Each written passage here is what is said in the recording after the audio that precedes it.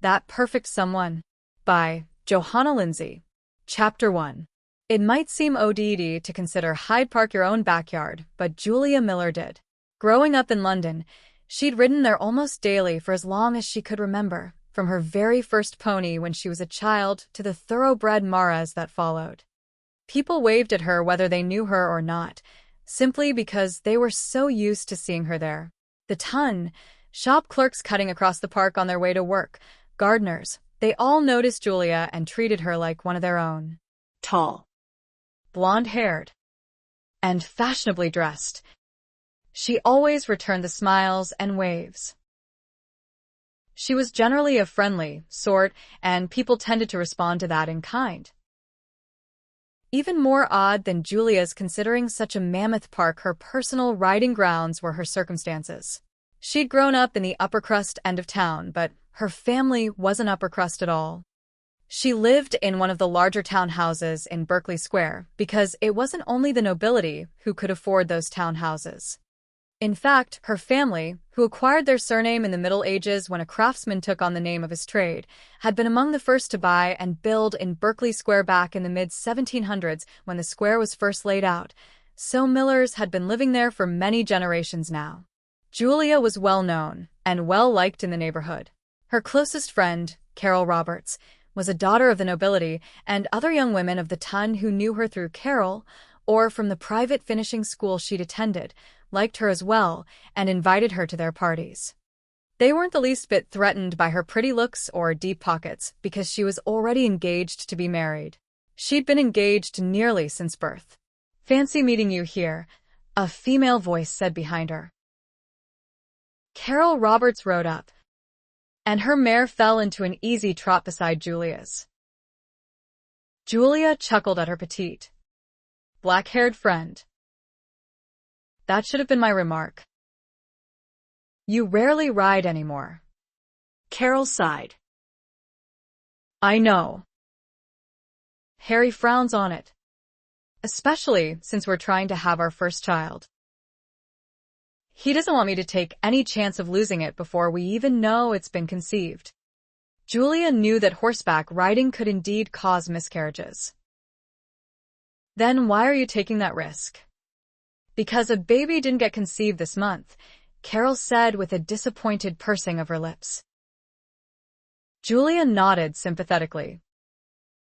"Besides," Carol added, "I have so missed our rides together.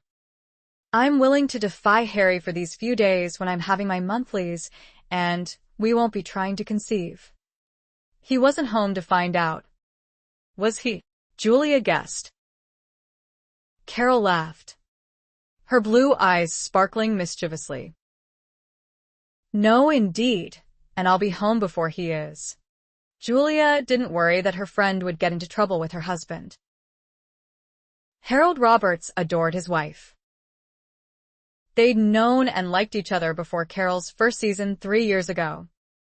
So no one had been surprised when they got engaged within weeks of Carol's debut and married a few months later.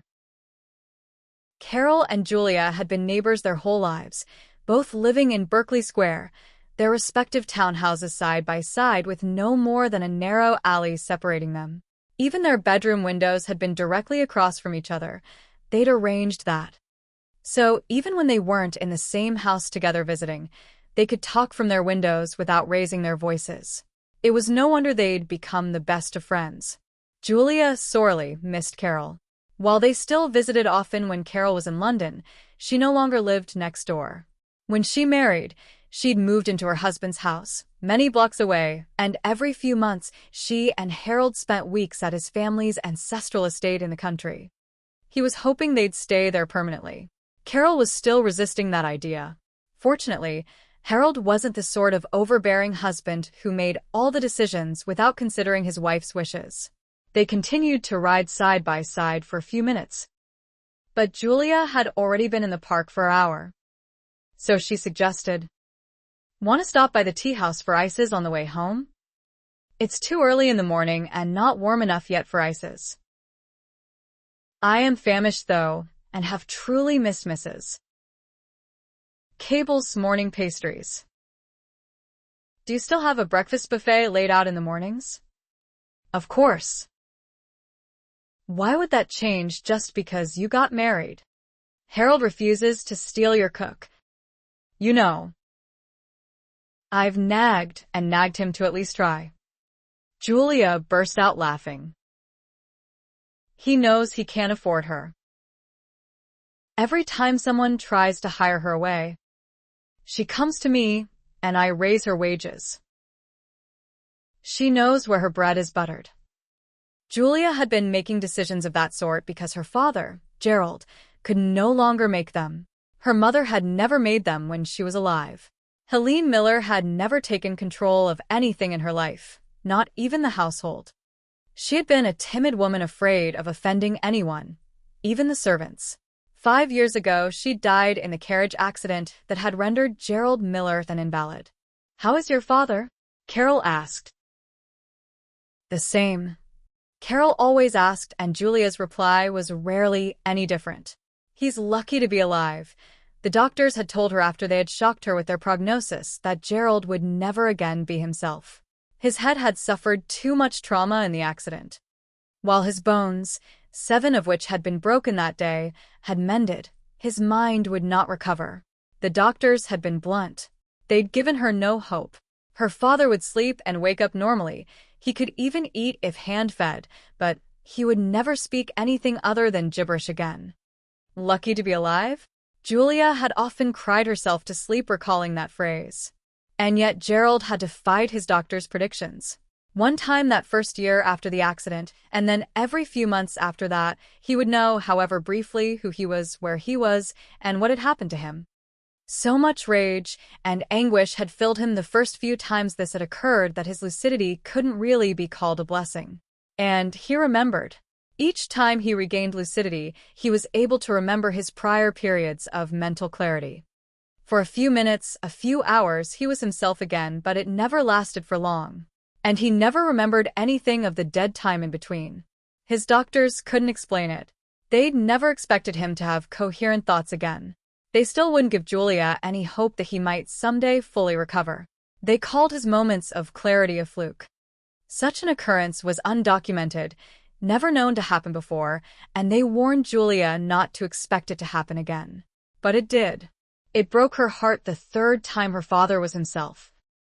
When he asked her, "Where's your mother?" She'd been warned to keep him calm if he ever woke again. And that meant not telling him his wife had died in the accident. "She's gone shopping today. You know how she loves to shop." He'd laughed. It was one of the few things her mother had been decisive about, buying things she didn't really need. But Julia had still been in mourning herself, and it had been one of the hardest things she'd ever done, to smile that day and keep her tears at bay until her father slipped away again into that gray realm of nothingness.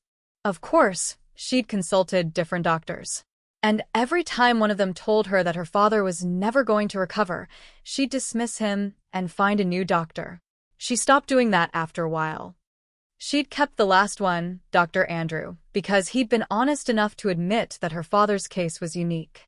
A little while later, in the Millers' breakfast room, Carol was carrying her filled plate and the large basket of pastries to the table when she stopped in her tracks, having finally noticed the new addition to the room. "Oh, good Lord. When did you do that?"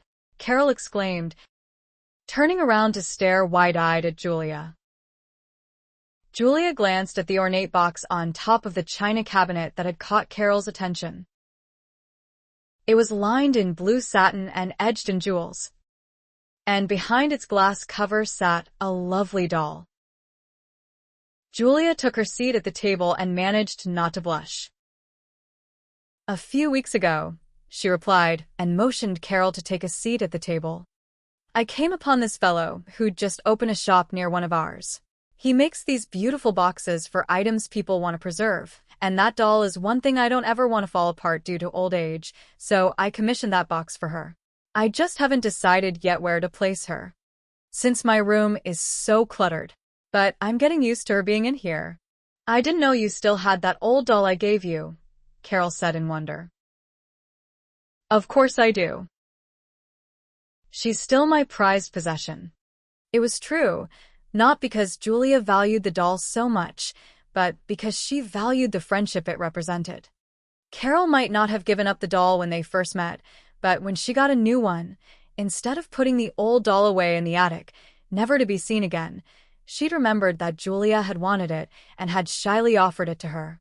Carol blushed as they both remembered that day. But she finally chuckled. "You were such a little monster back then." "I was never that bad," Julia snorted.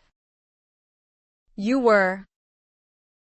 Screaming tantrums, bullying, demanding. You took offense at everything. You nearly punched me in the nose when we first met, and would have, if I hadn't knocked you on your arse first. I was so impressed with that. Julia grinned. You were the first person to tell me no. Well, I wasn't letting you have my favorite doll. Not at our first meeting. You shouldn't even have asked for it. But really? Carol said, surprised. Never told no. Yes. Really? My mother was too weak and indecisive. Well, you remember how she was. She always gave in to me. And my father was too kind-hearted. He never said no to anyone, much less me.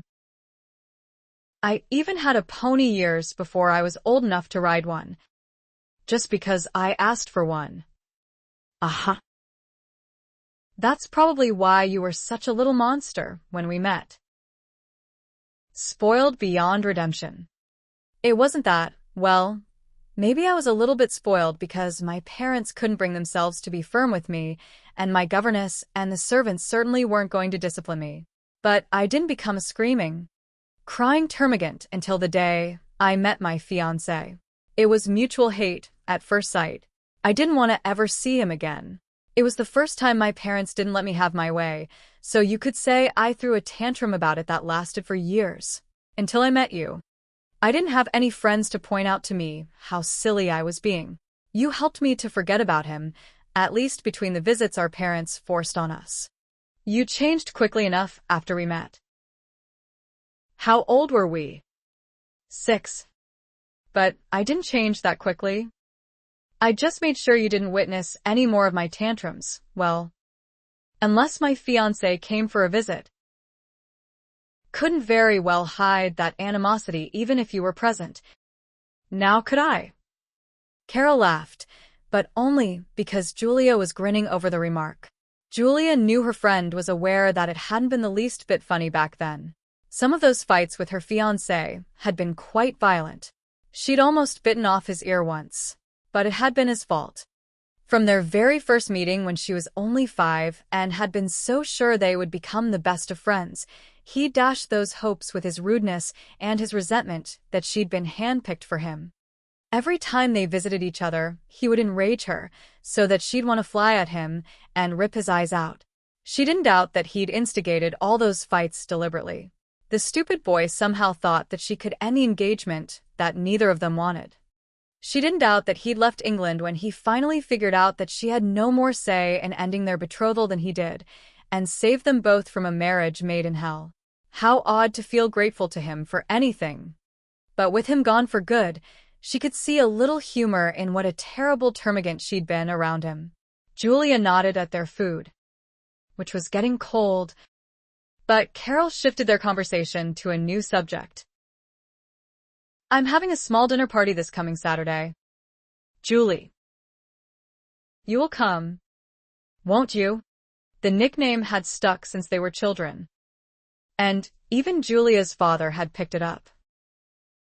She'd always thought it was silly to have a nickname that was just as long as her real name.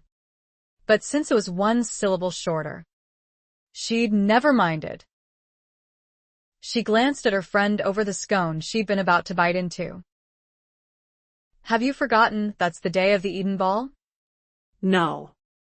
I just thought you might have come to your senses and begged off from that invitation, Carol said grouchily.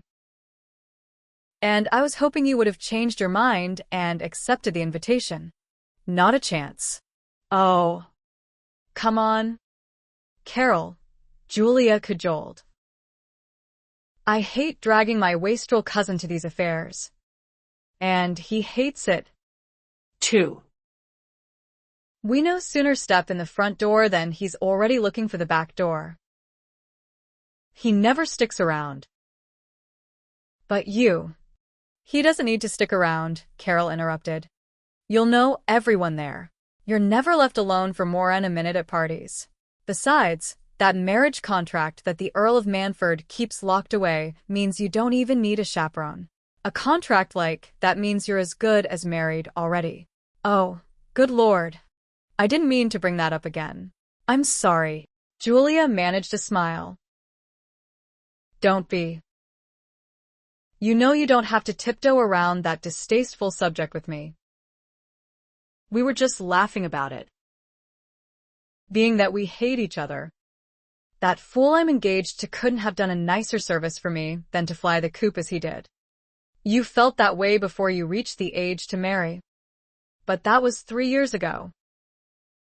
You can't deny that being called an old maid doesn't infuriate you. Julia burst out laughing. Is that what you think? You forget I'm not an aristocrat like you. Carol, labels like that are meaningless to me. What I find meaningful is having no one to answer to but myself. You can't imagine how wonderful that is. And it's official. The family wealth and holdings are all mine now, unless that bounder comes home. Chapter 2. Julia gasped when she saw Carol's horrified reaction to her thoughtless remark. I didn't mean that. I told you my father's condition is the same. Then how can all his wealth and businesses be yours? Without him passing on?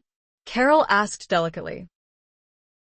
Because on one of his rare lucid days a few months ago, he summoned his solicitors and bankers to the house and turned over control of everything to me.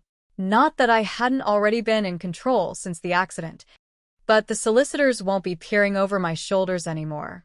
They can still try to guide me, but I no longer have to listen to them. What Father did that day was give me my full inheritance sooner than I wanted it. The solicitors couldn't break her marriage contract, though, but then she'd already known that. Her father had tried unsuccessfully to break it years ago when it had become apparent that her fiancé had disappeared. The contract could only be terminated by mutual agreement between the two parents who had originally signed it, and the Earl of Manford, that awful man, wouldn't agree to end it. He still had hopes of getting his hands on the Miller wealth, through her. That had been his plan all along, and was why he'd come to her parents not long after she was born with his marriage proposal for their children. Helene had been so thrilled that they would have a lord in the family and wanted to seize the opportunity to wed her daughter to a member of the nobility. Gerald, who was less enthralled with the aristocracy, had agreed to the betrothal to please his wife. It could have led to a happy ending for all, if the engaged pair hadn't hated each other. I can see how you might be enjoying that sort of freedom. But does it also mean you've resigned yourself to never marrying or having children? Carol asked carefully. Trust her friend to think of children when she was trying so hard to have one of her own. No. Not at all. I want children, Julia said. I realized that when you first mentioned you and Harry were going to try to have one. And eventually I will marry. How? Carol asked in surprise. I thought they could hold you to that contract forever. They can, as long as the Earl's son is alive. But it's been over 9 years since he left or anyone has heard from him. For all we know, he could be dead and buried in a ditch somewhere, the victim of a robbery or some other crime. Oh, good Lord, Carol exclaimed, her blue eyes wide. That's it, isn't it? You can petition to have him declared dead after all this time has passed. I can't believe I never thought of that before. Neither did I. But that's what one of my solicitors advised me to do 3 months ago when I came into my inheritance, Julia said with a nod. The Earl will put up a fight. But the situation speaks for itself, and is thus in my favor. I have to admit, I'll miss the carte blanche that engagement gives me, Julia added. Think about it. You said it yourself, I don't even need a chaperone because I'm engaged. Everyone looks at me and sees a woman who's as good as married. How many parties do you think I'll be invited to when people know I'm an heiress looking for a husband? Don't be absurd, Carol scoffed. You're very well liked, and you know it. And you're too loyal to see the broader picture. I'm not a threat to anyone right now. That's why the Ton finds me an acceptable addition to their guest lists. They don't look at me and worry I might lure their sons down the social ladder. They don't look at me and worry I might steal their daughter's prime catch-out from under her. Nonsense. Nonsense. And more nonsense, Carol said quite adamantly. You. Girl. Don't give yourself enough credit. People like you for yourself. Not for your wealth or your unavailability, as you put it.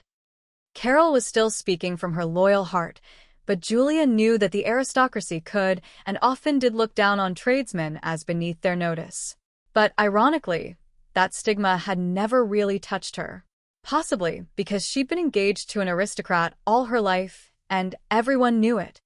Or maybe because her family was so bloody rich it was quite often an embarrassment, particularly with so many nobles coming to her father over the years for loans. You'd think he was a bank. But Carol's father had also pulled strings at his daughter's behest to get Julia into the exclusive private finishing school that Carol attended, and Julia had made other friends from the nobility there. All of that had opened doors for her. But those same doors would close quite quickly once it became known she was looking for a husband. I can't believe we didn't come up with this solution sooner, Carol remarked. So now that you're about to be rid of that albatross around your neck, have you started looking for a real husband? Julia grinned. I've been looking. I just haven't found a man I want to marry yet. Oh. Don't be so bloody particular, Carol said, and probably didn't realize she sounded like her husband, Harry. I can think of any number of suitable, when Julia laughed. Carol paused and demanded, What's so funny? You're thinking of your social circles? But I'm not locked into finding another lord for a husband just because I'm currently engaged to one. Far from it. I have many more choices than that. Not that I'm discounting an aristocrat. I'm even looking forward to that ball this weekend that heralds the new social season. Carol frowned. So, in the last few months, no one has piqued your interest? Julia blushed. Very well, so I am a little particular, but let's face it, you were very, very lucky to find your Harry. But how many Harrys are out there, Yet I want a man who will stand in my corner with me, just like you have. Not one who will put me behind him in his corner. I also need to protect my inheritance from a man who might squander it. I need to make sure it's still there for the children I hope to have one day. Carol's eyes suddenly widened in alarm. Look how much time has been wasted. You're 21 and not married yet. Carol, Julia exclaimed with a chuckle. I've been 21 for how many months now? Nothing has changed about my age. But you were an engaged 21. That's quite different from being 21 without a fiancé. And it's going to be in the papers when you have the Earl's son declared dead. Everyone will know. Oh. Stop looking daggers at me. I'm not calling you an old maid. You already did. Not 15 minutes ago. Right here, at this table. I didn't mean it. I was just making a point. And, well, deuce it all. This is so different. This is you without a fiancé. Julia shook her head. You're seeing things with your eyes again instead of trying to look through mine. You, And the other girls we went to school with all believed you had to marry your first season out the door, or the sky would fall. That is so silly, and I told you that back then. This year, 5 years from now, 10 years from now, it makes no difference to me when I marry as long as I'm not marrying my current fiancé, and as long as I'm still young enough to have children. It's a luxury to think that way. You know, Carol huffed again. So, there are some benefits to not being an aristocrat. The pointed way Julia said that caused Carol to burst out laughing. Touché. But, you know what this means, don't you? I'm going to have to arrange quite a few parties for you now. No. You're not. Yes. I am. So, do break off from going to that Mallory ball this weekend. You're not going to find very many young men there. And I will widen my guest list now to include Carol.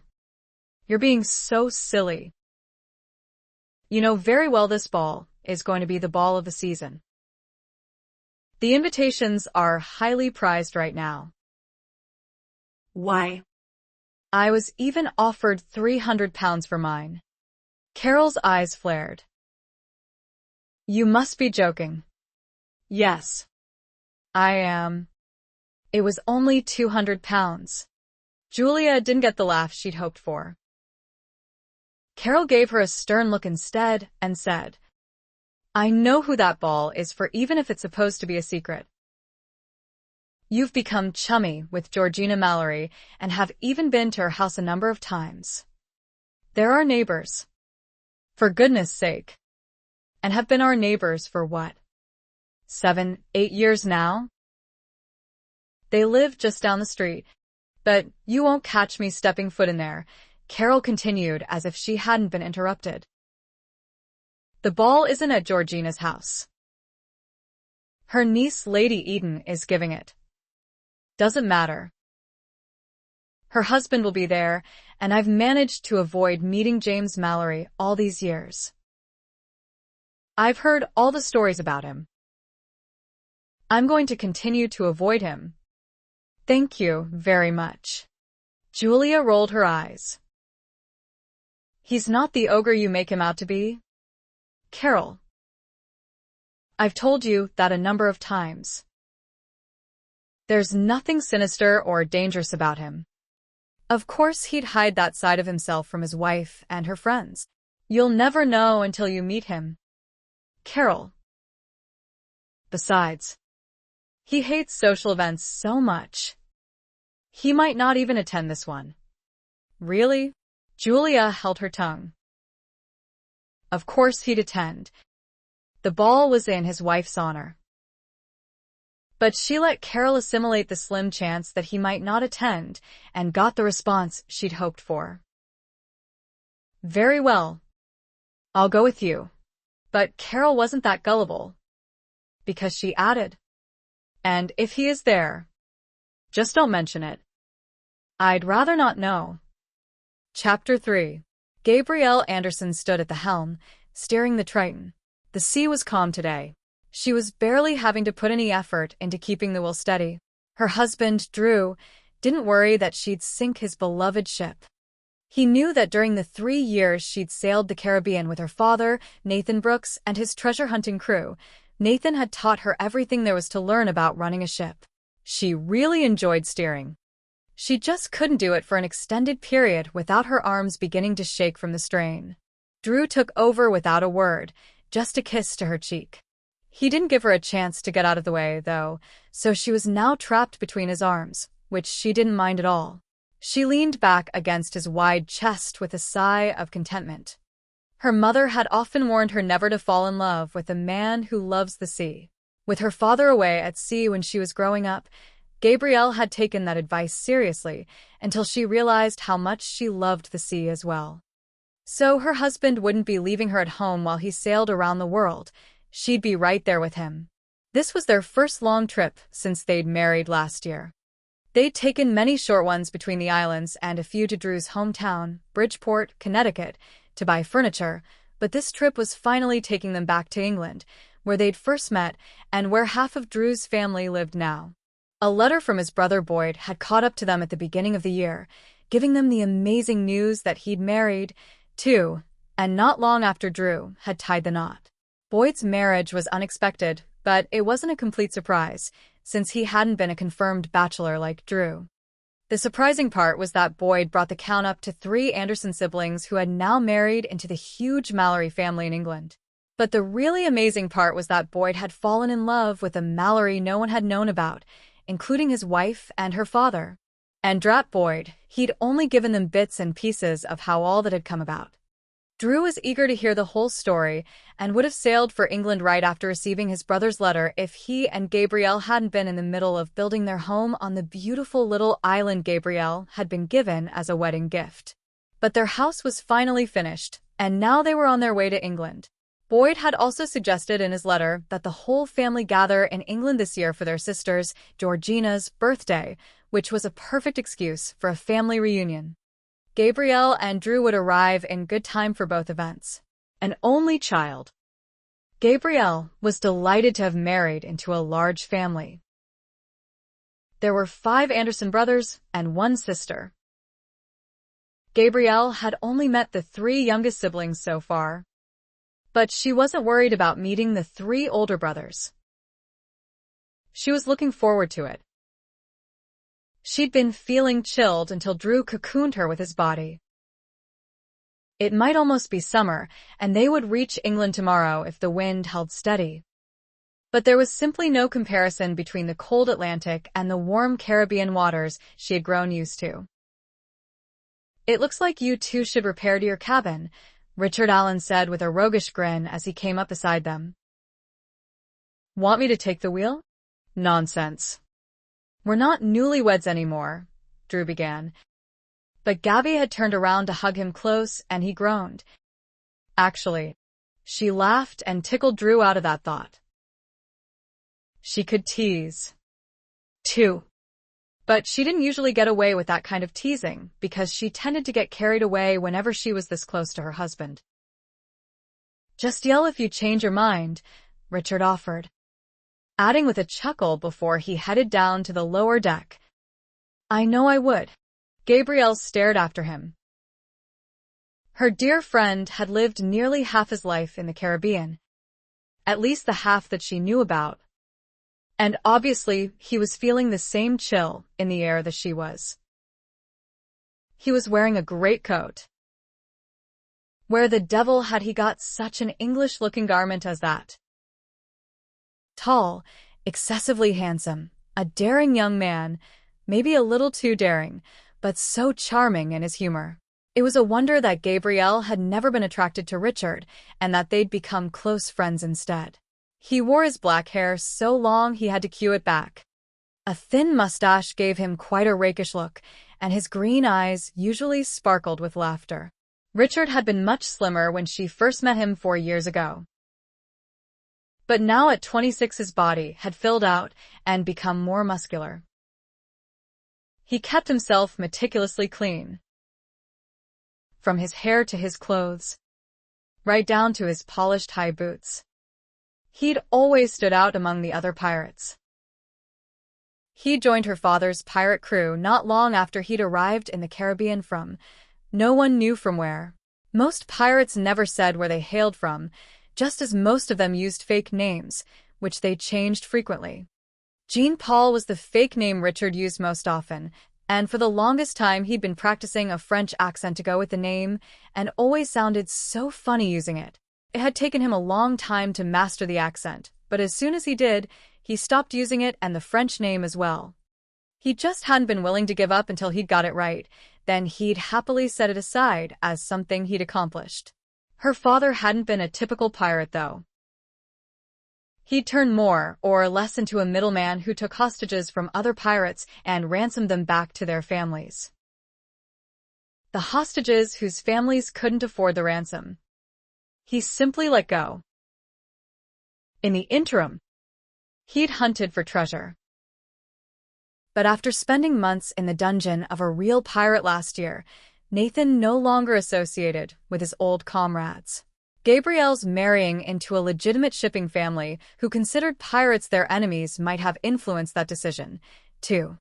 He still hunted for treasure, though, and occasionally took a commission of cargo from Skylark, the shipping line that Drew's family owned, if the cargo was to be delivered in the direction of whichever treasure clue he was currently chasing down. Deep in thought, she hadn't noticed Richard walk over to the rail on the lower deck, but she saw him there now, staring in the direction of England.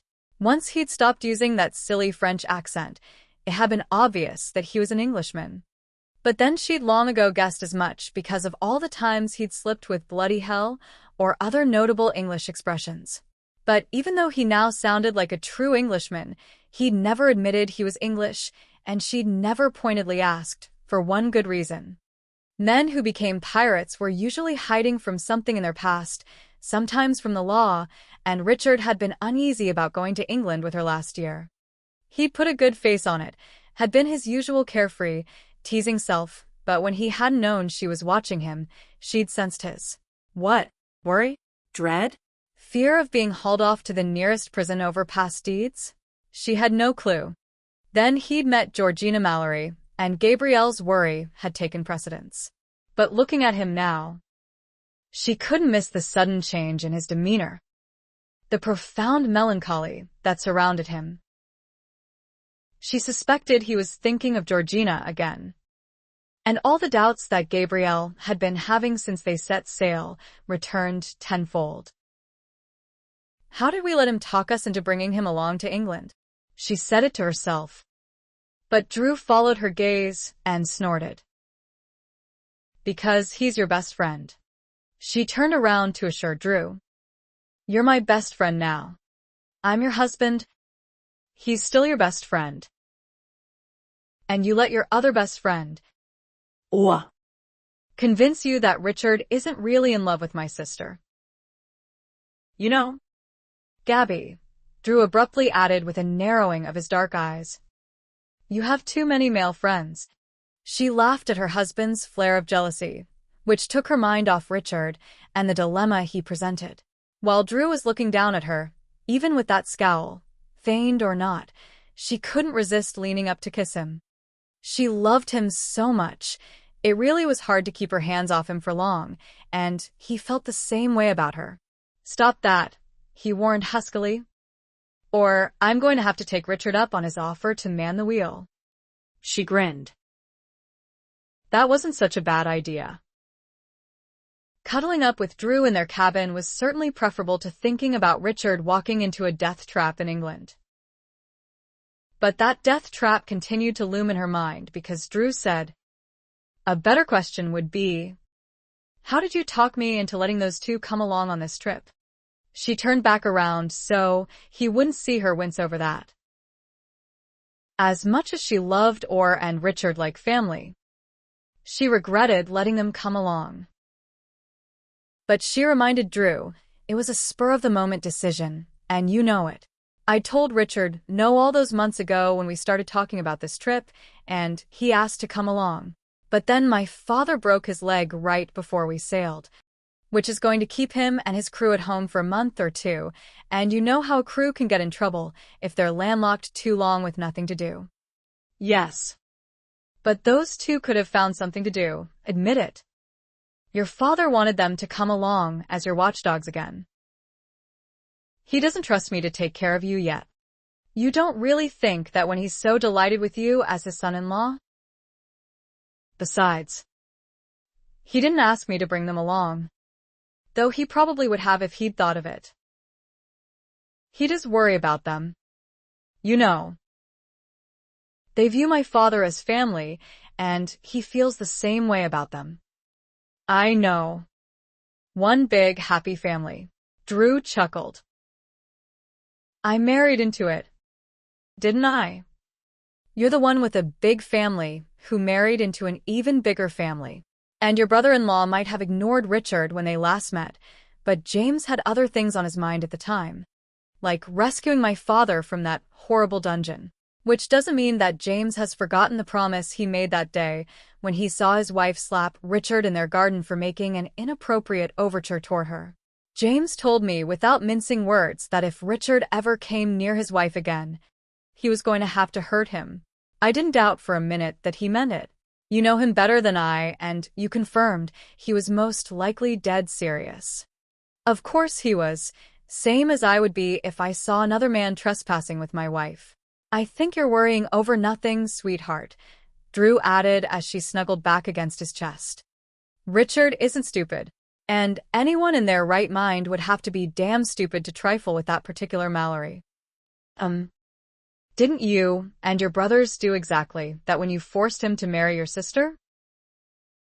After you beat him unconscious? Sweetheart, it took all 5 of us to administer that beating. We tried it one-on-one, and it just wasn't working. And I told you, James forced her hand deliberately. It was his bizarre way of getting Georgie married to him without his having to ask her, or us, because of some silly vow he made never to marry. I think it was rather romantic. Drew chuckled. You would. But only a stubborn Englishman would go to those lengths to keep his sworn word about marriage. Had it been about honor or country or, well, you know what I mean, it would have been reasonable. But marriage? Remember, that's privileged information I shared with you. Since you're my wife, don't ever let James know that my brothers and I have figured that out. He still thinks he put one over on us. And believe me, he's much more tolerable when he's silently gloating than when he's annoyed and going for blood. I'm sworn to secrecy, she assured Drew with a grin. But you're quite right about Richard. He's not stupid. But you know how he is. He's a charming man, humorous, teasing, always smiling. Stop singing his praises. You didn't let me finish. I was going to say, until he remembers Georgina. Then, he gets so melancholy it could break your heart. It's not breaking my heart. Oh. Come on. You like him. You know you do. How can you not? Possibly because he's in love with my sister. He's lucky I don't swab the deck with his face. She ignored her husband's growl. Or says Richard doesn't really love Georgina. I believe that. Or, I wouldn't have let him come along. She'd been skeptical about Orr's contention until she found out that Richard had had at least 3 affairs in the last year. That had pretty much been the deciding factor in allowing her friends to enjoy this trip with them. That might well be true, Drew said. But what difference does that make if Richard thinks he's in love with my sister? Yes. But Orr said Richard is a man who wants to be in love. That he wants it so much that he easily mistakes lust for love. And he doesn't even know that's what he's been looking for. But maybe because he's never experienced real love, he can't recognize the difference between the two. Drew had experienced the same dilemma and indicated as much when he said, exactly. But now you're suddenly doubting it. No. But I can't help remembering the things Richard said about Georgina. When I reminded him that she's a happily married woman, that he ought to forget her. He told me he's tried. But he just can't forget about his one true love. How often does a man call a woman that? I can count on 2, 3, a dozen hands how many times I've said or thought it about you. She barely heard his reply, though she did swing around again to hug him. But she was remembering a conversation she'd had with Richard back when she'd first realized she loved Drew, and was so sure he didn't return that love. Richard had put an arm around her shoulder and told her, "It will work out, Sherry. E adores Drew." He adores all women, she'd replied. Richard had chuckled. So do I. But I would give them all up for her. Shush, she had told him in earnest. Richard. Please. Stop pining for another man's wife. Mallory won't tolerate another trespass. You make me fear for your life by not being reasonable about this. Who said love was reasonable, had been the reply, which had stuck in her mind. She repeated that phrase now for her husband. And look how true that is, she added. In your own case, you were an absolutely confirmed bachelor with a sweetheart in every port. He didn't reply, and she glanced up to see the steady, waiting look he was giving her and realized it had nothing to do with her last comment. She grinned and wrapped her arms around his neck. Yes. I heard you, she said. You can really count on a dozen hands the number of times you've called me your one true love. Mollified, he hugged her back as he replied, No, I was being conservative in that number. But as to your last comment, there was a good reason I was a confirmed bachelor. I was determined never to put a woman through the agony my mother experienced, always staring sadly out to sea waiting for a ship that rarely came home. Not once in all those years did I think I'd find a woman happy to sail by my side. I know my brother Warren's wife sails with him, but I didn't expect to get that lucky. But you've made your case about how unreasonable love can be. It broke down those very firm convictions I had. In fact, it can be so unreasonable that I have no doubt I would have given up the sea for you. God, I can't believe I just said that. But you know it's true. He crushed her with his next hug. He was suddenly feeling so much emotion, which made her quickly assure him, You'll never have to. I love the sea as much as you do. I know. And I know exactly how lucky I am that you do. Now you've worried about your friend enough for one day. Don't you think? She sighed. I wish I could stop. I'm just so afraid that when he sees your sister again, he's going to throw caution to the winds and he wouldn't just have James to contend with, Drew warned. You do realize that? Yes. She sighed again. I could always throw him or overboard with a dinghy. Of course. By the time they row to England, we'll be ready to leave again. Problem solved. She knew he wasn't the least bit serious and was just trying to ease her out of her concern, but she couldn't shrug off the sense of foreboding she felt. Whether from deeds in Richard's past or threats he'd provoked over a woman he thought he loved, she was afraid something bad was going to happen, and it would be her fault for bringing Richard back to England. Chapter 4. Richard pulled his hat down low. It wasn't that he was worried that he might be recognized. On the London docks, not a chance. But it would be foolish to flaunt his presence, just to tempt fate. Why take the chance that this might be the one day out of 1,000 that an old acquaintance might be returning from a trip abroad and be on these very same docks? He'd put away the greatcoat now that it was too warm for it and was wearing his usual shipboard garb, clothes that were easy to work in. His long-sleeved white shirt was loose for ease of movement, deeply V-necked, and belted on the outside. His black pants were tucked into his boots. He blended in rather well with the common dock workers, except for his highly polished Hessian boots. It was highly unlikely that he would be recognized after all these years. He'd left England a skinny 17-year-old who hadn't yet reached his full height. He'd sprouted up a few more inches rather late, which had kept him slim longer than he would have liked, but then he'd finally filled out so he could no longer be called skinny. His long black hair even added to his disguise, since it was about as far from fashionable as he could get. In England, that is. It was a popular style in the Caribbean, so he'd adopted it to blend in. He didn't braid his hair the way, or did, but it was so long now that he definitely had to keep it queued at the back of his neck, or it became a nuisance aboard ship. He ought to cut it while he was in England. He'd thought the same thing when he was here last year. But why? He wouldn't be staying, and he liked his hair long. Besides, it was a symbol of the rebellion he'd started before he'd left home for good. He would never have been allowed to wear his hair this way while living under his father's iron thumb. Lord Allen? Richard hadn't seen the man approaching. But now, as he quickly scrutinized the man's face, he recognized him. Good God. One of the rakehells he'd been chummy with before he left home?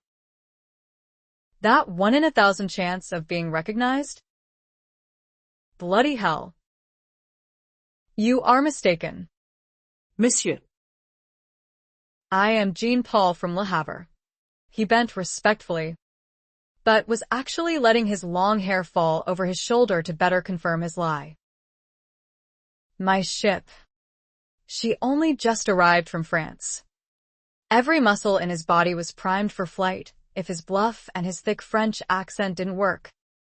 But the rake simply looked disgusted at what he apparently thought was a mistake on his part. Too bad. That would have been a juicy morsel for the gossip mills. Indeed it would have, and it would have let Richard's father know he was still alive. But the man rudely walked off. It took a few moments for Richard to breathe easily again. That had been too close. And unplanned for. But at least the man wasn't someone Richard had been well acquainted with, and the fellow hadn't been sure that he was Lord Allen either. And he had changed enough, Richard assured himself, that no one would really be sure except his family. I told you I'd do better at getting us a ride than you would, Marjorie gloated as she returned to where their baggage was piled and directed the hack driver to wait right there. Now where's Gabby? Still on the ship. Gabrielle's maid glanced out to where the Triton was anchored in the middle of the Thames. The ship wouldn't be given dockage space anytime soon, and with summer upon them, the docks were more crowded than usual, so it was quite possible that the ship might not even get a space before they were ready to depart again. Richard took a deep breath, shook off any remaining tension, and gave the maid a jaunty smile. She's waiting for Drew. You know how captains are. Always a dozen last-minute details to attend to before they can disembark. Or was rowing toward the docks in a dinghy piled high with the rest of their baggage. You'd think they would be visiting for a month, rather than the 2 weeks they were planning on. They'd brought so much along with them. Can you smell it? Marjorie said quite ecstatically. Doesn't it smell wonderful? Richard eyed the old girl as if she were daft. What the deuce are you smelling? All I smell is England. He rolled his green eyes. It stinks here, and you know it. The docks at home, with the trade winds always blowing, smell like a garden compared to this. She snorted at him. Gabby must be wrong in guessing this is where you were born and raised. You'd have more appreciation for the homeland if it was. Admit it. The English accent you're using now is as fake as the French one you were using before. You're just much better at this one. With a wrinkle of his nose that was meant to tease her. Richard merely replied, one of these days this town is going to pass a law about dumping garbage in the river. But Marjorie hadn't expected him to open up to her just because she'd speculated aloud about his past and merely addressed his remark. Maybe they have. It's not exactly the most law-abiding area of London and never has been. Not that I'm complaining. It's wonderful to be home again, even if only for a visit. Marjorie had elected to follow Gabrielle to the New World, and while she might have adjusted to that very different way of life, she still pined for home. Richard didn't pine for home, but damn, he did miss his brother, Charles. And being this close to him once again, he couldn't help but wonder if he should make the effort this time to try to steal a visit with Charles, without their father finding out about it. Here now, none of that daydreaming, Marjorie said, snapping his attention back to her. You did enough of that on the ship. Use some of that brawn you've developed and start loading these trunks on top the coach. I was warned the driver only drives, he doesn't load. Uppity man. He knows his hack is at a premium down here. He's going to charge more the longer he sits here waiting. 2. Then she added with a brilliant smile, nothing changes in this old town. Isn't that wonderful? Marjorie was a chronic complainer. So this bubbly attitude and her gleeful expression were so out of character that Orr remarked as he came up beside Richard. Is she going through her everything is wonderful because it's an England routine again? Right on the mark as usual. Richard chuckled at his friend. No different than the last time we were here. When you miss something very much and then finally have it in your grasp, you can become a bit euphoric, though the euphoria will wear off as reality returns. Richard winced, or was too perceptive by half. And Richard knew his friend wasn't just talking about Marjorie now. Though Richard wouldn't be getting what he wanted. And they both knew it. But that was what or was subtly alluding to. That it would be a fleeting euphoria, and not worth dying for. You aren't going to start in on me? 2. Are you? Richard asked. Orr's intentions were good. So were Gabrielle's, for that matter. If Richard didn't know that, he'd have got quite annoyed at how much they'd hounded him about Georgina Mallory on this trip. Though Orr was definitely less obvious about it than Gabby. Richard was tall at 6 feet, but just like Drew, Orr had a few more inches on him and probably about 10 years, too, though that was impossible to tell from looking at him. An Oriental half-breed born of an Asian mother and an American father who'd sailed in the Far East. Orr's face was ageless, and he looked no different today from how he'd looked 8 years ago when they'd first met.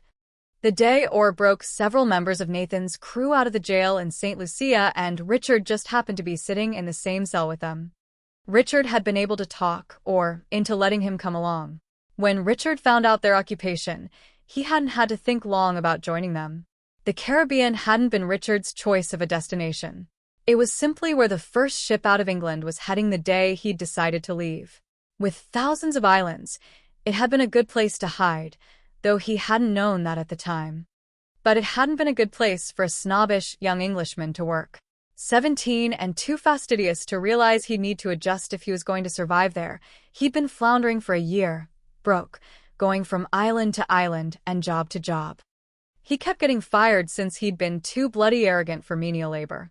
Nor was it the first time he'd been tossed in jail for being unable to keep up with the rent for even the most wretched of hovels. He and Orr had ironically ended up in the West Indies for opposite reasons. Orr had landed there hoping to find the father he'd never met, while Richard had landed there to escape from a father he couldn't stand. Meeting Orr that day in the St. Lucia jail had probably saved Richard's life. He'd found a new family in Nathan Brooks and his crew, new friends closer than any he'd ever had, and an occupation he actually enjoyed. 2. Orr said now. Has Gabby been beating you over the head again with her concern? When does the darling girl ever mind her own business? Richard rejoined. There's only one thing she beats your brow over. And I hate to say it, but yes. Yes. You're in complete agreement. Richard cut in with some exasperation. Touchy. You. But answer me this. Do you love Georgina Mallory because you actually know her? Or are you merely enamored of her beauty? Actually, you don't need to answer. Just think about it. Did his friends really think his love was that insubstantial? Richard didn't mind answering. I spoke with her at length, Orr. I've never come across another woman so easy to talk to. Well, other than Gabby. But I know Georgina has a wonderful sense of humor. 2. I saw firsthand how devoted she is to her children. She's brave, look who she's married to, and adventurous. Last year she came along to help rescue a friend. She's perfect for me in every way. Except that she loves someone else. One tiny wrinkle in the life he wanted for himself. The women he usually came into contact with were tavern wenches, delightful romps, but none of whom he could picture as the mother of his children. All these years he hadn't met a single woman, other than Gabrielle, whom he could imagine giving him the large, loving family he craved, a family completely different from the one he'd been born into. If Gabby and he hadn't become such good friends, and she hadn't been his captain's only daughter, he would have pursued her. He'd met no one else as suitable for him until he'd met Georgina Mallory. She symbolized everything he wanted in a wife. He couldn't give up on this woman. But, ironically, the man she was married to didn't scare him off. On the contrary, he gave him hope. How could she love a brutish fellow such as James Mallory? Richard simply didn't believe that she really could. Because of that, he was determined to wait until she came to her senses and left the man. He wanted her to know he'd be waiting for her with open arms. Or shook his head. Very well. I will say no more, actually. I will say one last thing. I don't like funerals. Do not make me have to attend yours. Richard flinched. Contrary to what you and Gabby think, I really would prefer to live out my life to its natural conclusion, not have it end at that behemoth's hands. I'm not going to try to lure her away from her husband again. I swear I'm not. Fair enough. You stay away from her, and all will be well. Richard didn't reply. He just glanced away. Or snorted. As I thought. But remember, Mallory's warning wasn't about you making advances to his wife. It was about you getting anywhere near her. An exaggeration. Most threats are made for effect. How often are they carried through? That depends on who makes them. James Mallory? If he says he's going to hurt you, you can stake your life on it. I thought you weren't going to say anything more about it, Richard mumbled. Or chuckled. You're the one who is dragging out the subject. My friend. Perhaps because you keep losing sight of reason and need help keeping it in view. Did he? Richard had assured himself that he wouldn't try to tempt his love away from her husband again. But what if he couldn't help himself?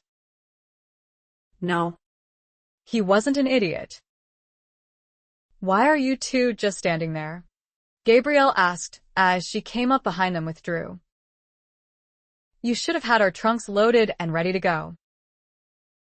You're not being very helpful. We were waiting for your husband, or said. He has more muscle. Gabrielle cast an admiring glance at Drew, who was close enough to have heard, or. He does. Doesn't he? She agreed with a grin. Drew might have scoffed at the muscle remark, but his wife's look had him blushing instead, which caused the rest of them to laugh. Humor restored, Richard put aside his worries about this trip. Now, if his friends would just do the same. Chapter 5. Julia Miller knew that the Eden Ball was definitely going to be the event of the season. Not only had every invitation been accepted, but from the crush in the ballroom on Park Lane, a lot of party crashers were apparently there, too. Which would account for their hostess, Regina Eden, looking so frazzled. As it was a masked ball, and hard to recognize most of the guests who were wearing the more elaborate masks, she couldn't very well point her finger and say, "You weren't invited, get out." Actually, Regina Eden, a niece to the 4 eldest Mallory brothers, was too sweet to do something that rude. Julia would have had no difficulty doing so if the food and drink she'd arranged for a social event weren't going to be enough to go around because of party crashers. Julia was wearing her 2 favorite colors tonight. Her new ball gown was aqua silk, trimmed with turquoise double cording that was bound together with silver threads. The aqua and turquoise did wonderful things to her blue-green eyes, lightening them and darkening them respectively, giving her the shade somewhere between the 2 colors that she preferred. It was too bad she had to wear a domino that partially shaded her eyes, but as masks went, the domino was the narrowest of the 3 styles, covering just her eyes, and hers was rather fancy, with the opening for her eyes rimmed in sparkling gems. The domino was too narrow to conceal a person's identity. She had no trouble recognizing a domino-clad Lord Percival Alden, who pushed through the crowd to get to her side. She'd met him through the Mallorys, since he'd long been a friend of the younger men in that family. He was a bit infatuated with her despite her being engaged. He was tall, in his early 30s, and quite easy on the eyes. Percy, as his friends called him, fumbled for her hand when he reached her, so he could gallantly kiss it. Then he sighed. You take em breath away. Miss Miller. Deed you do. I'm in no hurry to marry, but I suppose I will have to eventually. Gad. All em friends have already put the chain on. But if you were available, I'm quite sure I would be thinking of marriage much sooner. She blushed. It wasn't the first time he'd voiced that thought to her. Percy had a bungling tongue, thoughtlessly saying things he shouldn't, and she'd seen how he could frustrate his friends because of it. But Percy was harmless for the most part. She just didn't tell him her circumstances might soon change. While he was quite acceptable as a husband, he didn't steal her breath away. But it was definitely high time she started looking for a man who could. She gave the expected response to such bold words. Fie on you, Percy. Everyone knows you're a confirmed bachelor. With one of his friends calling Percy to join him. She wasn't sure he even heard her. He didn't appear to want to leave her side, though, but finally sighed again. Please keep me in mind if your circumstances ever change. As he hurried off, he yelled back at her. And save me a dance. Do. Dancing in this crush? Julia chuckled to herself. There was to be an unmasking at midnight, and she didn't doubt that at least a third of the guests would disappear before then. But by that time they would have got what they came for, a look at the one Mallory who never socialized, and thus was a prime target for rumors and speculation. Tonight was an exception, and James Mallory was attending the ball because it was being given in his wife's honor. The Mallorys weren't just a large family. They were rich and titled as well. And it appeared they were all in attendance tonight at Georgina's birthday ball. Julia had met most of them, and she even knew some quite well. Her neighbor Georgina had actually befriended her long ago, and Julia had been invited to her house for small social events, even for quiet, just family dinners. Georgina was an American whose brothers were considered in trade, just like Julia's family. One of Georgina's brothers had made a deal with Julia's father before his accident, a contract for regular cargoes of wool for their shipping business. Textiles was just one of the Millers' many enterprises.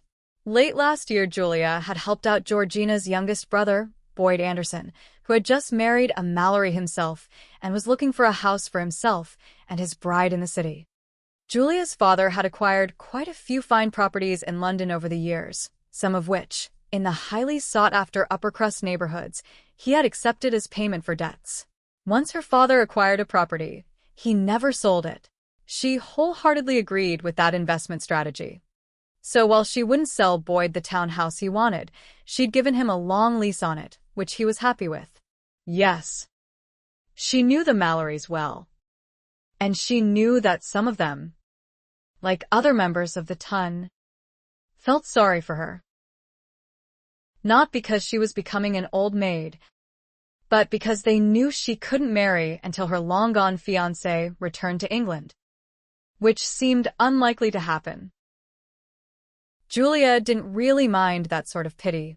Good heavens, she'd be feeling the same thing for someone else who found herself in her pathetic situation. Although most people were polite enough not to bring up her engagement in conversation, Percy being the exception. That wouldn't be the case for much longer, she hoped. After that talk she'd had with Carol, she'd visited her solicitor the next day. He'd already started working on it, though he'd warned her that the Earl of Manford would likely do everything possible to delay the legal action. So it might take longer than she'd thought to be rid of that horrid contract. I knew it, Carol exclaimed as she came up to Julia.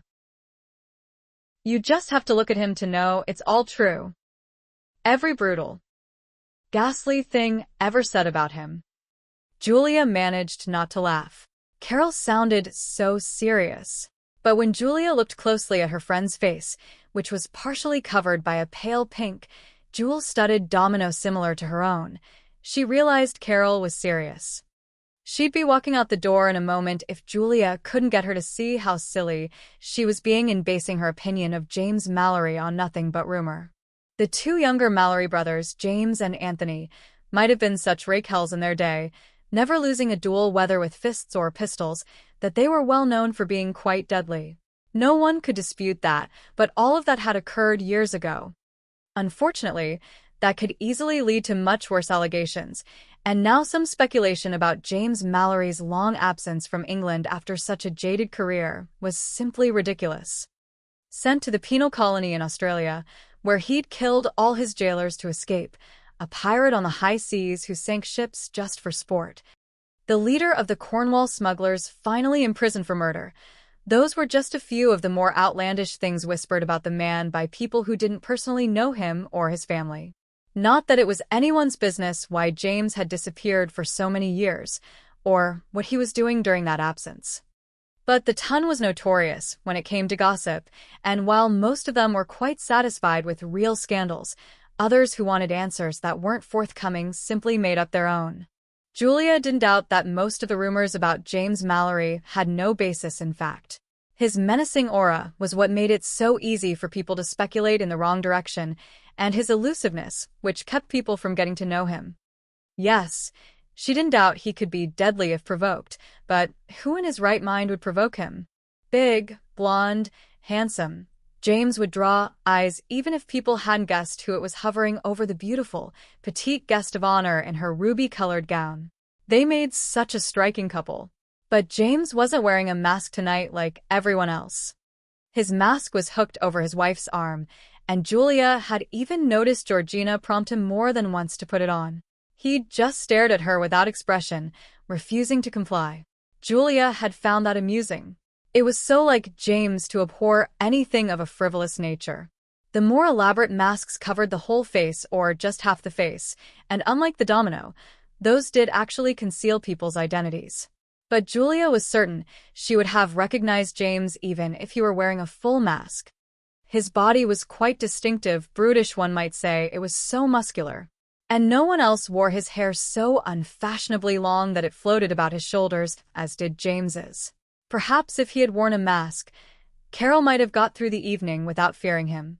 Julia needed to bring her friend up to date. You know, Carol, James Mallory hates social gatherings. Really can't tolerate them. Yet he's here tonight because he loves his wife and wouldn't dream of disappointing her by not attending her birthday ball. Really hates them? Yes. That would explain why he's never at any of them. Wouldn't it? Indeed. I thought it was because he was such a pariah, Carol then added in an even lower voice. In the extreme. So that no hostess would include him on her guest list. Julia managed to hold back the laughter that was threatening to burst out.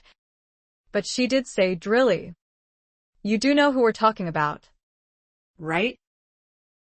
one of the more powerful families in the realm? They get invited to everything. I'm sure the rest of them do. But I doubt he does," Carol huffed in disagreement. Him especially, Carol, or haven't you noticed how bloody crowded it is here tonight? You don't really think Lady Eden invited this many people, do you? If his reputation weren't so notorious, the Ton wouldn't be so eager to finally be able to meet him in this social setting. Which was what made the invitation so prime, and why so many extra people have shown up without one. You don't think he knows that, too? Yet just for his wife he still came here knowing quite well that he'd be on display. That does seem rather decent of him. Doesn't it? Let me introduce you, Julia suggested. He can be quite gracious to the ladies. Once you meet him, you'll never believe those silly rumors again. But Carol dug in her heels and with an adamant shake of her head said, "That's quite all right. We'll let him stay on that side of the room, and we'll stay on this side. Thank you. There might not be a jot of truth to any of those rumors, and he's much more handsome than I expected. But he's still not the least bit approachable. Why, he hasn't smiled once at his wife, probably doesn't even know how to smile. And I don't see anyone else daring to make his acquaintance. No matter what you say, Julie, there's still that certain something about him that makes me want to shudder. It's as if he's primed to jump at anyone who gets near him to bite their head off." "What a dreadful image that is," Julia said, still managing not to laugh at her friend's graphic imagination. "Shame on you. Yet it's true. He might be the nicest chap imaginable. Probably is. There. You see, I have listened to your logic. But he still looks like the ogre you called him. I called him nothing of the sort, Julia protested. I think my words were more to the point that you should stop thinking of him as one. He's not an ogre, Carol said with sudden triumph. Look at him now and say that. If that isn't a man with murder on his mind, I don't know what is. Julia frowned and followed Carol's gaze. And, darn, she had to agree.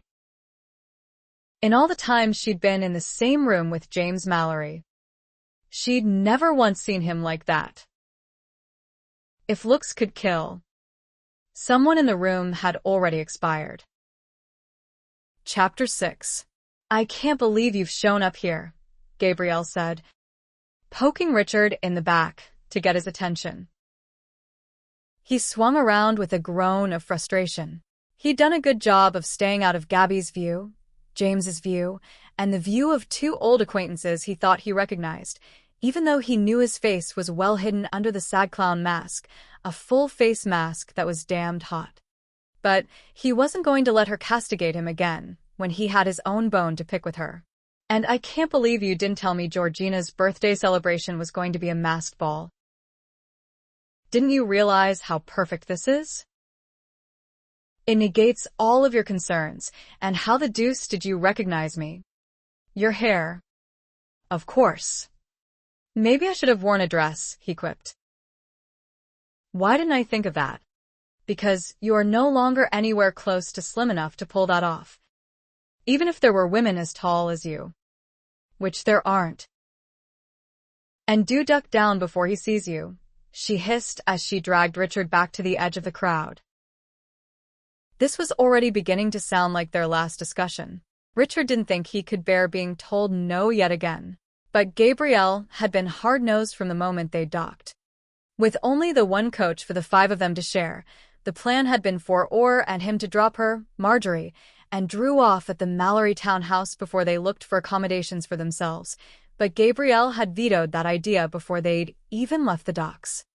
She had pulled Richard aside and explained that she didn't want him going anywhere near that particular house, even as close as the curb in front of it. You aren't being reasonable about this. He isn't likely to even remember me. He's nigh twice my age and probably quite forgetful because of it. Gabrielle had choked on an incredulous laugh. You're calling James Mallory old when the man is in his prime? Don't kid yourself. You might have put on a little weight to fill out very nicely since he last saw you, but your face is the same, and, Richard, you have a very memorable face as handsome as you are. I'd recognize you anywhere. So will he. Hell, your old nanny would probably still recognize you. I never had a nanny, he'd replied stiffly. Don't try to ignore the point I'm making. You won't escape his notice. And he will remember the man he saw his wife slap after you made overtures to her in her own garden with her two toddlers right there. He would have tracked you down that very day if I hadn't promised him you'd never go near her again, and still. He made it clear what would happen if you broke my promise.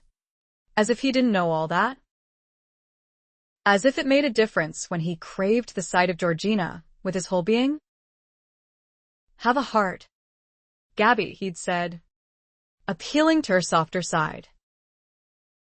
I won't go near her, but you have to let me at least see her this one last time. You could arrange it for me. That brute she's married to won't have to even know I'm there. Pick a day when he's not home. Why can't you? Gabrielle had begun. But then she'd actually digested what he'd said and abruptly amended. One last time. And you'll put her from your mind after that. He didn't want to lie to her. But he could relieve her worry without doing that. She's a lost cause for me. Do you really think I don't know that? He thought she was coming around to his side when she said with a worried frown, This is just asking for trouble, Richard. But then her little chin got that mulish angle and she'd added, In fact, no. I'm sorry, but you're my dearest friend, and I'm not going to help you down this path to destruction you seem intent on. Forget about her. Stymied and utterly frustrated because of it, he'd thrown up his hands. Fine. You win. I'll just drown my sorrows for the duration. I'm sure who agrees with you will assist me with that at least, he'd said, and marched back to the coach. He decided not to argue with her anymore. He'd just have to find his own way to see Georgina again. And he'd got lucky in that endeavor. And how did you get evening clothes this quickly? Gabrielle was demanding now with an angry once-over at his black formal wear. We only got here 2 days ago. I thought your old clothes didn't fit you anymore. They don't. But I have a good tailor in St. Kitts I've been using for several years. And I came prepared for anything on this trip. You came prepared to die. My God. I can't believe you're in the same room with him. You have blown this so far out of proportion. Gabby. He's not going to kill me for just looking at her. His dire warning was that you couldn't get anywhere near her. And while you might easily ignore a promise like that from any other man, you can't from him. And how did you even find out about this ball? You should have told me about it. Her scowl darkened over that accusation. No. I shouldn't have. Which is why I didn't. How? He sighed over her obstinacy. That hotel you dropped us off at, by the by. Thank you for that. It's one of the best in town, keeps several coaches on hand for guests. I made use of one yesterday. Even gave the driver the day off after he parked the vehicle across from Georgina's residence. I sat there merely hoping for the briefest glimpse of her if she happened to leave the house, but she never did. She has guests, so of course she wouldn't leave. But that still doesn't explain how you found out about this ball and where it was being held. I'd been hiding there most of the day when 2 ladies from the area strolled past me. And I suppose because the Mallory house was right there across the street, the subject of this ball came up. I nearly fell out of the coach trying to catch the end of what they were saying. Gabrielle sighed now. You usually have perfectly good sense until it comes to her. Then you don't have any at all. And how did you get in here without an invitation? He grinned suddenly. That had actually brought back memories of the hellion he'd been when he'd been trying anything and everything to get his father to disown him. None of which had worked. He told Gabrielle, the same way the 2 young lords I found out front discussing access did. I followed them around to the back of the house and watched them climb over the garden wall. Deuce small garden compared to Mallory's and crowded, too. But mostly with others who'd got in the same way. Those who noticed our irregular entrance merely laughed. She scared. Or agreed to this madness? He was supposed to keep an eye on you. Aren't you sharing a room with him so he can do that? We were. But I made him angry enough to find somewhere else to cool off before we came to blows. You didn't, she gasped. It wasn't easy. You know how imperturbable he is. You deliberately riled him up? His guilty wince had her scold. You owe him an apology. I know. Now would be a good time to apologize. Get out of here, Richard, while you still can. He weighed his options and decided that arguing with her any further would get him nowhere, so he nodded at Gabrielle and headed to the garden. At least he'd seen Georgina. Gad, she was as beautiful as he remembered, and he still wanted her so much. Time wasn't making that go away. He hoped Gabrielle would believe he'd got what he'd come for and trust that he was leaving. But it wasn't enough, this one sight of his love, not as long as he was in England and so close to her. Apparently, Gabby didn't trust him completely when she considered so much was at stake. She actually followed him to the terrace doors that opened to the garden, which forced him to leap over the wall and out of her sight. He went no farther, but he did wait at least 10 minutes before he peered over the wall to make sure she'd gone back to join Drew in the main room. It was a simple matter to make sure she didn't discover him again. A wonderful thing, full-face masks, at least tonight they were. They covered the entire face, except for the eyes, which of course was why they weren't comfortable to wear. He'd already noticed another fellow in a full mask quite different from his standing alone below the terrace in the garden. Richard vaulted back over the wall and quickly approached the man. He kept one eye on the terrace to make sure Gabby didn't reappear. It took him a moment to realize the chap in the full mask was also eyeing the terrace. "Care to swap masks, old chap?" Richard asked. No. The man didn't even look at him. His glance went from both exits to the terrace, then to the pocket watch he held in his hand. He was obviously waiting impatiently for someone to join him. But it was like fate that this man's mask was different from Richard's, since a few he'd seen inside had been identical to his. So he tried again. 10 pounds. The fellow glanced at him now, even laughed. "Aren't you the desperate one? I'd actually take you up on that if my mistress didn't buy this mask for me specifically so she'd have an easy time finding me in the crowd. But I left word for her to meet me in the garden instead. Had a feeling this place would be a bloody crush. Then there should be no problem.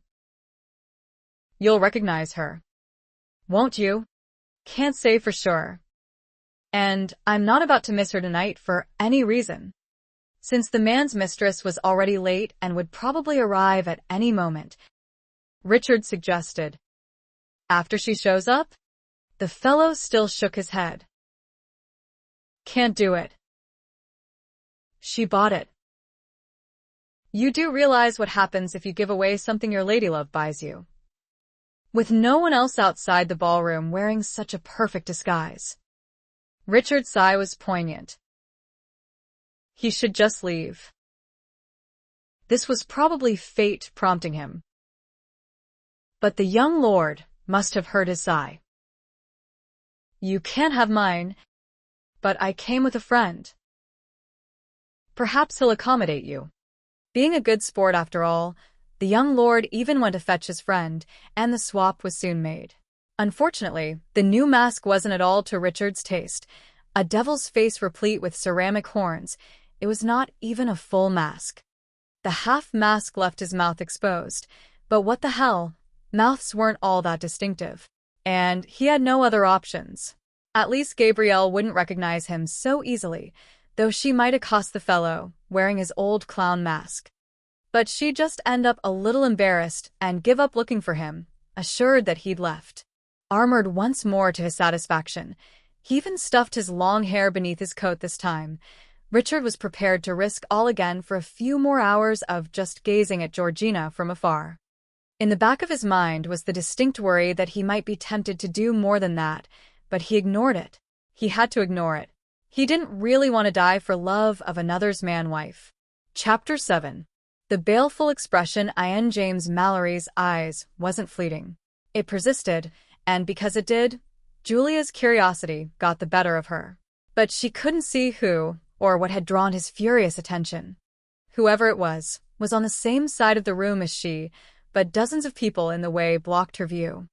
So when Carol tried to steer her back to her husband, Harry, to introduce her to the friend Harry was conversing with, Julia excused herself for a few minutes and wove her way quickly through the crowd. She had to peek over people's shoulders and rise up on her toes every now and then to catch glimpses of James to see if she was lining up with his sight. After a few minutes, she got a clear view of him, but she was quite disappointed to find that she was too late. James had turned his attention back to his wife as he leaned down to tell her something. He even kissed her cheek, which caused an immediate "oh, isn't that sweet" collective sigh in the room, then quite a few embarrassed chuckles over it. Georgina laughed, hearing the crowd's reaction. James looked up at the ceiling in exasperation, no doubt, because he couldn't help but hear that sigh, too. But then Georgina was distracted by one of her many relatives who had come up to talk to her, and James's gaze went right back to where it had been before. Like Carol, Julia couldn't help the shudder that passed over her when he seemed to pin that feral gaze right on her. She realized that he must be staring at one of the 4 people who were standing in front of her on the edge of the crowd facing the dance floor. The music stopped briefly, so the few couples who had been dancing left the floor, which gave her a clearer view of James. While his stone-faced expression still gave away nothing, his green eyes had turned lethal. Amazing how he could have murder on his mind, and you simply wouldn't know it unless you caught that gaze. Then it occurred to her that the man really did usually keep his feelings to himself. So, he must be exhibiting them deliberately now. Was he sending someone a message? She tried to figure out who had James's undivided attention. Of the 4 people standing with their backs to her, a woman and 3 men. The woman and one of the men were obviously together. The second man was a short, stocky fellow easy to see over. The third man was tall enough to easily stand out in the crowd. The couple were so engrossed in conversation that they hadn't noticed anything amiss, and as soon as the music started again, they moved onto the dance floor. James's gaze didn't follow them, which left the 2 men. The short one suddenly turned and hurried off behind Julia, and she couldn't mistake his shudder as he passed her. He disappeared beyond the open doors to the terrace, and James's gaze didn't follow his departure, either. That pretty much left the tall fellow. She didn't know many men outside of Mallory's family who were this tall, and James wasn't likely to be this furious with a relative. Actually, that had to be it. Georgina's brothers, of course.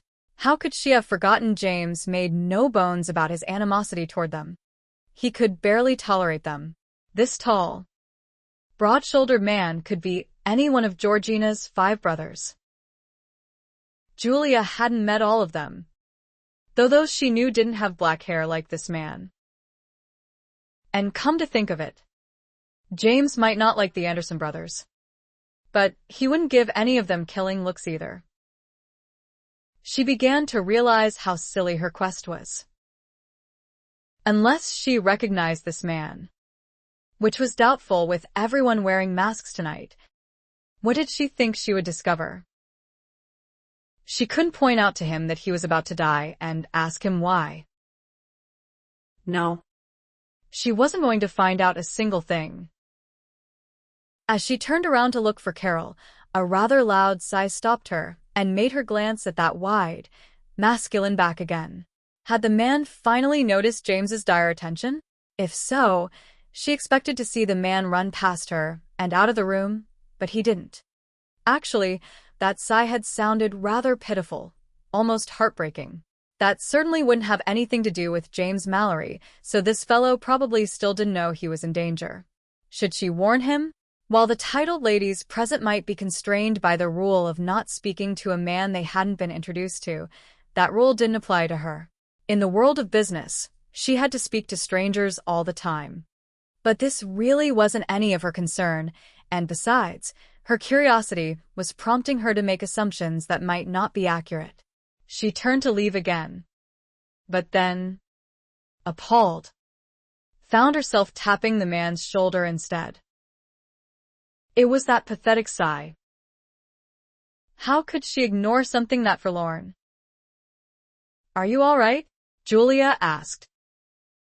He swung around, and she was startled for a moment by the devil's mask he was wearing. It was only a half mask, though, with beneath it the shadow of a mustache, a pair of sensual lips, and a firm chin. But he barely spared her a glance before looking back over his shoulder where he'd been gazing. With another sigh, he said, "Look at her. She's magnificent. Isn't she?" He had a slight accent, though Julia couldn't quite place it. But she wondered if he'd even heard her question. "You sound smitten," she said, noting the obvious. "More than smitten. I've been in love with her since I first clapped eyes on her last year."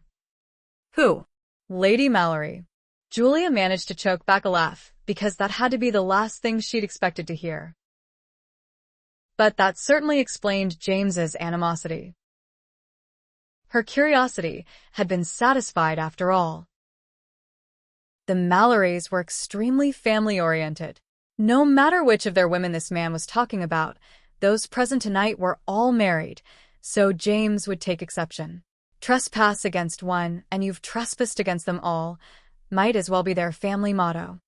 Unless no, this fellow wasn't one of the Mallory husbands merely admiring his wife from a distance. They were all present and accounted for elsewhere in the room, easy to recognize in their dominoes. Which Lady Mallory would that be? She asked. There are at least 5 of them here tonight, and they're all Georgina. Married women, she finished with a gasp. If he had to be hopelessly in love with one of them, he couldn't have picked a worse one than James Mallory's wife. I am excruciatingly aware of that appalling fact, he replied.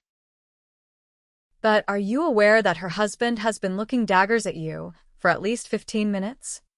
That got his eyes off of Georgina immediately and back to Julia.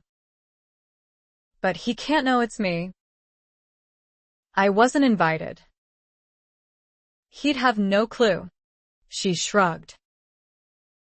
Whether he knows who you are or not, it's rather apparent that he objects to how long you've been staring at his wife. He groaned. I'm dead. Her thought exactly. But she was compelled to scold. You didn't even notice he's been watching you? When I couldn't take my eyes off of her? Blinded by love? She was still feeling a smidgen of pity for him, though it was definitely tempered now because she knew the couple involved and how happily married they were. And they were her friends. This fellow wasn't. So she said, You should leave. It won't help. He'll hunt me down unless he thinks he's made a mistake. You could help to make him think that. Would you be willing to save my life? You want him to think you're with me? Exactly. We could dance, I suppose. Thank you. But that won't be enough. He must think you are the only woman in my life. Perhaps even married to me. And married couples kiss.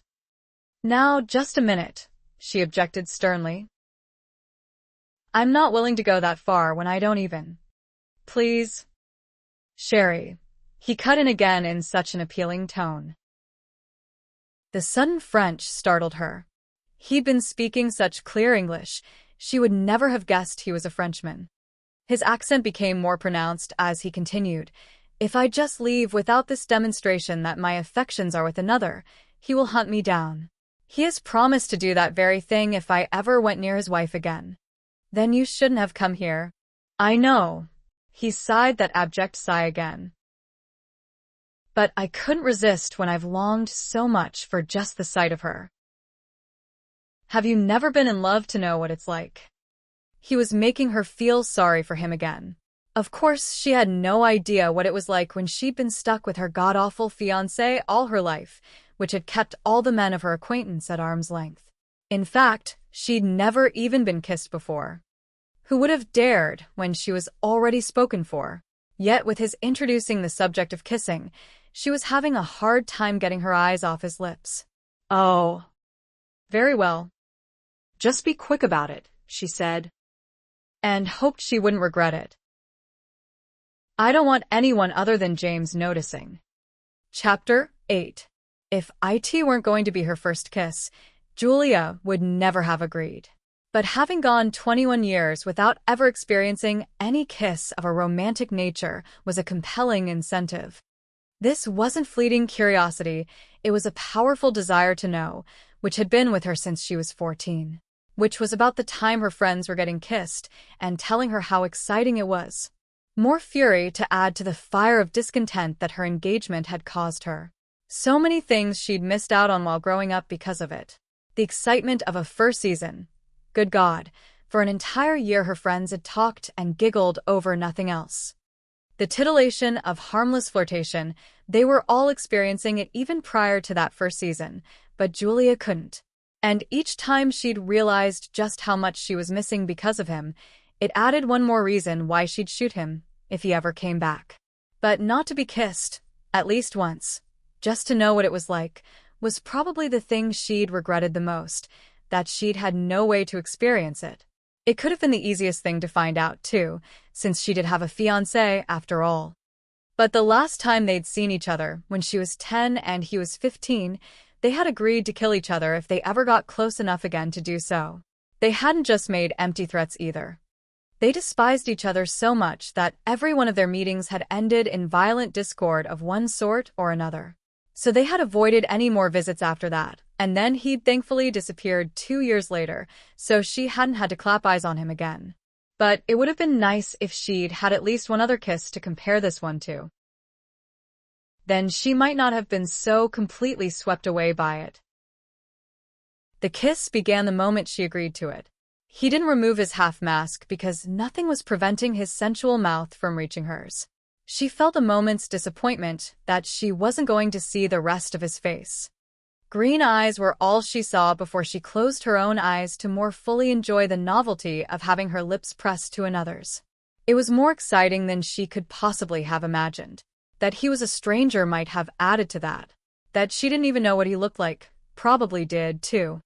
She could imagine him to be anyone she wanted, the most handsome man she could think of. Well, he would have to be a duplicate of Jeremy Mallory then, since he was probably the most handsome man she'd ever seen, but he was already taken, or his uncle Anthony, or wait, there was his cousin Derek, too. Oh, darn, never mind, they were all married. Besides, it didn't really matter what he looked like, not in that sublime moment of discovery of something she'd waited this long for. But he sure didn't kiss like a man who was in love with someone else. He seemed as involved in this intimate act as she was.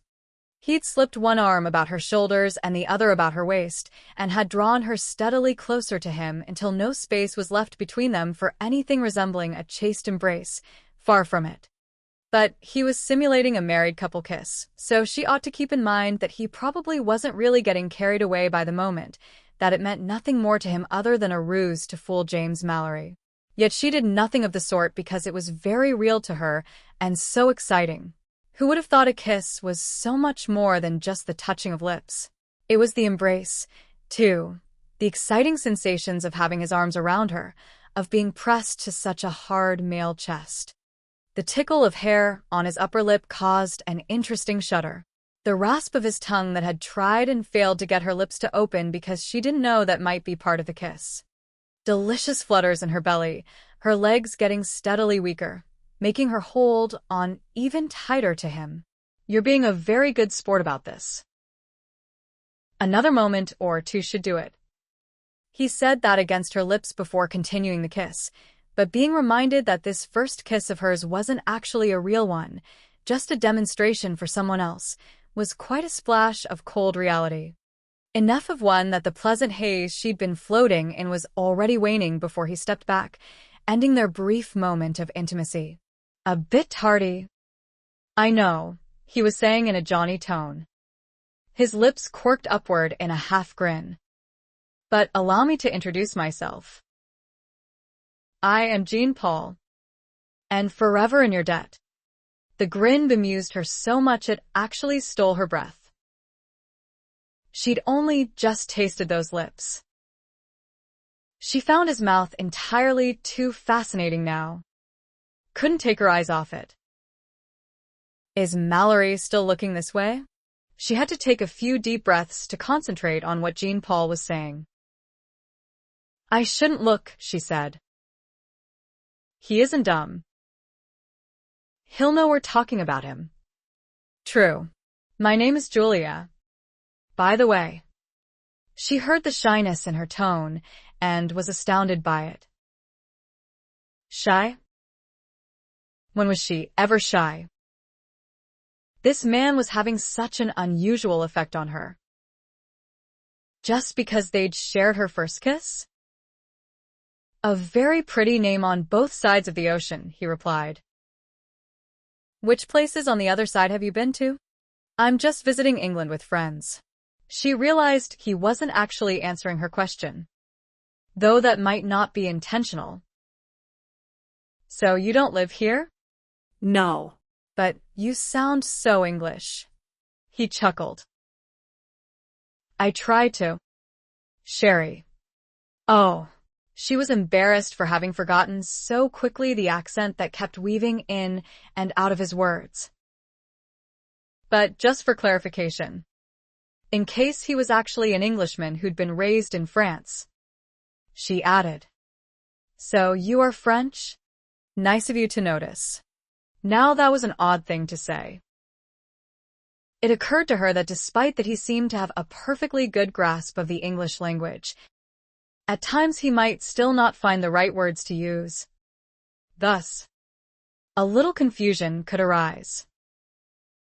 Now that she'd helped him, for whatever it was worth, she knew she should leave him and return to Carol, but found herself reluctant to say goodbye.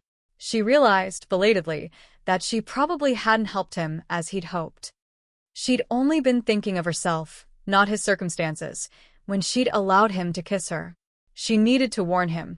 It was the decent thing to do. That kiss may not have fooled James at all. Since he knows me. Gad. I should have asked if you married. That was the only thing he gathered from her warning? She raised a brow at him and pointed out. Marriage doesn't appear to deter you. I wish it wasn't so. Sherry. It is painful. Loving someone you know you can't have. His sigh confirmed it and had her feeling sorry for him again. She guessed he was even blushing under that half mask, though the lower half of his face, even his neck, was too sun-bronzed for her to be sure. In case she was right, she admitted, As it happens, I'm not married, but you must have suitors. No. Actually, you do now.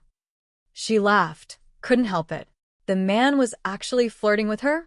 She'd gained a little experience in flirting after her 18th year, though not flirting of this harmless sort, where she knew the man wasn't serious.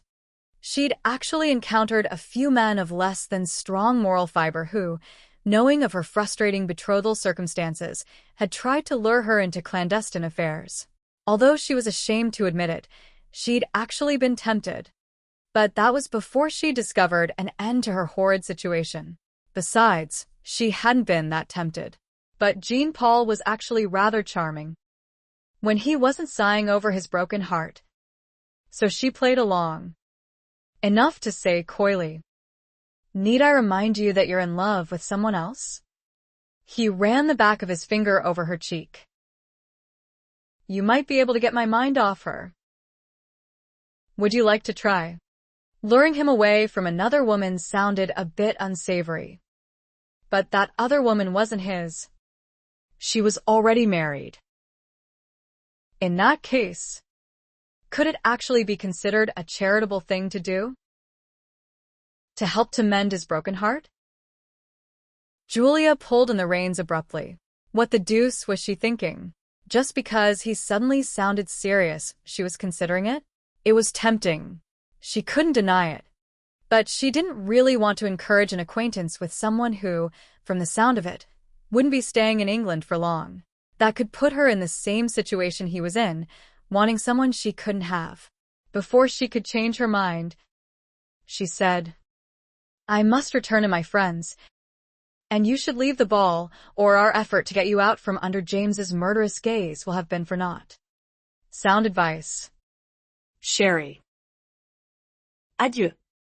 Until we. She didn't stay to hear the rest of his goodbye and started weaving her way quickly through the crowd. Before she reached Carol, she did steal one more glance at James Mallory and saw that his full attention was back on his wife. So perhaps the ruse had worked after all. Chapter 9. How disappointing. Though not a total dead end. Julia couldn't get Carol's words out of her mind.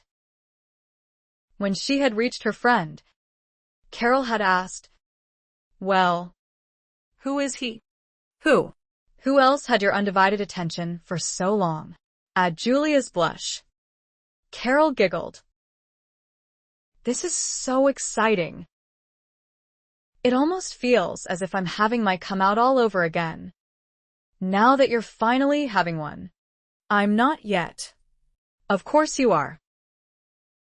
Just because no one else knows it yet doesn't mean it hasn't started for you.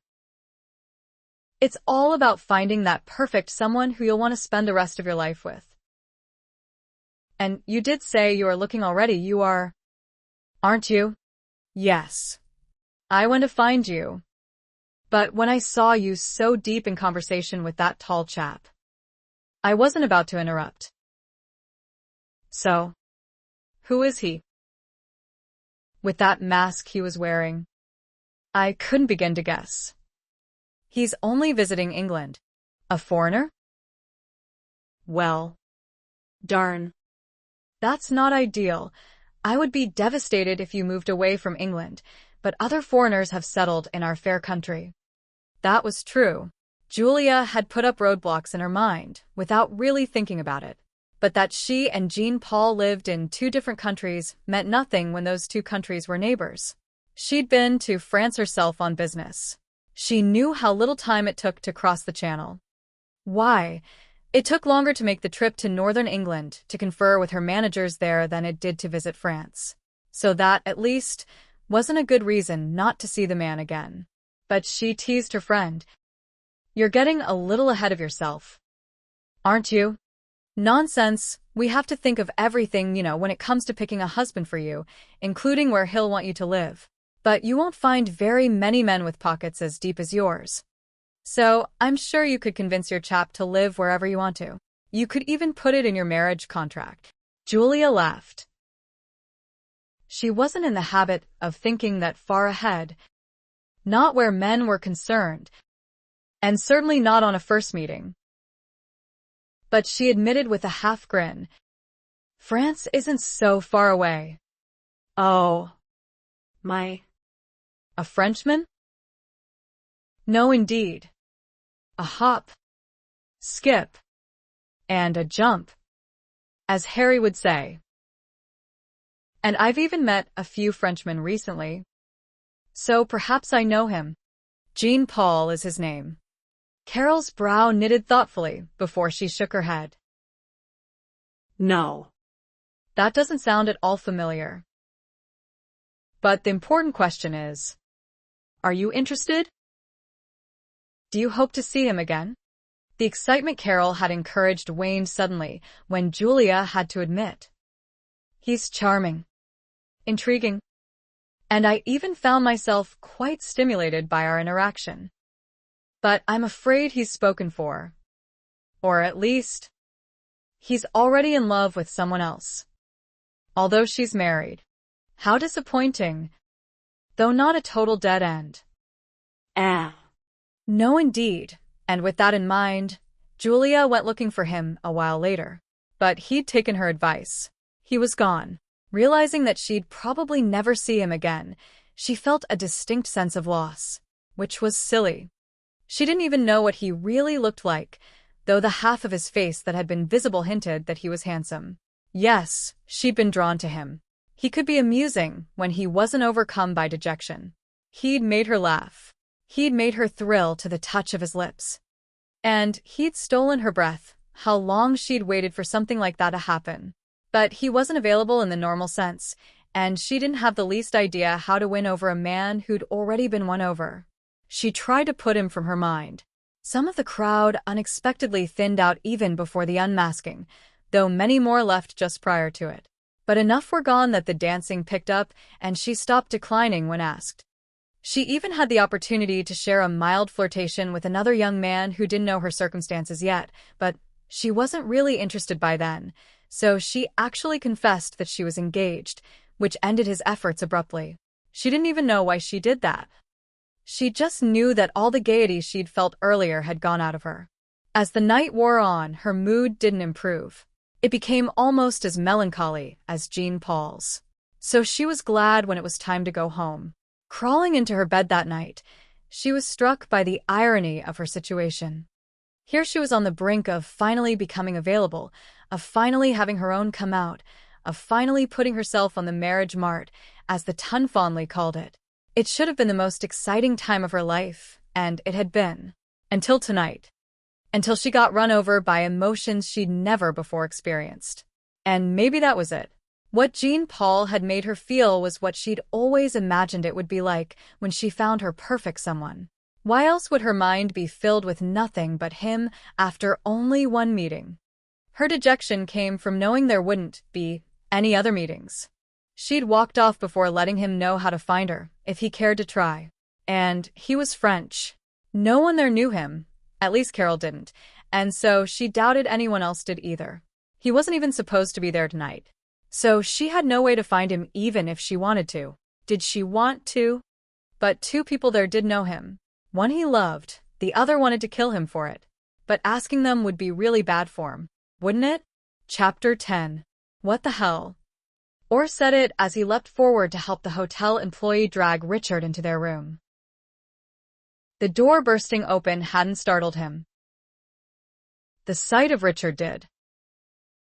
The young man, probably no more than a boy, was definitely having trouble with Richard's mostly dead weight. Found him lying on the curb out front, the young man said as Orr took over and easily got Richard to his bed. The hack driver wouldn't help any further, Richard mumbled. He was angry that I got blood all over his seats. With a frown, Orr tossed the boy a coin for his assistance and closed the door behind him. He lit another lamp before he approached the bed again. The dead silence prompted Richard to ask. That bad? What ran you over? Was all Orr said. Richard was curled on his side, holding his ribs. He couldn't imagine how many were broken, but it had to be a lot. Each breath was excruciatingly painful, but he supposed he was lucky to still be alive. And he'd been so close to escaping. He'd been about to jump for the same wall he'd climbed over earlier to enter the ball when a hand swung him around and a fist landed in his gut. Bent over, gasping for breath, he demanded, "Why'd you do that?" "You really have to ask?" He hadn't seen who landed the punch, not that he didn't know. But that dry voice confirmed it. Ever since he'd vaulted over another wall, the one in Georgina's garden, after she'd slapped him and he'd turned to see that her husband had witnessed it, he'd known this day was coming. But he'd had to take that risk that day. He'd wanted her so much. And now he had to pay for it. It was his own fault for letting his last encounter with Mallory deceive him into thinking James wouldn't really kill him when the man had come to the Caribbean to help Gabby rescue her father and had completely ignored Richard's presence while he'd concentrated on the task at hand. So Richard hadn't given sufficient credence to James's warning that he'd harm him if he ever came near his wife again. Tonight. He'd try to tell James. I was leaving. Not soon enough. The second blow, an uppercut, connected with his cheek and knocked him on his arse. He was vaguely aware that at least half of the men who'd been on the terrace and scattered around the small garden were now scurrying over the garden wall, no doubt thinking that Lady Regina's uncle had been elected to get rid of the party crashers. Enough, Richard had said as he managed to get to his feet. You've made your point. The thin porcelain of his mask had shattered completely with that last blow, small pieces of it littering the ground around his feet. With the mask smashed against his cheek, he'd felt the sharper sting mixed with the wider area of pain where the hammer of James's fist had landed, but his cheek was already turning numb. On his feet again. He got a good look at James Mallory and took heart. The man didn't look angry. He could have been utterly bored. He was so lacking in expression. So Richard felt his stomach turn in dread when James said, We've barely begun. If the man weren't such a brute specimen, Richard might have stood a chance. Or had taught him some unusual Asian maneuvers that had kept him from getting even a scratch in the many brawls he and the rest of Nathan's crew tended to get into in all the rowdy taverns they frequented. He'd done everything right tonight in the way of defense. He'd just known it wouldn't do any good. This particular Mallory couldn't be stopped. Gabrielle had made sure he knew that when she delivered James's warning that he was going to kill him if he ever saw him again. The man was extraordinary in the ring. He'd never, ever been beaten, she'd told him. But then you only had to look at Mallory to guess that. He had so much power in his upper body, and fists like sledgehammers. It was a grueling punishment for Richard's trespass, absolutely the worst beating of his life. James didn't stop until Richard was unconscious. He wished he'd been knocked out sooner. Most of those men who had vaulted out of the garden when the violence began had actually stayed to watch the show, hanging from the wall on the other side of it, feeling safe with the wall between them and Mallory. A few of them had felt enough pity for Richard to help him out of there and into a passing hack after James went back into the ballroom. So, Orr prompted now. Mallory, was all Richard said. Then you're going to need a doctor. Orr moved quickly to the door to try to catch the young hotel employee before he disappeared down the hall. But the chap had had the same thought. Orr found him about to knock on the door when he opened it. It occurred to me your friend might need a doctor. Yes. Thank you. Orr gave the lad another coin. Right away, sir. Orr closed the door with a chuckle. Richard knew it amused his friend no end to be called sir, a form of address that simply didn't fit a pirate and never would. A room over a tavern was usually one of their better accommodations unless they were in St. Kitts, where Richard and Orr had rooms at Nathan's home. But this hotel was in the better end of town, in Mayfair no less, an area of London that had been developed for fashionable residences mostly by the powerful Grosvenor family back in the 17th century. The area included several large squares in the north, including Berkeley Square, where Georgina lived. Their hotel had once been one of those fancy residences, and it was the first place where Orr had ever been called sir.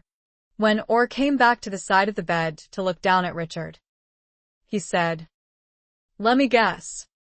You went to her party, Didn't you? it was a ball. And a masked one at that."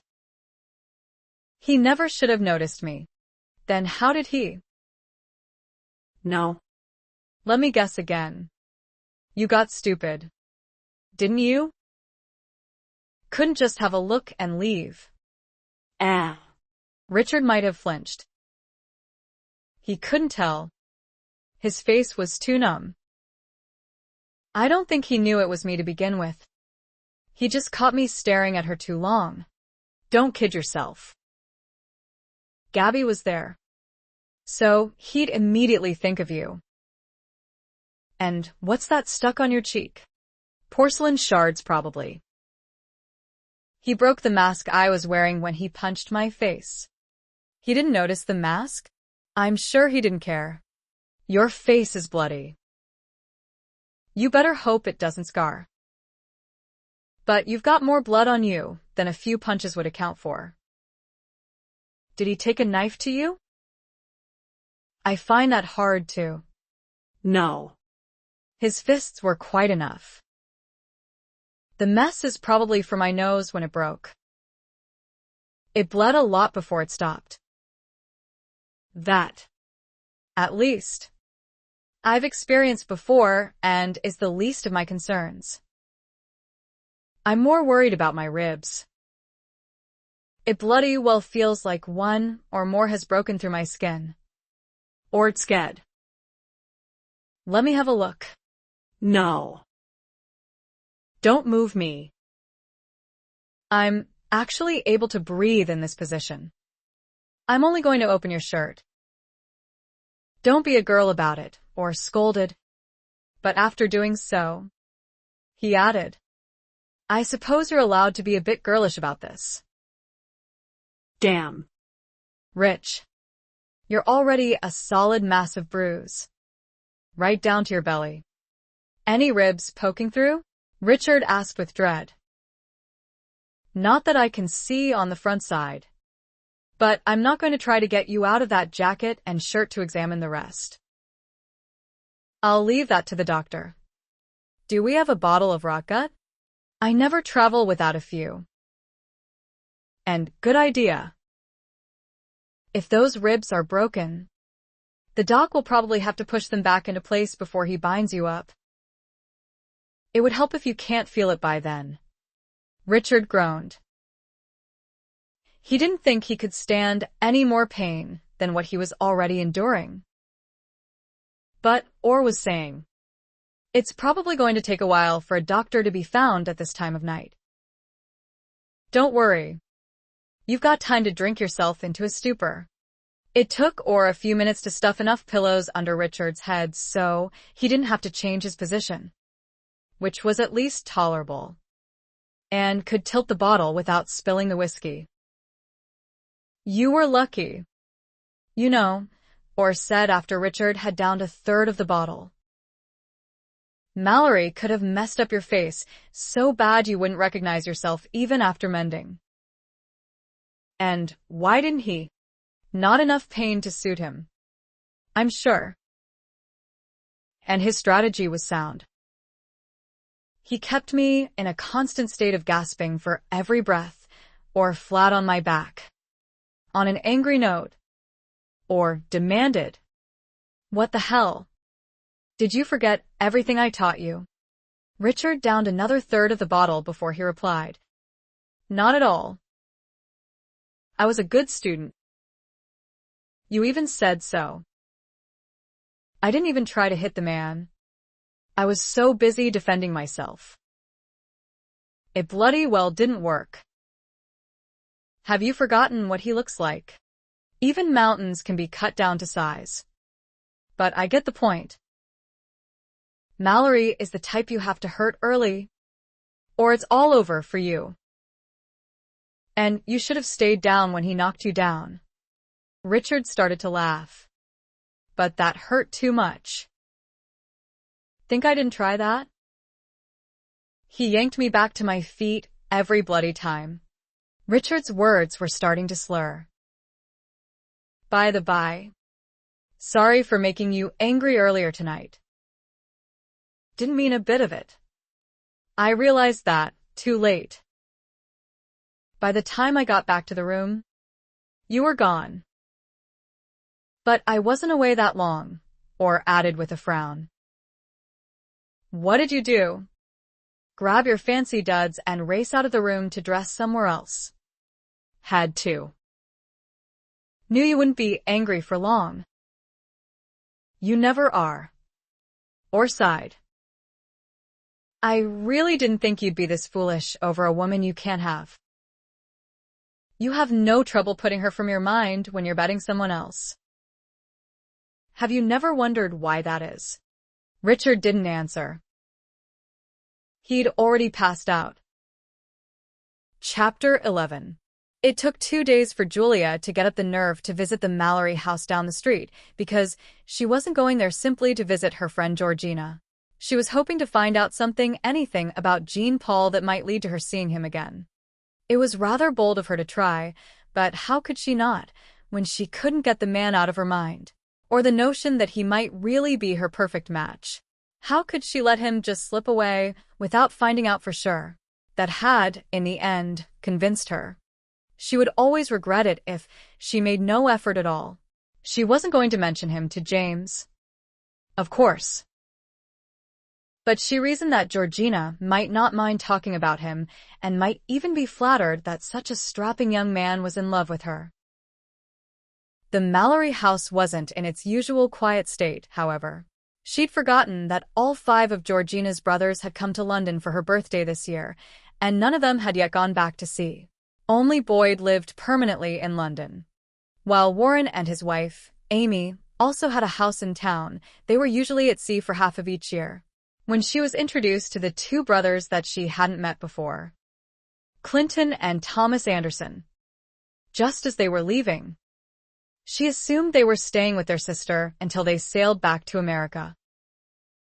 It was the first thing she remarked on after she joined Georgina in her parlor and more introductions were made. 2 of Georgina's sisters-in-law were present, along with Boyd, her youngest brother. Julia was already acquainted with Boyd's wife, Katie. And while she'd met Drew Anderson once before several years ago, and she'd seen his new wife at the ball, she hadn't actually met Gabrielle until now.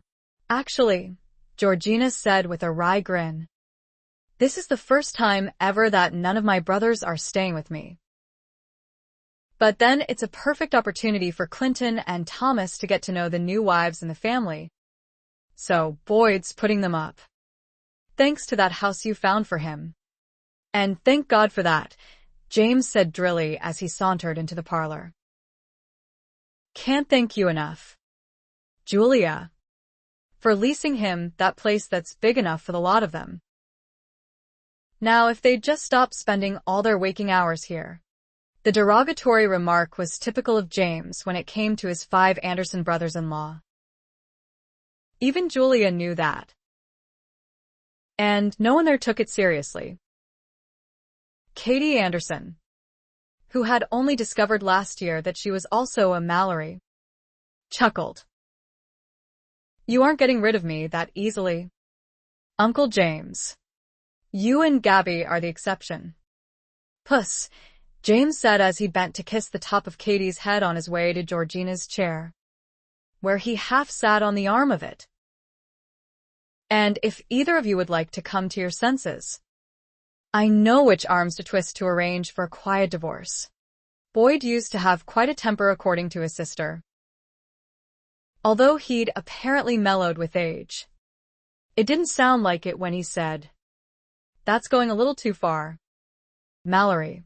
Then, turning to Georgina, he inquired, Isn't he supposed to at least pretend to be nice when you have company?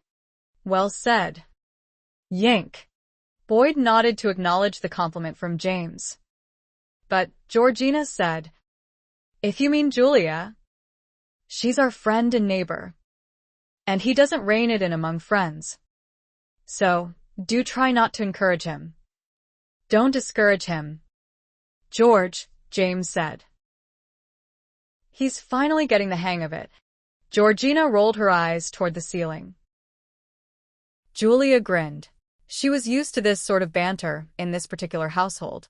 She had been present when James had brutally disparaged his brother-in-law Warren, and no one in their family had raised a brow over it, Warren included. But James didn't only put his hooks in the Anderson men. If none of them were present, he could be just as abusive to his own brother Anthony.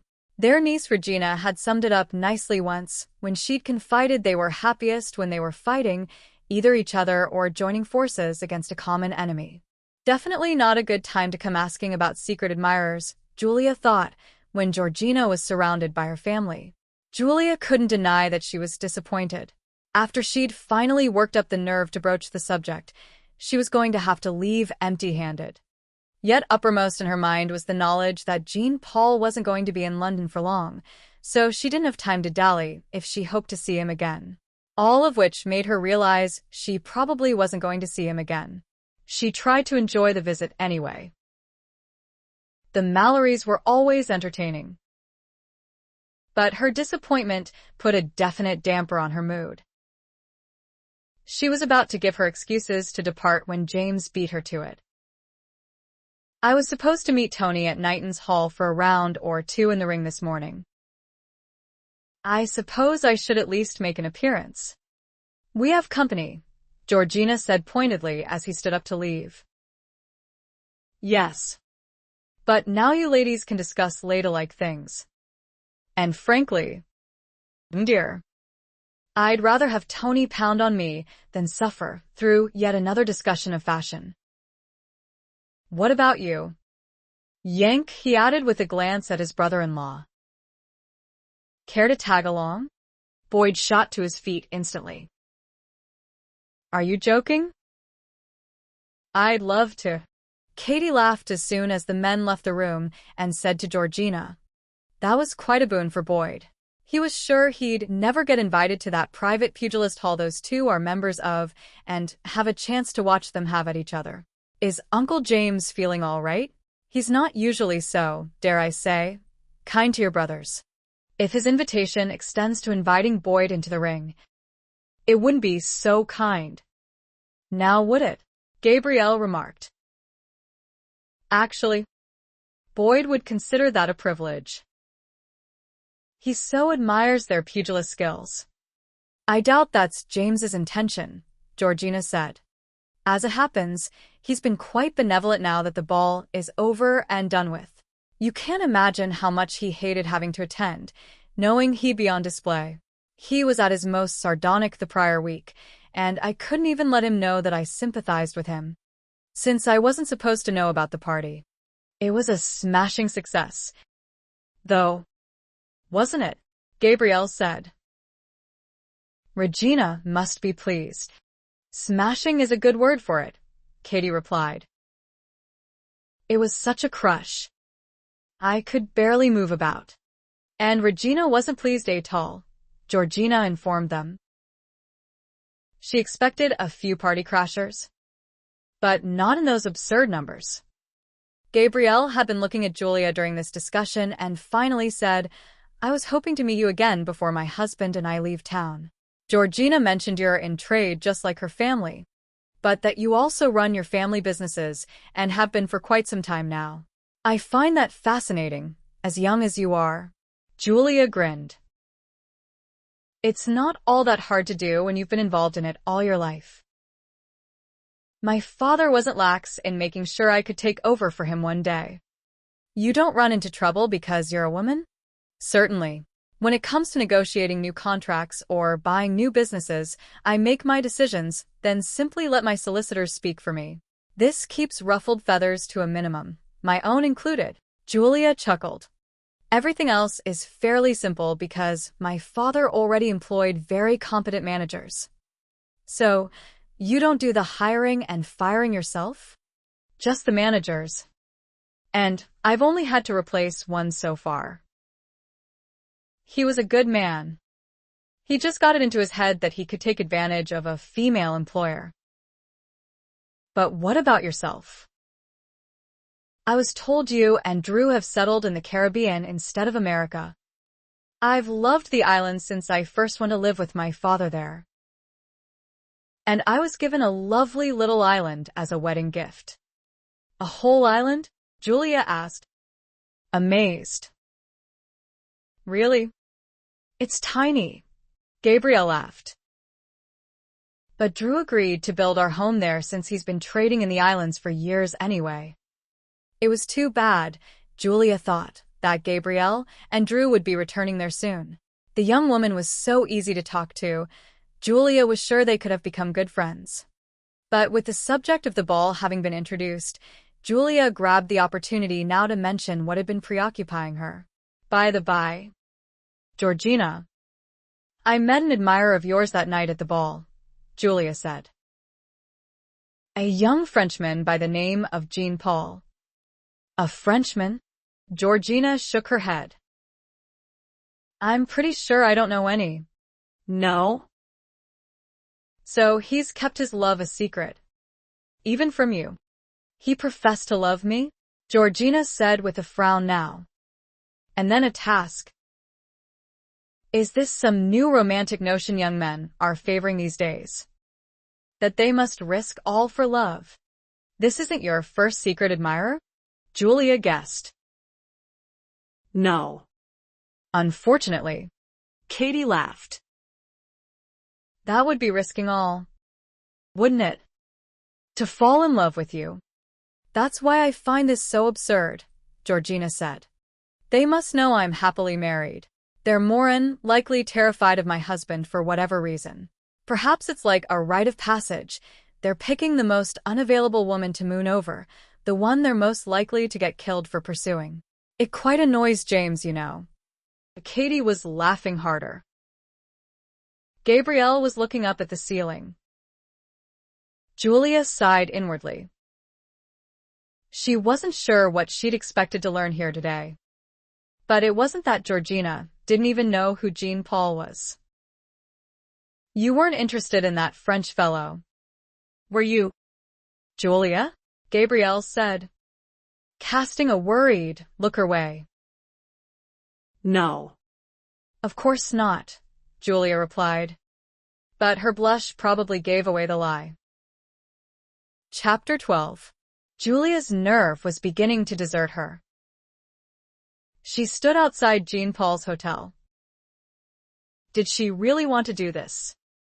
Make her interest so obvious to a man she hadn't fully seen yet? That she was even there was so unexpected. She was still amazed. When Gabrielle Anderson had followed her outside the Mallory house, Julia had thought she'd left something behind. But, no, Gabrielle had said, I know who you were talking about. Jean Paul is a dear friend of mine. But Georgina doesn't know him? She does. He just probably neglected to tell her his name. He's not only careless when he's around her, but thoughtless as well. I suppose love does that to a man. Among other things, Gabrielle had cryptically said. But you appear to be aware of the situation, yet you are still interested in him? Was it that obvious? Julia said with a blush. No need to be embarrassed. I'm not even surprised. Jean Paul is not only handsome, he can be delightfully charming, too. But this obsession he has with my sister-in-law isn't good for anyone involved. Most of all him. He's been lovesick too long over a lost cause. He needs rescuing. And while I wouldn't ordinarily interfere, it occurred to me that a pretty girl like you could be his salvation. That's a tall order, Julia said uneasily. I merely meant you could help him to forget about Georgina. Hadn't Jean Paul said nearly the same thing? And hadn't she been thinking it as well? She'd been intrigued by a masked charmer, and now he was even more acceptable in her mind. He was a friend of the Andersons, and Gabrielle had confirmed that he was handsome and charming. Julia couldn't find any reason not to pursue an acquaintance. Gabrielle had put that thought in Julia's head when she'd added, He's staying at Coulson's Hotel, if you'd like to leave him a message. Perhaps you can arrange a meeting somewhere to further your acquaintance. Wait. You didn't bring your maid to chaperone, did you? No. I live down the street here. Close enough to walk. So it wasn't necessary. Well, no need to delay. My carriage is right here. I'll go with you, Gabrielle had offered. It won't take long just to leave a note. This innocent suggestion still put Julia in the role of pursuer, and Jean Paul would know it. She would have preferred a meeting by chance. Even if she arranged it, at least he wouldn't know she did. But with her new friend going to the trouble of escorting her, she couldn't back down now. She couldn't get the time constraint out of her mind, either. Jean Paul was only visiting England. He'd said as much. He could leave at any time. Actually, Gabrielle might know. Might even be the friend he was here visiting. She'd called him a dear friend. She must know a lot about him. As they entered the hotel together, Julia asked, What kind of work does Jean Paul do? He didn't tell you? Gabrielle replied in what seemed a careful tone. No. We didn't say much about ourselves at the ball. Well, it will give you something to talk about with him. Was Gabrielle deliberately avoiding that subject? Julia tried another, asking, Do you know how long he is going to be in England? Not long. Too long, Gabrielle said, somewhat distracted. Then with a glance at Julia, she sighed. I'm sorry. He just causes me such worry over his infatuation with my sister-in-law. Which is why I thought. Gabrielle paused. She even frowned. Then she added unexpectedly, Have you ever thought of visiting the Caribbean? Julia chuckled at such an abrupt change of subject. Oh. No. I can and do make quick jaunts to France on business. But I can't be away from my responsibilities here for more than a few days at a time. I understand. And maybe this wasn't such. Gabrielle paused again. Oh. What the heck? Fate has impulsively gotten us this far. I'll leave the note.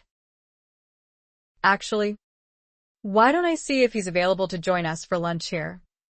Julia grinned. A much preferable arrangement that made her pursuit of him less obvious. At the desk, though. They were informed that Jean-Paul was already having lunch in the garden. The clerk called one of the hotel employees to take them to him. The clerk explained, "You'll need direction, since it's still a bit of a maze out there once you get beyond the small dining area. Some of our guests prefer their privacy, so we have a few tables set up behind the hedges. The young gentleman is using one of them, with quite a few tables set under the shade of 2 large oak trees in the center of the garden." Julia and Gabrielle walked past a lovely area where guests could partake of breakfast, lunch, or tea, weather permitting, to a maze of tall hedges at the back of the garden. Julia was desperately trying for some composure, so it wouldn't be so obvious that she was giddy with excitement. She couldn't manage it. She was going to see him. Today. Within moments. But she got unexpected help when she was nearly run over. The employee waved an arm indicating the final hedge, and Julia no sooner stepped around it when a tall man did the same. He was quick enough to put out his hands to keep her from colliding with him. He looked slightly oriental due to the long black braid that hung over his shoulder. He blocked her view of the table behind him. He looked her up and down. "Well, definitely not the lunch we ordered," he said, sounding English, then added to the employee, "You forgot this table is already in use?" "We were told, Jean-Paul," Julia began. "Right place," the man cut in, but then, noticing Gabrielle behind Julia, muttered, "Oh." Gabrielle was raising her brow at him over that "oh," but all Julia heard was Jean-Paul's voice from behind the man. "My angel of mercy from the ball. What an unexpected pleasure. Sherry. Do come join me. And be a good sport and go find out what happened to that food." Or started laughing. "I would, but your angel isn't alone." Julia couldn't help grinning over the emphasis Jean-Paul had placed on the word pleasure. But Azor stepped aside so she could actually see Jean-Paul. Her grin faded at the sight of him. "My God. What happened to you?" Julia gasped. "James Mallory happened to me." When? "Surely not that night." "Indeed. He caught up with me as I was leaving the ball. Another few moments, and I would have been gone." Then he winced when he saw Gabrielle step next to Julia. "My God. Didn't we give you enough warnings?" Gabrielle said in an appalled tone as she looked him over. "Maybe I should have taken a club to you myself and saved James the trouble?" He gave his friend a half grin. "Your sympathy warms my heart. Sherry." "Oh." "Shut up," Gabrielle huffed, then stabbed a finger at Or. "You come with me. I want a full accounting." To Julia, she said, "I'll be back in a moment." Julia barely heard her. She was drawn forward almost in morbid curiosity as Jean-Paul stood to pull out the chair next to him for her. He was dressed too casually for a hotel of this caliber. No jacket, no cravat or tie, and perhaps that's why he was tucked away at this private table. Or was it because of his bandages? When he bent slightly, she saw the upper edge of the bandages that were apparently wrapped around his chest, and the bruises above them. She saw him wince, too, and how stiffly he moved as he sat again. But his poor face. Whatever damage had been done there required a thick bandage that crossed the bridge of his nose and covered a good portion of the left side of his face. "How badly are you hurt?" she asked as she took only a few steps closer to him. She resisted the chair he'd pulled out. She shouldn't sit next to him. At least, not until his friends returned. The right side of his mouth rose in a cheeky grin. "Truly, not as bad as it looks." But your chest is wrapped, isn't it? Merely bruised. I thought it was much worse. But the doctor assured me I'd be in a lot more pain if my ribs were broken. Mallory was rather accurate in not hitting me in the same place twice. Bruises that require bandaging? Just as a precaution. The doctor couldn't be absolutely certain there isn't a small fracture hidden in there. Besides, while it might not look like it, I can breathe much easier this way. She winced. What a trouncing that must have been. But considering who had administered it, Jean Paul was lucky to have walked away from it. I take it your nose is broken, though, she said, staring at the bandages on his face.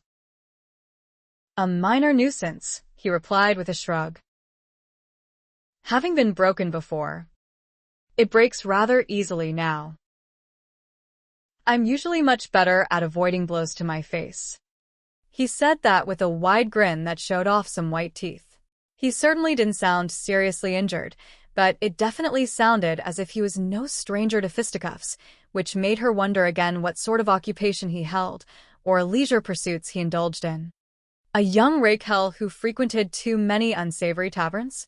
A pugilist like the younger Mallory brothers, who took their exercise in a sporting ring. She wished Gabrielle had said more about him. All of those bandages can't be for your nose, she pointed out. Let me guess. You're a nurse? She chuckled. No. Certainly not. His green eyes sparkled with laughter. Well, if you were, you'd be leery of London doctors. They have such newfangled notions. This one first wanted to wrap my face up like a mummy's. I refused. Then he suggested fish glue to stick the bandages to my skin. No, thank you. She smiled with him over his anecdote. But truly, Sherry, the doctor was just overly concerned with scratches on my cheek, so he did more than was warranted. And my nose will mend as it did before. So no scars. From scratches? But your concern is warming my heart. Perhaps if you visit me each day during my recovery, I will mend perfectly. You are my angel of mercy. After all. She blushed. She knew it wasn't just compassion making her ask so many questions about his injuries, but her nervousness over being there, and some very real disappointment. She had assumed she would find out what Jean Paul looked like today. She'd been quite excited about that. But thanks to James Mallory's ire and an overzealous doctor, his face was just as distorted as when he'd been wearing the mask. Despite all of the bandages, it wasn't hard to tell that he was as young as she'd guessed him to be, somewhere in his mid-20s. Nothing concealed his forehead today, so she could see that it was wide and smooth, with thick black eyebrows. And at least one cheek was undamaged, broad, and masculine. His mouth was still just as fascinating as she'd found it that night, supple, quick to grin and quirk that thin mustache to a jaunty angle. Quite a dark tan he had, too, so he must enjoy the outdoors as she did. You're not wondering how I found you when I didn't know Gabrielle was a friend of yours? She asked. I do not question gifts. Sherry. Come. Sit here and let me bask in your beauty. He patted the seat next to him again. Had he moved it a little closer to him? She knew she shouldn't, but she found herself sitting down demurely, anyway. Some unexpected heat washed over her. Being this close to him, she must be blushing again. His lack of curiosity struck her as unusual, or perhaps hers was overabundant, since she had to know everything about every little thing, and had yet to really learn anything about him. But she'd always been that way, in her studies, in life, while learning the intricacies of conducting business from her father. And a good deal of that curiosity was aroused by this man. Georgina doesn't know you're French. No. I didn't want her to misunderstand my intentions, so I spoke my best English with her. She dropped her eyes to her lap before adding, "She doesn't even know your name." He laughed. "I'd be devastated if I thought I'd told her, and she so easily forgot. But I can't recall mentioning it to her. My thoughts get quite scattered in her presence, as scattered as they are right now." Her blush got hotter. Or maybe she was getting hotter.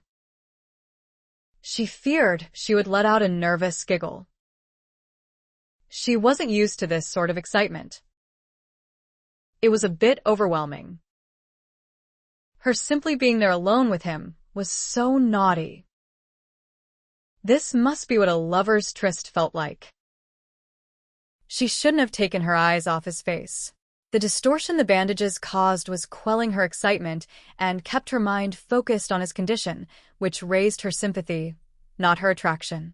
So she lifted her eyes slowly, but didn't get any farther than his shoulder. He'd turned in his chair to face her more directly, and his hair had fallen over his shoulder. It was that long. She waved a finger toward it with a laugh. "Is that a French fashion? The reason I wear my hair this way is actually a long story, which I'd rather not recount. Suffice it to say, it delights me to wear it this way." "It's nearly as long as my own hair," she exclaimed. "Is it? Let your hair down and show me." Now his tone was too husky by far. She felt a fluttering in her belly, and her pulse was quickening. This was getting out of hand. It occurred to her that he might be thinking she'd come here to tryst with him. Why wouldn't he? She shouldn't be there. "I should leave," she said abruptly, and started to stand. No. No. "Don't do that.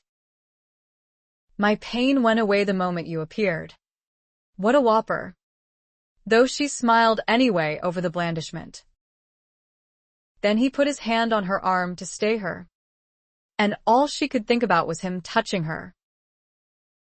She finally got out, "Your friend Gabrielle thought you could use some cheering. But she obviously didn't know about your injuries. She worries too much about me." With reason. He grinned. "Be my shield." Sherry. "She won't yell at me while you're here." She chuckled. "I have a feeling she—" She stopped with a gasp when he suddenly leaned out of his chair and nearly across hers. But then she heard the buzzing sound of the bee close to her ear and instinctively moved away from it, which brought the side of her cheek up against his chest. He was batting at the insect to get it away from her.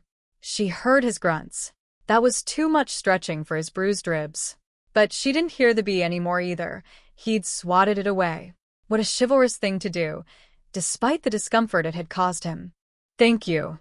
She leaned back at the same time he did and saw immediately that the bandage on his face had fallen to the ground during his exertions. It was a nuisance, and due to come off this afternoon anyway, he said. Then grinned as he leaned closer, so she could see for herself. "Just a few scratches. Correct? I don't look too scary. Do I?" "No, just too handsome," she thought before she met his eyes, realized she was far too close to him now, and felt his lips brush across hers. Her gasp was lost in the pressure that began immediately, her surprise so sudden, she didn't even think to close her lips this time. His tongue slipped inside her mouth, carefully exploring, amazing her with his taste, with her instant, passionate response. He was holding her there against him with just one arm, but she wasn't trying to get away. Oh, no. She was right where she wanted to be, carried away by that kiss. She put up a hand to caress him. Thoughtlessly. So thoughtlessly. Her fingers got too close to his nose. She felt him wince and shoot backward as if burned.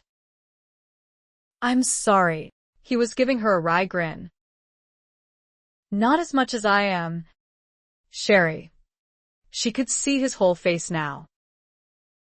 Despite the bruising on both sides of his nose and the abrasions on his cheek, She saw just how handsome he was, even more than she'd imagined that night at the ball.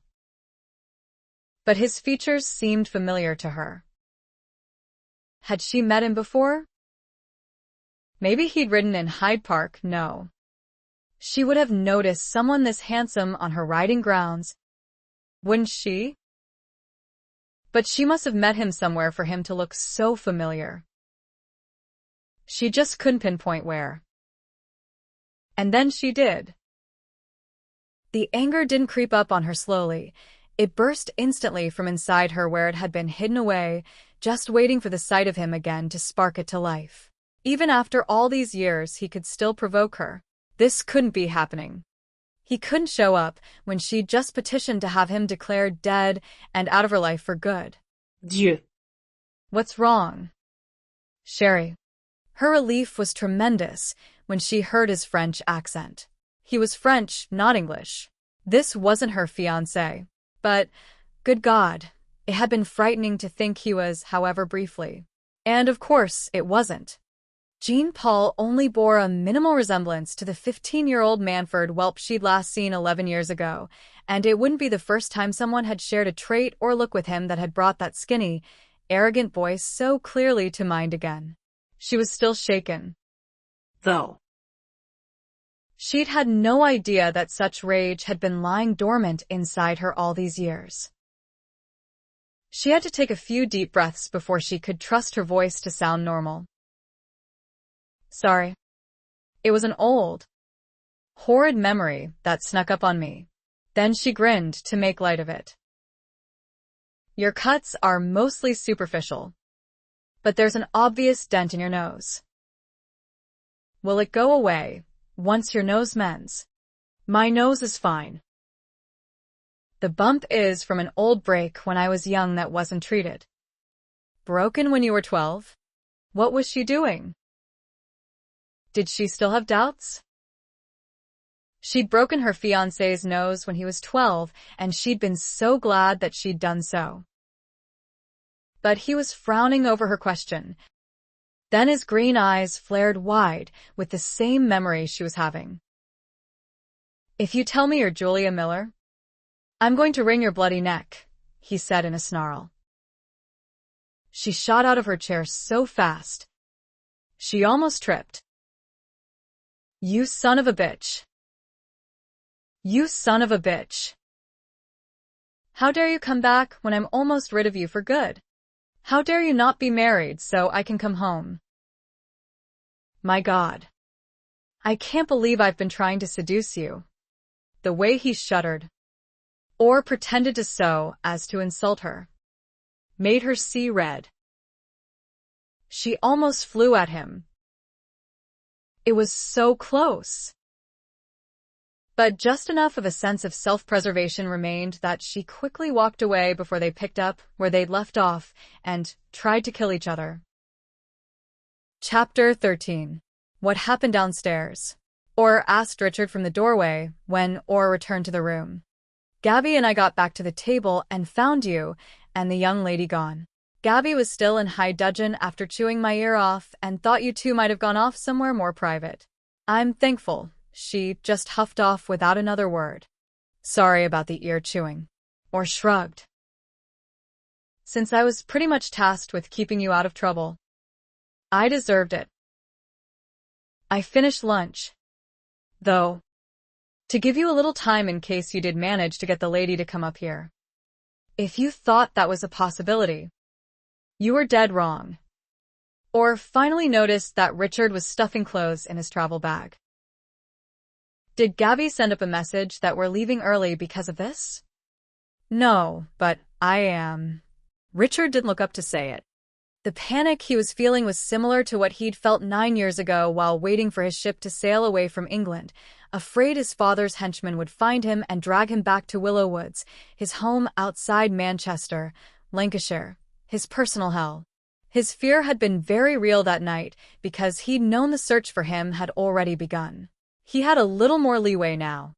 Unless his father was currently in London, which was unlikely since he rarely traveled so far from home, it would take a day or two for a message to reach him, depending on the messenger's mode of travel. Richard didn't trust Julia not to send that message. But as long as he vacated this hotel, he could still control the situation. "Let me guess," Orr said next. The young miss wanted a ring on her finger instead of a nice tumble. "Exactly." Air. "I was joking. You haven't been here long enough for a woman to insist on marriage. Time is irrelevant if the woman has been engaged to you nearly since she was born. That would actually make time more than relevant," Orr pointed out.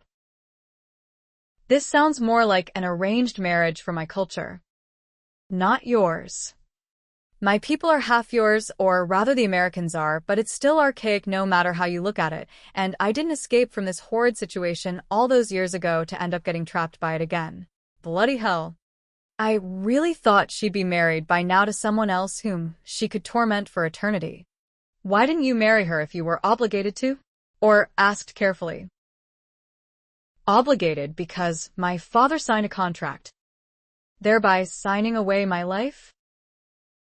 Not bloody likely. Still. No, by God, don't try to make me feel guilty for not honoring the word of my tyrant father, who thinks he can live my life for me. Besides, there's no polite way of saying this, or the girl and I hate each other.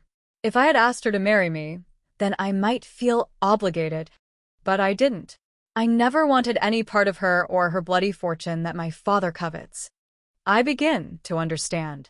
Richard snapped his bag together before he glanced at Orr and, with a nod, said, "Thought you might. Not every culture instills in children the importance of honoring their parents above all else, which isn't to say I wouldn't honor mine out of love. If I had a parent left who was worth loving, I don't. But I'm not catching a ship out of here until I break all my old ties to this place for good, and I can't do that until I've seen my brother one last time. The brother you mentioned a few years back when you were so drunk you couldn't stand up? I actually told you about him? Why didn't you ever mention it?" Or shrugged. "Figured it was something you didn't want to talk about since you never did, unless you were drunk beyond remembering. You have an amazing lack of curiosity, my friend. It's called patience. If I'm meant to know, then eventually I will know." Richard chuckled. "You miss out on knowing a lot of things with that attitude.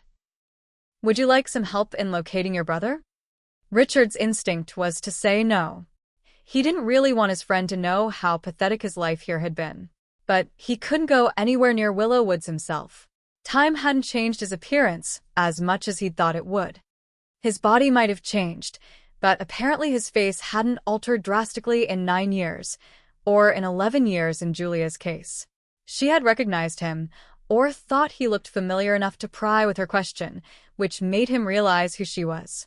Good God, he hadn't seen that coming. She bore absolutely no resemblance to the scrawny little savage who had tormented him when they were children. He couldn't even say what color eyes she did back then. They were always so narrowed on him with rage. Her hair had been much lighter, nearly white, when she was a child. Not the ash blonde it was now. She'd actually turned out pretty. Who would have thought? But he knew the vicious little termagant was still inside her. Look how quickly her rage had sprung forth the moment she'd guessed who he was. "I know where to find Charles. At least I assume he and his wife, Candace, are still living at Willow Woods with my father," Richard said. "I just can't go near the place myself, or I'll risk being dragged back into the fold." "So you do feel you have obligations?" No. "Not a single one. But actually I could use your help." Orr nodded and started packing as well. He didn't ask what Richard feared would happen if his father found him. His restraint really was amazing. Richard decided to volunteer a little bit about his life anyway. "It's a complicated story. I might be my own man now, but my father won't take that into account. He uses harsh means to see his will done and employs brutes to enforce that will. He's Milton Allen, Earl of Manford. That makes you as aristocratic as the Mallorys? Yes. But I'm the second son. I won't be inheriting the title. My father, while not poor, is by no means rich either. Comfortable in the pocket barely describes his lot. So uncaring tyrant that he is, he decided to barter his sons to improve his circumstances. That's not an uncommon practice. To plump up the coffers through marriage. Agreed, but in this day and age, parents take their children's preferences into account. My brother and I should have been allowed to choose our own wives, keeping our father's criteria in mind. But we weren't even consulted. We were simply told who we were going to marry, and before we even came of age. Charles, with the title coming to him, was logically used to marry up the social ladder, and you can't ascend much higher than marrying a duke's daughter. That's so lofty, it wouldn't be conceivable for an earl's son under normal circumstances. But Candace, the girl to whom Charles became engaged, was so unappealing in appearance and disposition that her father, the Duke of Chilter, couldn't get rid of her after 3 seasons of trying. She's what you might call a screecher. She's also a habitual complainer, all of which made her suitors. And there were plenty of them who sought the connection to the Duke by marrying his daughter, go running in the opposite direction long before they got to the altar. It was becoming something of a joke. The number of engagements broken off with her. So the Duke jumped at my father's offer of his eldest son, despite that the girl was 4 years his senior. They were married 2 years before I left home, and his marriage became the nightmare Charles, and I guessed it would be. You apparently left to avoid the marriage your father arranged for you. Why didn't he? As the eldest son, he had much more to lose. And he's not the rebel that I turned into. He might have raged and bemoaned his fate, but in the end, he always did whatever father told him to do. He wants to become an earl someday. God, I used to get so furious at him for always buckling under. And look where he is now because of it, married to a woman who makes his life a living hell. She drove him to drink, you know. I don't think I ever saw him sober after the day he married her. You thought the same thing would happen to you. Didn't you? Or guessed? Are you joking? I knew it would be exactly like that. Actually, I was afraid I'd end up killing my intended, if she didn't kill me first. We hated each other on sight. Why? Chapter 14. Richard had to think about Orr's question for a moment. From the day they were born, he and his brother had never been allowed to make their own choices about anything. Their toys, their pets, their friends, their clothes, even the way they wore their hair, everything had been decided by the Earl, not them. He wasn't just a hard taskmaster, he was a tyrant in his domain and an overzealous disciplinarian. Richard couldn't remember ever loving his father. So it would be easy to say that Richard's arranged marriage had been the clincher, the worst instance of his father's controlling every single aspect of his life. That was why he'd resented Julia Miller before he even met her. He tried to remember that first meeting, which wasn't easy. All the angry, rambunctious ones after that stood out in his mind. He hadn't even known about her for the first 4 years of their engagement. When his father finally told him a month prior to their meeting that he was going to be marrying down for money, he told his father he wouldn't do it. A rather bold statement for a 10-year-old, and he'd been severely punished for that insolence. The stick his father used to discipline him and his brother had actually broken on Richard that day, and the welts hadn't completely healed by the time he met his intended. Perhaps he'd transferred some of the hate he felt for his father to Julia without even realizing it. But the true rebellion against his situation had begun when he was 15 and he and his bratty fiancée had promised to kill each other. He'd told his father about that and had asked him to break the engagement contract. Milton had laughed and told him, "If you can't get along with the chit, ignore her after you get an heir or 2. How simple is that, eh? It's bloody well what I did with your mother. May she rest in peace, the witch." Richard had no memory of his mother. She died the year after he was born. But Charles had told him how bitterly their parents used to fight. apparently, they'd had no choice in their marriage either. So, knowing there was no way out of that horrid match unless his father disowned him, Richard had actually started a campaign to accomplish that very thing by running up high gambling losses that could break the Earl financially. But that campaign never bore fruit. It hadn't been the least bit easy to find men who would gamble with him at that young age, and when he'd succeeded in finding a few dissolute bucks he could lose to, none of them had been willing to go to his father for payment of those debts because his father was a peer of the realm. Instead, they'd politely hounded Richard and had been too bloody congenial about it, willing to wait for however long it took him to pay up. 2 years later, he knew he'd have to leave England. That was his only way out. But his memory of that long-ago day, at Willow Woods, when Julia's parents had brought her to meet him for the first time, was so vague all he could remember was the pain she'd caused him. Hard to forget that. And she'd only been 5 years old. She'd approached him on the wide lawn behind the large manor house where he'd been throwing sticks for his dog to chase. She wouldn't raise her head to actually look at him, so he could see her face. Pretending to be shy, no doubt. Her white pigtails tied with pink ribbons lay over her bony shoulders. Her little bonnet was a mass of white and yellow flowers. Her rose and white gown was made of the finest linen money could buy, he was sure. Such a darling little girl, anyone might think, until they got a peek at the little monster's eyes. He knew their parents were watching them from the terrace. His father had called out to him, notifying him of the miller's arrival, and was probably seething because Richard hadn't immediately run back to the house. But the girl had been sent down to join him instead. Surely he'd been on his best behavior despite his resentment at having to meet the fat purse he was being forced to marry. Had he actually said something about it? He couldn't recall, but she'd amazed him when she'd unexpectedly burst into tears. He did recall wondering what the deuce had brought that on, so it must not have been anything he'd said. But the girl's tears hadn't lasted more than a minute before she suddenly flew at him with her fists flying, and one of those fists had struck his groin, probably unintentionally, but it had brought him to his knees.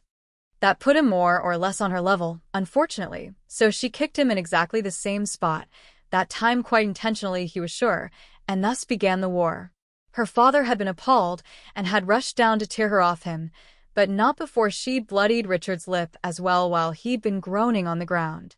She'd screamed at Gerald Miller that she didn't want to marry a damned Allen. Her mother had been red-faced with embarrassment and speechless. Gerald had actually turned to Milton and said, "Perhaps this wasn't such a good idea after all." Milton had scoffed at the concerned father and made light of it, assuring him, "Children will be children. Mark my words. They won't even remember this incident when they're older. And it's too late to reconsider. The engagement has already been announced. Your daughter will reap the benefits even before the marriage." The moment the contract was signed, she gained entree to the ton. So do try and teach her some manners before they meet again. It was so typical of Richard's father to react that way. Gerald Miller wasn't pleased. It wasn't the last time Julia's father tried to persuade Milton to tear up that contract. At one point he'd even offered to pay the entire promised dowry to end it. But Milton had grown even greedier by then. The Miller name appeared often in the papers because of some new business deal, acquired property, or other success, and Milton crowed every time he read something about the Miller family's good fortune because it would soon be his. Richard had hoped for a while that Gerald Miller would break the contract anyway, but apparently, the harm it might do to his business reputation as well as the social scandal his wife, Helene, feared had stayed his hand. If Julia had ever learned any manners, she certainly never displayed them around Richard. He had a scar on his ear from when she'd tried to bite it off. His nose had been disfigured for life when she'd broken it, and he'd been too ashamed to admit it, so no doctor had been summoned to fix it. Not once did they ever get along on those visits, which, thankfully, were infrequent. But always in the forefront of his mind was the knowledge that he was going to have to marry that little monster. Just because his father wanted the enormous dowry and the access to the Miller fortune that would come with her. Why in the bloody hell didn't he try to marry her if he wanted her in the family that much? He'd actually asked his father that question one of the many times he'd tried to get out of that contract himself. Don't be ridiculous. Boy, Milton had chided him. You see, her father loves her. He's not going to saddle her with a man even older than he is. But they're marrying up. So why should that matter? Richard had demanded. Because Miller is a rare commoner. He isn't a social climber. He's so rich, he doesn't care about titles or the opportunities that would open to him with an aristocrat in the family. Then why did he even agree to this mismatch? The females in his family apparently feel differently about it. If I hadn't found out when I researched their family that one of the Miller women had bought herself a lord to marry a few centuries ago, and another did the same thing just 2 generations ago, I probably wouldn't have had a leg to stand on. But I used that information as the cornerstone of the deal. The Miller line will go forward as aristocrats now, once you produce some offspring. Exactly what they tried but failed to do before. Miller's wife was certainly thrilled with the betrothal. Still, Gerald might not have committed his daughter to a marriage partner at so young an age if you didn't take after your mother and weren't such a fine-looking lad that his daughter couldn't help but be pleased with you. She's not pleased with me at all.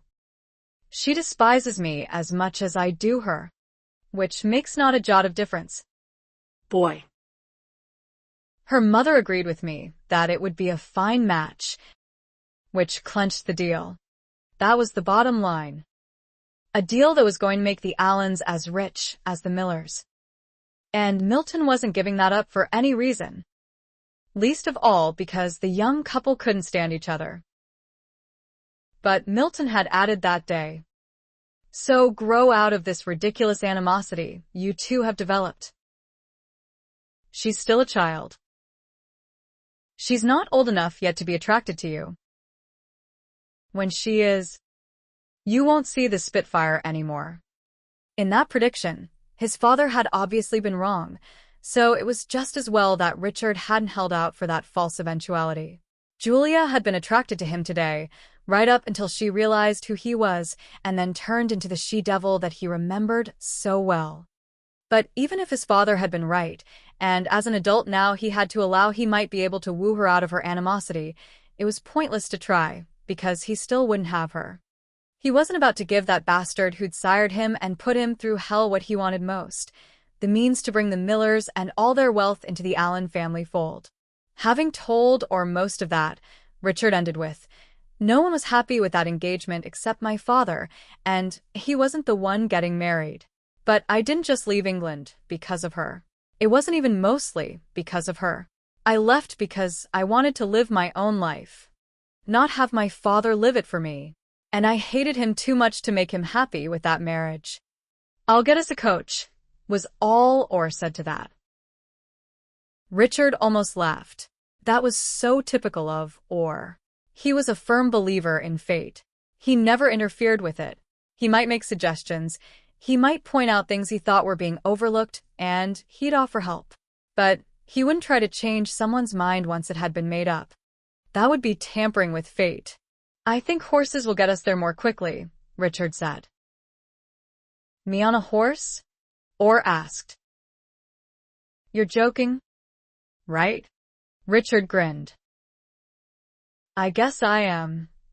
Chapter 15. Julia had gone directly home and locked herself in her room. She'd thought about finding Carol. She really needed someone to talk to. But she was in such a state that she feared she might unintentionally lash out at anyone. She didn't really want her friend or anyone else, including the servants, to see her like this. She was beyond upset, agitated, enraged, and feeling some potent fear. She couldn't even sit down, she was trembling with so much emotion. Her worst nightmare was back. Now, when she was so close to unlocking that chain his horrid father had wrapped around her neck when she was just a baby. But she hadn't dreamed it. She'd seen him with her own eyes, heard his nasty remarks, felt the rage overcome her the way it always did in his presence. 11 years had passed since she'd last seen him, and except for his appearance, he hadn't changed. Not even a little.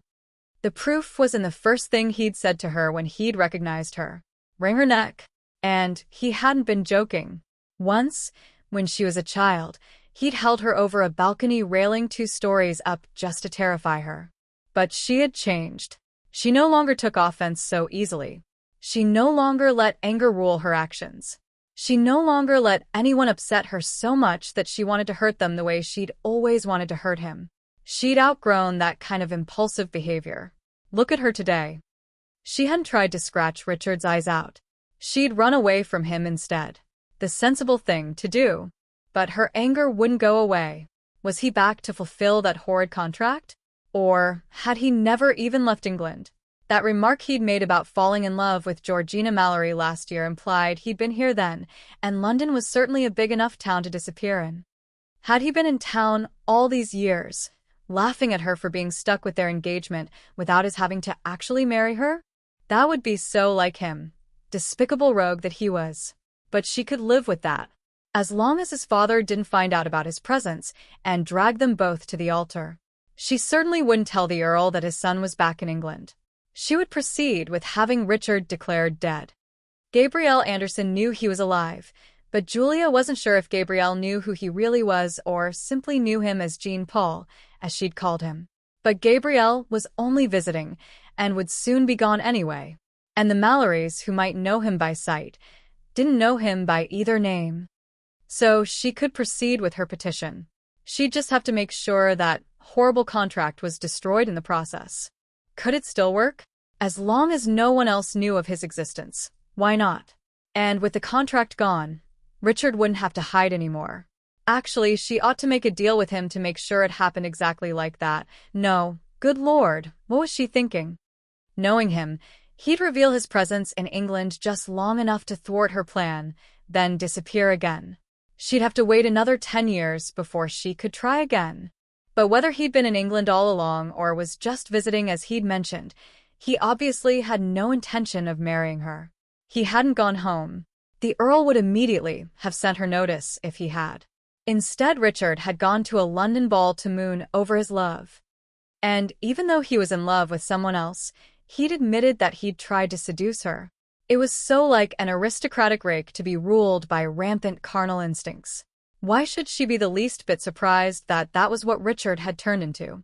How could she have been attracted to him? She was disgusted with herself for thinking him charming even for a moment. What a pathetic, desperate old maid that made her. His charm was probably just as fake as he was, with his pretense of being a Frenchman. How could she have even found him handsome today when his appeal was so superficial? Nothing about him on the inside was handsome. He was mean, spiteful. He was the worst sort of snob, the kind who couldn't keep his mouth shut about his supposed superiority. He'd always looked down on her, thought she wasn't good enough for him, and let her know it. Good grief, the memories were flying at her. She'd thought she'd put all that behind her, never thought about those days. But then Richard Allen hadn't been around to remind her. Chapter 16. You must be so excited, Helene Miller said to her daughter. He's such a fine, handsome lad. And a lord. You'll be a lady just like your Aunt Addie was. Julia's mother was certainly excited about it. She so rarely made up her mind about anything, but apparently, this engagement was the one exception because she'd been in favor of it from the beginning. Julia was excited about it, too, mostly because her mother's excitement was contagious. As long as all she and her mother did was talk about it, Julia was content. The Earl's son did sound like a wonderful boy, but marriage was so far off. Honestly, she'd rather have a new doll than a husband. She'd never not known about this splendid boy she was promised to. His father actually sent progress reports to her father, and Gerald related them to her. Lord Richard was doing well in school. Lord Richard got a new dog. She wanted one, too. Lord Richard caught a huge fish in his lake. Why had no one ever taken her fishing? Her parents wanted her to feel as if she knew Lord Richard before she met him. It seemed to work. But meeting him was so far off that she never really thought about it. Then the day arrived soon after her 5th birthday, and her reaction wasn't the least bit expected. On that long ride to Willow Woods, the Earl of Manford's estate near Manchester. She got so nervous that she broke out in a rash that splotched her cheeks bright red. Her mother cried when she noticed. Gerald had chuckled at them both for being silly. Julia couldn't even say why she was so nervous. Because she wanted Richard to like her and was afraid he wouldn't? Because he'd never truly seemed real to her until then? Julia almost had to be dragged into that big mansion in the country. Then she was awed by the size of Willow Woods as they were led through some of the rooms on the way to the Earl, and she caught glimpses of other rooms. Her home was big, but not like this. Here, every single room was large, and the entire house was spread out wide, as well as tall. Everything blended in so well, antique paintings that had to be centuries old, huge crystal chandeliers, muted wall coverings that you barely noticed. Nothing was gaudy and glittering like the fancy French decor her mother preferred. She'd met the Earl before, but she had only the vaguest memory of his visiting once just prior to her 4th birthday to see how she was turning out, since he hadn't seen her since she was a baby. He hadn't brought his son with him on that visit. The boy wasn't there at Willow Woods when they arrived either.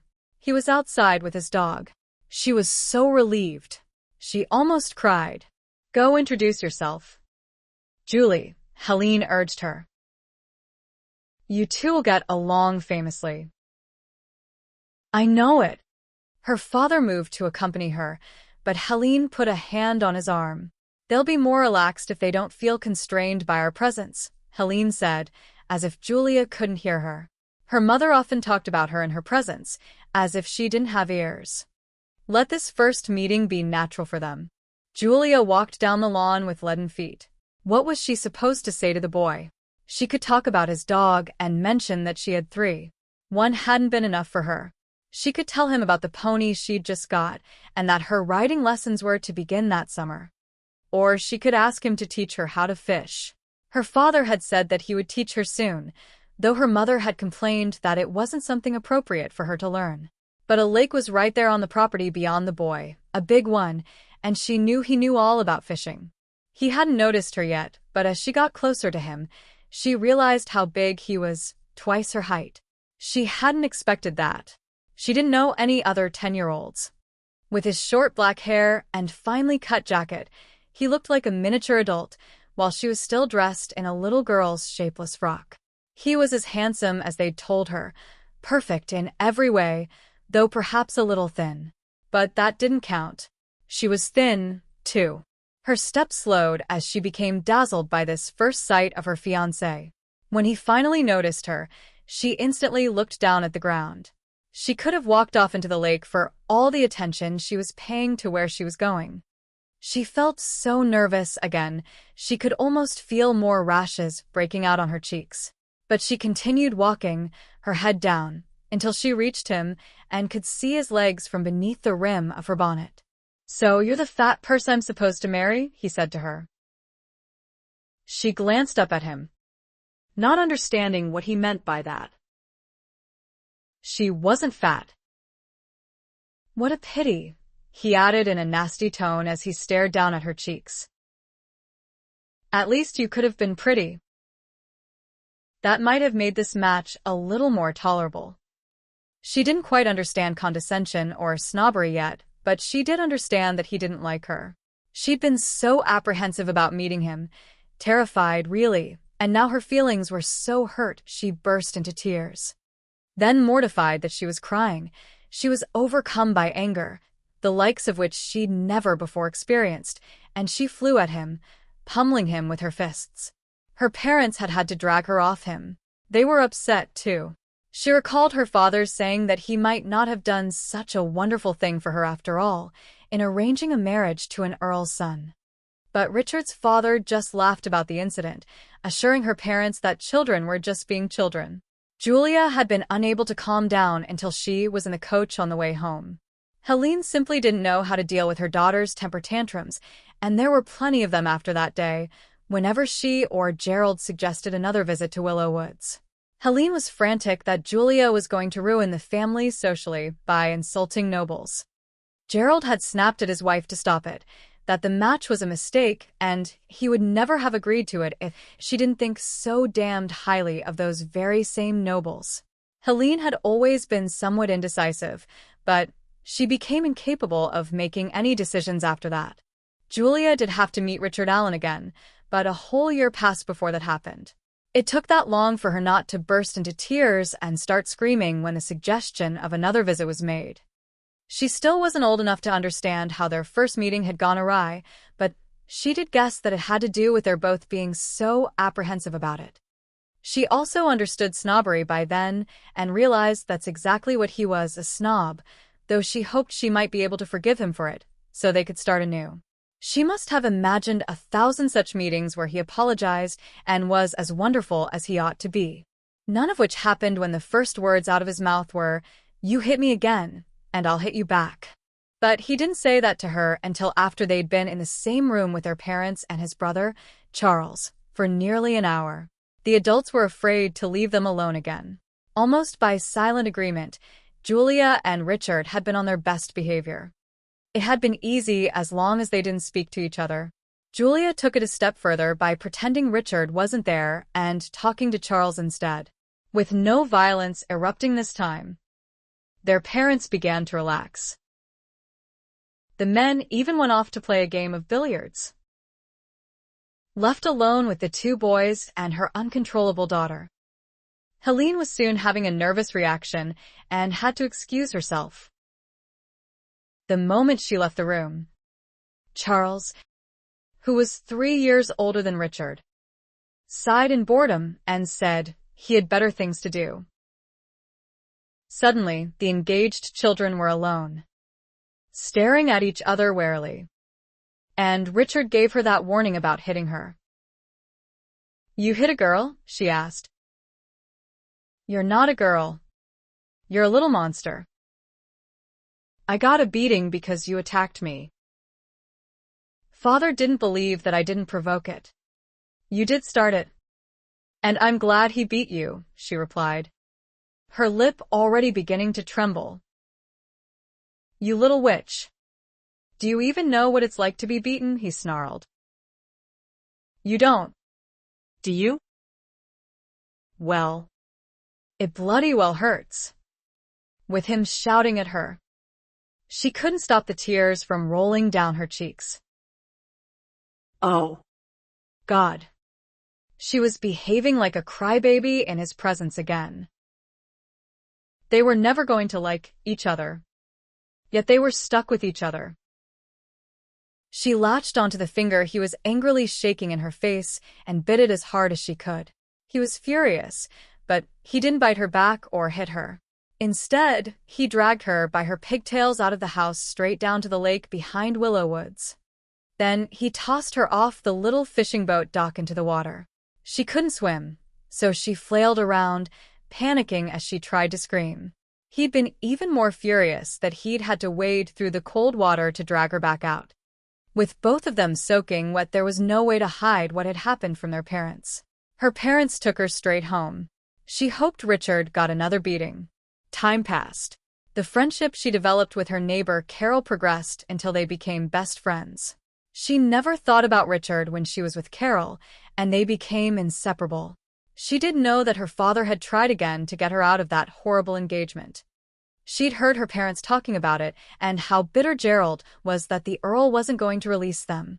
Her mother was still in favor of the match, though, and would always remind her father that the children were bound to grow out of their animosity.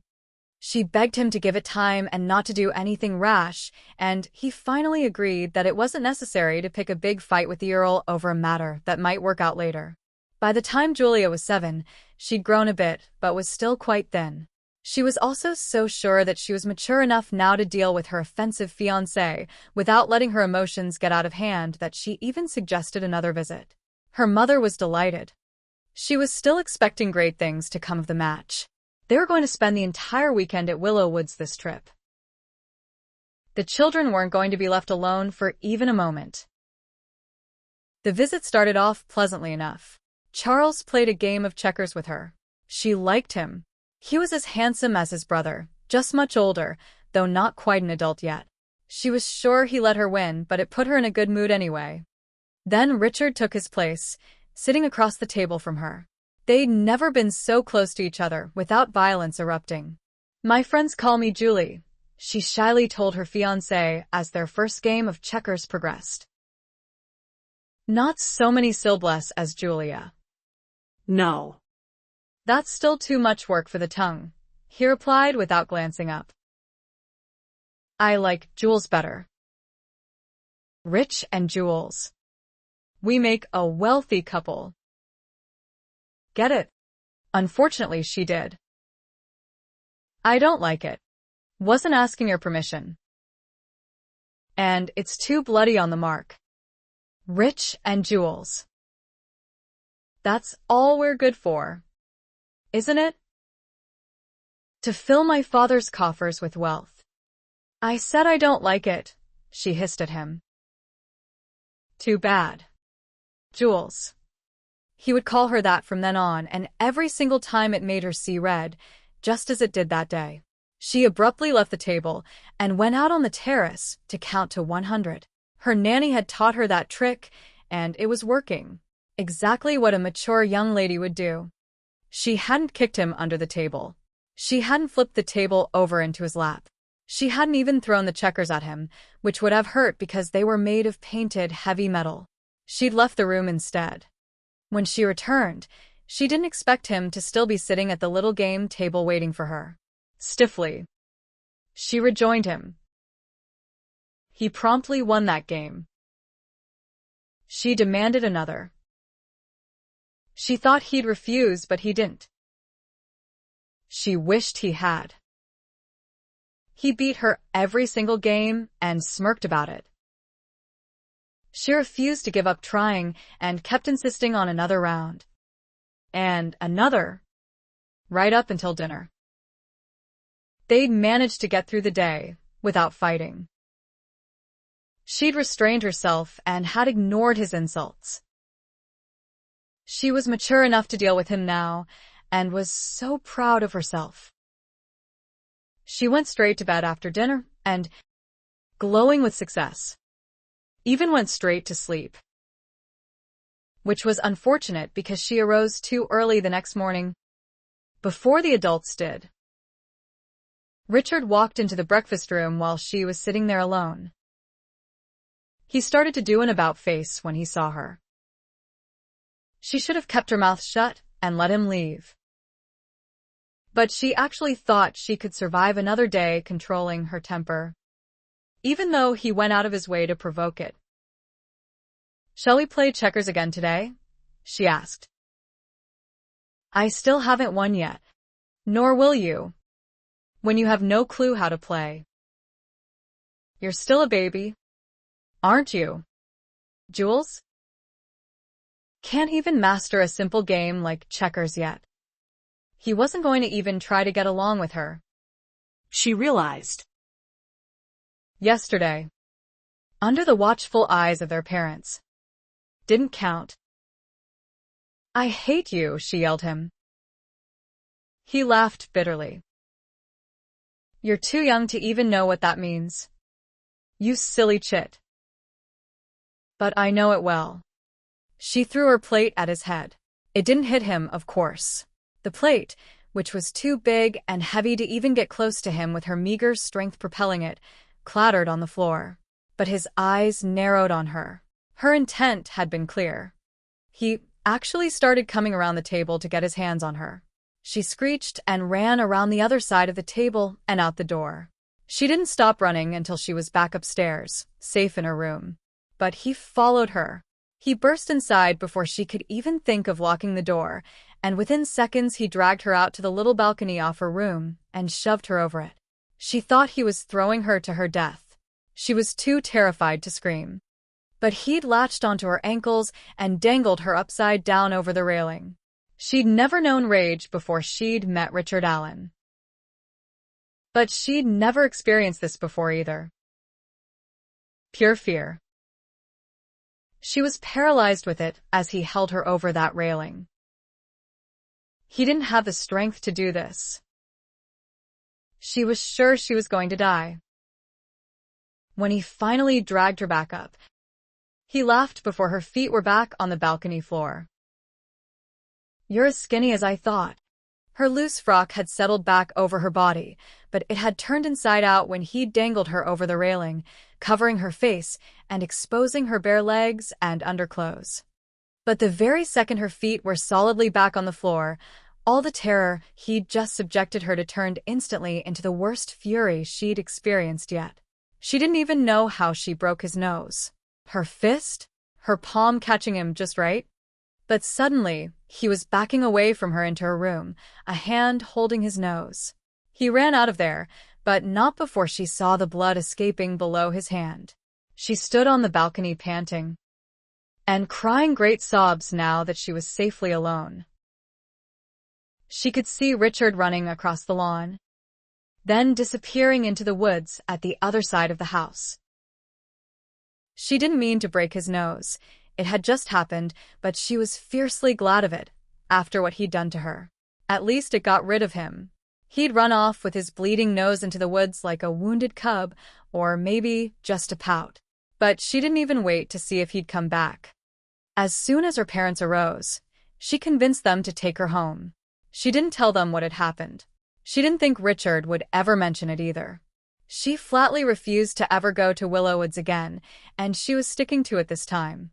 6 months later, Richard came to London to visit her instead. It was too soon. The horror of that last visit hadn't faded yet. There would be no more talking to him or trying to become friends again. She utterly despised him now. He kept coming to London, though. His father forced him to. He even brought his dog with him and used the animal as an excuse to spend most of his time in the park instead of visiting her. Which was a good thing, because with each of his visits, the animosity between them grew worse. She would attack him any time they found themselves alone, immediately, viciously. She had a fear of heights now, thanks to him. But he always held the advantage because of his superior strength, so attacking him normally rarely got her anywhere. He'd just laugh at her and hold her off, which only infuriated her more. So whenever she did get close enough, she'd been rather quick and vicious. Yes, vicious, and she wasn't even ashamed about it. He deserved it. She bit his leg until she tasted blood, and was glad of that, too. He locked her in her own attic for an entire day for that. No one had heard her screaming to be let out. He'd waited until the maids who might have heard her were done cleaning upstairs. When he finally let her out, he had the gall to tell her he'd gone to the park, got distracted by his dog, and simply forgot about her. She couldn't even recall what he'd done to provoke her on what turned out to be his last visit, but instead of holding her off at arm's length, he'd been angry enough to toss her over his shoulder and march off with her. She didn't know where he was taking her, but still remembering being locked in the attic all day, she reared up and bit his ear.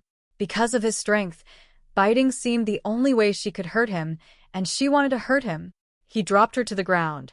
"You make me bleed again, and I swear I'm going to kill you," he shouted at her. Her ankle twisted in the fall. She didn't even feel the pain. She was so furious. "Not if I kill you first. I will if I ever see you again. See if I don't." She'd been 10 that day, he'd been 15. 2 years later, her mother told her that he'd left England. How she'd rejoiced. Until she found out that the Earl still wouldn't tear up the marriage contract.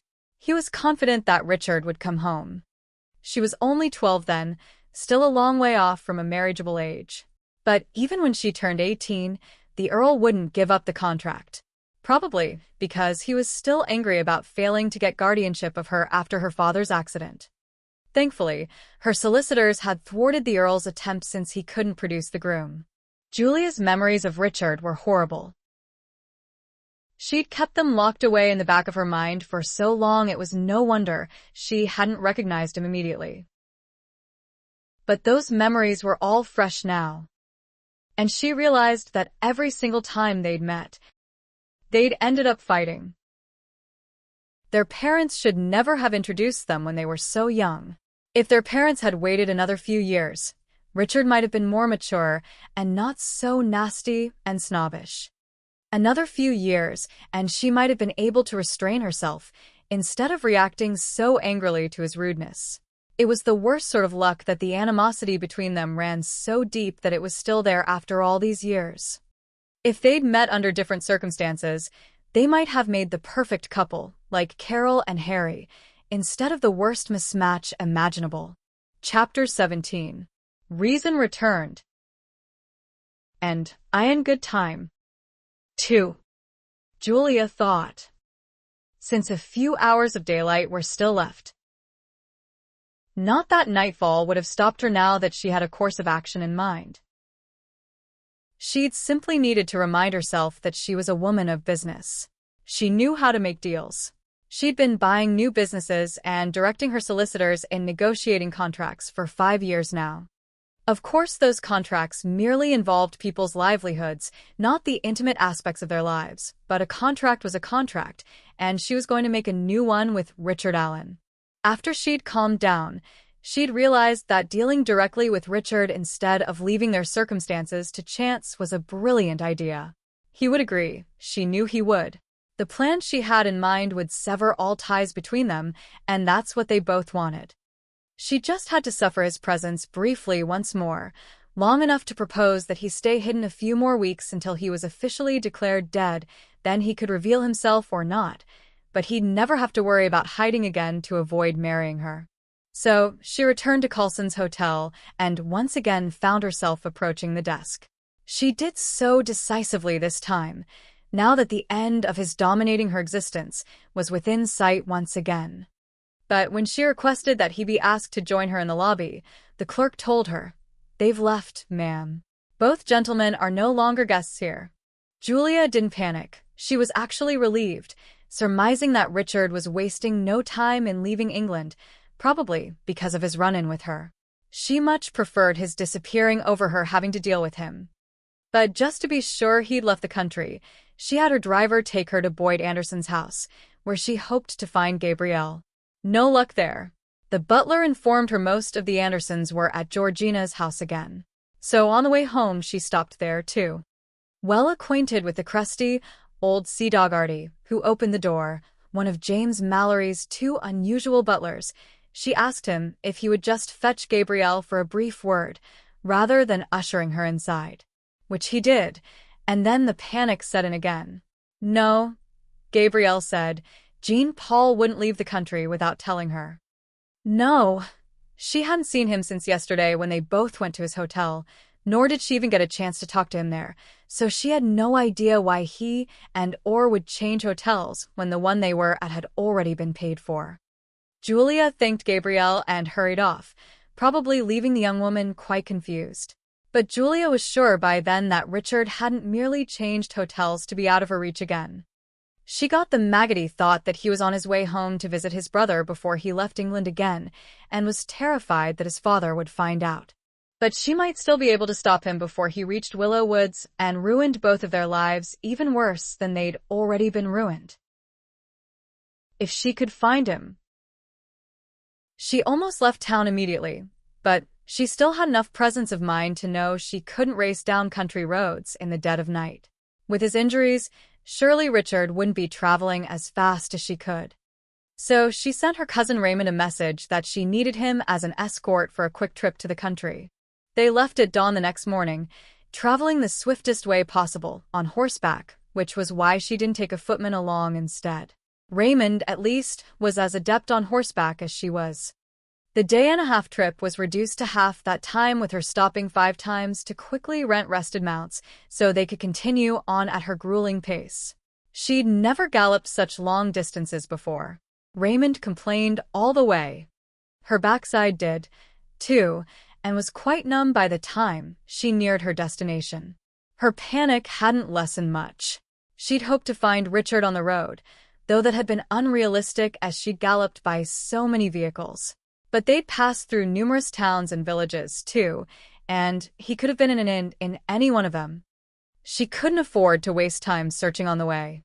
But with their swift pace, she was at least reasonably certain that she was ahead of him now, and only had to stop by Willow Woods briefly when they arrived late that afternoon to be sure.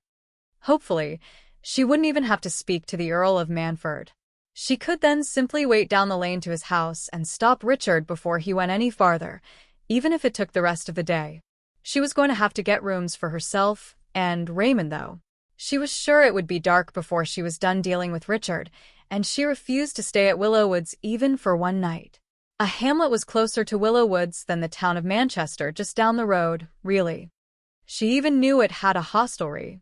Her family had passed through there on each of their visits to that area of the country, and her mother had once mentioned stopping there just to freshen up before they arrived at Willowwoods, which her father had laughed about. But that wasn't a bad idea in her present situation, since she was covered in dust from that mad dash across country. It was almost comical, the dust cloud she created as she tried to get rid of some of it before she entered the hostelry. Raymond had told her not to hurry and went directly into the tavern next door. She didn't get more than a step inside the door before she froze. Her eyes latched onto the tall Oriental man coming down the stairs into the main room. Richard's companion. What had Gabrielle called him? An or whatever, something odd like that. His presence meant she was either too late or just in time. She was almost afraid to find out which. He had stopped, too, upon seeing her, and stood there like an unmovable barricade to those stairs. She had to wonder what Richard had told him about her. He certainly didn't seem very approachable at the moment with his arms crossed over his chest. She marched over to him anyway and stated the obvious. This is too close to Willowwoods for Richard not to have gone straight home. He's not going there. Then he's here? He wasn't going to tell her. He just stared at her without expression. How annoying. She didn't miss that he hadn't asked who Richard was, so he knew Richard's real name. Did Gabrielle know it, too, but just hadn't mentioned it to Julia when she'd referred to him as Jean-Paul? How embarrassing if they both knew why Richard had gone into hiding. Impatiently, she told the man. Never mind. I'll just knock on every door. There can't be more than a few. First one at the top of the stairs. But if you have a weapon on you, you're not getting past me without handing it over. She flushed bright red. So the man did know about her. She was sure Richard had put all the blame on her. She did have a weapon, but she certainly hadn't intended to use it on Richard to get her point across. She might dress like the veriest lady and was often mistaken for one because of it, but she only traveled with chaperones if she was going to an upper-crust party, since the ton expected it, or on long trips like this one. Otherwise, she often moved about London by herself or with her secretary when she was merely attending to business. But in either case, she got into the habit of keeping a pistol close to hand in case it might be needed. She kept it in the small valise she was toting, which also contained a change of clothes. Too impatient to rummage through the valise for the weapon, she shoved the bag at him, then slipped past him to go upstairs. She was relieved that he didn't follow her. Only 2 rooms were up here, both on the same side of the short corridor. On the other side, 3 windows were open, letting in a warm breeze. She knocked briskly on that first door. It opened within seconds. But she only caught the briefest glimpse of surprise on the face of the man standing there before the door was slammed shut again with Richard's snarl, "No way in hell." Julia gritted her teeth and pounded on the door more loudly. All fear gone that she wouldn't find him in time. She was her usual indomitable self. The racket she made resulted in the doors opening again and her being yanked inside the room. "We're not causing a scene here," he said angrily. "If you draw notice to me, I'll—" "Shut up, Richard." She turned to face him. "I'm just here to stop you from making a mistake we'll both regret." His cheek was still scratched, and bruising was still on both sides of his nose. But he was behaving as if nothing was wrong with his ribs. "Mistake? You thought I was going home." He laughed harshly. "Not a chance. But I bet that's where you're going. Get out." He was still holding the door open. She shook her head at him. "I'm not leaving until we discuss our options and come to an understanding." That's the adult thing to do. We can even put it in writing. Another contract? He said incredulously. Are you out of your mind? One we can both agree on. You and I will never agree on anything. Jules. So, do us both a favor and get out. No. You see? We can't even agree on something so simple as you're not being welcome here. Relax. My teeth are sheathed. She was trying to put him at ease, but apparently her comment only reminded him of their violent encounters in the past. His face turned livid with anger, and he reached for her. She squeaked out a protest, but didn't get out of the way in time. But after he grabbed her, he only threw her out of the room. Before she could even turn around and express her indignation over the way he'd just treated her, the door was slammed shut again. Chapter 18. Julia's instinct was to pound on Richard's door again, but she'd heard the key turn in the lock. He wouldn't open it again. And he was right. She didn't want to draw attention to him by making a racket up here. He was too close to home. He'd probably even snuck in here the back way after his friend got them the room. Besides, she needed to calm down. His attitude infuriated her just as it always did. They'd never been able to have a civil conversation. Except recently, when they hadn't recognized each other. But it was too late to go back to that point. Or was it? She ought to make an effort to show him that she wasn't the child who had so little restraint she tried to bite off ears. She was a grown woman in control of her emotions and, hopefully, her destiny. So she marched back downstairs and snatched her valise back from Richard's friend without a word. He was still there with the bag at his feet, as if he'd guessed she wouldn't be long in returning. She checked to see if the other room upstairs was available. It was. A few minutes later, she was behind a closed door of her own, staring with narrowed eyes at the wall that separated her from Richard. If he had been reasonable, they could have come to a quick agreement, and she would be on her way back home. She might still be able to start the journey back to London today if she could be on her way within the hour. She just needed to quickly tidy up, then try again to speak to Richard. As she took off her Johnny riding hat, she saw it was so caked with dust that even the pink feathers drooped with it. Then she realized her face must look just as clownish. Thankfully, there wasn't a mirror in the room to confirm it, but she had no doubt and was surprised Richard hadn't made some nasty remark about it. But then his own appearance hadn't been without its shortcomings and certainly hadn't been appropriate for the son of an earl. He'd been wearing a billowing white shirt that wasn't tucked in, but was girded low on his hips with a wide, gaudy belt. Loose black pants had been cut off at the knee, which had looked a bit outlandish with knee-high boots that gleamed. His excessively long hair was queued and quite visible, all of which made her wonder if he was wearing a disguise. But she didn't give it another thought once a pitcher of fresh water arrived with several towels. The maid, or the owner's wife, directed her to a tub in a closet next to the pantry downstairs if she wanted a bath. She politely declined and made good use of the water, then donned her extra riding habit, though she left the matching lavender jacket off. She wouldn't need it until she was ready to depart the hostelry. She knocked softly on Richard's door this time. It fooled him into opening it, and she rushed inside past him before he could stop her. Successful. She had to tamp down the urge to smirk as she turned around to see him closing the door with an angry look. "Hear me out before you turn brutish again," she said quickly. "If you're not here to go home, what are you doing here so close to Willowwoods?" "I'm here to see my brother." "Just that," at his nod. She said with some disparagement. "Then you're a fool to take this risk. Showing your face so close to home. You should have sent someone to bring Charles to you in London instead." He seemed to grow angrier at her calling him a fool, probably because he knew she was right.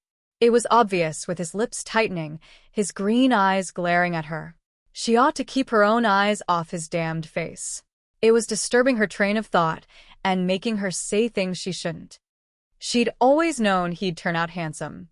That had been apparent when he was a boy. She just hadn't expected him to be this handsome, even with a messed-up face. That it was having even a small effect on her, as much as she hated him, was insane. No doubt those kisses she'd shared with him had made a greater impression on her than she'd realized. Now, seeing him again, she was reminded of how exciting they'd been. But she'd kissed Jean-Paul. Someone else entirely. Or so she'd thought. Not her detestable fiancé. She had to keep that in mind. She focused on his clothes instead. All clean, but hardly the garb of a gentleman. Which had her point out. You call that a disguise? I call this comfortable. And it's no bloody business of yours what I wear.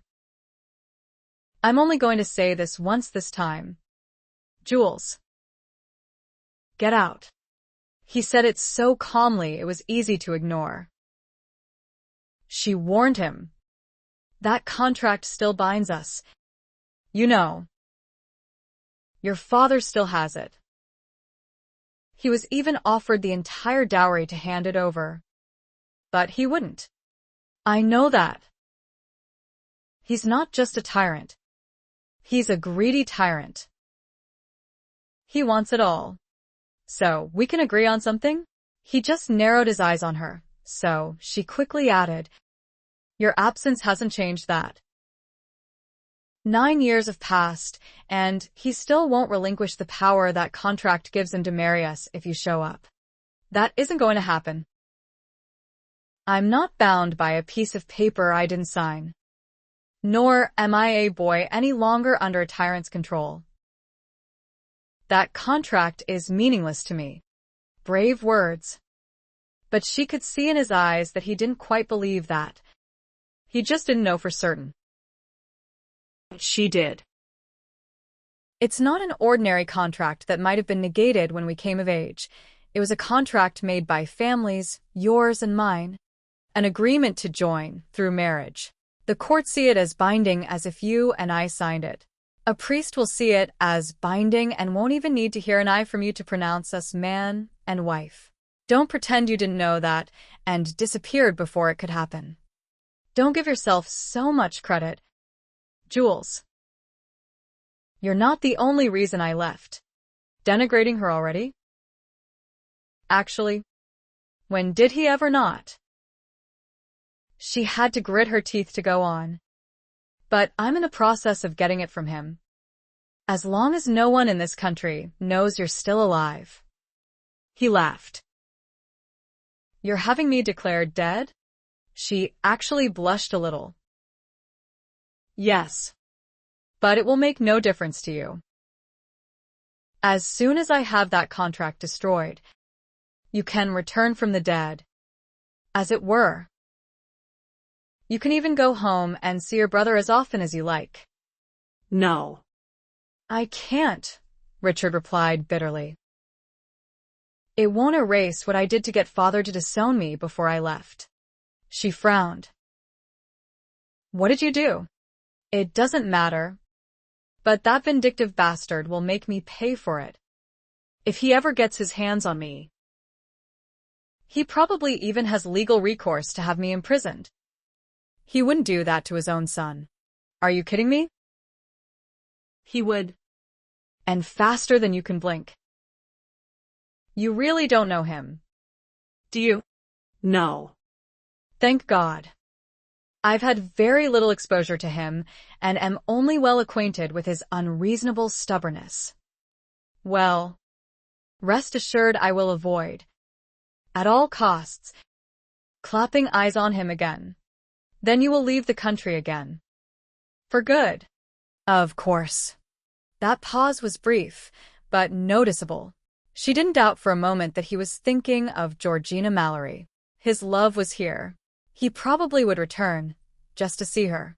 Not that Julia could trust his word anyway. She wished she could, she really did. But he was Richard Allen, and he'd never done anything she'd hoped he'd do. He couldn't even stay gone long enough to be dead. On paper, that is. At least put that in writing. Damn it. So I can have some peace of mind. That was as close as she'd come to begging him. But he merely replied, "You think I care about your peace of mind? Pay attention. If I won't honor my father's contract, why would I honor one with you? I like you even less than I like him. And I bloody well despise him." That could have hurt, but it didn't, since it mirrored her own sentiments for him.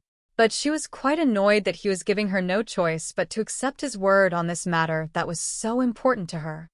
So she stalled for a moment to try to think of some other way to get more assurance from him. Letting her gaze roam over his tall frame, she mentioned what was so obvious. "You healed rather fast." "I'd merely been pampering myself at the doctor's suggestion." "It certainly wasn't necessary." He slapped his chest without a wince. "I see. And I should have remembered. You're quite used to beatings, aren't you?" What was wrong with her? She'd been unable to stop herself from goading him. Just because he was frustrating her? They still couldn't get along.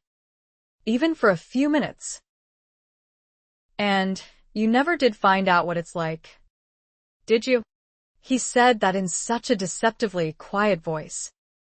But his expression warned he was about to give her a demonstration. "You lay one hand on me, and I'll have you tossed in jail," she promised. Dead women tell no tales. She blanched, reminded of his superior strength, which he'd always lorded over her. As a full-grown man now with those brawny arms, he could probably snap her neck without even half trying. And if he'd snuck into this hostelry without anyone's noticing, who would know? Chapter 19. The fear hit Julia with a vengeance. He'd come close to killing her before when he'd dangled her over a balcony, and one slip of his hold would have had her falling to her death. It was a terrifying experience she'd never forget. He'd promised to kill her if he ever saw her again. It was a wonder he'd restrained that urge this long. Her death would put an end to his problems. Not for a minute did she believe that his father was keeping him from going home for any other reason. The Earl would probably welcome him back with open arms if she wasn't an issue between them anymore. She was already edging around him toward the door, ready to bolt for it if he moved an inch. Then she saw his smirk. He'd frightened her deliberately. The fury that consumed her was more powerful than anything she'd felt as a child. Unable to control herself, she charged at him, stupidly putting herself within his reach. She ended up on the bed, face down, with his heavy weight holding her there. "Let me up." No. "I don't think so," Richard said matter-of-factly. "I rather like you in this position. It definitely brings to my attention that there are other ways to scare you away, and it keeps your teeth off of me." She struggled underneath him so earnestly. She soon wore herself out. He only laughed at her efforts because she couldn't budge him. Couldn't even reach back to claw him because he was holding her wrist to the bed as well. Then he leaned close to her ear and whispered provocatively, "What do you think, Jules? Want to take this fight to a new level?" "You're contemptible." But her statement lacked heat, possibly because his suggestion had ignited powerful emotions in her, which she understood well enough. One, she wanted children, and that's how they were created. And she was still afraid that her petition wouldn't go through now, even if he did leave England again, because someone would step forward to say he'd seen him on this visit, hence he wasn't dead. His brother could do this if Richard followed through on trying to see Charles while he was here. And she couldn't deny that her curiosity was demanding that she find out what came after kissing in courtship. Hearing about it from her married friends for the last several years had only sparked her curiosity all the more. Could she put aside her aversion to him long enough to find out? She was out of her mind. He couldn't have reinforced that conviction more when he added, "If I don't have to look at you, I can pretend it's not you I'm making love to." She bucked again, and this time caught him off guard. He slid halfway off her and released one of her arms. She pushed to her side so she could slam her elbow backward into his chest. That dislodged him even more and got her halfway off the bed. But it wasn't far enough for her to have gained purchase to free her other hand. He used the hold he still had on her to draw her back. She fell on top of him, backward, glaring furiously up at the ceiling. Immediately, he wrapped his arms tightly around her, crossing her own arm over her belly, since he still had that wrist in his grip. But her other arm wasn't much use to her trapped under his, and with her covering most of his body with her own. "This works, too," he laughed.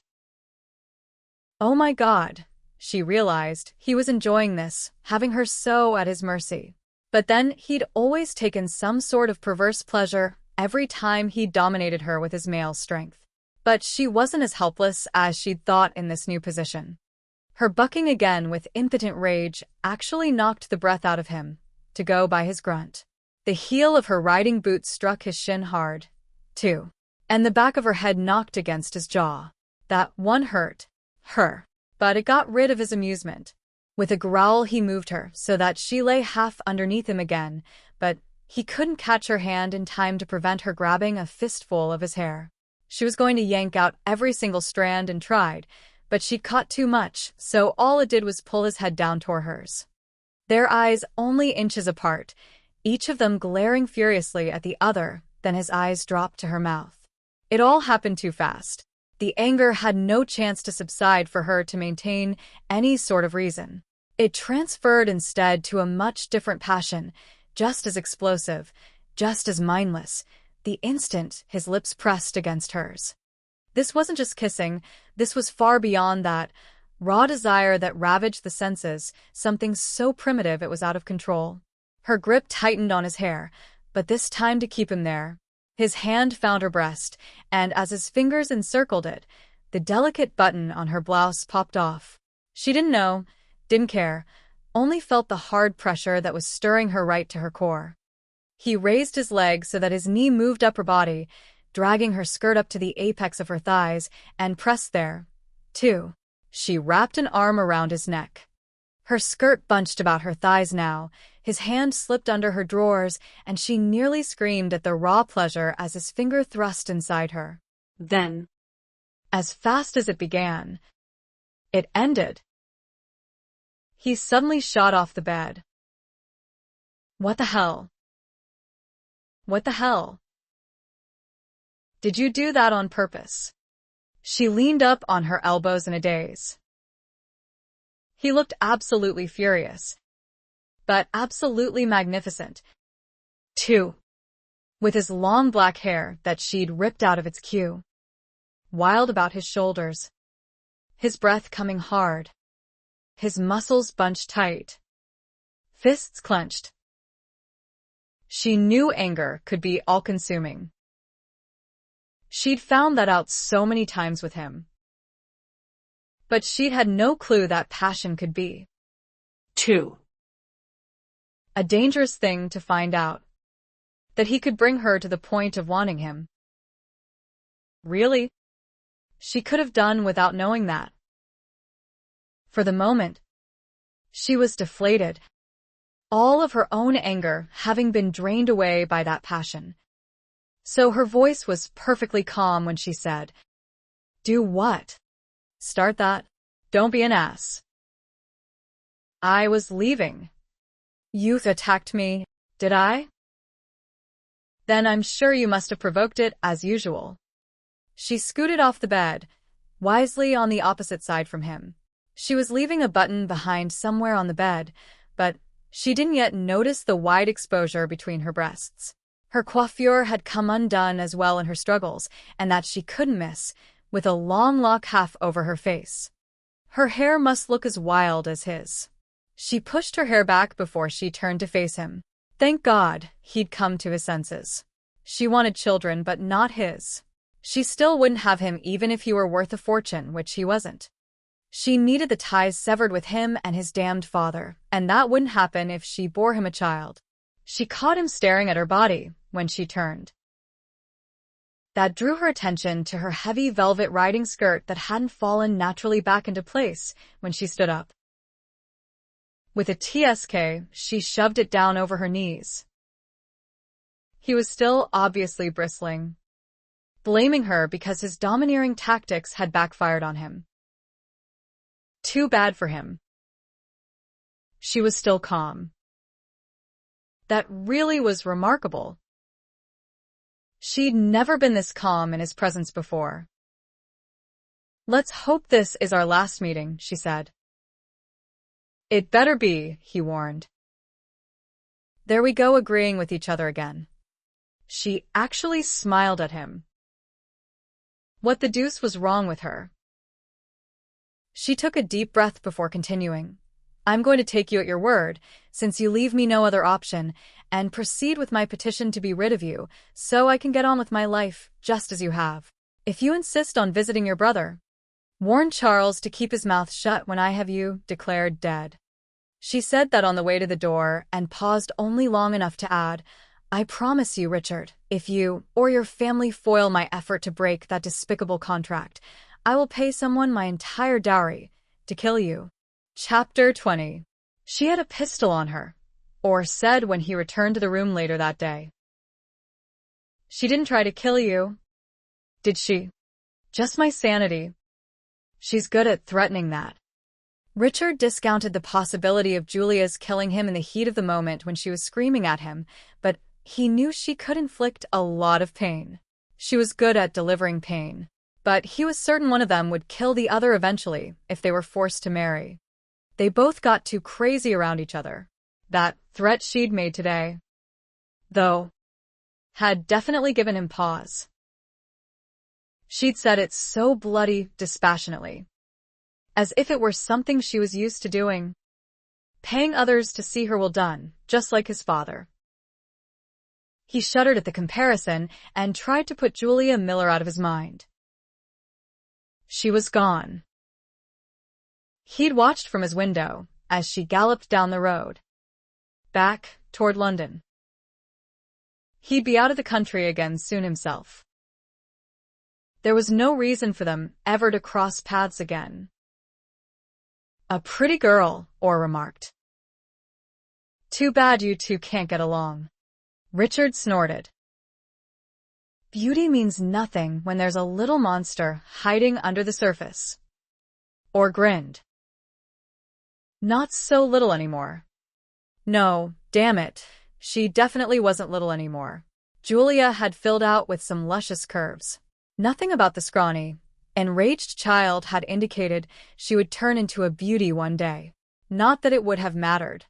They could have become the best of friends, and he still wouldn't have married her, because it was what his father wanted, and he refused to give that bastard any satisfaction at all. But for a few moments today, too many moments, he'd utterly ignored that conviction, which he'd lived with for most of his life. He'd wanted her. How the hell did that happen? She'd come at him with her claws bared, and with little effort he'd propelled her past him, where she'd fallen onto his bed. He wished to hell it hadn't occurred to him that it would be easy to keep her nails and her teeth off him by holding her there. So his body had responded normally.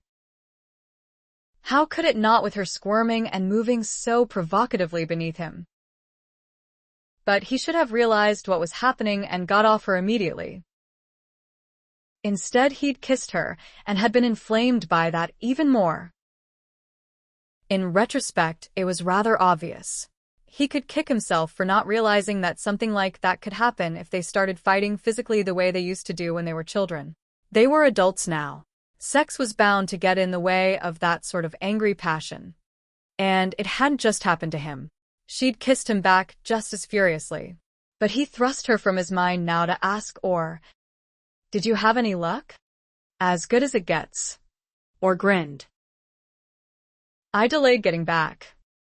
So he should be arriving any He didn't finish, just chuckled at the sound of someone knocking at the door and waved a hand toward it. With a laugh of delight, Richard leapt for the door and yanked it open. He was engulfed in a bear hug that he returned wholeheartedly. So many years had passed since he'd seen his family, at least the only member of his family he loved, that such a wealth of emotion filled him, it almost brought tears to his eyes. "I really didn't believe your friend," Charles said with a laugh. "Secret meeting? You actually here?" I even got angry that he was getting my hopes up with lies. He did, too, or put in.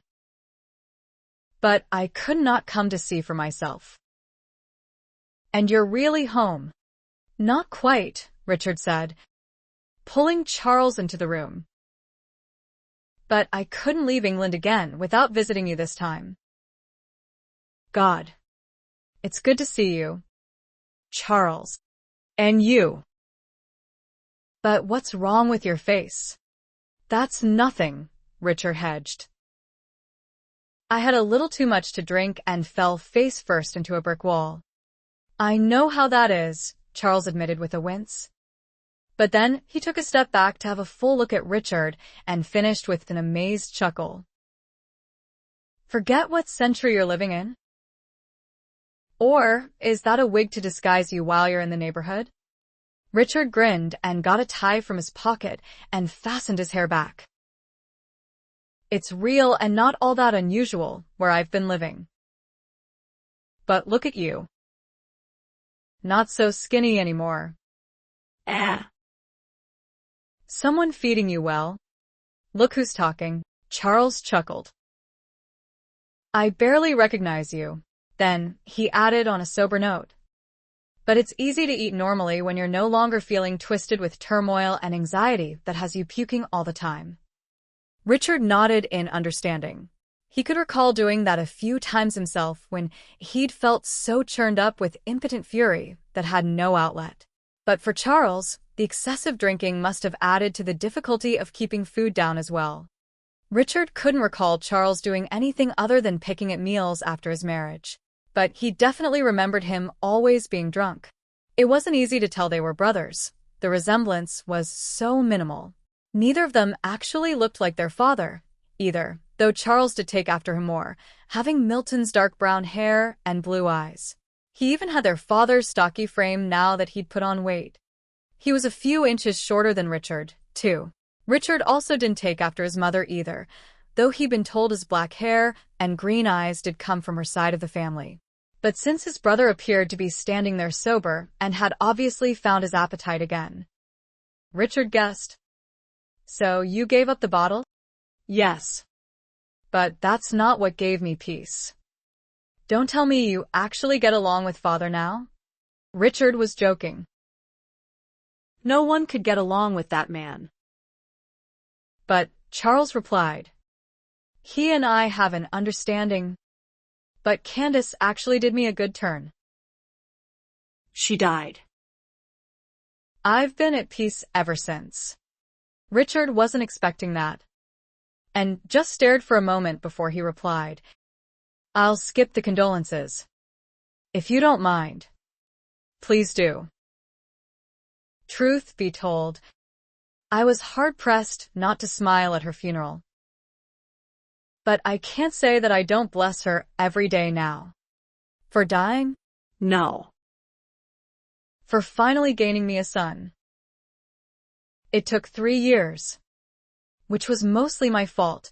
I could barely stand to touch her. Her complaining didn't stop once we repaired to the bedroom. You know. But we found out she was pregnant right after you left. "I have a nephew," Richard said with a beaming smile. "Yes, Matthew just turned 8, and he's utterly changed my life. You can't imagine how fiercely protective I am of him, or how much I love him. I found out just how much when my father-in-law showed up after his daughter's funeral demanding that I turn Matthew over to him so he could raise him himself." "Are you kidding?" "No. Matthew is actually his only male heir, so the Duke was quite serious and determined, even brought his solicitor along to make it legal. Some of the threats he issued, including ruination, were rather nasty. And father took his side. Of course. He's afraid that offending that old man for any reason will cost us his benevolence. Which is what my marriage to Candace was all about. Father is also in debt to him apparently, so he was furious when I balked and ordered me to comply. Damn. Charles, they took your son from you. Charles chuckled. I can't blame you for drawing that conclusion. I never did tell father no before. Did I? Like you constantly did. When every one of those refusals earned Richard a beating. Charles just hadn't found a good enough reason to suffer that pain. But Richard replied, you weren't as stubborn as I was. Nor as rebellious. True, at least not until that day. Charles grinned. I warned father to stay out of it. The boy is mine. He gives me the courage I always lacked. As for the Duke, he raised his daughter to have the worst disposition I've ever encountered in my life, and I told him so. He was not going to raise my son to be like her. What happened? I told him I'd take the boy and leave the country, so he would never see him again. By the by, you gave me that idea. He believed you? Why wouldn't he? I meant it. Richard laughed. Good for you.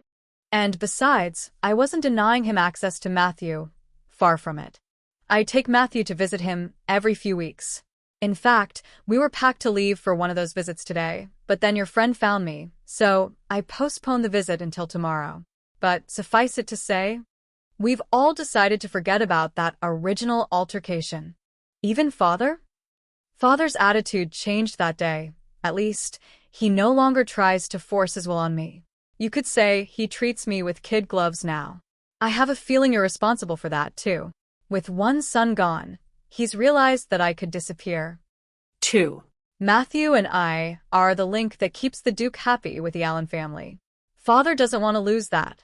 So, as I said, we have an understanding, unspoken, but there nonetheless, to simply leave each other alone. I'm incredulous. I'm not, or put in. Everyone changes. And 9 years is long enough for someone to change. Both brothers stared at but then Charles chuckled. I wouldn't go so far as to say that. My father is still the tyrant he always has been. He just manages to control his overbearing nature when he's around my son. Not that I would allow it, but not once has he ever tried to enforce his strict rules on the boy.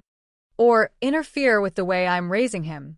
And unlike the way father treated you and I, Richard, I let Matthew make his own choices, and he makes them logically. He's such a bright, caring child.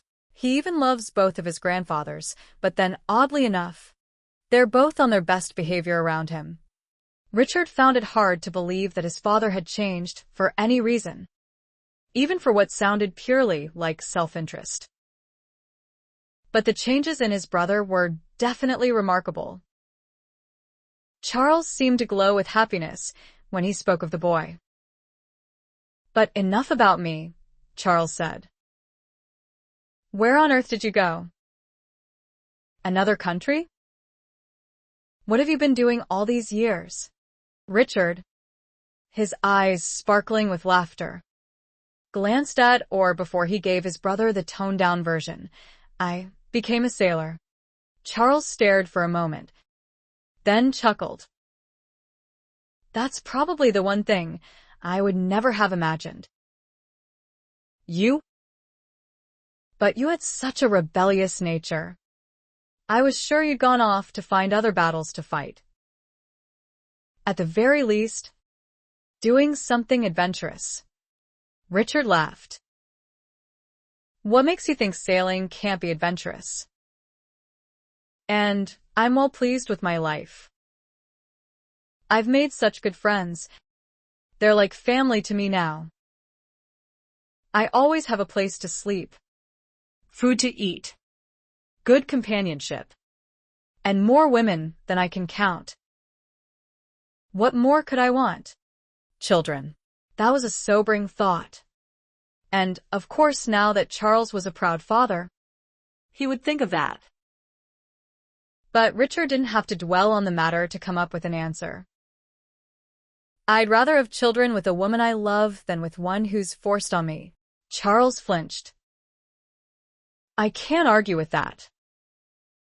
And you're young. No special lady. Though.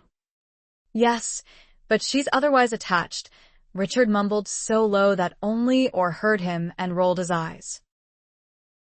Charles said, What? I'm glad to know you aren't still living in hell, Richard said, changing the subject. I was actually going to try to talk you into coming away with me, but it sounds like you're quite content here now. I am. But I'd be even more content if you told me you're home for good. That isn't going to happen. And not just because I despise our father. I just found out I can still be roped in by that damned marriage contract he saddled me with. I really thought Julia Miller would have married someone else by now. Father still won't release her from the contract, Charles said with a sigh. So I heard.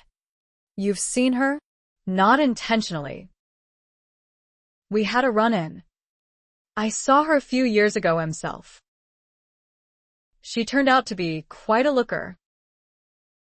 Are you sure? You remember how it was with us? Richard cut in. It still is. She and I can't be in the same room without becoming furious at each other. Besides, I refuse to make Father happy by giving him what he wants from that match. It's a shame you and she never got along. Richard shrugged. It just wasn't meant to be. But she's taking steps to free us both. So I should warn you. Don't try to stop her. From what? Having me declared dead. Charles stared at him, a frown forming on his face. You're not joking, are you? No. But that's Rich. That's morbid. Don't think I like that idea, Atal. You don't have to like it. Just ignore it. Once it's accomplished, Julia will be free to get on with her life. And I'll be free to visit you more often. That didn't remove his brother's frown. But he did nod grudgingly. Chapter 21. Richard dead? Charles couldn't get the ghastly thought out of his mind on the short ride back to Willow Woods. He'd been reluctant to cut short his visit with Richard. He'd really hated having to say goodbye. But he had to return home before dark or his father might send the servants out looking for him. Richard refused to stay in the area any longer, so they could visit again tomorrow. Charles detested the obstacles that were preventing his brother from really coming home, but the drastic measure that the Miller girl was utilizing to banish one of those obstacles was even more despicable. He was too superstitious to see it as anything other than a prediction, not the simple means to an end, as Richard and the girl did. At home. He stopped by the Earl's study so Milton would know he was home, and to inform him of his change in plans. Like the rest of the house, the study had grown shabby over the years because Milton lacked the funds to maintain their home or even keep a full staff of servants anymore. The old brown and gold wallpaper in the study was cracked in many places. The large oval rug that covered most of the floor was frayed at the edges. Only one extra chair was in the room. The other two had broken and were never replaced. It wasn't as if money didn't regularly come in. They had good tenants. But Milton had too many old debts to settle, and he used a good portion of his income to retire his debt to the Duke since he couldn't stand being indebted to him. He obviously expected Richard's marriage to settle everything else. It wasn't going to happen. Standing in the doorway, Charles said, "I'll be leaving in the morning for Matthew's visit with the Duke." Milton glanced up with an annoyed look from the letter he was writing at his desk. "You were to leave today. Why didn't you?" "I lost track of the time," was all Charles said. It wasn't a lie. As long as it wasn't a lie. Charles had no trouble saying it. He wasn't good at lying. Never had been. Charles started to turn away at the door. But with Julia Miller's plans still weighing on his mind, he wanted to try a less drastic means to help his brother's situation. Before he lost the courage to do so, he said, "I saw the Miller girl recently. Again. It was not a lie. 2 years could be considered recent. When are you going to release that poor girl from that marriage contract? She's past the age to marry now. Isn't she?" Milton set his quill down and gave Charles a hard look. "What does that matter? When Richard comes to his senses, they'll be married." Charles's expression turned sad. "Do you realize how many years have passed since he left?" "Of course I know." "To the bloody day," Milton said, getting angry. It was definitely a sore subject in this house. Since Richard had departed, Charles had never been able to mention Richard to their father without angering him. But for once he had to ignore how uncomfortable that anger could make him feel. "He's no longer a boy, father. If he hasn't returned by now, he's not going to. Give it up already, and let that poor girl get on with her life. That contract is useless as it stands." "It's not useless. That's the beauty of it. The Millers have already offered her dowry and more to get out of it.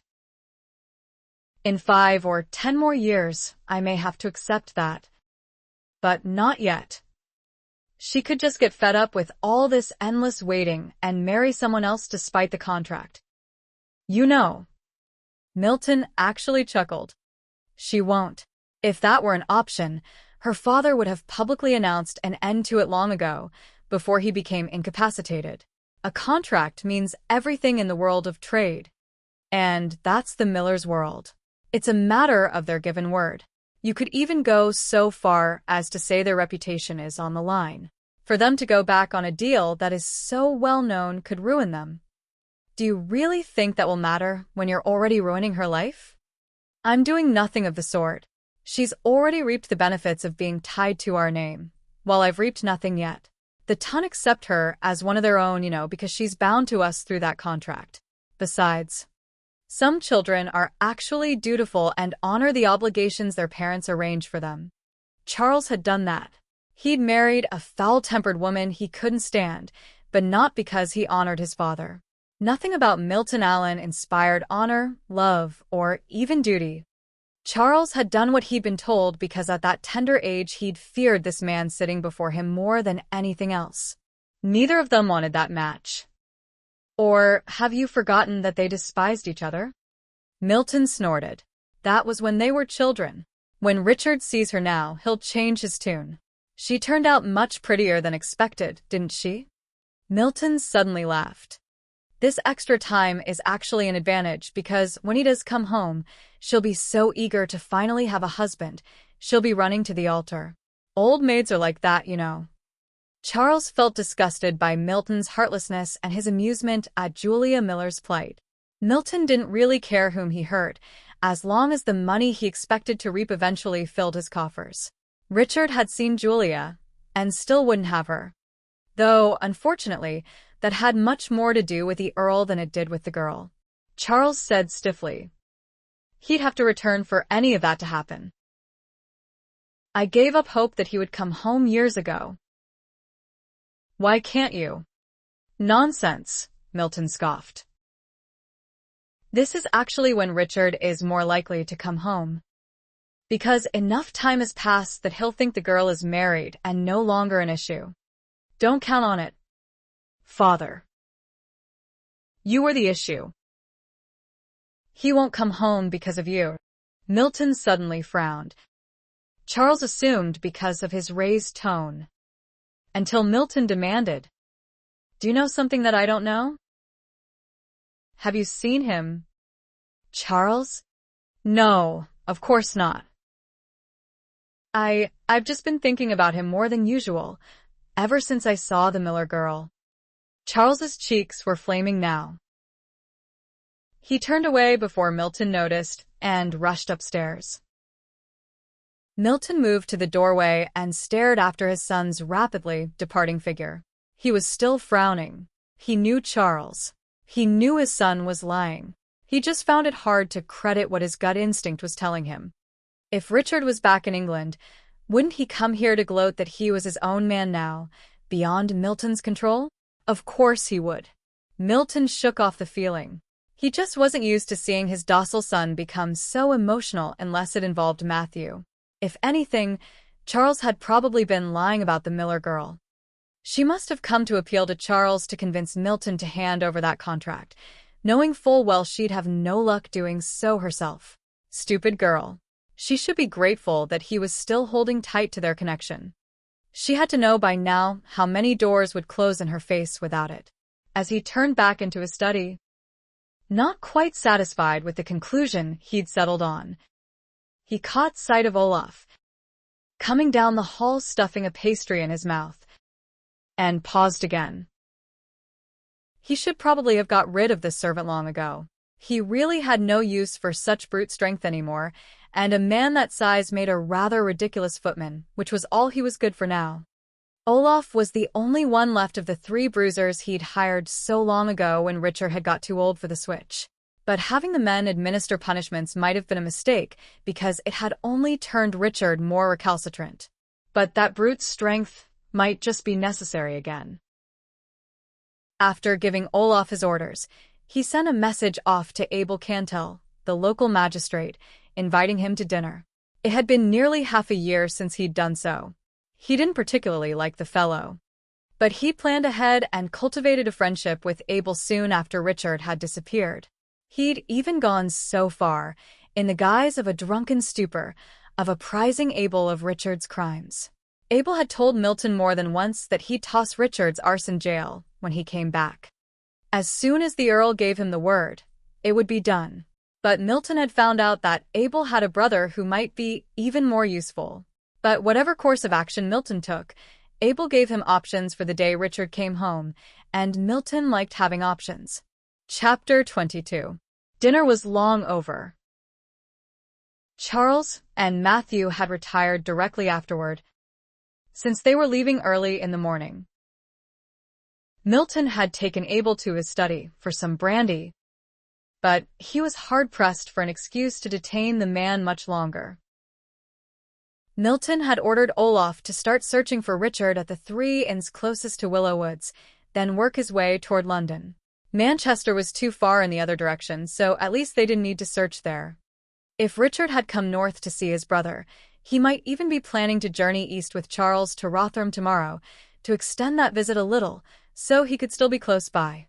But if not, the direct route back to London had to be canvassed. He'd given Olaf and the search party he'd been told to gather access to the best horses in his stable, including his own stallion. He wanted the search done quickly and without error, so they couldn't split up, since only Olaf would recognize Richard if they encountered him. Suddenly the door burst open and Olaf and the old gardener's strapping son dragged a man into the room. Abel shot to his feet, startled at the intrusion. So did Milton. Could it be, finally? He moved quickly around his desk to make sure. The man was unconscious to go by the look of his hanging head and the long hair covering his face. Milton lifted the hair aside and drew in his breath. Richard. Such triumph filled Milton, he could barely contain it. Anger helped in that regard. Olaf was such an idiot. Charles could have been in the study, and that would definitely hamper how Milton could deal with Richard. But at last the rebellious whelp was back under his control. He gave a moment's thought to sending for Julia Miller to force the marriage immediately, but decided against it. That was too big a risk. The pastor who lived on Milton's estate would of course comply, but the girl might cry foul if Richard was shouting that he wouldn't have her. And with that damn competent legal team in her employ that had thwarted him before when he tried to get guardianship of her, he didn't dare take that chance. The 2 men dropped Richard on the floor at their feet. Richard's hands were tied behind his back. He'd grown. A lot. A tall, strapping man was lying there. Not a boy. His feet should have been tied. 2. Milton didn't want to take any chances on losing him again. What's the meaning of this? Abel demanded of the two servants. It would appear my recalcitrant son has wandered close enough to home to be found, Milton replied, staring down in disgust at the appalling length of Richard's hair. Richard? Abel said in surprise. Indeed, Richard. And look at this. Milton bent down to yank the signet ring off Richard's finger and put it back where it belonged, on his. I'm amazed he still has this ring he stole from me. Not that I wasn't forced to have it replaced, but this one was special, handed down through the centuries from the first Earl of Manford, and he knew that. Obviously, he didn't take it to sell, but as another means of flouting my authority and insulting me because he knew how much I valued it. I can lock him up for that alone. You've just shown me the proof of it. Milton was gratified to hear Cantel reacting just as he'd hoped. But he was sure a spell in a local jail wasn't going to convince Richard of anything. But before he discussed what would, he dismissed the gardener's son. Olaf started to leave with him, forcing Milton to snap. Not you. You make sure the boy doesn't bolt out of here the moment he wakes. Milton then turned to the magistrate to remind the man, my own son nearly paupered me with his gambling debts. Did I ever mention that? 12,000 bloody pounds. And enough witnesses to prove it. Abel nodded with some slight embarrassment. One night when we'd had a bit too much to drink. I believe you did. If the Duke of Chilter hadn't bailed me out, I would be in debtor's prison himself right now. And I'm not even close to paying the man back. Then, as if the thought had only just occurred to him, Milton asked, isn't your brother a guard on one of the ships that transport convicts to the new penal colonies in Australia? Abel frowned. He's the captain? Actually. But that's a bit harsh. Don't you think? It's a moot point if Richard has come home to do his duty. If he has, then all can and will be forgiven.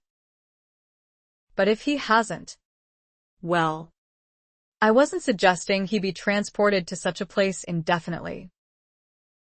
A few months and he'll be ready to meet his obligations. Don't you think? It takes more than a few months just to get there. And some of the convicts don't even survive the trip. If they do, the harsh conditions there usually break a man in the first few weeks. Are you sure you want to send your son there?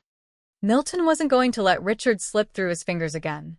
If the boy couldn't be made to see reason, by God, he was going to take steps to make sure he would. 9 years of penury the boy had to make up for. 9 years of impotent frustration because Milton could no longer afford the few things in life that gave him pleasure. So he reminded Abel. Men get sent there for lesser crimes. Don't they? Abel shrugged. Our prisons are overflowing, and convict labor is free labor after all. Australia needs a lot of workers if we're going to turn it into a promising new colony for the Crown. There's still nothing there except penal colonies. And no way to escape from them. The only ships that arrive are more convict ships. A man really has no hope if he's sent there. Milton smiled to himself. Yes. Rather harsh. But probably the only thing that will reform this rebel, as long as Richard's release can be arranged as soon as he's ready to meet his obligations. Can that be arranged? Anything can be arranged, Abel said a bit uncomfortably. Milton frowned at the man's apparent unease. Was he being a bit too cold and uncaring even for a commoner like Cantel? Was it not obvious that Richard deserved it? Cantel only had to look around him at the appalling condition of Willowwoods to see the damage Richard had done to his own family. Let's see what he has to say for himself first. If he's ready to conform and help this family instead of hurting it, then he can be forgiven. Wake him up, Milton told Olaf. Olaf's interpretation of that was a hard kick to Richard's side. Abel turned away. Milton glared at the big oaf.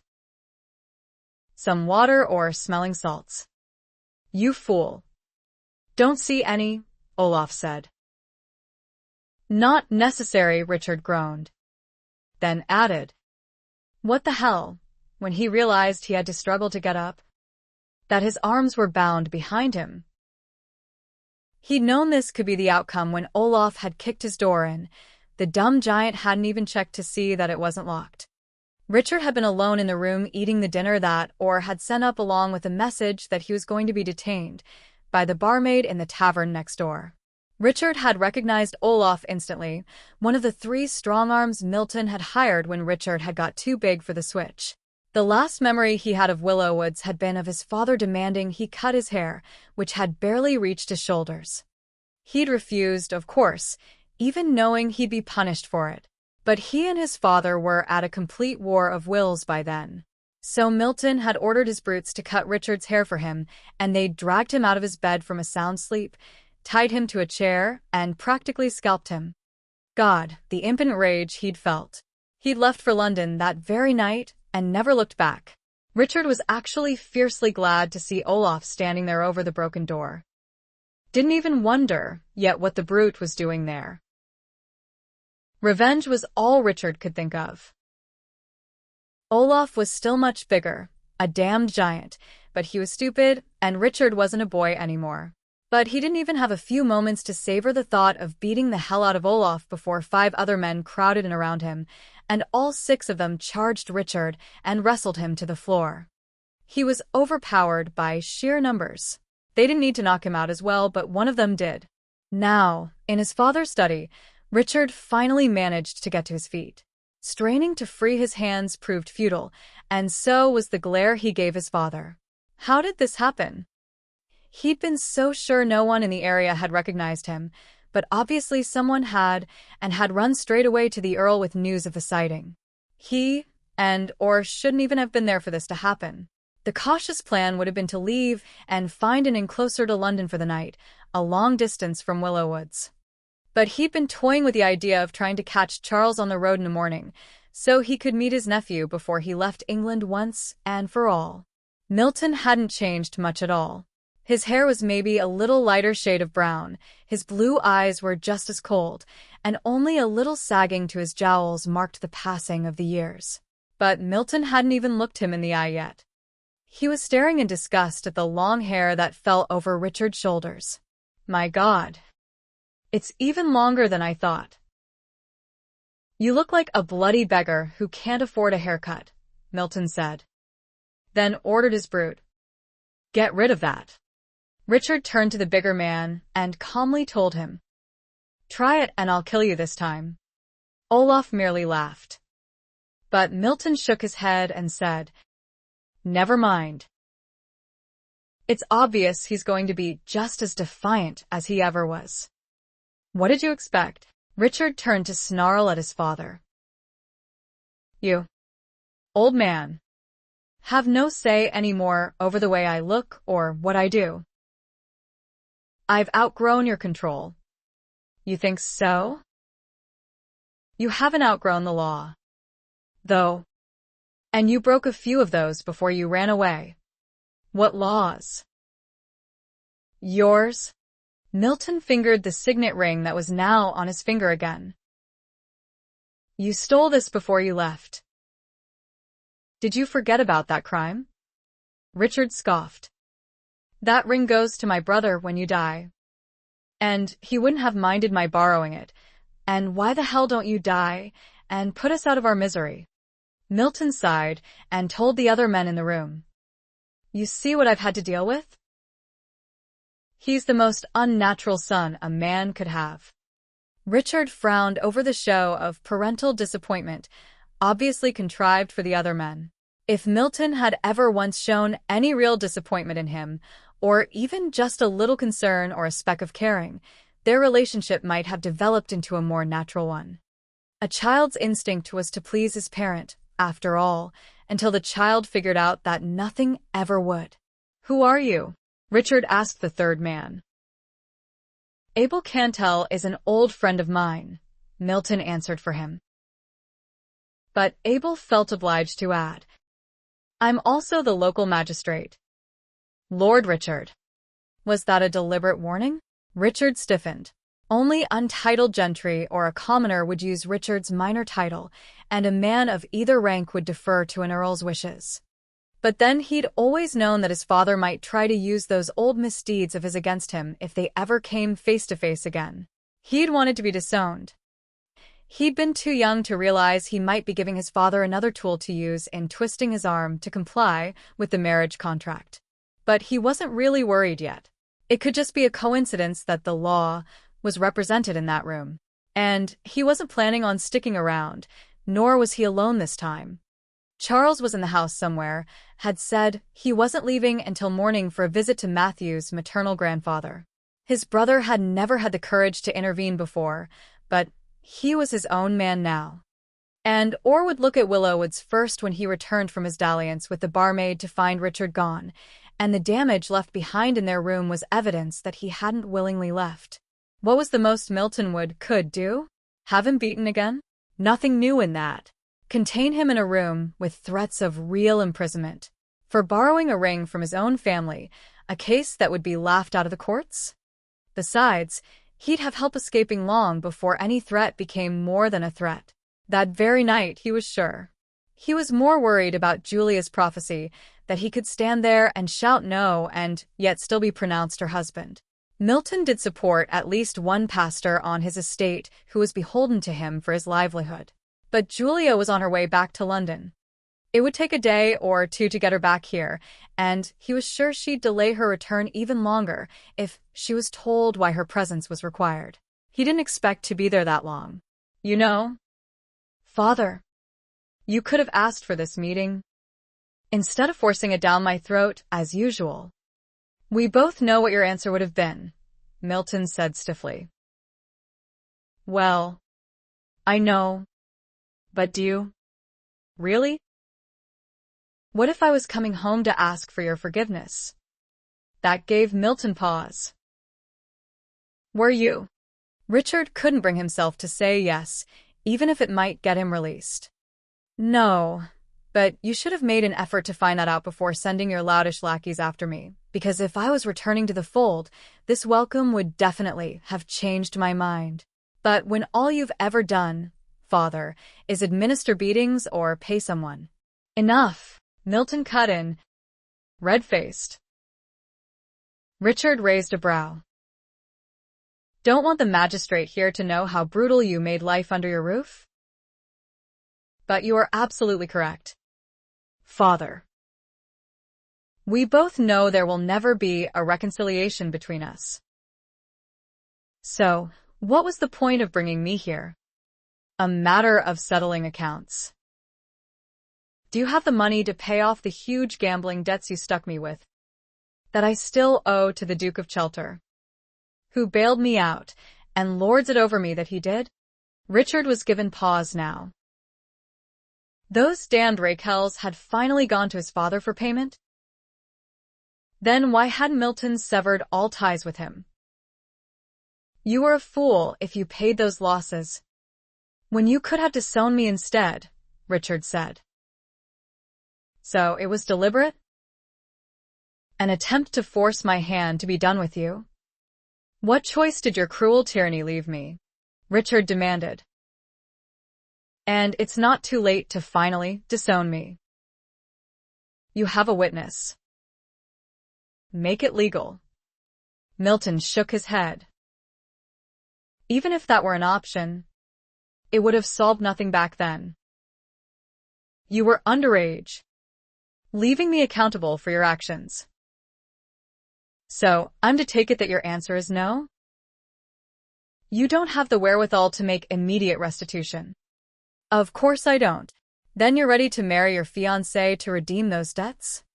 Hell no. You see, Milton said, glancing at the magistrate, not even apologetic that he deliberately tried to pauper his own family, nor willing to make restitution the only way he can. Then Milton sighed. Give me a few moments of privacy with my son. I would be remiss in my parental duty if I don't try one last time to make him see reason before resorting to drastic measures.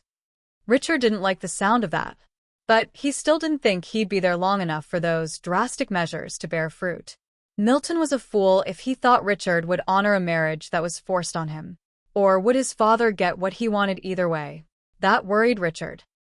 He didn't exile himself from England so his father could win in the end. The Earl had leaned back against his desk, his arms crossed, waiting for the door to close.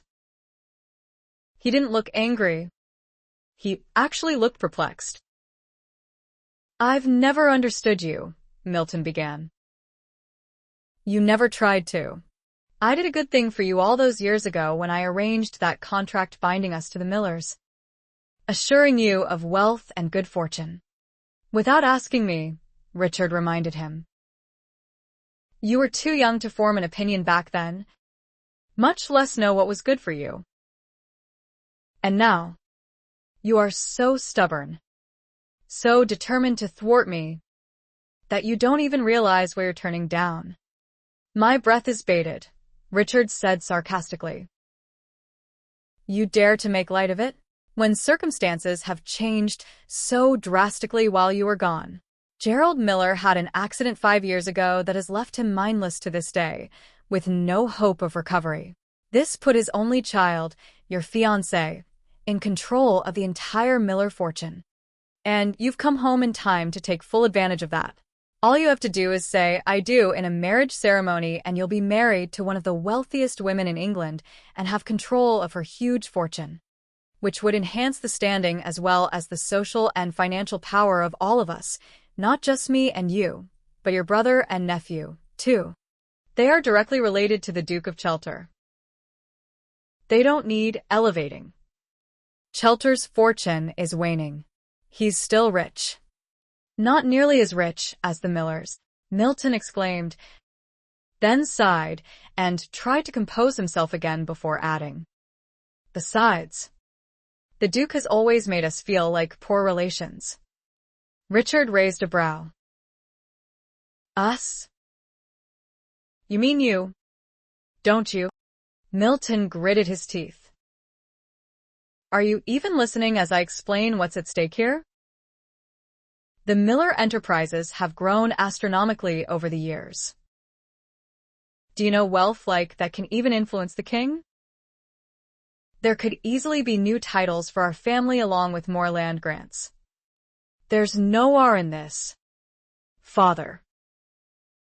You don't have to marry a hellion you can't stand." "I did," Milton growled. "Your mother." Richard was incredulous. "Is this why you've never shown me any love or affection, or even kindness, when I was growing up? Because you hated your wife? And this is what you're trying to force on me? A marriage as detestable as yours was? Why did you never mention any of this before?" "You were a child," Milton said stiffly. "Children don't require explanations. This child did. From the day I was born, you insisted on living my life for me. But it's my life, father. I'll live it and make my own decisions for good or bad. And my decision is not to marry Julia Miller." Milton was red-faced now with anger, a visage Richard was actually better acquainted with. "I should have known better than to try to reason with you. You're as outrageously obstinate and foolish as you ever were." Then he shouted, "Abel!" And before the door had fully opened, Milton told the magistrate, "Take him away." Chapter 23. Julia couldn't get that last image of Richard out of her head. She barely noticed when Raymond led them to an inn in the very next town. They could have gone farther. It wasn't dark yet. But she was as exhausted as her cousin was, which was why they both overslept the next morning.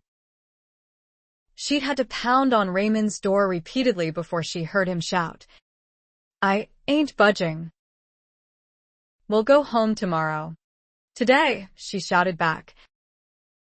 She loved her cousin, but at times like this she didn't exactly like him.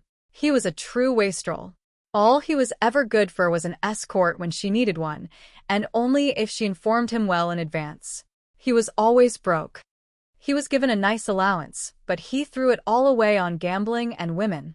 She talked to him countless times about taking on some responsibilities to earn some of that allowance, but he had an endless stream of excuses to avoid any sort of work. At least he was an adept rider and had kept pace with her on this trip, though he'd complained all the way. Her annoyance over not getting an early start stayed with her that day, as did that haunting image of Richard. It was as if she were running from it. The long hair, centuries out of fashion, didn't detract at all from his masculinity. It merely gave him a wild, primitive look, especially when he was panting with fury. He'd been so angry because he'd kissed her. No, wait, he blamed that on her, accusing her of starting it when she'd done nothing of the sort. That kiss had been amazing, though, definitely an introduction to passion. She couldn't help wondering what would have happened if he hadn't brought it to an end. She set the same mad pace that day, trying to get home before dark. It didn't work. When they stopped to retrieve their original mounts in the first town they'd stopped at yesterday morning, it was dusk, and Raymond balked at going any farther, as he was not used to such long days without a nap or two. Julia was tired enough not to insist, feeling both numb and weighted down with dust again. So she got them rooms for the second night. She just wished she'd been able to sleep this time. Despite her exhaustion, she tossed and turned most of the night, reliving that meeting with Richard and all the things she should have said but didn't, and all the things that could have happened but didn't. On the road again just after dawn. They entered London a few hours later. Raymond, annoyed to have to rise so bloody early, as he put it, 3 mornings in a row, didn't even say goodbye as they reached her house. Just continued on to his own home several blocks away. She was planning to go back to bed herself, still exhausted after so little sleep last night. But as soon as she entered her house, one of the footmen rushed over to her, and she was instantly revitalized by the excitement on his face and in his voice as he said, "Your father." She didn't need to hear more. She knew. It happened every time her father woke up. Really woke up. The whole household got excited. She was already racing up the stairs. "I'm not too late," she said as she burst into her father's room and rushed over to Gerald's bed, where he was sitting, propped up with pillows, and smiling at her. "How long have you been awake? Please tell me it hasn't been long. Calm down, Julie." He patted the bed beside him, indicating she should sit down. "I don't think time is going to matter." "Of course it is. You know it is. You do know that, correct? You can remember this time?" "Yes. Everything." She took a deep breath and grinned at him, embarrassed by her anxiety as she sat down. She would have been furious with herself if she had missed this visit with her father, because of Richard. But she finally noticed the cloth, or, rather, small sack that was resting on the pillow next to his head, and that Arthur wasn't in the room with him. She'd hired the servant soon after the accident to be a full-time attendant for Gerald, someone who could feed him, bathe him, even carry him out to the small balcony she'd had built off the room so her father could enjoy the sun when the weather permitted. Arthur even slept in a bed tucked into the corner of the room, so he could be on hand round the clock. "What is that for?" She pointed at the little sack. "And where is Arthur?" "He went to get my lunch," Gerald said with a delighted smile. "I was told they've been slaving all morning in the kitchen making all of my favorite dishes. I'm to get a sampling of each." "All morning?" Julia shot to her feet again. "When did you wake up?"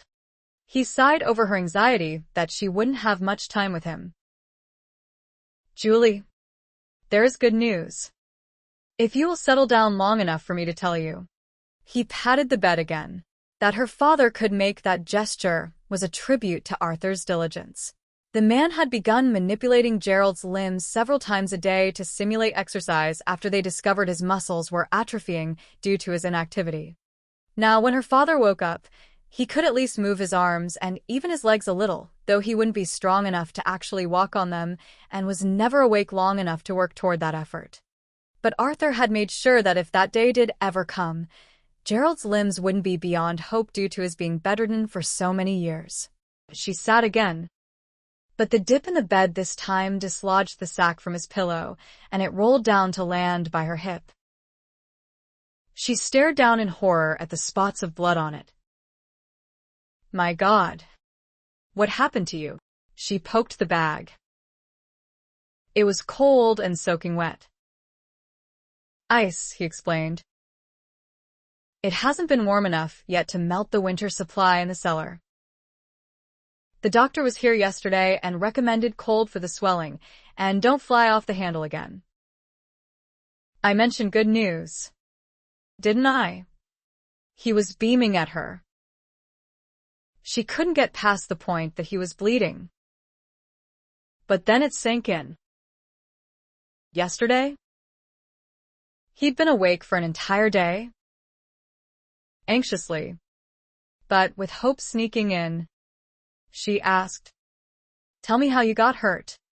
I woke up yesterday before Arthur did. I was sufficiently disoriented to think I had dreamed that horrible accident and that it was a normal morning like any other and time to get up. So I tried to. She winced. You fell out of bed? No, I got out of bed. I actually stood up. Or, at least I put all my weight on my left foot first. And I was half standing before that leg buckled. I fell to the left and hit my head on the corner of the night table. You'll notice it's not there? I hit the table hard enough to break it. Scared the hell out of Arthur with that fall. Or so he said. I was out cold again. But not for long. Long enough for Arthur to send for Dr. Andrew. I woke up when he started poking around my head. He was fascinated that I'd hit my head in nearly the same place as my original injury. She gasped. It's only a small cut, though it's swollen now, which was why he recommended cold compresses. Arthur suggested we try ice, since we have some on hand. Thought it might work quicker. Gerald paused and slowly raised his left hand to feel the wounded area. The worst of the original injuries to his head had been high up on the left side. There had been others, but none as bad as that one. That's quite a lump, she said, appalled that she could see it through his hair. No. It's smaller than it was. So the ice must be helping, he reassured her. How bad does it hurt? I barely feel it. So don't fret. I'm not lying here in pain. Dearest, I promise you I'm not. Why was Dr. Andrew so fascinated? Gerald snorted. He mentioned an amnesia patient who had regained his memory when he received another injury to his head, which is hardly comparable, and I told him so. But they know so little about the brain, he was hesitant to treat this new injury at all. In fact, he said the cut wasn't wide enough to warrant more than a stitch or two, and he was going to wait until I lost consciousness again to close it. He might have been fascinated, but he wasn't very optimistic. But when he came back later that afternoon, I was still awake. He tried again last night before he retired, but I was still awake. Gerald was grinning again widely. Julia started crying. Couldn't help it. Her father had never stayed cognizant for this long since the accident. Mere hours was all she'd ever had with him. And once, only minutes, before he'd slipped back into that dead fog of no awareness. Though tears were rolling down her cheeks as she gripped his hand, she was also grinning just as widely as he was. My God. You've finally come home for good. Chapter 24. Julia barely left her father's side that week. She wanted someone awake by his side at all times, and while she had a house full of servants she could have assigned at task, she performed it herself, merely switching off with Arthur, so one of them was always with Gerald even while he was asleep. She ignored all visitors that week, even Georgina and Gabrielle, even Carol. She simply had the footman tell them the good news about her father, and that she would see them soon. She didn't know how soon that would be, though. She couldn't help but fear that her father would suffer a relapse, that her days with him were still borrowed. Because of that fear, the old constraint of time, of wanting to squeeze in every minute with him while he was awake, was still present. Despite his rising every morning with that wonderful smile that so warmed her heart, her anxiety wouldn't go away. Every morning she awoke feeling sick to her stomach until she ran back to his room to see with her own eyes that he was still with them, really with them. Dr. Andrew was writing a paper to send off to his colleagues, documenting Gerald's recovery, just as he'd done with the unusual effects of the first injury. Gerald wanted to know about everything he'd missed, of course, and there'd been so many subjects they'd skipped before, when there'd been so little time to discuss them. Bringing him up to date on his business empire had taken nearly a full day. Julia had acquired 7 more businesses, had only had to fire one of his managers, who wasn't keeping up with the others. They didn't get around to talking about her until her father asked, "How old are you now, Julia?" "I've always been hesitant to ask. I was afraid, really, to know how much time was passing me by." "Oh, God, Papa. 5 years have passed since the accident. I'm 21 now." She was already crying, loud, racking sobs this time. That so summed up the horror of his injury, that it had taken 5 years of his life away from him, and from her. But even worse, she had to tell him about her mother. She'd already mourned for her mother, but her father had never had a chance to. He'd never really been there with Julia for more than minutes or hours at a time, certainly not long enough for her to break the news to him that only he had survived the accident. He'd loved Helene, loved her enough to put up with all her idiosyncrasies and her social climbing desire to elevate the Millers into the aristocracy. She'd been dreading it, but she knew she couldn't put it off any longer. "And Mama." "Hush, dearest," he said in a choking voice. "I've already guessed." He held her close as she cried all the harder. But for him this time. And he cried, too. She tried to tell him why she'd kept it from him, but he told her she didn't need to explain. He understood. All those tears brought her such relief. When she finally got her emotions under control, she realized the terrible weight of uncertainty had been washed away as well. She told him everything, held nothing back. There was so much else to talk about. It was like a dam bursting for her. Because Richard had been on her mind so much recently.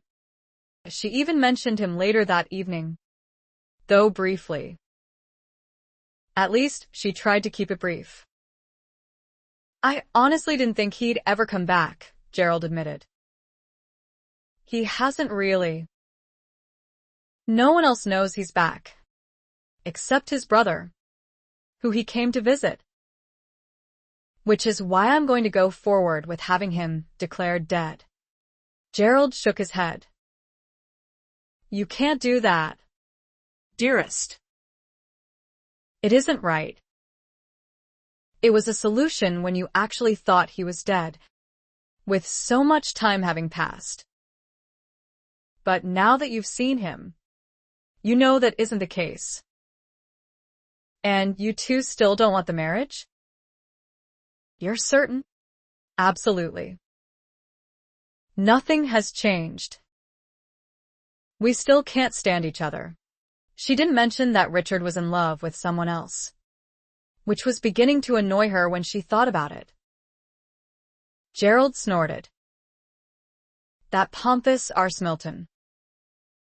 He was so sure that you children would outgrow that animosity. He even managed to convince me of it. Is that why you didn't offer him more to sever the ties between our families? But I did. Triple your dowry. It was obvious by then that he expected a hell of a lot more from the marriage. So, I stopped trying to reason with him. You were still a child. There was also still the possibility that you might look favorably on Richard one day. So, I postponed making decisions of any sort until you were of a marriageable age. And now that you are, get on with your life, dearest. Find that perfect someone who's out there waiting for you, which I failed miserably to do for you. She couldn't believe he was suggesting that. Eyes wide, she said. But we can't go back on your word. It's my decision. You aren't to worry about it. She realized he was still viewing her as a child. That was understandable. But she wasn't any longer a child who could accept father's assurances and let it go at that. They had to discuss this. What is the worst that can happen? She asked, then answered her own question. The Earl could take it to legal jurisdiction and could be awarded recompense. Possibly. But it would be a pittance. It's not as if the groom is standing at the altar willing to fulfill the Allens' part of that contract. But the backlash for breaking your word.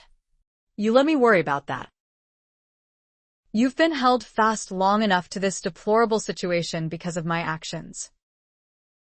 If there's any backlash because of it, I'll consider it justified for my own foolishness. And it will all be forgotten soon enough. Julia was afraid it wouldn't be as easy as her father made it sound.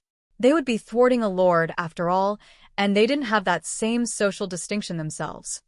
The Earl was bound to make trouble, creating a scandal at the very least, even impugning their integrity for not honoring the contract, the very things that had stayed her own hand in the matter. Gerald wasn't sufficiently recovered yet to deal with that sort of whiplash. But Julia didn't mention that to her father. She nodded, allowing him to think she agreed with him. But she couldn't agree. Not yet. Not without at least seeing the Earl, and trying one last time to make him see reason so they could end this betrothal amicably. Chapter 25. He kept her waiting. Half a bloody day. Julia hadn't seen Milton Allen, the Earl of Manford, in 5 years, not since her parents' accident, which had devastated her life. The Earl had come to her mother's funeral and offered his trite condolences, but his real reason for coming to town had been to start proceedings to gain guardianship of her. Her family's solicitors had told her how angry he'd been when he'd failed to do so. It would have given him what he'd wanted all along, complete control over everything the Millers owned. It had been even longer since she'd been inside Willow Woods. The house she'd been so impressed with as a child looked quite different through an adult's eyes. Had it been in this shabby state back then? Surely not. But the house's poor condition actually added to her confidence that she could finally break the tie to the Allens. The Earl had refused money in the past to end it, but if his finances were in such dire straits he couldn't even maintain his home properly, he might accept that solution now. Julia had left her maid at the hostelry nearby. She'd been lucky to get a room there after the innkeeper accused her of being responsible for damaging his property the previous week. She didn't know what he was talking about, but paying him triple the price for the room had shut him up. She hadn't intended to sleep there anyway when she already had a room at the much nicer inn where she'd stayed last night. But like her mother, she'd wanted a little privacy where she could freshen up before her audience with the Earl. She'd traveled by coach this time, so she'd been able to bring her maid instead of having to ask Raymond to escort her again. But traveling by coach was much slower than simply riding, and now she would be lucky to leave Willow Woods before nightfall, since the Earl hadn't deigned to see her yet, which could turn this trip into 4 days instead of the 3 she had figured on. She hadn't told her father where she was going, knowing he would have tried to talk her out of it and would probably have succeeded. She told him instead that she needed to make a brief business trip to the North Country. She didn't like lying to him, but she didn't want him to worry over her absence, and she would explain when she got back, hopefully with good news. If the Earl ever made an appearance, Charles wasn't even at home to keep her company. The butler had told her he hadn't returned yet from taking his son to visit the boy's other grandfather. So the time dragged that afternoon, and her annoyance mounted. It was actually turning to dusk when the footman arrived to lead her to Milton's study. She didn't doubt for a moment that he deliberately left her to stew all afternoon. So while she had intended to be polite and deferential, now she was just angry and eager to get out of there. She didn't even wait for the servant to close the door behind her before she got right to the point. "I've come to tell you 2 things. Lord Allen." Where are your manners?" "Girl," he cut in tersely. "Sit down." Julia found herself obeying, sitting in the chair that he pointed to in front of his desk. She did so unthinkingly, because of that autocratic tone of his that brooked no argument. He was thinner than she remembered, his hair a duller brown. And having seen Richard recently, she realized father and son bore little resemblance to each other. But she recalled Charles hadn't taken after his father, either. Both sons must pull to their mother's side of the family. Now, he added, just to display some of the politeness she'd been lacking. "How is your father?" Suddenly, he was smirking. Because he'd just controlled her without even half trying? She bristled and shot back to her feet. "Recovered." He sat abruptly forward. "I beg your pardon?" "My father has recovered. His mind is completely functional again, and he grows a little stronger each day. Apparently, like everyone else, including Gerald's doctor." Milton hadn't expected to ever hear that. His incredulity was revealed for a brief moment before he turned stiff. "How nice," he said drily. He didn't care. He was such a despicable man. Like father, like son. In fact, Julia suddenly realized that Milton had probably been delighted by Gerald's disability. If Richard had been available to marry her at any time during the last 3 years, since she had come of age, it would have given the Allens control of everything without having to wait for Gerald's death. "I also came to tell you that I've seen Richard, and nothing has changed between us. We still hate each other, and have mutually agreed to never marry." Milton narrowed his eyes on her. "Do you really think what either of you wants matters?" "But Richard will have a change of heart." "He won't." "Oh, he will." "In about 7 months. So you have that long to prepare for your wedding." Julia felt herself approaching a screeching level. How could he say something like that and sound so confident about it when he hadn't even seen Richard? So she counted to 5, 10, should have counted to a much higher number, but the Earl was staring at her with his icy blue eyes, adding nervousness to her other frazzled emotions. She burst out. "What arbitrary number is that? You actually think you can find him in 7 months? I know exactly where he is." "Where? Does it matter?" "All that matters to you is that he will soon be available to remove the taint of old made from you. You should be rejoicing." She was incredulous now. Why did the nobility put so much stock into a young woman's getting married right out of the schoolroom? But he hadn't given her an answer. Probably because he didn't know where Richard was, which meant he was just bluffing. He had to be. She gritted her teeth. "If that mattered to me, which it doesn't remove the fact." "Are you arguing with me?" he demanded. "No." "Of course." She stopped abruptly, realizing he was frightening her. With his tone of voice? Good God, how had Richard managed to live under this man's roof all the years of his youth and managed to defy him to the point of earning beatings for it? He'd mentioned at least one of those beatings, even tried to blame her for it. She didn't doubt now that there had been many beatings. She realized if the Earl had gained guardianship of her, she would probably have run away just as Richard did. No, she wouldn't. That guardianship would have given him complete authority over Gerald's care, too, and there was no way in heaven or hell she'd have left her father to the Earl's questionable mercy. The very thought stiffened her spine and had her amend. Yes, I am arguing with you. And I understand why you would lie to prolong this intolerable situation. How dare you, he shouted. His cheeks florid with anger. She flinched. She was suddenly glad his desk was between them. What had possessed her to utter that gravest of insults to a lord of the realm? Even if it was true? If she were a man, he'd be demanding a duel. I apologize, she said quickly. That was a bit harsh. But you're as disrespectful as Richard is. How alike you two are. She didn't particularly like being compared to Richard, but at least her apology seemed to have mollified the Earl because he'd only sneered at that last remark. Now might be a good time to leave, before she let her anger rule her tongue again. She had been prepared to offer him money one last time if he couldn't be reasoned with, since the solicitors hadn't yet been summoned to transfer control of the family businesses and finances back to her father, but the man simply didn't deserve a penny for holding on to the contract much longer than he should have. I came here to end this amicably, but in either case, It's over, she said. Over? Yes. I was willing to honor my end of this detestable bargain. But Richard wasn't. And he's quite old enough now to stand by that decision.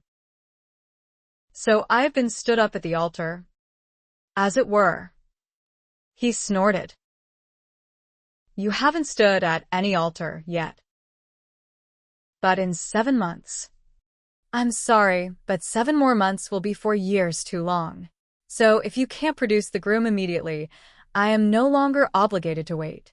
I am officially removing myself from the engagement to your son, with my father's blessing, I might add, since Richard long ago removed himself from it.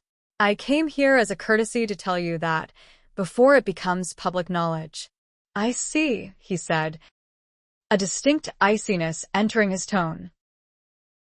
You're going to let your father suffer the brunt of this when he's only just recovered simply because you won't wait a few more months to be married? My father has assured me we'll weather the storm, she said stiffly.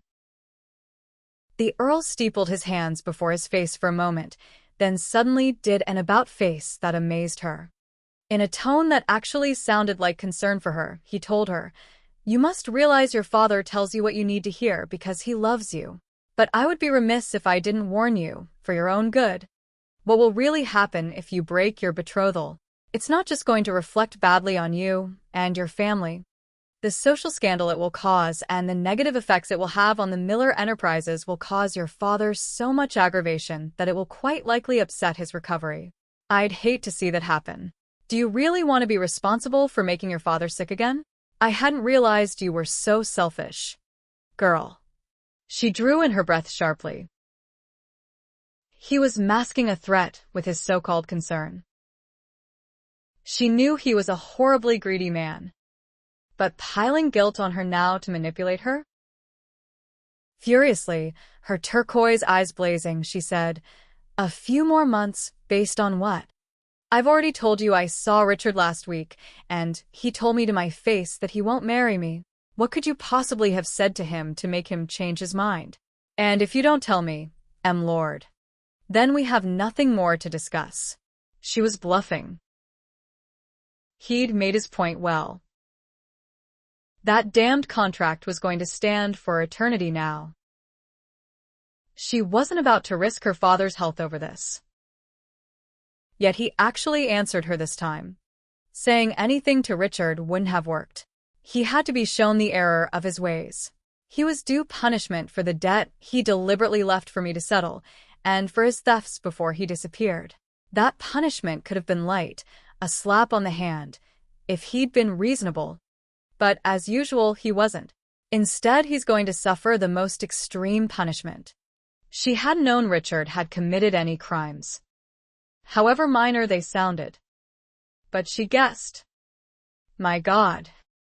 You've put your own son in prison? Prison? The Earl gave her a supercilious look.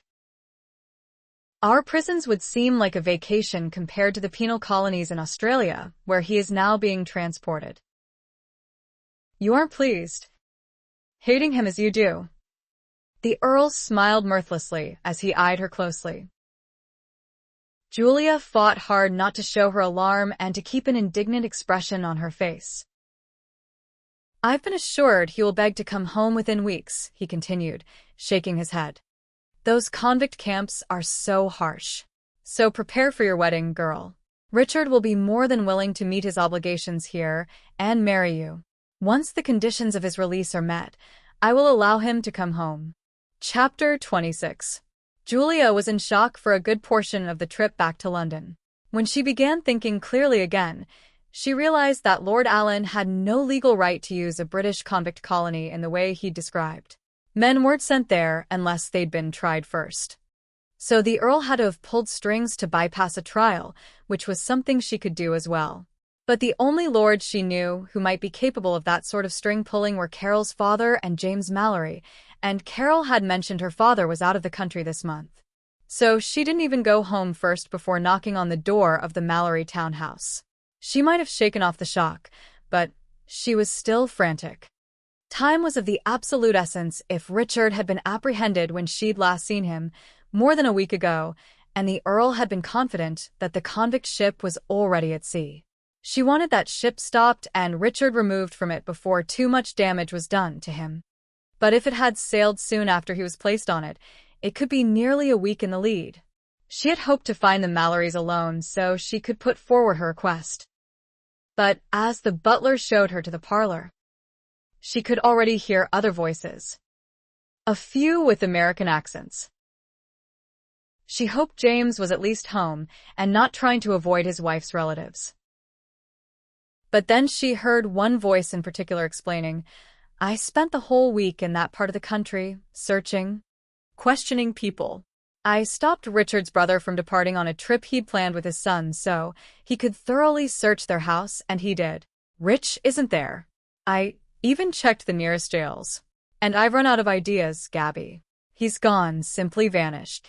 Julia recognized the voice as that of Richard's friend Orr. She reached the doorway just as he finished. James was there, expressionless as usual. Georgina and Gabrielle were sitting on the sofa, both looking concerned, though Gabrielle actually looked upset. Drew stood behind the sofa, with his hand on his wife's shoulder. Boyd and Orr sat on the sofa opposite them. We know he wouldn't hie off without giving us word, Gabrielle said to Orr. So he's here somewhere. We just have to figure out where. You say he hates his father? That's why he never spoke of him to us. And he hates his fiancée. It's no wonder he never wanted to come back here. Julia flinched.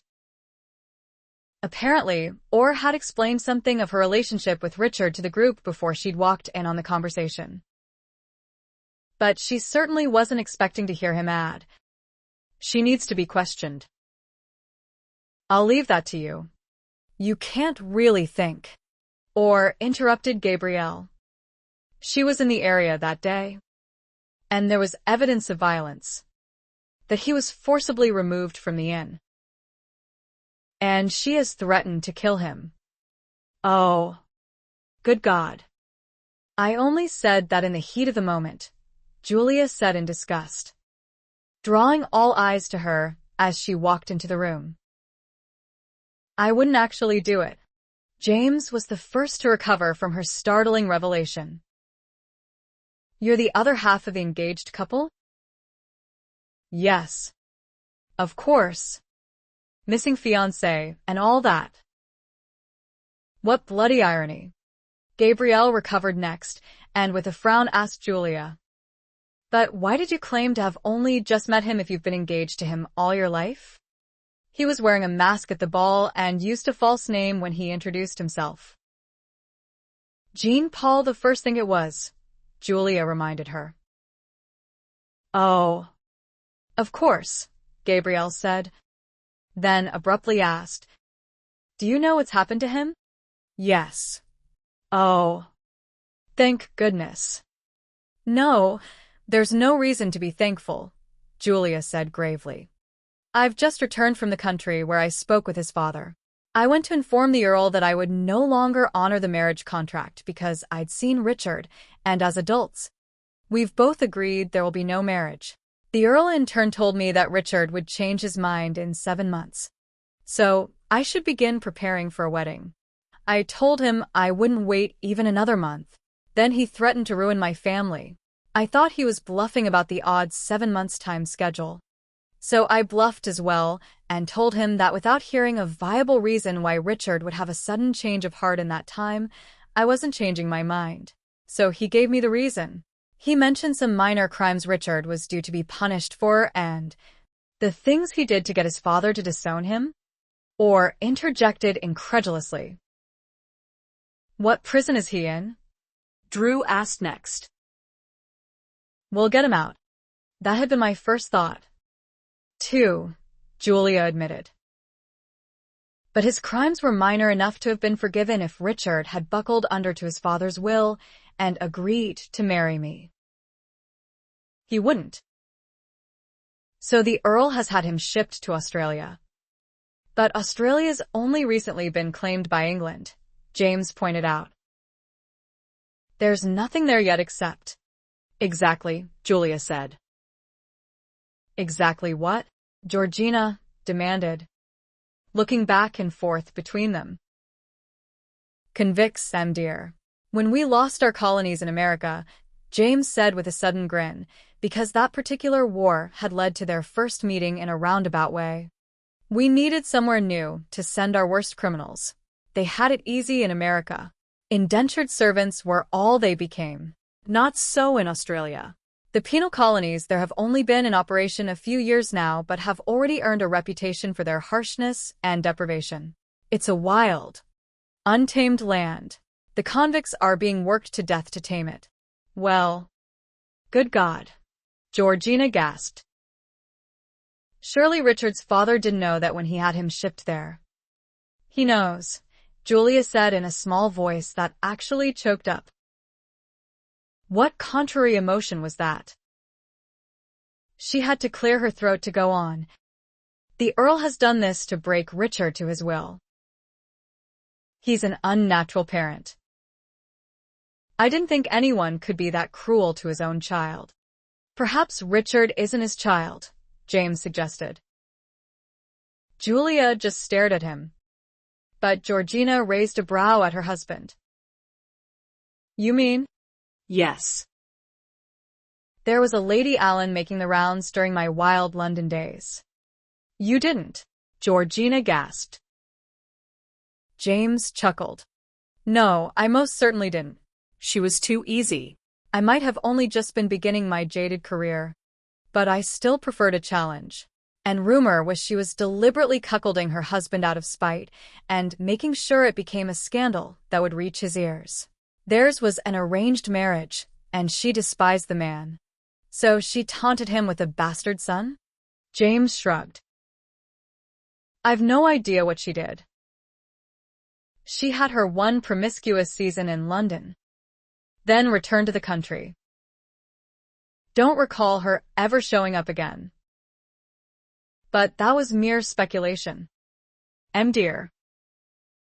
It could likely be, as Julia said, that Richard's father is simply an unnatural parent. Richard called him a tyrant and mentioned beatings, Julia said quietly, adding, it didn't stop him from rebelling. Though. James nodded. That actually sounds more on the mark. Manfred wouldn't be the first man to demand absolute obedience from his family and administer harsher and harsher punishments if he didn't get it. Richard escaped his father's wrath for a good number of years and could escape again. So having got his hands on him, Manfred might view this as a last resort. The boy is still keeping him from the fortune he expected, after all.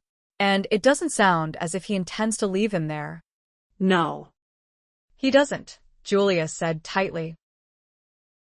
He expects this brutal experience to utterly break Richard's will. He even implied he wouldn't arrange for his release until that condition is met. After a moment of silence, Orr stood up abruptly. I'll find out when that ship sailed. If it was last week when he disappeared, it may take us weeks to catch up. Boyd stood up with him. No. My horse is out front. I'll go. I know these docks better than you. And the sooner we have more information, the better.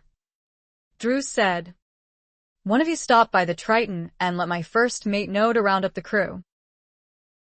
We can sail with the evening tide. You won't be able to get Richard off that ship, Julia pointed out. The hell I won't, Drew said with absolute assurance. She sighed. Really you won't. You're an American with an American vessel and crew, and Richard is on a British convict ship. You might be able to get it to stop, but the captain would never willingly relinquish one of his prisoners. You'd have to fire on the ship, and Richard could die in that fight. Julia. We can't just let them take him to a penal colony, Gabrielle said earnestly. I agree, Julia replied. I wouldn't be here if I didn't want to stop them. But the Earl pulled lordly strings to get Richard on that ship without a trial. It's going to take an equally powerful lord to get him off of it. Everyone in the room looked immediately at James Mallory. His scowl came just as quickly. No, he said with flat finality. Georgina stood up and approached her husband. James was all she said. He turned his scowl on her. Are you out of your mind, George? Think I don't know all this concern is for that blighter who lusts after you? I'll help him to his grave and no further. Georgina ignored that and reminded him. You also have the faster ship. A crewless ship, he was quick to point out. It would take days to round. You can have my crew, Drew cut in. Gabby and I will go with you. Of course. Since Richard's our friend. You're not captaining my ship. Yank, James warned his brother-in-law. No. Of course not. But Drew was grinning as he came around the sofa to sit next to his wife. Those two at least considered the matter settled. Julia wasn't so sure yet. But then she watched Georgina hug her husband. You're a good man, Georgina said. James sighed. No. I'm a good husband. There's a bloody difference. Julia finally said. Thank you, James. I confess I had my hopes set on you. I don't know any other lords well enough to have asked for this sort of assistance. Georgina hadn't let go of James yet, so he raised a golden brow at Julia over his wife's head. Just explain to me, if you will, why you came here to get help for a man you profess to hate. Bit contradictory, ain't it? She raised a brow back at him. You think I would prefer that he be brought home broken and willing to marry me when it's not what he wants, Atal? Good point, James said.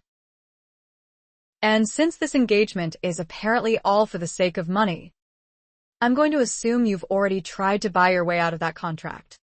My father did. More than once. But the Earl always refused. He wants to gain access to my family's entire fortune through the marriage. This infamous contract grants him that? No. But he's a lord and my father isn't. He's always assumed that as a relative, he'd more or less have an unlimited supply of funds. And I'll be damned if I'll give up centuries of my family's hard work to one man's greed. I'd as soon kill him then. You want us to kill him for you? James said it with such a serious expression and tone. Julia had a feeling he might not be joking. No. Of course not. I didn't really mean that. I have a terrible habit of saying things I don't really mean when I'm angry. And the Earl makes me so furious I could scream. Please don't. She grinned at James's dry tone. Manford did this terrible thing before he knew of my father's recovery. There's never really been any doubt that I would comply with the contract to honor my father's word, until this week, when my father told me to forget about it. But the Earl didn't know this yet. And if he could get Richard under his control, then Milton obviously thought he'd have it all. Now that my father has recovered, that certainly isn't going to happen. But in any case, I would like to sail with you. If you don't mind. Richard and I need to resolve our betrothal and figure out a way to prevent this from ever happening again. And he's not likely to stick around long enough for us to do that when you bring him back here. Does that really matter now? When you have your father's blessing to ignore the contract. It does until my father is fully recovered. I'm not going to risk anything disturbing that recovery, including the scandal the Earl has promised will result from my not fulfilling the contract. James nodded. As you wish. Georgina let go of James and headed for the door. I'll go pack our bags. You'll pack my bag. George, James said adamantly. You aren't going anywhere near that damned pirate again.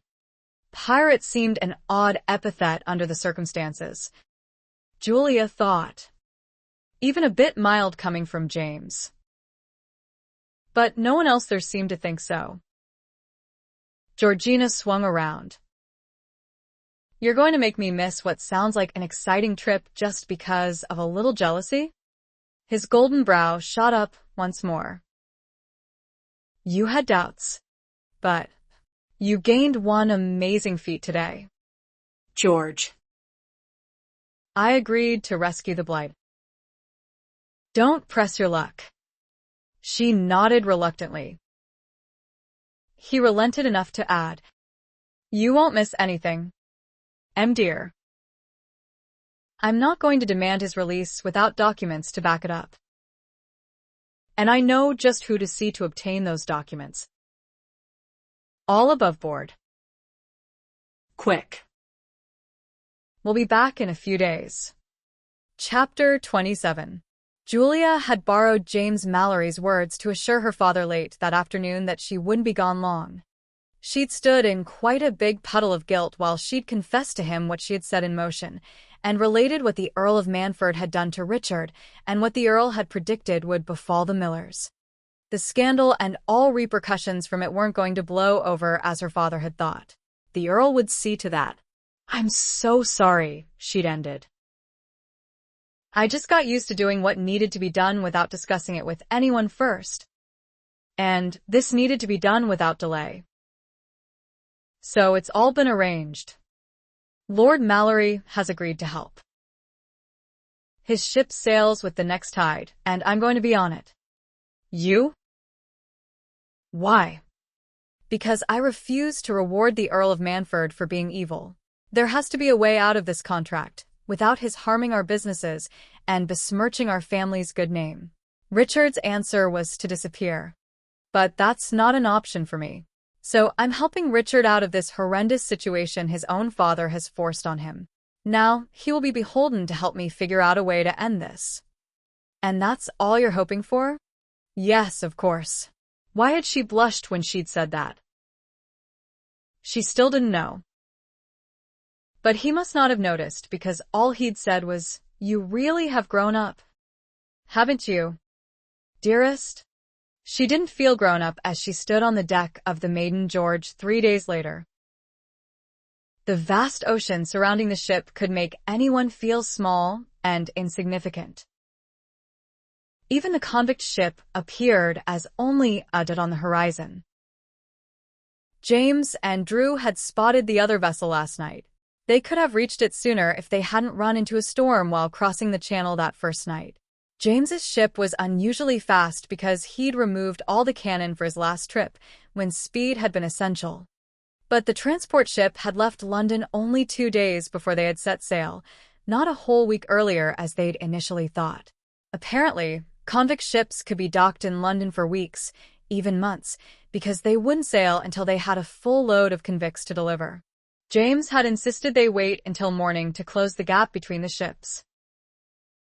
No one had argued with him, because his reasoning was sound. He didn't want British officers who were eager for their beds to be making decisions rashly. That could lead to unnecessary conflict. Gabrielle joined Julia as the Maiden George raced to catch up to the convict ship. Gabrielle said nothing, just offered quiet support. Julia needed that. She was afraid they'd find Richard ill because of this ordeal, maybe even physically hurt again, too hurt to be reasoned with. And she would only have a couple of days with him. But then she found herself talking to her new friend about her fiancé. Whatever Orr had told them would have been Richard's version. Not that she wanted to paint herself blameless, when she wasn't. Her temper and Richard's snobby, nasty remarks had been a volatile combination. They were equally at fault for never being able to get along. "I had such a terrible temper back then," Julia admitted. Ending the tale. "And he always seemed to know just how to provoke it. Do you still?" Julia chuckled. "I don't really know. I don't recall any tantrums after Richard's last visit. But just thinking about him still makes me angry. So I stopped thinking about him." "That doesn't sound like the Richard the First now," Gabrielle said. "From the time I first met him, he was a happy-go-lucky charmer. Always grinning or laughing. Always teasing and joking about something with his friends. He appeared not to have a serious bone in his body." Hearing that, Julia felt a wave of sadness and guilt that turned her stomach. Had she taken the joy of life from him when they were children? She'd seen glimpses of the man Gabrielle knew and cared about. The teasing charmer Julia first met at the ball before she knew who he really was. The gallant man at the hotel who had jumped up and swatted to be away from her despite his sore body. The laughing man at the hostelry who had tossed her on his bed and kissed her. That definitely hadn't been the old Richard. Of course, he was an adult now, and her old nemesis resurfaced directly after that kiss. "You're right. We've described two different men," Julia said quietly. "In all those meetings I had with him through the years, I never once, ever, saw him smile.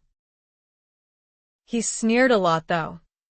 Amazing how a few years can change someone, isn't it?"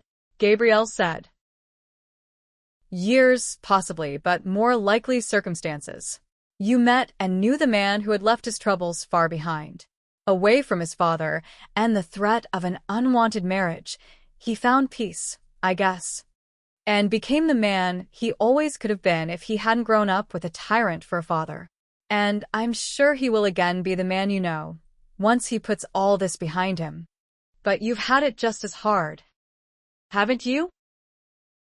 With this unwanted marriage always hanging over your head. It wasn't so bad when we were children. Once I went home from those visits, or Richard did, my life returned to normal, and I was quite happy. It was only when I reached a marriageable age that I began to worry about my future. I do want children after all. A real husband. Love. Do you have someone in mind?" Julia laughed bitterly. "I've been engaged all my life. And to a lord no less. Everyone knows that. The men of my acquaintance treat me as if I'm already married. I was only just going to start looking for a husband because enough time had passed and I was having Richard declared dead. Then he showed up and ruined that plan." Gabrielle flinched. "This is such a sad situation. Richard's never caused me any worry until his misguided infatuation with a married woman, but that is nothing compared to his being hauled off to a penal colony on the other side of the world. But who could imagine a father like his?" Gabrielle sighed. "I wouldn't be surprised if James had the right of it. The Earl probably isn't Richard's real father and has treated him so abominably because he was forced to accept and raise his wife's bastard. You mean a convoluted punishment for her sins taken out on the boy? Revenge, as it were? Gabrielle nodded. More understandable than a parent being this cruel, unless he's insane. No. He's not insane. If he is, he's able to mask it with a normal facade. Or said Richard truly hates his father. So I don't doubt that he would prefer it if he was a bastard. That doesn't get him and me out of this situation. Though, Julia said. Throwing that in the Earl's face isn't going to make him hand over that horrible contract.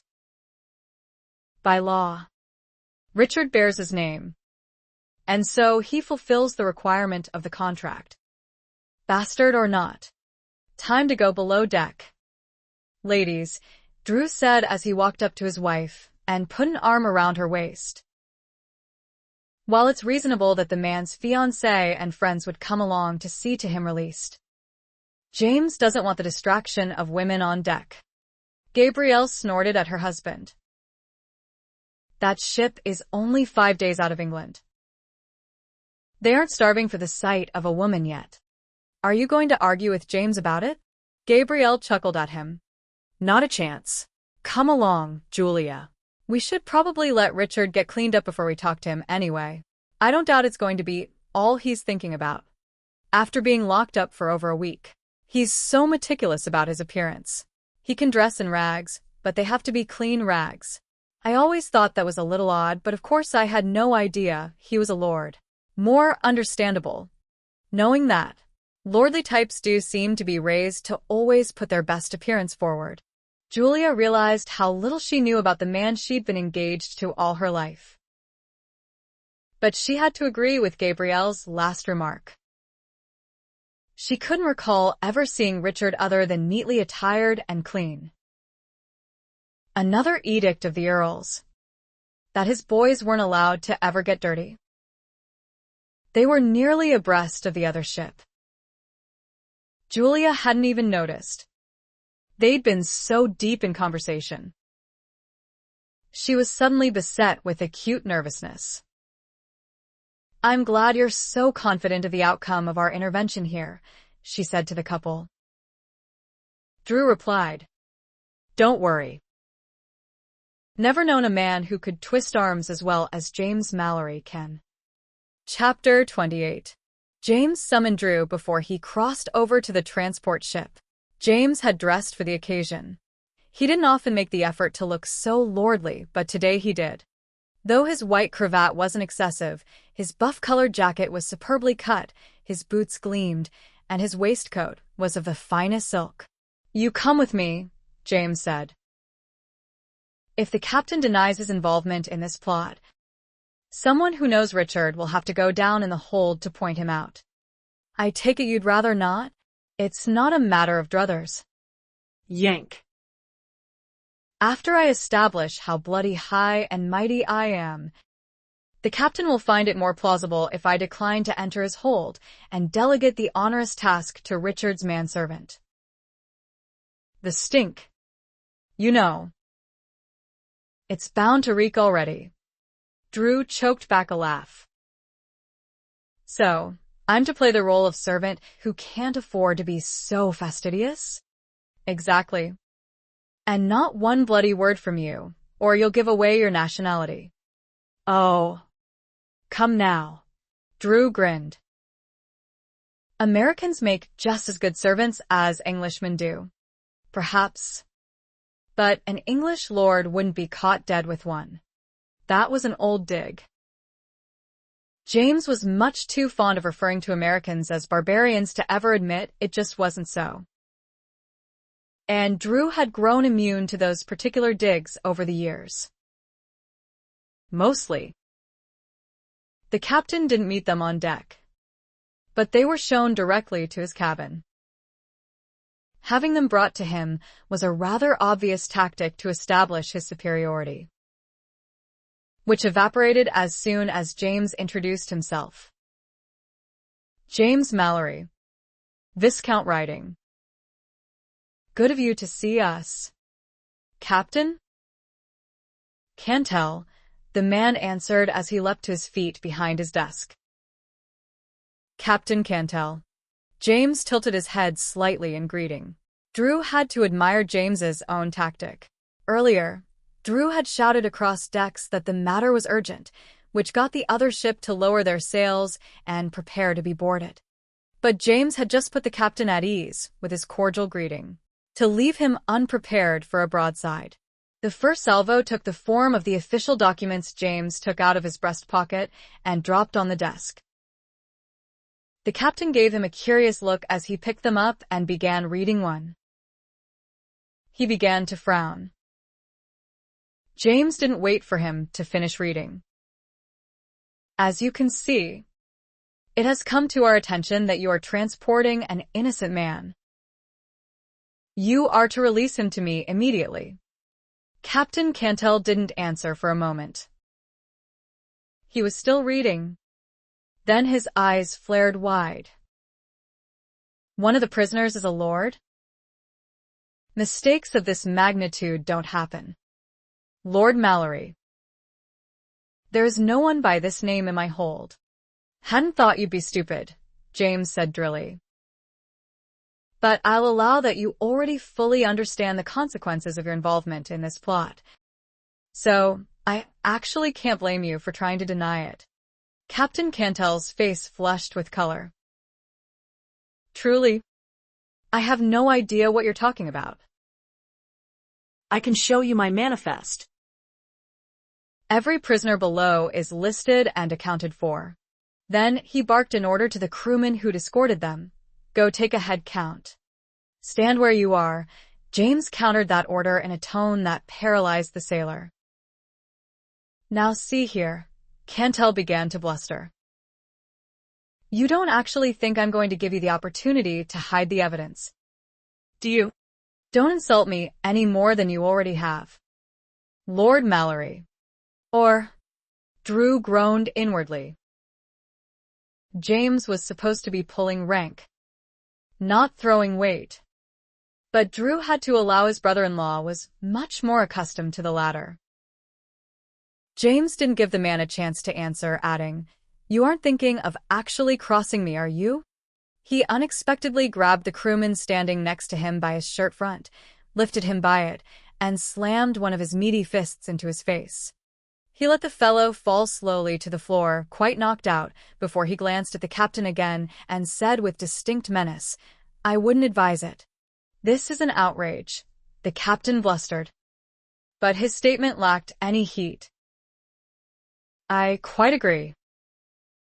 Lords of the realm aren't dealt with in this manner, no matter their crimes. You do realize that, correct? Of course. Very well. Against my better judgment, I'm going to give you the benefit of the doubt that you actually didn't know anything about this. I suppose the Earl's son could have been handed over to you with a false name, might even have been unconscious and therefore unable to correct this outrage before it went any further. Although, James added thoughtfully, he's more unlikely to have been shouting who he really is loud enough to have been heard back in London. The guards wouldn't have believed him, Cantell said quickly, obviously preferring James's last version if he had to hand over his prisoner, but he was foolish enough to try one last time not to, adding, I'll have the guards questioned immediately. You'll see that someone has been misinformed over the whereabouts of Lord Allen. And waste even more of my time? I think not. Here are your three options. You can hand Lord Allen over to me now, and you might be able to talk your way out of losing your commission when you return home. Highly doubtful. But I'm sure you'll find that option preferable to being arrested at your next port. You don't have that authority. Doubt my credentials. Do you? Perhaps you haven't heard of my family? Then James added in an appalled tone. Good God. Am I actually about to drop names? Drew almost laughed. But James's attempt to ease tensions, if that's what his last comment was intended for, worked. That isn't necessary, the captain said. Your family is well known. Lord Mallory. Shall we adjourn to the hold to see if this missing lord was erroneously placed on my ship? Maintaining innocence to the last? James wasn't fooled. Lifting one tawny brow, he said, "Me? In the bowels of a convict ship? Not bloody likely." Alan's manservant here was brought along to identify him. "Issue the order directly." The captain nodded curtly and moved to the door to shout for his first mate before returning to his desk. After a few minutes, the man arrived. The first mate stared pointedly at the unconscious crewman on the floor as he entered the cabin. This prompted the captain's impatient explanation, a disciplinary matter. "Then, these gentlemen have come to retrieve an innocent man we may mistakenly be transporting. If it's true, he's to be released immediately. His manservant here can identify him." Drew was following the first mate out the door when he heard Captain Cantell ask James, "What was the third option?" "Lord Mallory." "That I kill you." Chapter 29. I thought I was done for. "You wouldn't believe some of the punishments those guards taunted us with," Richard said. He'd bathed. Or had brought along Richard's bag of clothes, so he'd had clean ones to change into. Now all he could think about was food and stuffing himself until he couldn't take another bite. He hadn't had a good meal since he'd been dragged out of that hostelry near Willow Woods more than a week ago. The ship served nothing but gruel before it departed, but at least fresh bread went with it. As soon as they sailed, the bread stopped coming with the gruel, and one guard had laughed that the slop they were being fed would stop, too, as soon as supplies ran low, because of the lack of ports on the last half of the 3-month journey where supplies could be replenished. Most of the less hardy prisoners weren't expected to survive the trip. That wasn't even the worst of the guards' taunts of near starvation, backbreaking work, whippings at the whim of the guards, containment in cells so small a man couldn't even lie supine to sleep. The convicts at the colony killed each other just so they would be hung in order to escape that hell. That's what the prisoners on that ship had been told they had to look forward to if they survived the trip. "Did your father really do this to you?" Drew asked. "Yes. And I'm not even surprised." "He used to have servants beat me and lock me in my room."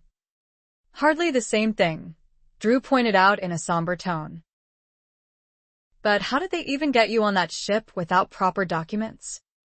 Drew or were the only ones with Richard in the main cabin. Food had been set out on a table for him. From the moment Drew had appeared in the convict ship's hold and the chains had been removed from his hands and feet, Richard had been on the brink of laughter. He was still incredulous and overwhelmed with relief. He'd hoped, prayed, to be rescued before the transport ship sailed, and had completely given up hope when it did. "My father is friendly with the local magistrate," Richard explained. "But worse luck, the captain of that ship was the man's brother. The captain wasn't going to take me. They had an argument, but I guess a favor got called in. Since I was tossed in the hold with the rest of the prisoners. Don't think the captain was even told who I was." "Don't think it would have mattered by then." "But how did you find me? Did you beat the hell out of my father to get him to confess?" Richard asked that of and would have preferred to hear a yes. But smiled wryly and said, "No. That didn't even occur to me. After I had your brother search your old home, and he assured me your father was behaving quite normally."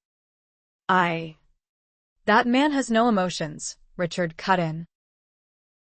"So his behavior wouldn't have revealed anything. He wouldn't even be gloating that he was finally getting what he wants." "Oh." "He would," Richard said bitterly. "But he'd keep it to himself. He certainly wouldn't let Charles see it. He knows Charles and I are close. If Charles found out about this, it would sever their relationship for good. Pitiful as that relationship is. Well, in either case, I erroneously concluded that your father wasn't even involved." Wish you hadn't let my brother know I was missing. I don't like to think of him worrying.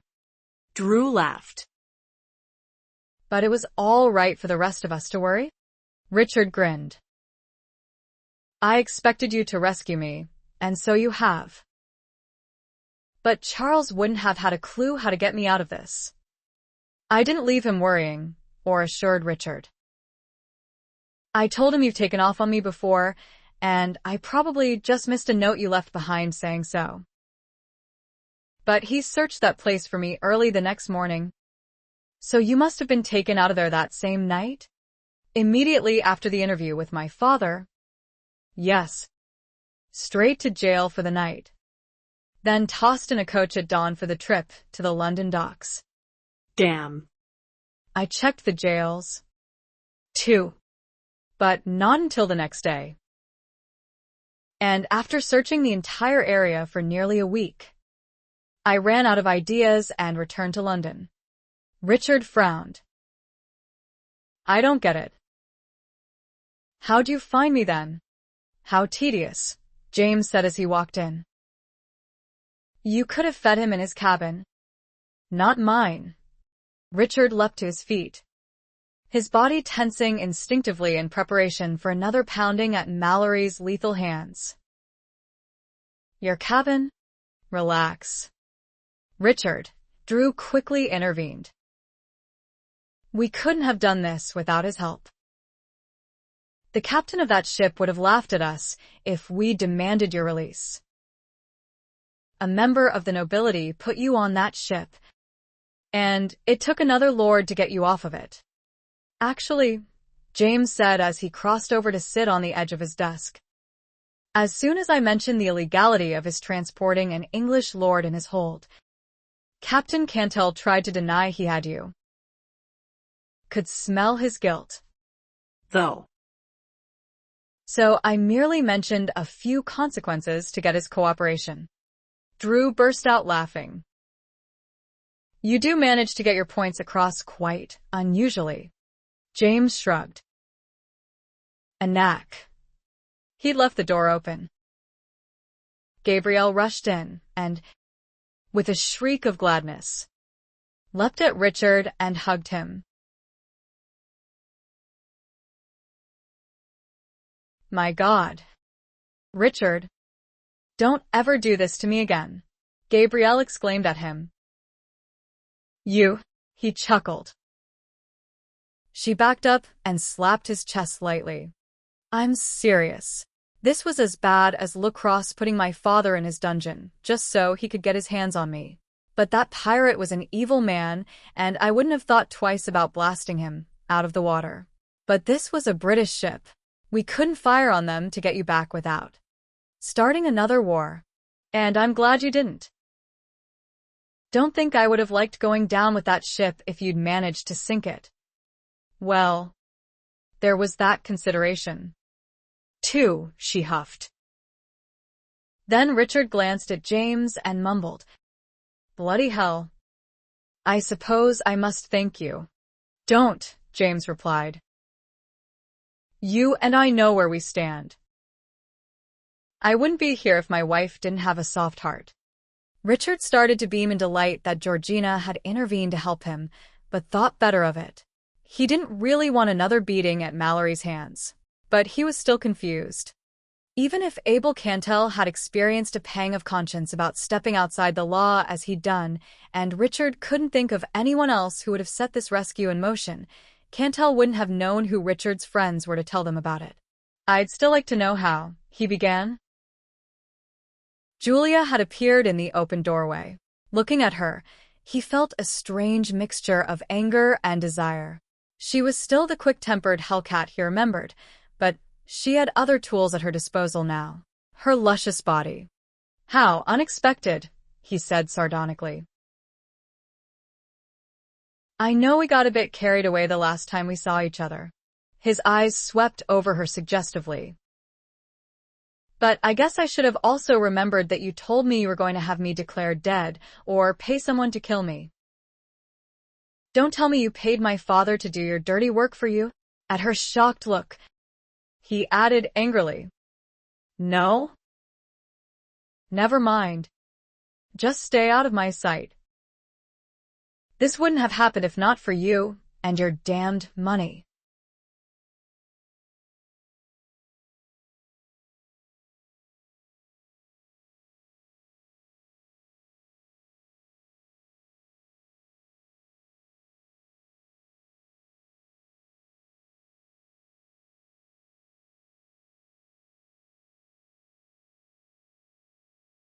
Chapter 30. Julia no sooner slammed shut the door to her cabin than her eyes filled with tears. Again, anger and hurt were tearing her apart. Unable to control her strong emotions, she felt like a little girl again, helpless, weak, and never able to win when it came to him. How could Richard still be so nasty after what she'd done for him? Wiping tears on her sleeve wasn't effective when the tears kept coming. She picked up a towel from the washstand to dry her face when she heard the doors in the hallway opening and closing. She glanced behind her and stared at the doorknob, then suddenly rushed forward to turn the lock. Too late. The door was pushed open.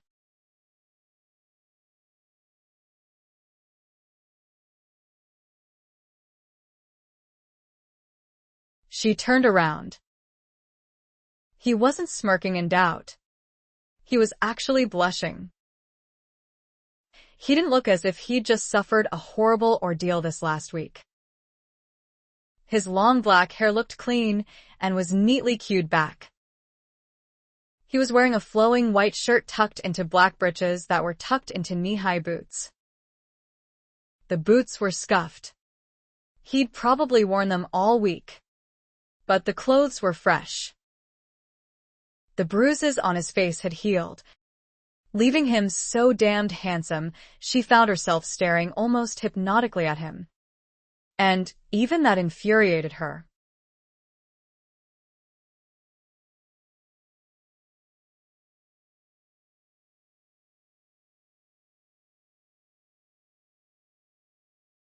I did go home. But I felt I had to make one last attempt to end the contract amicably. So I returned to Willow Woods. It was a futile effort. In the guise of concern, your father clearly laid out what would happen to my family if I didn't prepare for my wedding. I thought he was bluffing about having seen you and was trying to convince me that you'd be a willing groom. He finally told me why you'd be willing and what he had set in motion to assure it.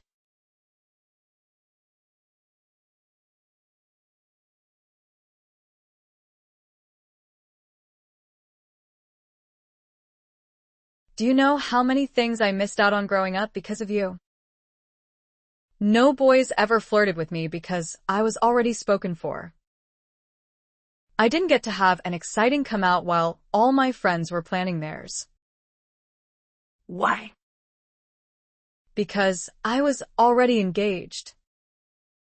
I should have married 3 years ago. Now.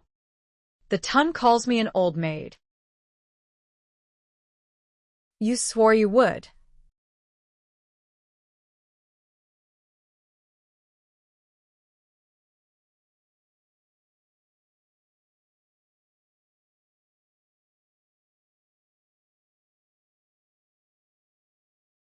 He didn't. She heard him move toward her. Not away. He came so close she could actually smell him behind her, then felt his hands on her shoulders. It was too much for her fragile emotions. She turned around to pound her fists against his chest. He wrapped his arms around her to prevent it. But oddly enough, she found his touch comforting. He was actually trying to soothe her? It just made her cry all the harder. Great racking sobs that wet his shirt and wouldn't stop. It had been so long since she'd had a shoulder to cry on. Actually, she'd cried on her father's shoulder a number of times, missing him so much. But he hadn't been awake to notice. and remembering that brought on even more tears.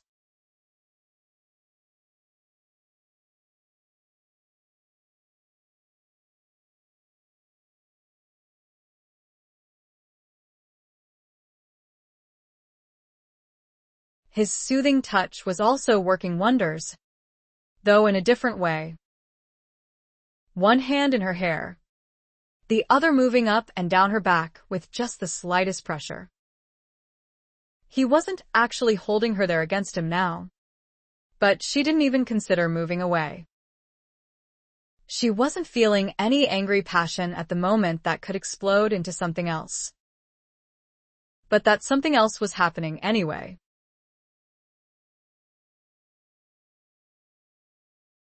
Her tears dried up. The escalating warmth running through her veins might have helped. That kiss was so gentle, but it was still churning her insides with exciting flutters. This was romantic, a careful introduction to the more sensual side of life.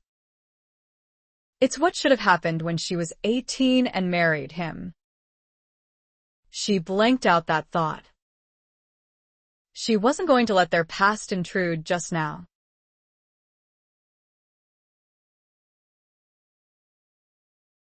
But then he suddenly broke the kiss and looked down at her. His green eyes were hot and questioning. Her eyes remained lambent. Was he giving her a chance to stop what was happening between them?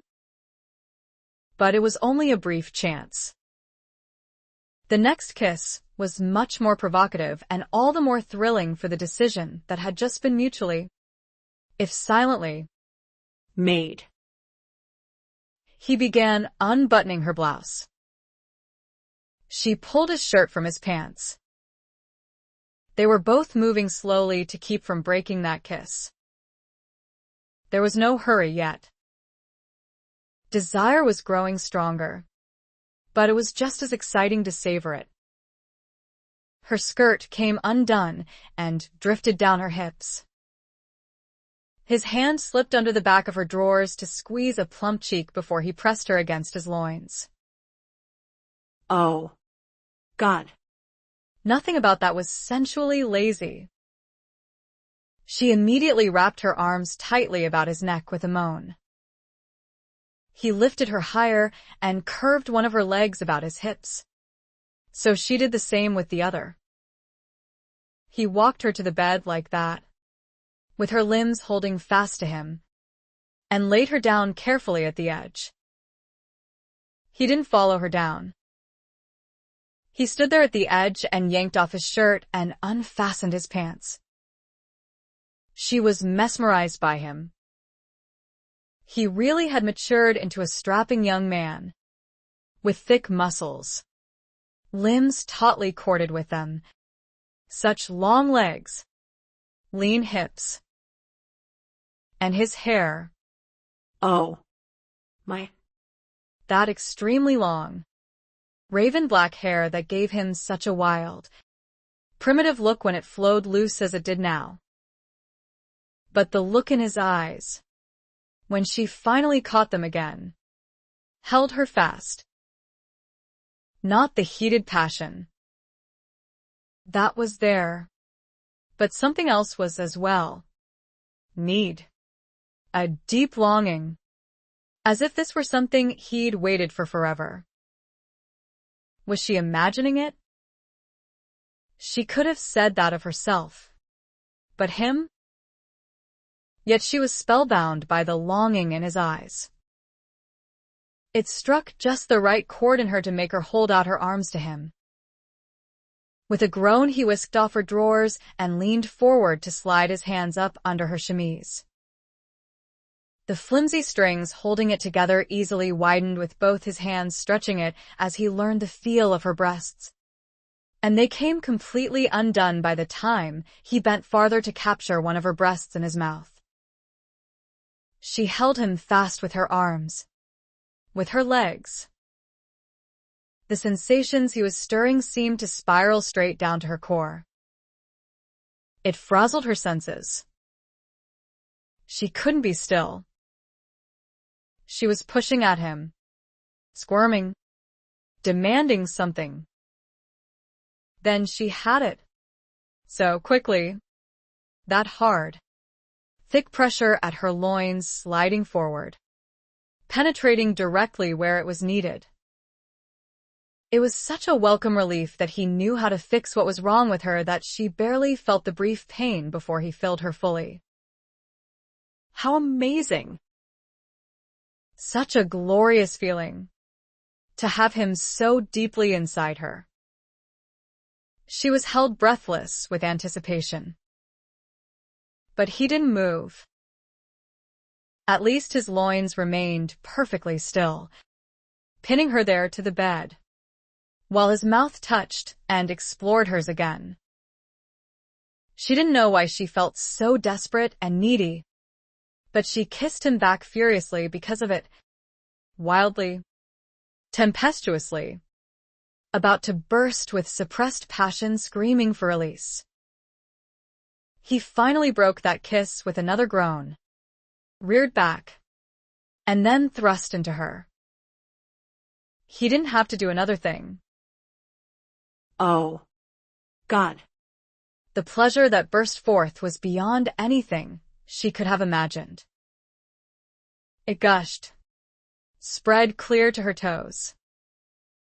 Each slow thrust dazzled her even more, had her holding fast to him for that glorious ride. It ended all too quickly. She was only vaguely disappointed that those amazing sensations couldn't have lasted much longer. But he threw back his head, stiffened, actually looked as if he were in pain, then let out the breath he'd been holding in an exultant cry before he dropped his head to her shoulder. Panting. After one tender kiss on her neck, she felt his entire body rest against hers. Chapter 31. The bloom had worn off, but it had lingered long enough for Julia to know that she didn't want to fight with Richard anymore, at least not today. They were still lying on the bed, lengthwise now. When he'd raised himself off her, he'd immediately picked her up, positioning her on her side with her head on a pillow, then joined her again, curling into her backside. He'd kissed her shoulder and put an arm around her to pretty much keep her there. She finally began to think he'd fallen asleep, cuddled against her, which might be a good thing. She wasn't sure what to say to him now, after what they'd done. She was afraid the subject she was there to discuss was going to utterly end this fragile truce. Actually, she didn't even know if this could be considered a truce. She might be feeling exceptionally mellow, but she had no idea how this unexpected occurrence was going to affect him. He'd been angry after kissing her at the inn, blaming her for what shouldn't have happened. This went so far beyond that there was no comparison. She finally knew what lovemaking was all about, and it had been wonderful. But she didn't deceive herself into thinking she couldn't experience that excitement again with someone she could love. Not only Richard could stir those desires in her. She might be strongly attracted to him, even liked him sometimes. He could have been that perfect someone for her if only they had met under different circumstances, and they didn't have the ugly history of the marriage contract between them. Instead, he was her perfect nemesis. Until she got rid of him, she wouldn't find that one man who was out there somewhere, waiting for her to come along.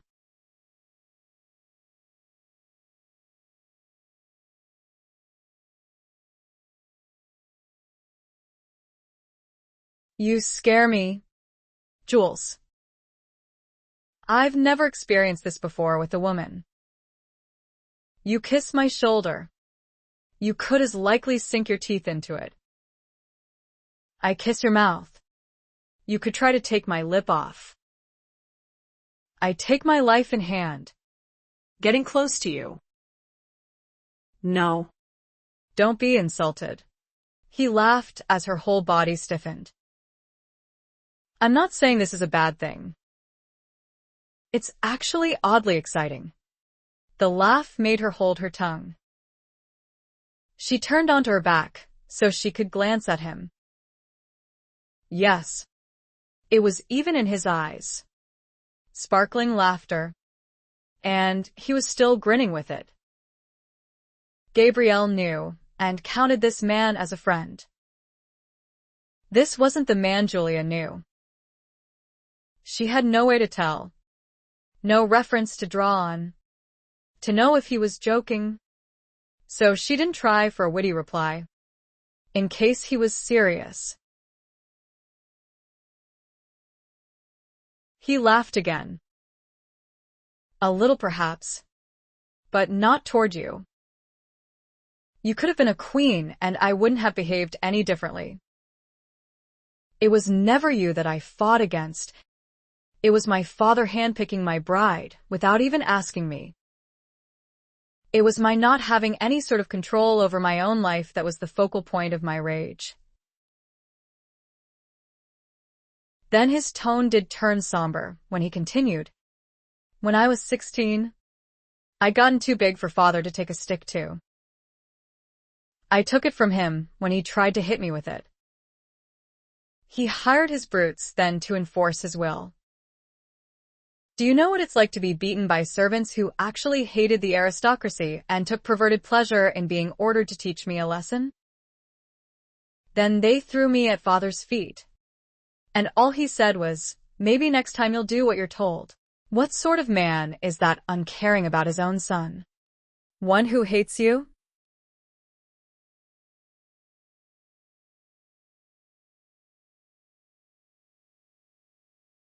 But how do you know? Because I wasn't singled out for his harsh discipline. Charles was treated the same. He just buckled under and never fought it like I did. And when father wasn't dispensing punishments, he was usually cordial to both of us. Not loving. Mind you. He was never that. But he never displayed any sort of hate, either. Just anger whenever we broke his rules, or didn't jump immediately to obedience. And that's how he was raised. You know. So, I suppose he thought what worked on him would work on his own sons. Bad parents raising more bad parents, Richard ended in disgust. She knew about his mother's promiscuous season in London. But she wasn't sure she wanted to mention that when it sounded as if Richard didn't even know about it. And he was already much too defensive about the subject. If he and his brother had been treated equally, then perhaps James's speculation about Richard's being a bastard had been off the mark. So she ended with, he's simply evil. There we go agreeing again. Richard didn't sound the least bit amused, and sat up on the edge of the bed and put on his pants. With his warmth gone so abruptly, she was acutely aware of her own nakedness. But her clothes were out in the middle of the room where he dropped them. As she started to get under the covers, he tossed her blouse and skirt onto the bed, so she made quick work of getting back into them while he was facing in the other direction. A blatant accusation was in his tone, even in the expression on his face, which made her stiffen defensively and scramble to her feet on the other side of the bed. I told you. I spoke to your father, and he told me to prepare for my wedding and what he'd done to make it finally happen. This was the only way to stop that. I was going to. With my father's blessing. He thought we could weather the storm that might result from breaking the contract. He didn't know your father would make it a personal vendetta to ensure we never recovered from the scandal.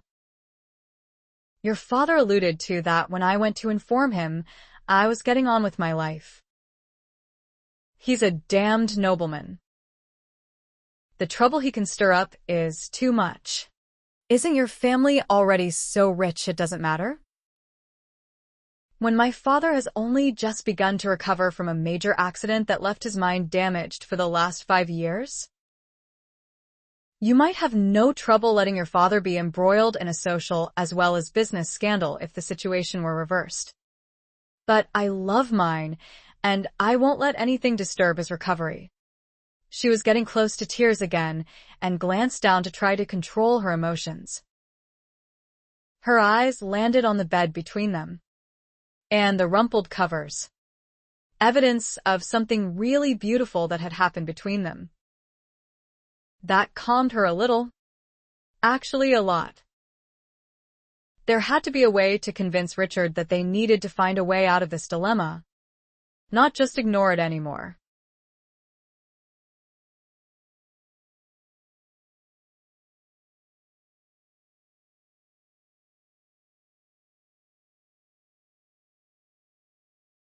Known.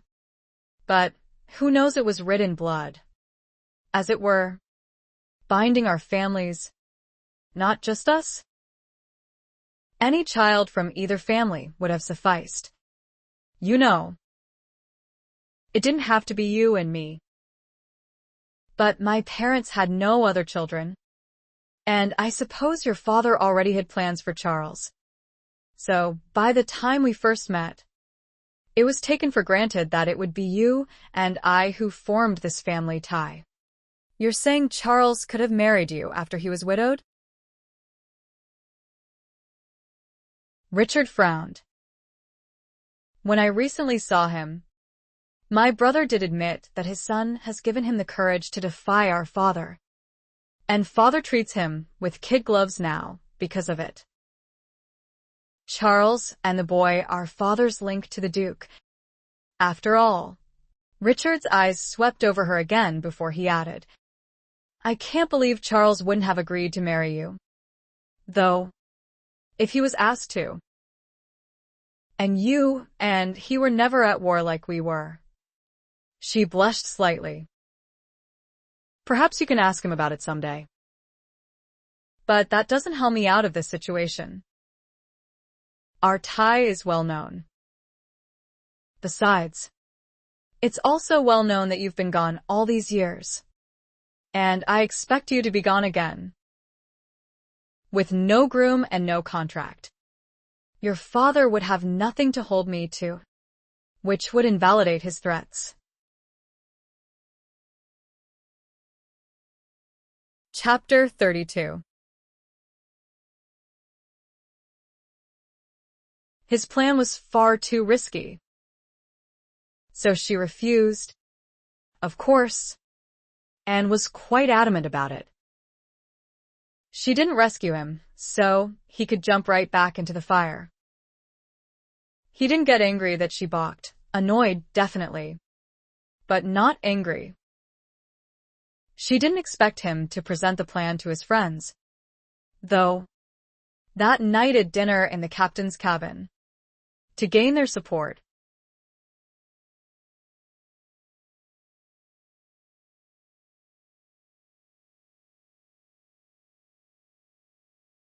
I could hire a professional for the job, releasing him from any further involvement. Why wasn't he jumping on her revision of his original plan to avoid their participation in the theft? That's how my son Jeremy met his wife, Danny. He needed to hire a thief and caught her in the trap that he set for one. But I didn't think it was true. But through no fault of her own, the poor girl was separated from her family when a nasty lesser member of it tried to kill her and her parents for the coveted title. She was barely knee-high and too young to even know who she was when a band of young thieves found her and took her in. Jeremy helped to reunite her with her mother, who survived that tragedy. Of course, he was head over heels by then, James added with a chuckle.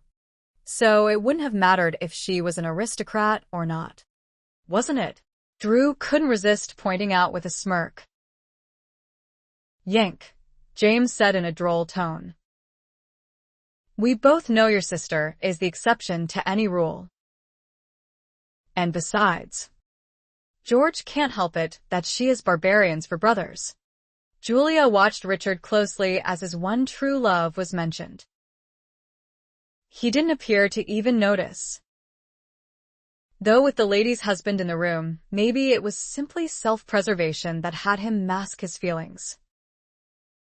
But Richard apparently still preferred his plan over Julia's, possibly because it was so daring, as Gabby had pointed out, and that appealed to him. Or maybe he felt so beholden to her for arranging his rescue that any option that didn't include some risk to himself wouldn't actually remove his debt to her. He'd definitely want to settle that debt. It had to be sticking in his craw that he owed her anything. For whatever reason, he seemed to want another opinion to tip the scale. So he turned to Orr and asked, "What do you think of my plan?" Orr didn't even have to think about it. Simply said, "Fate will decide the matter." More than one of them rolled his or her eyes at Orr's response. But Richard disagreed. People decide fate. Fate doesn't make decisions for them. No, Orr said, and even grinned. A matter of interpretation, then. Julia sighed. One neutral opinion. One siding with Richard. One siding with her.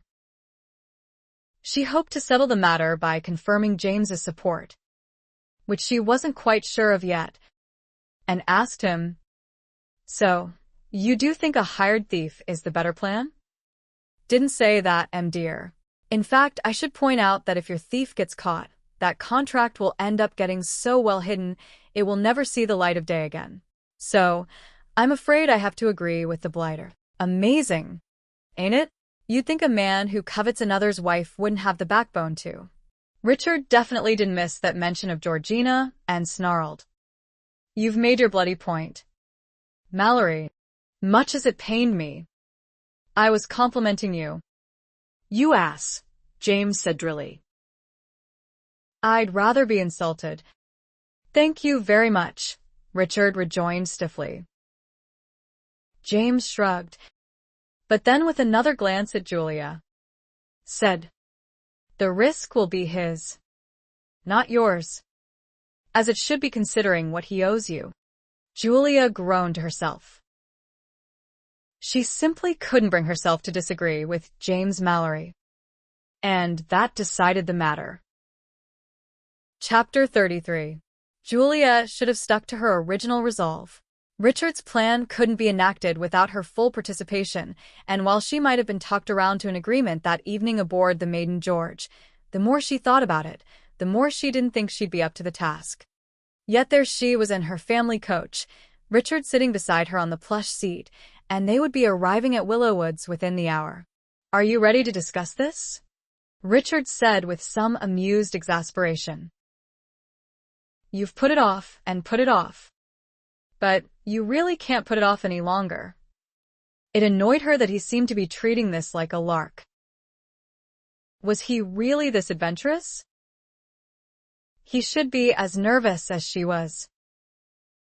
It was brave of him to do this, after what his father had just tried to do to him, and could well do again.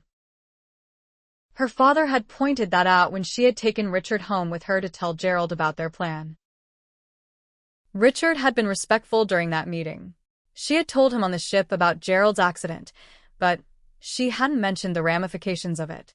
Until that meeting with her father, Richard had known that she had pretty much been overseeing the family businesses for the last 5 years.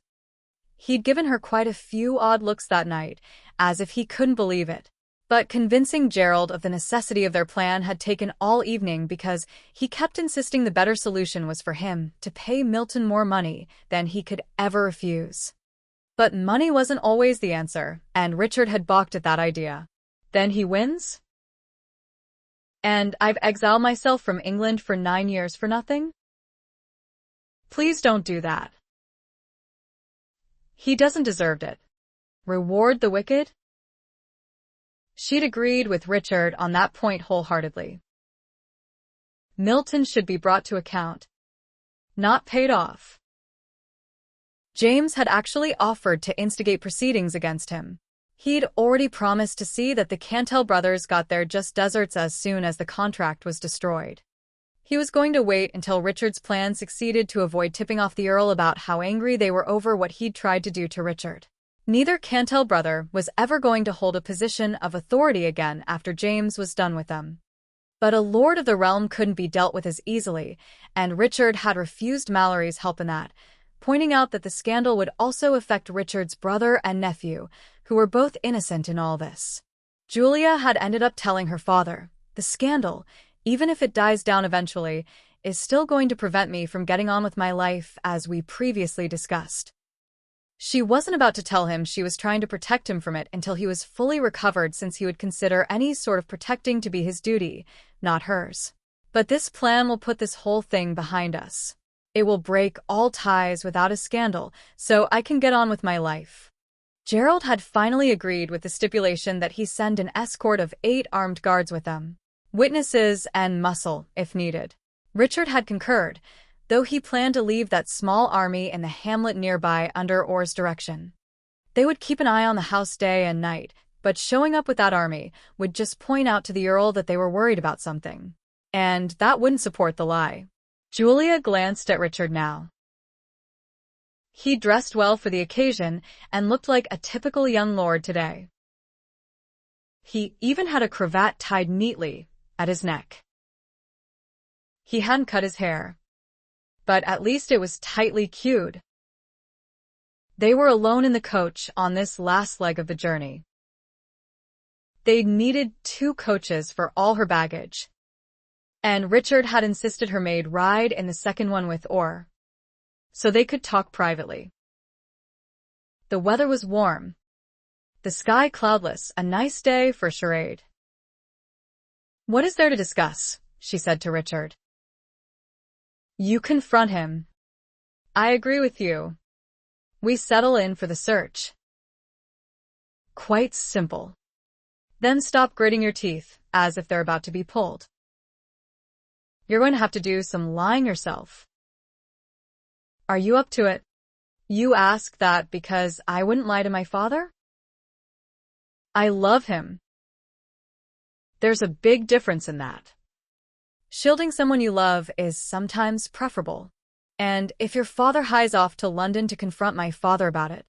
He sighed. "Point taken. Besides, I'm simply going to follow your lead and improvise as needed. Then be warned. My father told me once that betting you would change your attitude. Don't blush too much when I tell him he was right." "Why must you even mention that?" She was already blushing. "He's not stupid. He's not going to believe that out of the blue. For no good reason. We've suddenly changed our minds and want to get married."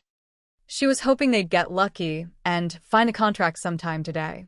The less time she had to spend under the Earl's roof, the better. But there was no way to avoid the initial confrontation that would get them under that roof to stay for however long it took to find the contract and destroy it. The pretense of being a happy couple was going to give them full access to the house, the only viable excuse to be there. She still found it odd that Richard would even come up with this particular idea. Nor could she forget her father's bittersweet comment about it. "I'd always hoped to see the day when my daughter and the Earl's son would be planning their wedding. How ironic to see it happen, but have it only be a charade." Julia gave a start when Richard suddenly touched her cheek. He'd scared and said, "You can't flinch when I caress you. You're supposed to be in love." She stiffly disagreed. "That doesn't include carte blanche in public. Such demonstrations are quite frowned upon. You know." "By whom?" He laughed.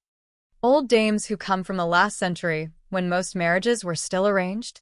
Besides, our situation is unique in that it's purely a performance, and performances need those extra little touches to be convincing. We may even need to do this Moran a few times, just for effect." This was his kissing her, and he did it so suddenly she had no chance to protest. He swept her close, his hand cupping her cheek, and his lips moved over hers with gentle pressure that quickly wasn't gentle at all, got quite out of hand on his part. She was a bit stiff. They shouldn't be doing this again. There was really no need. But her will wasn't powerful enough to ignore something this tempting. Just when she started to melt completely, he pushed her back to where she'd been sitting, a foot away from him. I think you get the idea. Was his voice a little breathless? She had to take a deep breath herself before she leaned her head back against the seat, closed her eyes, and said as calmly as she could, "You will resist giving that good a performance. If you please." "Do you need more practice?" Her eyes snapped back to his. "I got the idea. Now give me some peace for what's left of this ride, so I can compose myself. Don't let me down. Jules. I'm only doing this for you. You know.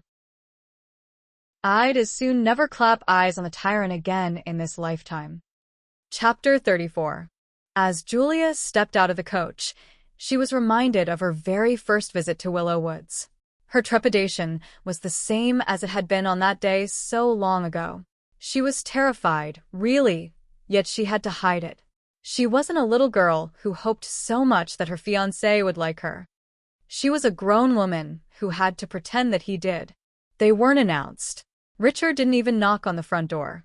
He just walked in as if he had never left, as if it were still his home. No servants were in the hall to stop them. Willow Woods had never had a great many servants, despite the manor's impressive size. Julia's mother had once remarked, rather cattily, that the Millers must have twice as many, and for a home that wasn't nearly as big. Gerald, frowning at her attitude, reminded her that they didn't need all the servants she frivolously employed. Julia was glad that she remembered her mother's remark today.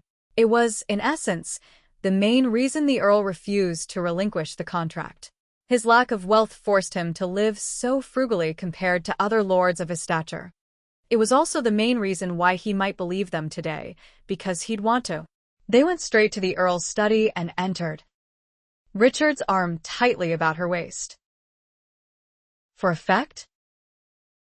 Or because he thought she might bolt. But she felt more confident and in control now. She could do this. Milton was sitting at his desk. He didn't glance up immediately, probably because he thought it was a servant who had come to bother him about something. When he did look up, He just stared at them. he didn't move, didn't blink. Apparently, he was shocked to the point of being speechless. Which allowed Richard to announce, "We're getting married, Father." "I won't say you win." He paused to glance down at Julia with a loving smile, "when I'm the one winning here." The Earl displayed no sense of triumph, but some color was mounting his cheeks, and his icy blue eyes narrowed on his son. Julia began to wonder if he'd even heard what Richard had said, or if he couldn't get past Richard's no longer being on a ship to hell, where he'd put him. In fact, that was all he seemed interested in. Finally saying, "How is it possible you're here?" "That was my bride's doing." "Your bride?" Milton's eyes landed on Julia as if seeing her there for the first time. He was still frowning as he said to her, "You lied to me? About what? That your son and I were in agreement not to marry?" "No, that was quite true at the time. When I met him in London recently, and we began to get acquainted, we didn't recognize each other. When we did, it was quite a rude awakening that brought back all the old animosity. So all we parted with were some very angry words. I was convinced he hadn't changed at all." "I thought the same about her," Richard added with a grin. "But when you told me where you were sending him, you remember asking me if I was pleased?" Her eyes narrowed on Milton now. "I wasn't, not in the least. And before I even returned home, I knew I had to get him out of that horrid situation. I couldn't stand the thought of him suffering. That's when I knew that what I'd felt as a child was gone." "She's still a little spitfire," Richard interjected. giving her a tender look. But when she stands in your corner, it's rather endearing. Julia nearly lost her train of thought over that remark because Richard sounded so proud of her. But she managed to continue. I went straight to the docks and found the convict ship before it sailed. I found Richard's friend there. He was searching for him as well. Someone else knows about this? Milton interrupted sharply. Richard lifted a brow. Did you really think I would approach the lion's den alone? A friend was traveling with me. He just wasn't in the room when your lackeys pulled me out of it. He knew exactly where to look for me. Though He just had no opportunity to free me from the guards who escorted me to London. And a week was wasted because he thought I was being detained at the docks in a building it would take a small army to break into. He didn't see me taken out the back way and dragged directly onto the ship. They had agreed to give a completely different account of the rescue for 3 good reasons. Mainly, Richard didn't want his father thinking only he and Julia knew about his stepping outside the law to have his son imprisoned. Someone else, and a friend in particular, being aware of it would make the Earl think twice about trying it again. But mentioning James Mallory's involvement could have the opposite effect, causing Milton to panic that another lord knew of his transgression, so this simplified version allowed them to leave James's help out of it. And lastly, the quicker rescue gave them nearly a week to fall in love, rather than the few days aboard the Maiden George. Julia felt confident enough to finish the tale. His friend had only just found out where Richard had actually been taken and was intent on getting him off that ship just as I was. Though he was going to do it aggressively, I gave him enough money to do it the easy way instead. Guards are so easy to bribe.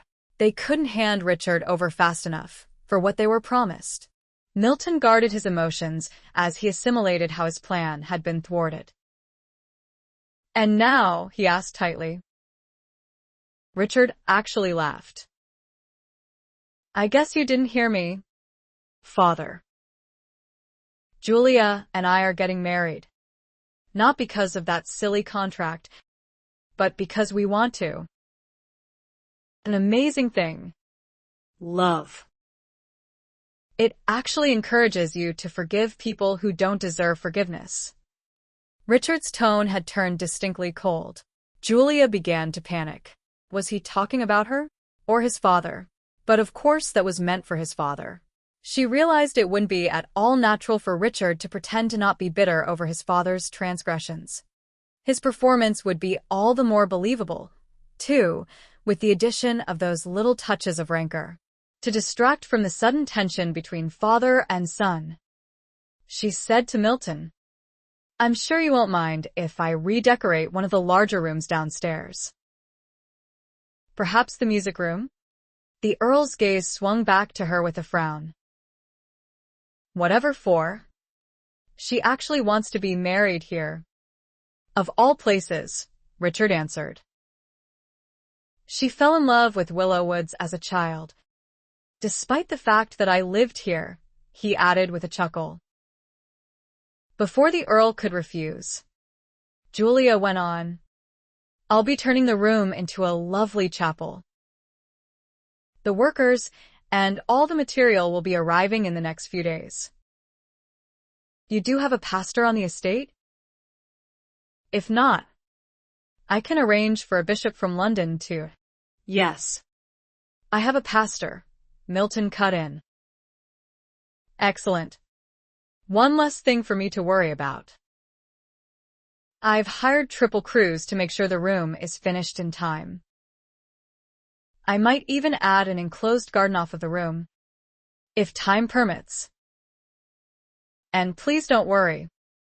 I'll have the room restored to its current state right after the wedding. Then why not just hold the service outside? Milton said. I already have numerous gardens. But what if it rains, she said, Aghast. No. It must be indoors. Nothing is going to stop me from having the wedding I've always dreamed of. Milton glanced at both of them. Richard's arm tightened about her waist. If that didn't warn her what was coming. The suspicious glint that entered Milton's eyes did. I find it preposterous that you could fall in love in the span of a week, even if you didn't hate each other for so many years. Why are you really? Some of that week was spent in bed, Richard cut in bluntly, adding in an ironic tone, "Didn't you once tell me that would change her attitude?" "You forgot to mention it would change mine as well." "Richard," Julia gasped, as embarrassed as she'd known she would be, and angry, too, but she directed that anger at the Earl of Manford. "We don't need to explain ourselves to you. The only reason we are here is for the wedding, but come to think of it, it was more my mother's dream to have the wedding here than mine. She instilled that dream in me because I saw grandeur in this place through a child's eyes, but quite frankly, your home as it stands simply won't do." "How dare," Milton began to sputter. "Peeling wallpaper," Julia continued, "cracked floorboards, the main chandelier in the hall missing a third of its crystals. Frames on paintings rotting away, they are so old. It will involve much more than creating a chapel to have Willowwoods ready to receive members of the ton in less than a month. Not that I couldn't manage it. Everything needed to refurbish the entire house can probably be found in Miller warehouses. But I'm not so sure I want to now. In fact, Richard, let's just leave. This was a bad idea." "A moment, love," he said while pinning his father with a curious look. "You didn't actually think this was a reunion, did you? She had to convince me to come here, and you can be certain it wasn't easy. I would have been quite happy never to step foot here again, and after the wedding, I don't intend to return. She's right, this was a bad idea. But it's an idea already in progress. The banns were posted before we left London, and her father probably has sent out most of the invitations already. The location can be changed," she assured Richard. "That isn't necessary," Milton said gruffly, and a bit red-faced now. "You're welcome to have the wedding here. When you just question the validity of our love for each other?" Richard said to his father. "Do you even realize how hard-hearted and narrow-minded you seem in not understanding how easy it was for me to fall in love with her? But just for the record, father, we met in London at the beginning of the season and didn't recognize each other at all. I was completely smitten and did my best to seduce her. She nearly succumbed, drawn to me as well." "Richard, stop giving him intimate details," she protested again. He didn't quite ignore her, just leaned down to kiss her cheek and say, "Hush," before continuing his improvised tale. "It was a shock when we finally figured out who we actually were, and as she said, we parted in anger because of it. But then, ironically, you brought us together again and were responsible for the powerful emotions that consumed us, relief, gratitude, and anger that was not directed at each other for a change, but at you. And, well, one thing led to another, and the recent attraction we'd just experienced took over again." "My God," she said in wonder. "He is responsible, isn't he? We never would have seen each other again if I didn't feel compelled to rescue you." Richard chuckled at her. She must have looked suitably odd because he was able to say, "You don't need to feel beholden to my father. Really, you don't, love. But if you still want to be married here, I suppose I can tolerate a few weeks under this roof while you make all the preparations for this grand wedding of ours." Chapter 35. The young maid who had shown Julia to a bedroom had wanted to clean the room immediately. She'd had no notice of guests coming to visit, she'd whined, so she hadn't prepared a room ahead of time. Julia shooed the girl off, telling her to come back and clean it later that afternoon while she wasn't in it. She just wanted some privacy immediately, so she could tremble in peace. But collapsing on the bed as soon as the door closed stirred up so much dust. She sat up and coughed and sneezed for nearly a minute. That took care of the trembling. And she almost laughed when the clear outline of her footprints across the dusty hardwood floor caught her eye. She hadn't been exaggerating about the condition of Willowwoods. The bedroom she had been shown to probably hadn't been used, or even cleaned, in years. With so few servants, the maids, if there was even more than one for the entire upstairs, obviously only cleaned the regularly occupied rooms of the large manor house. She'd been given a room with blue drapes, walls, and bed cover. At least the decor used to be blue. The wallpaper was so faded it was more a dull gray now. The dark wood floorboards needed to be polished. The room contained a narrow desk, but no vanity, hence no mirror. She needed to make a list soon of all the items she would need from the warehouses in London. She was filling her mind with these trifles so she wouldn't think about the interview with the Earl, which had shredded her nerves so badly. She might have thought she was up to that confrontation, but she'd known how easy it would have been to slip up and say the wrong thing. She wasn't certain that Milton had been completely convinced by their charade, despite his giving his permission for the wedding, which was why she'd started trembling as soon as she left his study. For a man who had wanted this wedding to happen for most of her life, he didn't seem the least bit delighted that it was finally taking place. At least not yet. He obviously had some reservations, or needed more proof that she and Richard were sincere. Such as an actual wedding. She started to laugh hysterically at that thought, but cut it off abruptly when the door opened again and Richard stepped inside. She shot off the bed, stirring up another cloud of dust that she tried to wave away as she said testily, "You need to figure out how to knock." He closed the door softly behind him. "We're soon to be married. No knocking." She raised a brow. "That doesn't give you privileges." Then, dropping her voice to a whisper, she added, "Even if we were getting married." He just grinned at her before he glanced at the deplorable condition of the room and said with a wince, "I was really hoping your room would be in better shape than mine. But obviously not. Willowwoods really has fallen into a miserable state. Just one more thing to prove how desperate your father should be for us to marry. He's always been greedy. But desperate might be more accurate now. The gambling debts I left him with would have pinched his pockets even more. Apparently, he had to borrow from Charles's father-in-law to pay them off." "You like to gamble?" "Not really. Those were deliberate losses to get him to disown me back then. It didn't work, so I left instead." She really knew so little about Richard anymore. But the snob was gone. Had snobbery ever really been there? Or had his rage over the situation caused that nastiness she remembered? And today, He'd been remarkable. Recalling his performance, she said, "You were amazing downstairs. How did you do that? You mask your emotions so well. You even had me believing you." He blushed slightly. "Sorry for embarrassing you, but my father has a suspicious nature. If anything deviates from the norm, he wants to know why. And what we're attempting here is about as far from normal as it gets." "Do you think he believed us?" "It's hard to say at this point. I don't really know him anymore. 9 years ago when I left, he wouldn't have done something as horrendous as what he just did to me.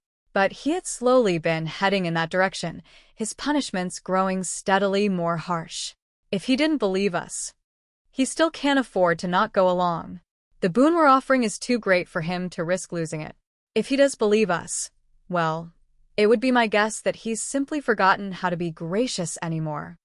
I don't recall him ever being gracious. That wasn't really true. When she'd been young, the Earl had seemed like any other grown-up she'd met. His belligerence had only shown up when the situation had begun to turn sour and her father had tried to end the relationship between their families. She suddenly realized she hadn't been whispering any more than Richard was. And she ran to the door, opened it, looked both ways down the hall, then closed the door with a sigh. "We're really going to have to be more careful around here. We can't afford to be overhead. Why don't we go outside and enjoy some of this fine weather?" he suggested. and give the servants a chance to clean these rooms. Julia thought that was a splendid idea, especially since they could talk freely outdoors with no one nearby. She grabbed her bonnet and opened the door, but paused to dust off the back of her skirt a little. She had left the outline of her body on top of the bed cover. It was so dirty. "Wait," Richard exclaimed, staying her hand. "Let me do that for you." She glanced back to see the roguish glint in his eye and his reaching for her skirt. She swung around to face him. "No." "I don't think so." He was grinning widely now. "Ah. Come on. Love. What better opportunity than a little dust? Really? You're not putting your hands on my arse." She tried to sound stern, but his teasing humor was contagious. "Be a sport," he cajoled, and reached for her again. She laughed and quickly backed her way out the door with a firm no. He ignored her denial and leapt forward. She shrieked and ran down the corridor. Giggling now, she half turned to make sure he wasn't getting too close and bumped into his father. Her blush was hot. "Beg pardon," she got out, and hurried down the stairs in embarrassment. "You sure know how to put a damper on things."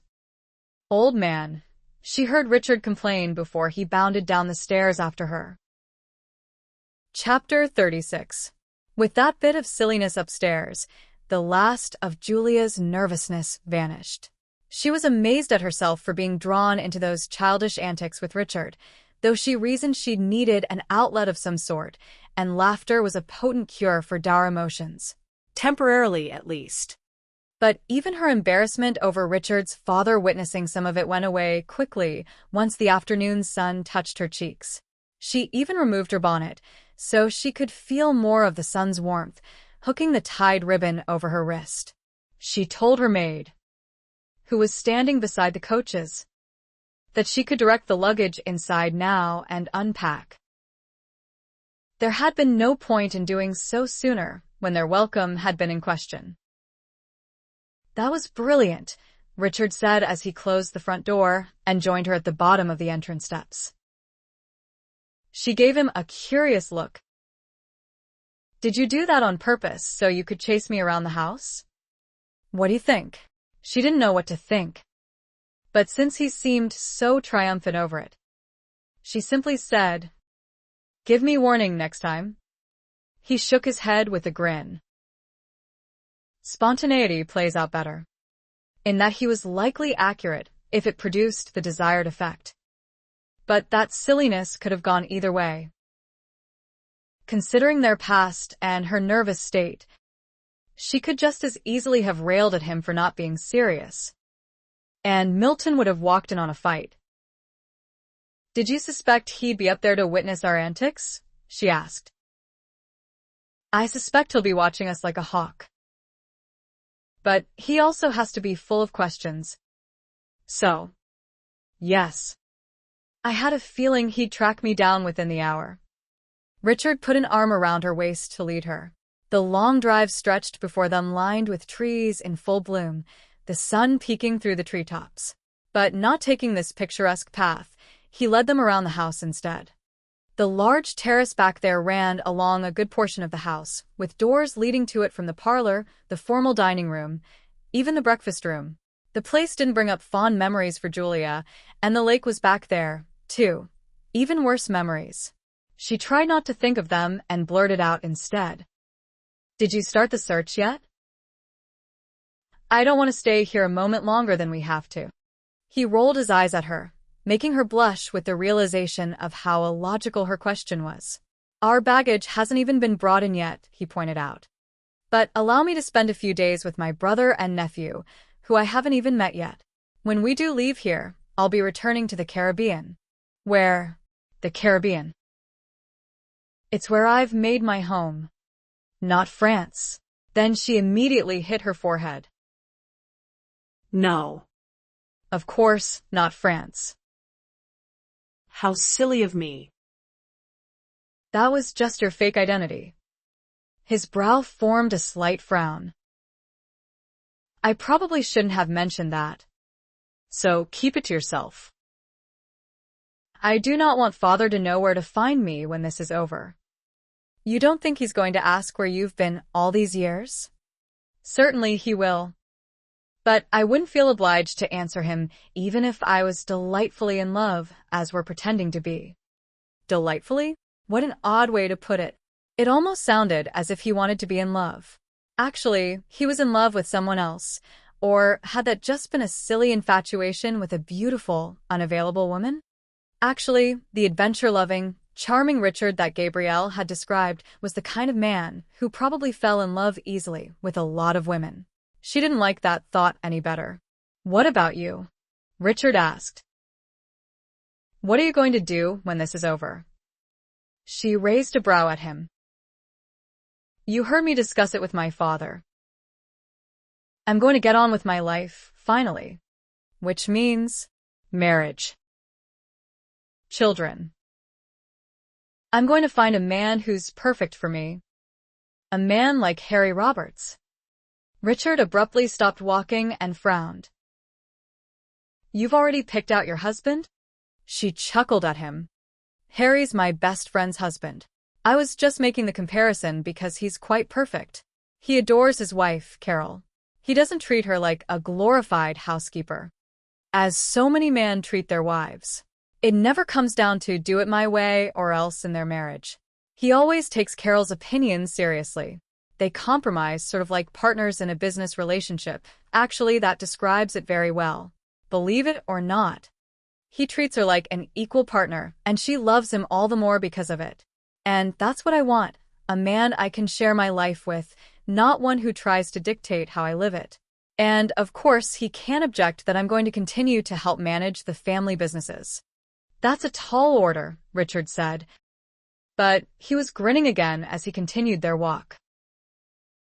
Considering how wealthy your family is, you aren't worried about fortune hunters telling you exactly what you want to hear. Then reverting to form right after the wedding. She stiffened. You think my family's wealth is the only thing a man will find attractive about me? No, indeed. But it's still something you'll need to consider. She'd never get married if she had to take that into account. 2. How many men out there were like Richard, who didn't give a damn about her money? She was surprised he didn't point that out. 2. How quickly a mood could turn sour. She was about to turn around and head back to the house, preferably alone, when he said, "Watch your step, Jules. This slope has a few uneven spots." She gritted out. Would you stop calling me that tacky name you gave me when we were children? He didn't take note of her harsh tone, didn't even glance down at her. He was staring reflectively at the lake as he said, "A ship I sailed on was named the Crusty Jewel. You can't imagine how much I laughed every time that name made me think of you. No, Jules it is, and Jules it will always be. Admit it. It's a pretty name, at least when it's not modified by the word crusty." She'd admit nothing of the sort. But she did realize she'd just got testy for no good reason. For the sake of their joint effort, she changed the subject. The lake is man-made, isn't it? The slope might be gradual on this side of it, but it's rather steep on the other sides, making it appear unnatural. Yes. The first Earl of Manford started digging the lake in the early 1700s. Ah. A time that favored long hair like yours. Do you wish you'd been born back then? Your hair is as long as mine. You know. He chuckled at her. No. It isn't. It is. Let yours down and show me. She took out a few pins, shook her head, and her coiffure fell, her hair tumbling down her back. She then turned around to show him, but glanced back at him over her shoulder. "What do you think?" "Damn," was all he said before he whipped her around and kissed her. His kiss had no gentle persuasion, was instantaneously passionate, and she was easily swept away by it. So unexpected, and all the more potent for the suddenness of it. God, he tasted so good, he dazzled her senses to new realms of temptation. She couldn't get near him without feeling spurts of unusual giddiness. Just the sight of him did that to her. But being pressed to his hard body magnified that tenfold, a burst of sensual pleasure that spread from her core, heightening all her senses. Abruptly, he stopped kissing her. Apparently Richard had enough presence of mind not to tumble them right there on the lawn. She didn't. She wouldn't have protested at all. Couldn't really think yet. Could only pant and regret that those wonderful feelings were cooling down. He was no longer pressing her tightly against him. Not that that changed their position much when she was still holding on to him. But his hands came to her shoulders. His forehead touched hers. His warm breath steamed against her face. "Don't move for a moment," he said in a whisper. A laugh almost bubbled out of her. She didn't think she could move if she tried. "Did you do that deliberately?" he added. She didn't know what he was talking about. But his tone had just turned accusing, which made her stiffen. "I don't know what you mean," he sighed. "No." "I suppose you don't." One of his hands moved down her arm so slowly, it was a caress that actually made her shiver and think they weren't quite done with kissing yet. But he was only after her bonnet, which he removed from her wrist and set on her head rather roughly. "You've got beautiful hair, Jules." "Keep it contained," he said a little too sharply. She gasped and tried to pull away from him. But his hands were back on her shoulders, and he wasn't letting go. "Don't get huffy on me. We're not done with this demonstration. The tyrant is watching us from the house. So, be still and put your hand on my cheek." She did, though she replied tartly, "Or he's not watching at all. I brought us to the back lawn because it can be viewed from more rooms, including his bedroom, than can the front of the house. He's watching. I can almost feel the malevolence coming from that house." "You're probably feeling what's coming from me." He glanced down at her, then started to laugh.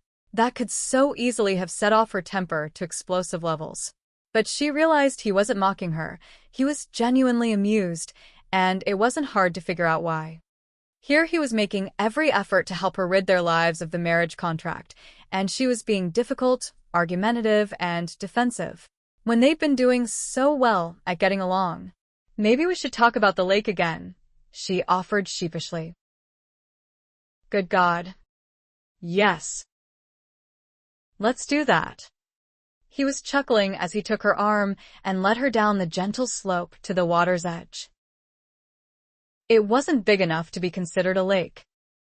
It was really a large pond. But she knew that it was deep, even near the edges, which was probably why the Allens called it a lake. The aristocracy was quite frivolous back then in their clothes, their wigs, in their spending, he told her. They say the first Earl of Manford employed an entire village to dig this hole. When he ran out of funds, it was left unfinished for years. A great gaping hole in the backyard. Unfortunately, rain never collected there, it just seeped into the ground. Snow sometimes filled it in the winter. But once it melted, it never succeeded in leaving Moran a mud puddle come spring that would dry up by summer. So, who finished it? The next Earl married well, but his wife wasn't a generous person. Whenever she replaced her wardrobe, which was a yearly event, of course, she wouldn't donate her old clothes to the poor, she simply had them thrown away. and she decided her first year at Willow Woods that the huge, ugly hole in the backyard would serve very well as a place where she could discard things, including her clothes. Of course, the Earl's gardeners couldn't allow a rubbish heap on the property. The solution was to cover the pile of clothes with dirt. But servants, being naturally efficient, since the sooner they got a job done the more time they would have to themselves, spread out that enormous pile of clothes, so only a few shovelfuls of dirt here and there were needed to cover them sufficiently. Come springtime that year, the muddy puddle formed as usual. But this time, it stayed there and got deeper whenever it rained. Julia laughed. So, without figuring out how to finish that lake properly, they did it by accident. Exactly. A generation later, fish were brought in to spawn, and the little dock was built. They were standing on that dock now. Julia impulsively confided, "I was very jealous of your fishing prowess. My mother didn't think it was an appropriate activity for me. So, of course, that made me want to try it even more. My father finally gave in and took me fishing without her knowing. It was our little secret. But seeing those poor worms stuck on hooks that day quite cured me of my infatuation with fishing." He chuckled. "Did you ever learn to swim?" She glanced at him sharply. How unkind of him to mention that. And yet, no. He didn't seem to be gloating over his adolescent attempt to drown her. He astonished her when he added, "You scared the hell out of me that day. You were only supposed to get wet, not sink."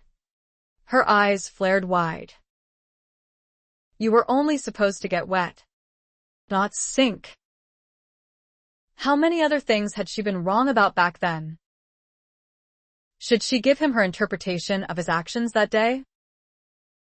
She turned to him, but he'd moved behind her, rather close. She had to crane her neck to look up at him, only to find that teasing glint in his eyes. And then she was suddenly in the water. She came up sputtering, her skirt bubbling around her waist, her loose hair covering her eyes so she couldn't see. He'd pushed her in the lake? Again. She shoved her hair back. But before she could glare at him, a large wave splashed over her face as Richard landed next to her.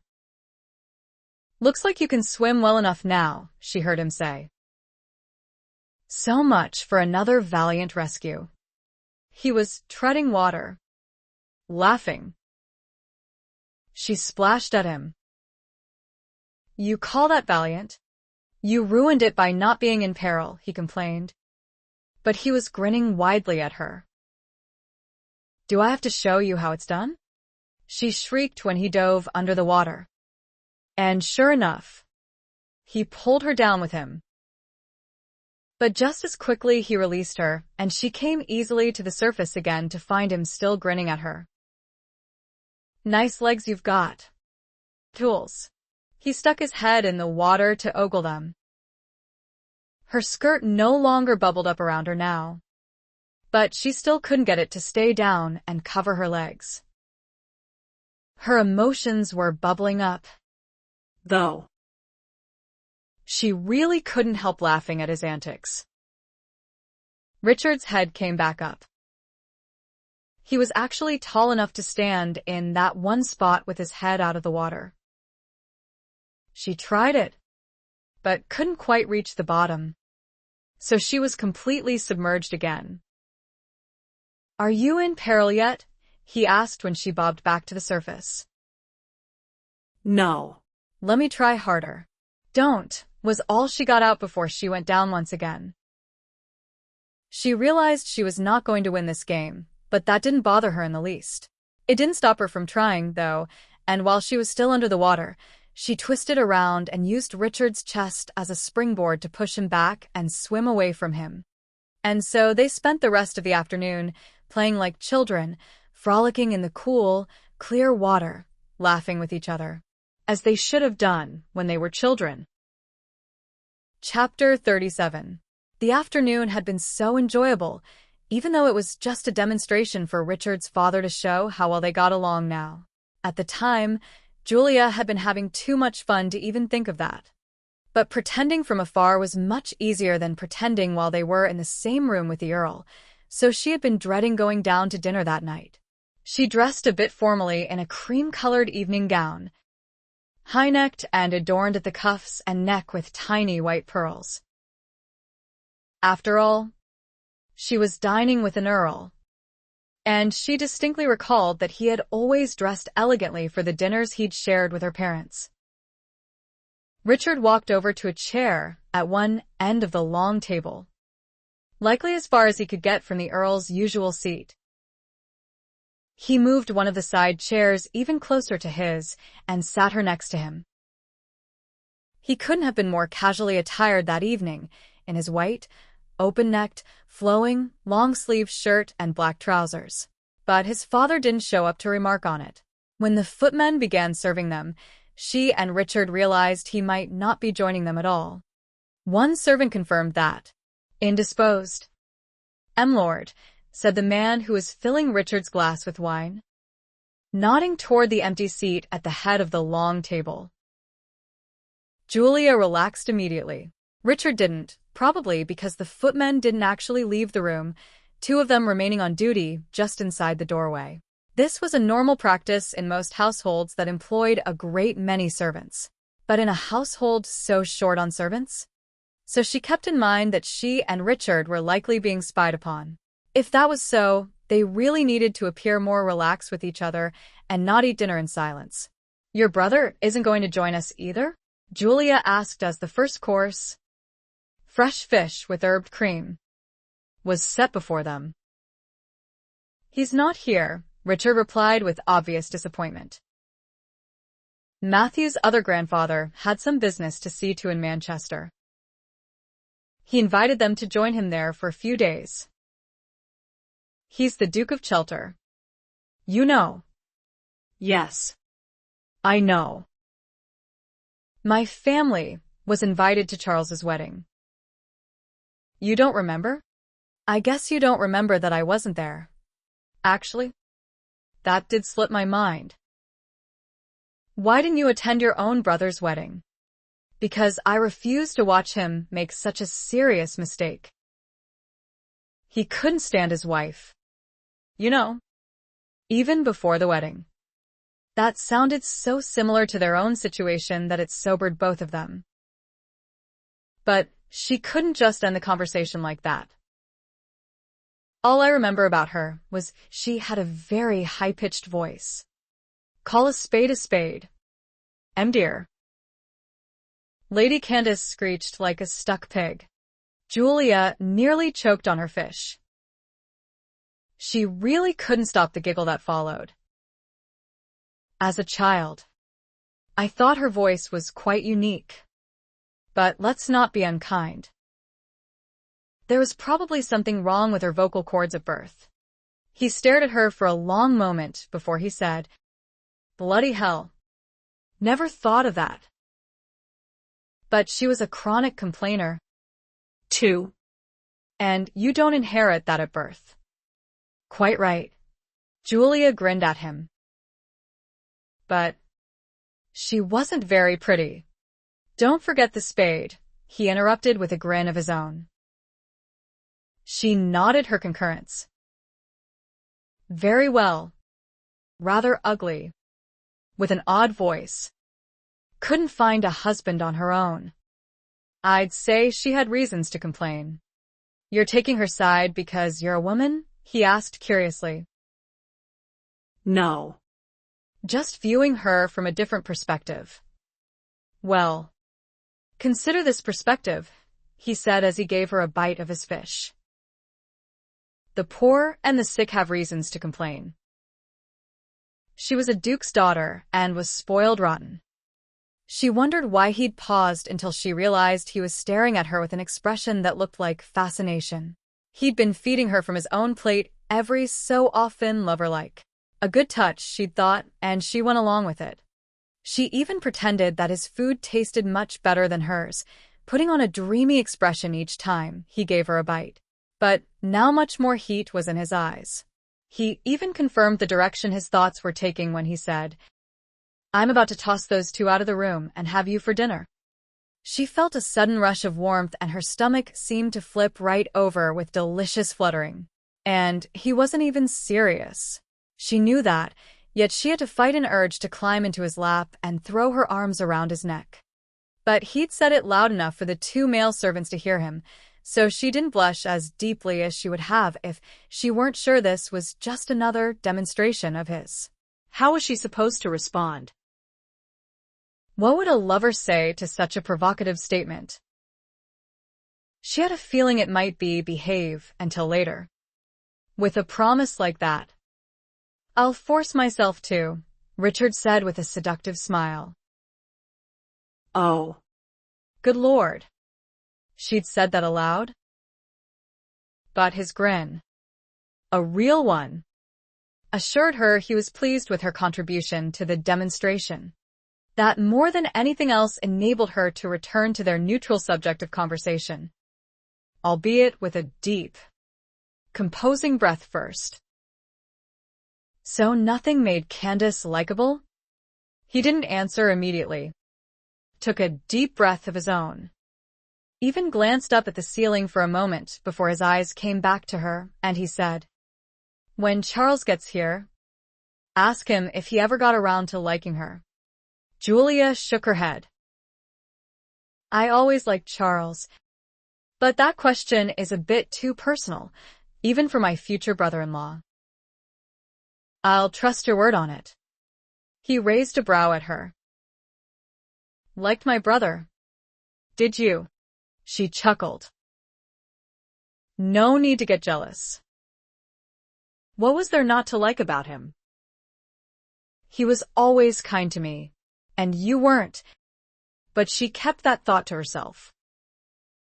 He didn't. "And I wasn't." "Sho," she tried to stop him.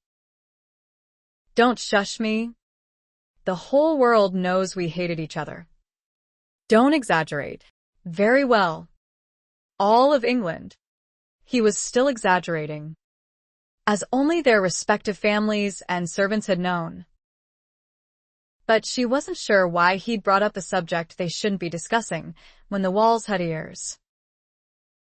She was beginning to feel uncomfortable when he lightened the subject by adding, "We don't need to tiptoe around it. Love. It's our past. It's certainly not how we feel now." No, it wasn't. There was nothing to hate about this Richard. Like the man she'd been drawn to in London at Georgina's birthday ball, he could be quite charming, even gallant. He also had a wonderful sense of humor. And he was honorable. He didn't have to be here doing this for her, just for her. But he owed her, so he was paying his debt. A stunning thought came to her. She liked this man. A lot. How oddly disconcerting. Chapter 38. Soon after dinner, Julia retired to her freshly cleaned room.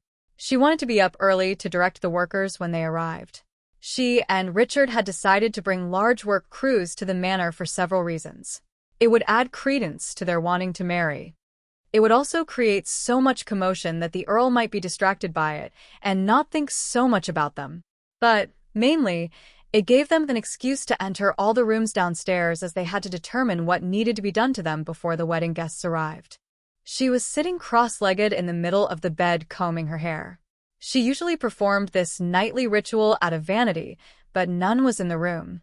She'd actually added a mirror to the list of items she had included in the note she'd sent to her father, apprising him of their reception. He'd insisted on being informed immediately. He might still show up to give Milton a piece of his mind, if he gained enough strength to travel before they accomplished their task. But she was still hoping she and Richard would be out of there in days, not weeks. She should have been exhausted after all that frolicking in the lake today, but oddly, she was wide awake.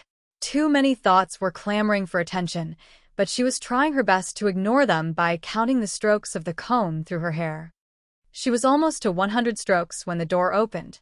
She froze. She wasn't dressed to receive anyone, much less Richard. Yet there he stood, frozen as well at the sight of her. She was wearing her favorite summer nightgown, sleeveless, V-necked, made of white silk spun so thin it was the softest thing she owned. And the most transparent. He came out of his daze first. A slow smile began to form on his lips.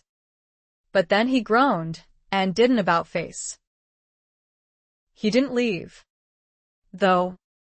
Merely closed the door and said a bit tersely, "Get decent." She immediately dove off the bed to the wardrobe where her robe hung and quickly donned it. Made of the same thin silk, it wasn't that much of an improvement, but at least her arms were covered now, and an extra layer of silk crossed her chest. But for good measure, as soon as she pulled the belt tight, she flipped a lock of hair over each shoulder to also lay over her breasts. "Are you decent yet?" She glanced up and sked. "If you would get in the habit of knocking, you wouldn't get embarrassed seeing what you shouldn't." "I'm bloody, well, not embarrassed. I'm bloody well fighting tooth and nail to stay on this side of the room." Her mouth formed the O though no sound came out. He sounded so aggrieved, impassioned by what he'd seen, that he was having difficulty over the mere hint of nipples under silk almost made her smile. "Yes." "It's safe to turn around and tell me what you're doing in here." He faced her. His eyes still covered her slowly from head to foot before he said, "We're spending the night together." Oh, God. An image immediately filled her mind of the two of them entwined on her bed on the Maiden George, and she nearly melted on the spot. So much heat washed over her. But he couldn't mean they'd be doing that again. That couldn't be what he'd come there to tell her. He'd just had a very male reaction to her scanty attire. Really? The man needed to choose his words more carefully. A bit miffed at how easily he'd excited her, she said, "I beg your pardon? Don't get huffy. I won't touch you." "You've my word on it." "It's just for effect. I want the maid to find us together in the morning and report it to my father." He was serious. How could she survive an entire night with him not touching her? She couldn't. This was not a good idea. She quickly reminded him, "We were quite demonstrative today. Do we really need to do more?" He merely said, "I didn't like his not making an appearance tonight at dinner. When I don't see him, I don't trust him. And when you do see him, I don't trust him, period. But at least it's easier to gauge what he's thinking if I can see his mood. He probably just still doesn't know what to make of our desire to get married. It's the very last thing he was ever expecting to happen. Us falling in love. And besides, it's my maid who'll open that door in the morning. Not your father's upstairs maid. So nothing's going to be reported to him. Do you trust your maid?" "No." "She's new. But she likes the job because I overpay her. So she isn't going to jeopardize it." "Do you overpay all your servants just because you're rich?" She wondered why he sounded so annoyed. Did he resent her wealth? Or was he still upset over finding her half-dressed? She tried not to react to his sour mood with one of her own and simply said, "As it happens, it's my opinion the average wage isn't enough to feed pigs, much less people. And my family has always paid our employees what we feel they are worth, not what the standard dictates. You get much better results when a worker is happy and well-fed, you know. Or would you know?" He chuckled at last. "Good point. No. I wouldn't. I've never in my life paid for a servant of any sort. Never? All the years you were gone. Didn't I mention I lived at sea mostly? Or in someone else's house. A lord without a valet." "I'm amazed." "Don't be. It's not hard to polish your own boots or wash your own clothes. Now. Cooking? No. Never tried that. If you must know. He grinned, then added, as for my new plan, it's still a good one. Father's only heard that we've slept together from me. And that's really the clincher in this charade. So I want him to hear it from someone else. And if your maid can't be trusted to take the tale to him, come along. We'll use my room. He didn't wait for her agreement. Just grabbed her hand and led her down the corridor to one of the 2 corner rooms at the end of it. She still didn't like this new plan of his at all, despite the logic of it. But she felt some shyness mixed with avid curiosity. She really wanted to see the room he'd grown up in. But when she entered the room and glanced around it, she saw nothing that indicated a child had ever lived here. Faded jade wallpaper, old yellow drapes open to the night, an empty fireplace with nothing on the mantel, not a single painting on the walls. As it was a corner room, one set of windows looked out on the side yard, the other faced the front lawn. None were open, so the room smelled a bit musty despite having been cleaned. There was a small desk where Richard might have done schoolwork. A bookcase, empty of books. "This wasn't your room when you were a child?" she asked as he closed the door behind them. It was. Not a single thing in the room suggested it had ever been used except as a guest room. So she asked, "You took everything with you when you left?" "No, it was probably all thrown away when it became obvious I wasn't coming back. I just took what I could carry, a pocketful of childish mementos and some clothes. I was running for my life. Well, it definitely felt like it. I just had my hair butchered. Every single lock of it cut off to the scalp with a knife, because I wouldn't cut it when I was told to." She gave him a sharp look. "That isn't funny." No. It wasn't. Her eyes widened in horror at his somber tone. "You aren't joking?" Then she guessed. "Is that why you wear it so long?" "Because your father wouldn't let you. A matter of choices that I never had, and a reminder I always carry with me of what I escaped." He didn't really leave England because of her, she realized. She was just another of his father's choices that had been forced on him.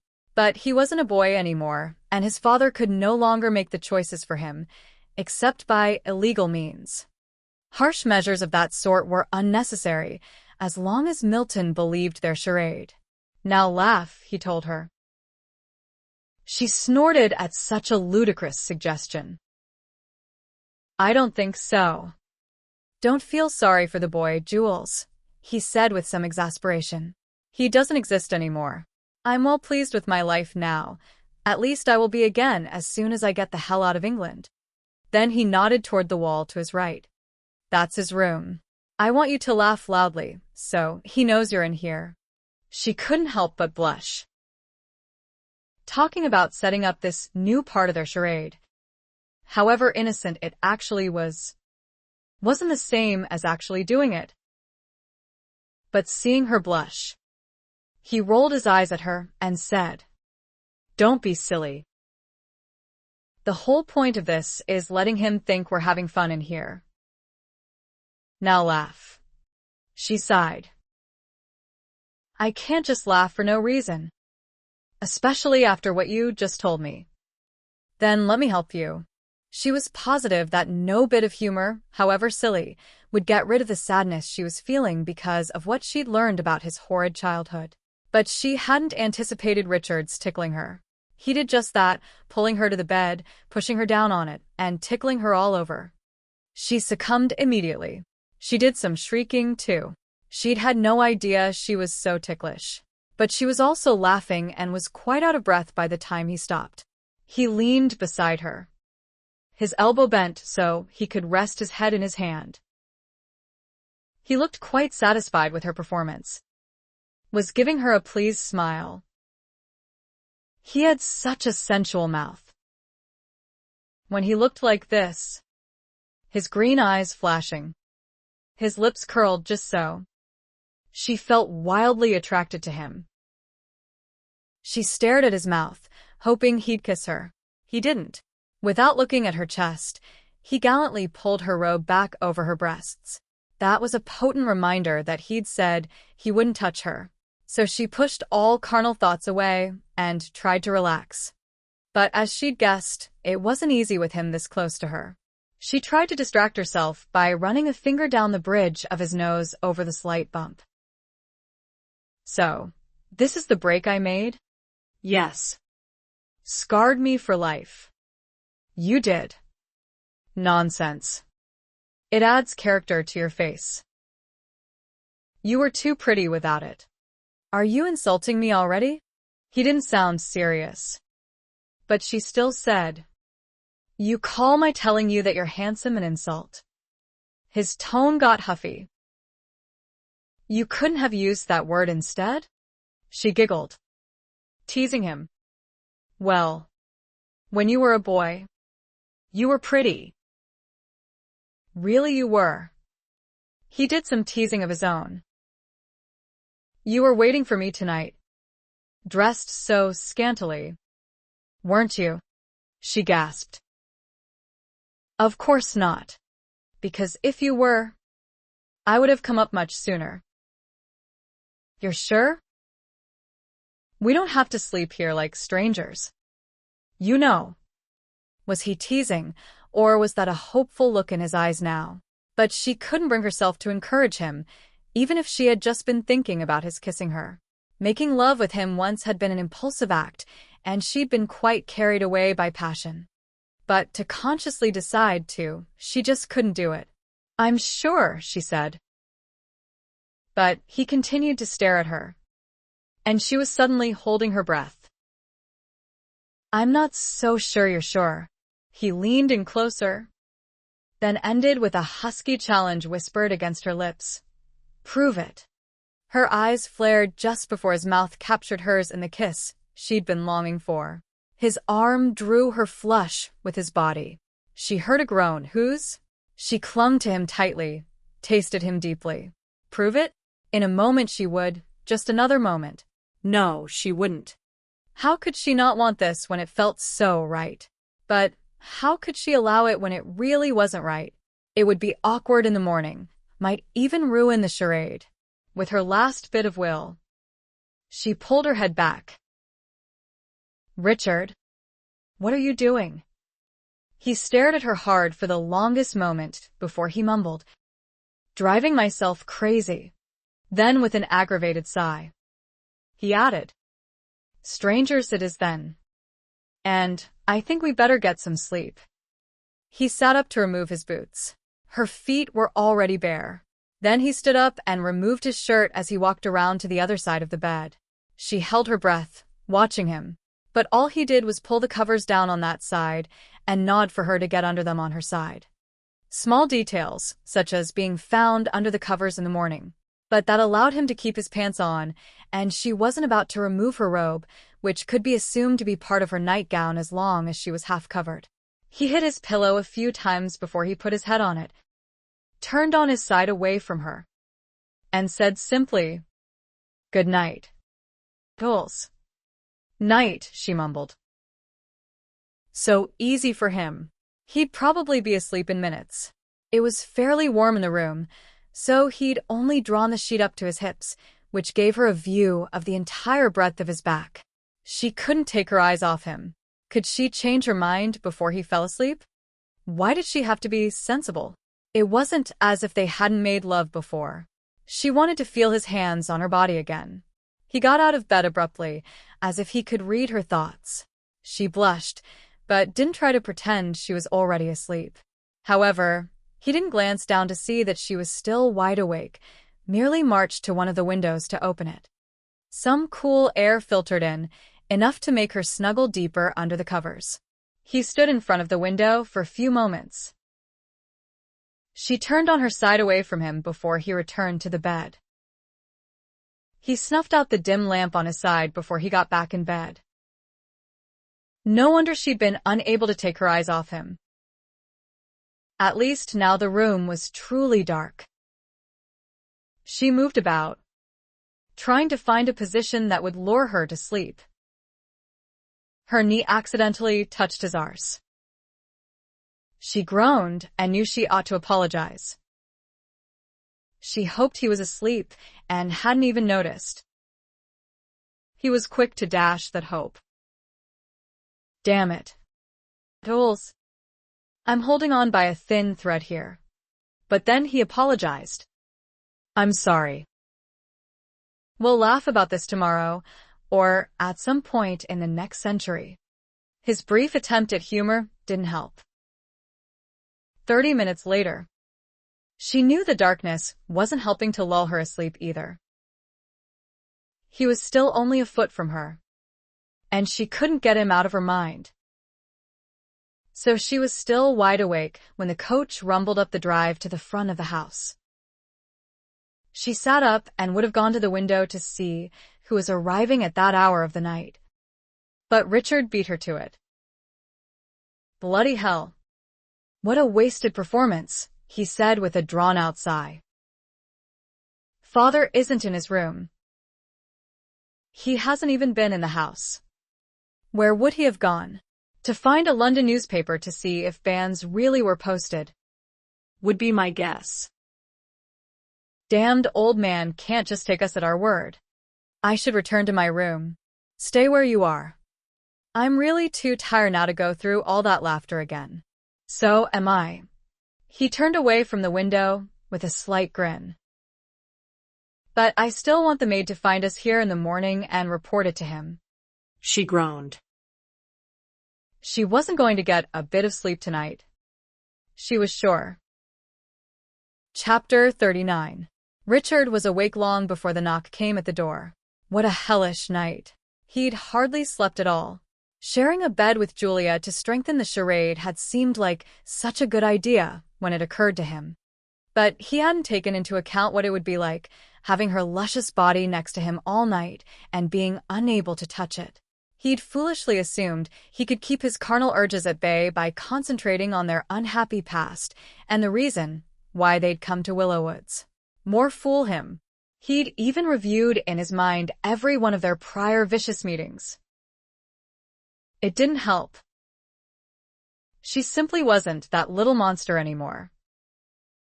She'd changed so much she was like a completely different person. They could actually hold normal conversations without either of them getting angry. She laughed with him. She succumbed to his teasing. What a surprise and delight that had been. And what could he say about her rescue of him? Had it been self-serving as he'd first thought? Or was she simply possessed of enough compassion that she'd had to help him even though she hated him? Did she still hate him? He couldn't even tell anymore. Frankly, the changes in Julia amazed him and enticed him. It had taken guts for her to come here to enact this charade after what his father had done. That was self-serving, though. The contract meant nothing to him when he lived in a different part of the world now and would marry whomever he pleased when he was damned ready to. But she needed to destroy the contract so she could get on with her life and marry someone else. He shook that thought off when whoever was at the door knocked again. And he called out, "Come in." Julia stirred beside him, but she didn't awaken. Was she really that sound a sleeper? Or had she spent as hellish a night as he did? What an interesting thought, but he found it unrealistic. She might have succumbed to passion on Mallory's ship, but she'd been highly emotional at the time, and he'd been a cad to take advantage of that. But damn. She looked stunning now. Like a sleeping angel with that ash-blonde hair spread out around her pillow. Aside from his first sight of her, when she'd been a howling 5-year-old with splotchy cheeks. She'd been a beautiful child. He should have known she'd grow up to be a prime piece.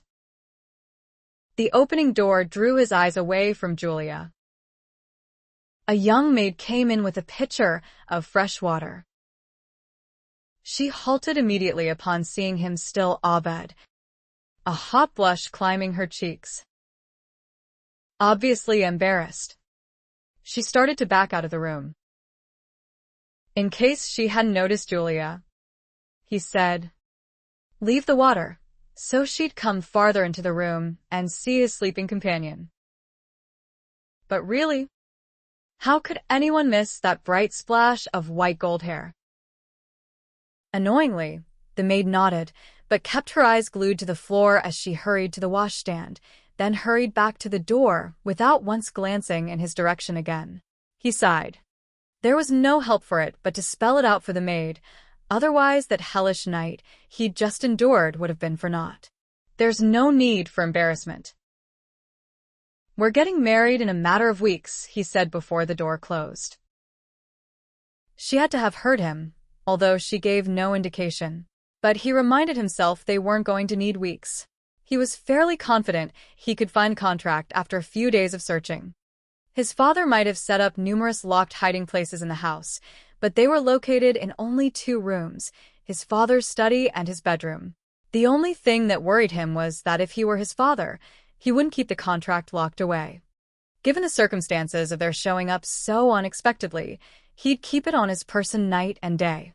What a horrid thought. Extremely annoyed now, he got out of bed and dressed. He walked to the bed to wake Julia, but stopped abruptly. He didn't dare touch her when he could attribute some of his annoyance to still wanting her. That desire was riding him hard. He could have just nudged the side of the bed and said her name loudly to awaken her, but he wasn't sure he could handle seeing her all warm and sleep-tousled, sitting up in bed in that revealing nightgown. He went downstairs for breakfast instead. Unfortunately, his father was still at the table in the smaller breakfast room. After all these years, his gut shouldn't twist up in Milton's presence. But it still did. All those beatings in his youth had left a brutal mark. A hell of a thing to associate a parent with pain and nothing else. "You're late to this meal," Milton said in disapproval as Richard took a seat across from him. Richard stared at him. "Do I look like a child who needs to be told when to eat? You look like the recalcitrant rebel you've always been." Milton stared at the tail of hair Richard had allowed to fall over his shoulder. "Are you going to cut that for the wedding?" No. "I'm not. You're going to embarrass this house. No one will give a damn what I look like, Father. And it's not your decision." Is it? "Are we clear?" Milton didn't answer, possibly because of the servant who just arrived with a plate for Richard and set it down before him. Food predetermined. No choices to make. He grit his teeth, but then as quickly he relaxed his jaw. He was nitpicking. The food was tolerable and plentiful. At least his father didn't skimp when it came to feeding himself and his family. But Milton did seem to rub in that lack of choice as he admonished. "We eat at precisely 8 in the morn, precisely at 1 in the afternoon, and precisely at 7 in the evening." It allows the cook, who doesn't have very many helpers, to plan her day accordingly. Can't imagine old Greta complaining about anything. She's a wonderful cook and one of the few servants I remember fondly. And why haven't I seen? I had to let Greta go. In fact, all of the old servants were fired long ago, replaced with young ones who don't expect as much wage. From the expression on Milton's face, Richard could see his father blamed him for that, because of the debt Richard had saddled him with. But Richard wasn't going to discuss that again, if he could help it, when his father hadn't resorted to the simple solution he'd wanted him to use, disowning him. "Afraid I'm not very fond of precisely," Richard said. Then conceded. "If there's no food around when I feel like eating, I'll make do." "And where is your bride this morning?" "Still asleep," Richard said, and immediately had that alluring image of Julia again in his mind. "She's accustomed to the late hours of the London crowd, I suppose?" Milton asked disdainfully. Milton had never liked London. The upper crust who either lived there or frequented the city to enjoy the seasons were mostly rich. He wasn't. But his question provided a perfect opportunity to allude to how they'd supposedly spent the night. "Not at all," Richard answered his father. I'm afraid it's my fault for keeping her up late. But might I suggest you avoid using those nasty, offensive tones with her? She's already having reservations about holding the wedding here, after the reception you gave us. Milton said something under his breath. Richard chose to ignore it and tried for a neutral topic. The butler mentioned Charles should be back today. Is that correct? Indeed. Your brother is very predictable and dependable. He said he'd be back today, and so he shall. Richard didn't miss the implied insult in that statement. He could be quite dependable, though he'd rather not be predictable. But Milton admired those qualities, so Richard had strived to develop them as a child, until it became obvious that nothing was going to endear him to his own father. Richard gave up talking to the man and concentrated on finishing the meal. But Milton wasn't fond of silence. You forgot to mention that army you brought with you. Cantel informed me about it. Richard raised a brow. So, that's where you went last night?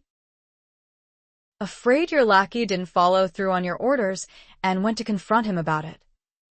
The magistrate isn't my lackey, Milton mumbled.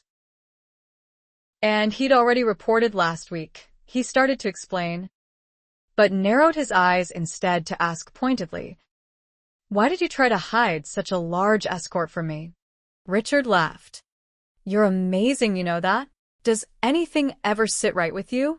The simple fact is, we didn't want to worry you unnecessarily by showing up with all those guards, which is why we left them down the road. And they're not mine.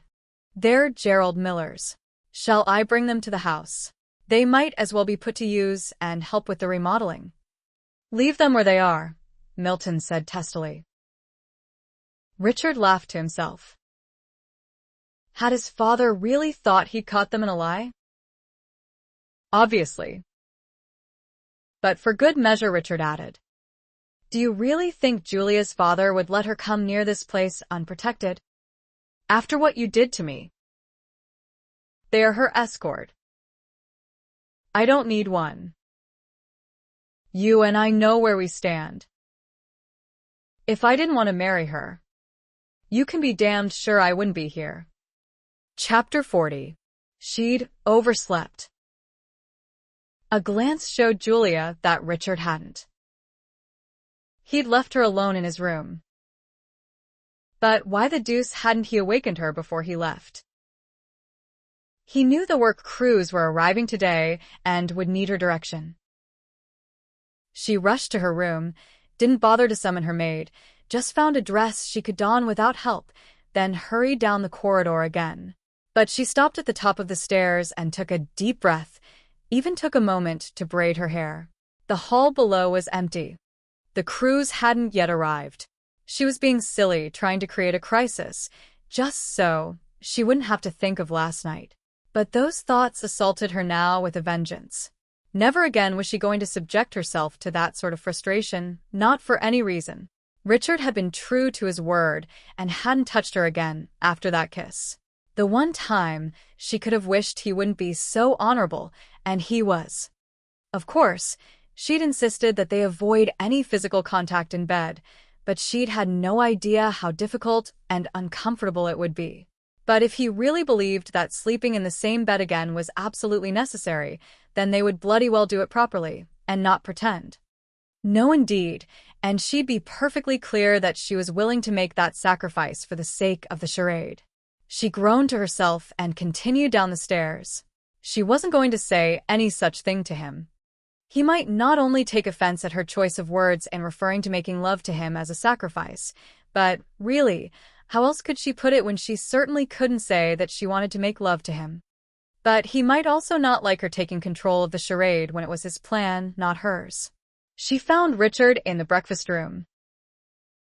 Unfortunately, the Earl was there as well. Richard stood up as she appeared in the doorway. Bad timing? Love. I've just finished. He was going to leave her there alone with his father? She put on a smile for him. I'd prefer a walk before I eat anyway. It's such a beautiful morning. Breakfast won't be served much longer, Milton said. Was that a censuring look he just gave her? Still no improvement in his attitude then? Or maybe he hadn't been informed yet about their sleeping arrangements. She tried to recall how she'd felt after she'd really made love. Utterly tranquil. Tender. Benevolent, happy. She turned a serene smile on the Earl. Won't it? I didn't notice the time. I still enjoy walking before I eat. I usually ride. But I didn't bring my horse, or do you have mounts in your stable? Aside from Charles's mount and Matthew's pony. Just coach horses. I don't ride myself. Do you think Charles would mind if I borrow his horse? I do, Milton said. I don't, Richard added, giving his father a reproving look. Milton ignored his son and told her, there are no saddles for females. The man really was determined not to be accommodating. It was becoming laughable, but she refrained and simply said, no matter. A walk will do. Richard took her arm and got her out of there before anything more unpleasant occurred. She sensed his tension. He was bristling. Actually. That was difficult, she guessed as he led her outside. He started down the long drive, away from the house. No demonstrations for his father planned for this walk, apparently. He can't even be civil to you.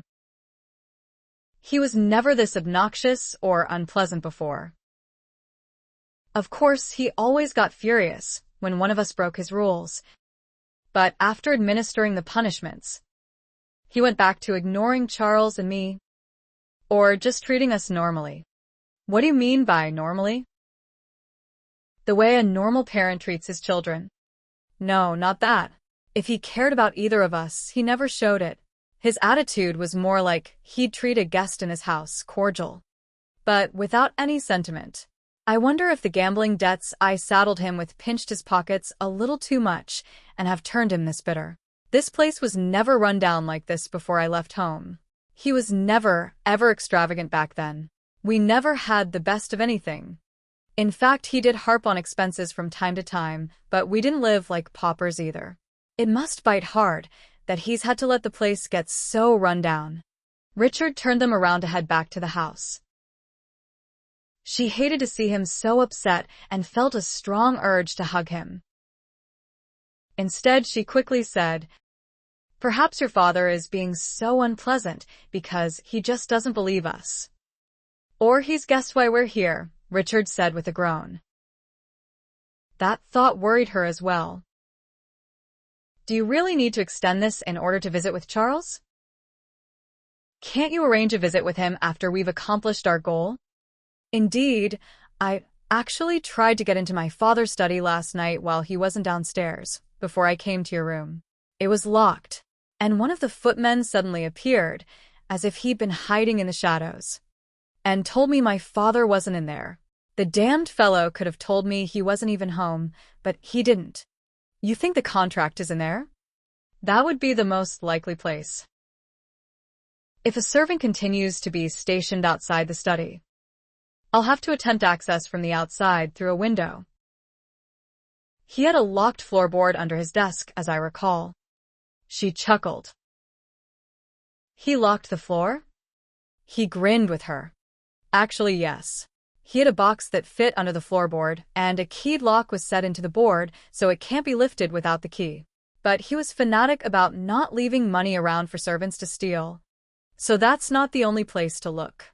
One of the drawers on his desk also has a key lock. For that matter, all 3 of the top drawers on his bedroom bureau have locks, as does the little chest he keeps his watches in. And come to think of it, there's even a locked door inside his clothes room. It's not for a bath. No. There's a separate room for his bath on the other side of the wardrobe.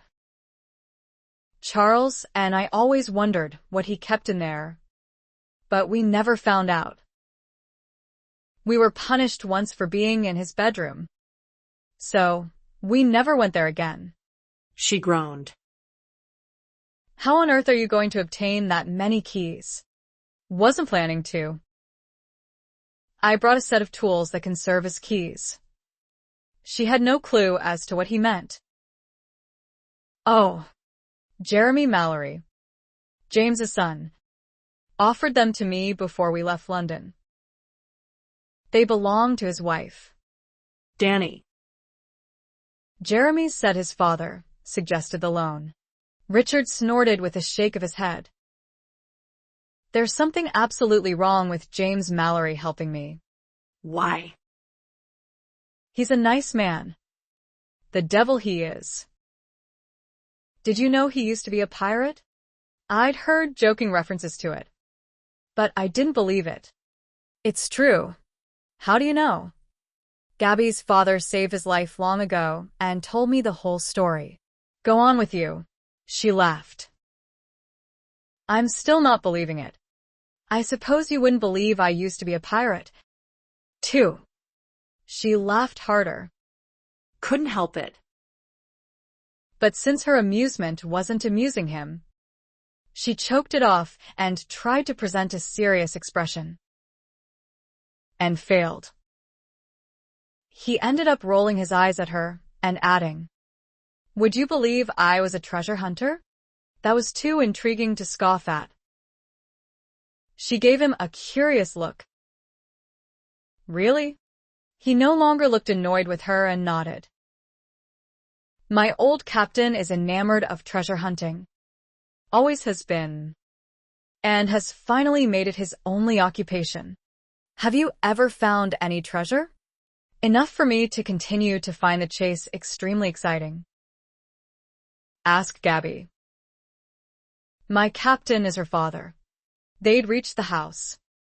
But instead of opening the door, he glanced down at her and asked, "Do you really like to ride?" "It's one of my passions." One. She blushed. Definitely a poor choice of words around him. But she was saved from answering when he turned abruptly at the sound of a coach approaching the house. Charles, she wondered. I hope so. And in fact his brother bounded out of the coach before it quite stopped and engulfed Richard in a bear hug. What are you doing here? Charles exclaimed. I thought. Richard quickly cut him off. I'll explain this visit later. And Julia? Charles gave her a smile. Does this mean? Yes, Richard said, eliciting a delighted laugh from his brother. Julia managed not to frown. Richard wasn't going to confide in his brother about their charade? But then she guessed that he simply didn't want to take the chance of being caught there on the porch discussing it. It would take quite a bit of explaining. The door to the coach hadn't stopped swinging. But as soon as the coach came to a full stop, a small hand pressed it still, and a young boy stepped down. A handsome boy who very much resembled his father, but looked quite reserved now, and confused. Charles said to his son, "Come meet your uncle, Matthew." Richard knelt down and held out his arms to the boy. But Matthew was shyly hesitant, glancing at his father for guidance. Charles smiled. He's my brother, Matthew. The only one I've got. The boy finally grinned in understanding and rushed forward. It was such a touching moment. Julia almost cried as she saw the tender look on Richard's face as he held his nephew for the first time. Then Milton opened the front door and, with a delighted smile, held out his arms to the boy. Matthew laughed and ran to his grandfather for a hug. "Did you miss me?" Matthew exclaimed. "You know I did," Milton said, and took the boy inside the house. Richard stood up slowly. My God. Pinch me. I didn't just see that. Charles chuckled beside him. I warned you he's on his best behavior around my son. To Matthew. He's everything a grandfather should be. Richard glanced at his brother sharply. You mean the father we never had? Yes. Chapter 41. Richard was soaking wet as he sat beside his brother on the dock. Though he'd removed his shirt, water still dripped from his cut-off pants and down his chest and back from his wet hair. It wouldn't take long to dry. The day was so warm. He often used to share this peaceful setting with his brother when they were growing up. Stately. Old trees dotted the area, and wildflowers grew in abundance beyond the manicured lawn. It had been easy to forget where they were if they didn't look back at the house. Richard had found out during luncheon that Matthew had never learned to swim, and he'd volunteered Julia and himself to teach him. The boy had politely declined the lesson, but wanted to come along to watch them swim. So they ended up going down to the lake anyway. Charles had joined them. As Julia and Matthew walked ahead of them hand in hand, Charles explained to Richard, he's afraid of the water, so don't be surprised if you can't coax him in, even where it's shallow. One of the gardener's boys was drowning a few years back. He could swim well enough, but had cramped up or something, and Matthew, who had been playing on the back lawn, heard the boy's screams and thought he could save him. When he couldn't swim either, Father actually rescued them. He'd been on his way to speak with Matthew and was the only one near enough at the time to help. Matthew has declined all my attempts to teach him to swim since then. I blame myself for not teaching him sooner. Richard was determined to teach the boy after hearing that, but Charles was right. Even though Richard had showed Matthew how much fun could be had in the water, and Julia had been a good sport to participate in that, he couldn't lure Matthew in to try it. But in the end, Julia succeeded. She'd merely had a promise to hold him all the while, until he got the knack of it. Watching how patient and gentle Julia was with the boy, Charles remarked, She seems to have a way with children. Doesn't she? Richard had been thinking the same thing. But then Matthew had taken to her right away, while he was still quite reserved with Richard, not seeming to know what to make of an uncle he'd never before met. God, Richard thought. He'd missed so much in the 9 years he'd been away. Give Matthew time, Charles continued when he noticed Richard's pensive look. I've told him so many stories about you, all good, and I made sure Father never said a bad word about you in front of him. It might be your hair, since he's never seen a man wear it so long, but it's more likely your height that makes him a bit uncomfortable. He's very self-conscious right now that he's a bit short for his age. But with Julia, well, he doesn't get much exposure to young women who aren't servants. And I wouldn't be a bit surprised if he's smitten. Charles didn't need to make excuses for the boy. Richard knew you had to be around to gain trust and love, and he hadn't been here, nor would he be in the future. And yet, this was the family he'd always wanted for himself, he realized with a profound sense of sadness. Woman and child frolicking, brothers sitting on the side watching, fun, laughter, a sense of togetherness, and it probably wouldn't happen again. He and Julia would soon be leaving. He hadn't had a chance yet to explain to Charles what they were doing there. Milton had called them into the parlor when they entered the house, then they'd all gone into the dining room for luncheon. Milton had continued to amaze Richard, because not once while the boy was present did Milton's manner turn caustic or nasty.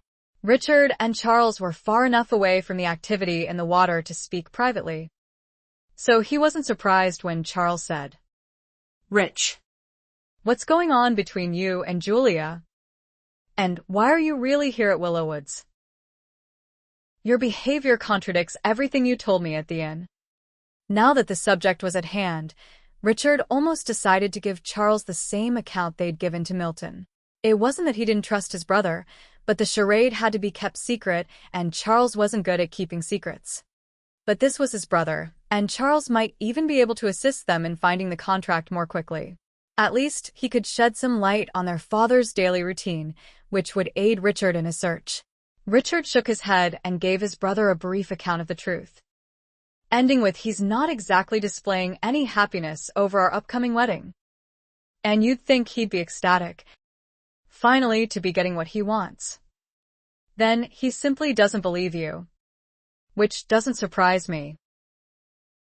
Skeptical might as well be his middle name. But then he's always been suspicious about anything out of the ordinary. And this is about as unexpected as it gets."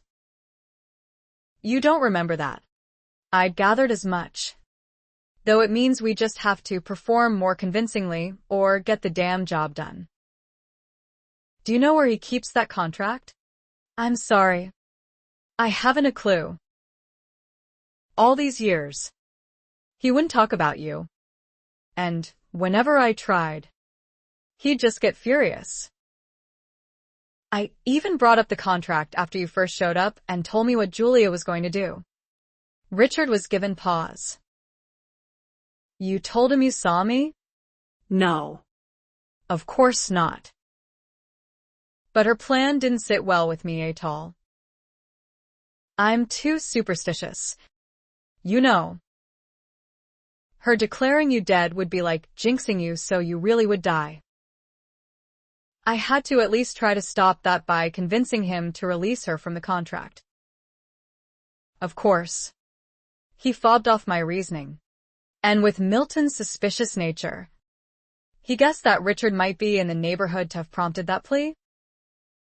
But Richard was not going to mention the trip to Australia that Milton had arranged, in case Charles was indirectly responsible for Milton's finding Richard.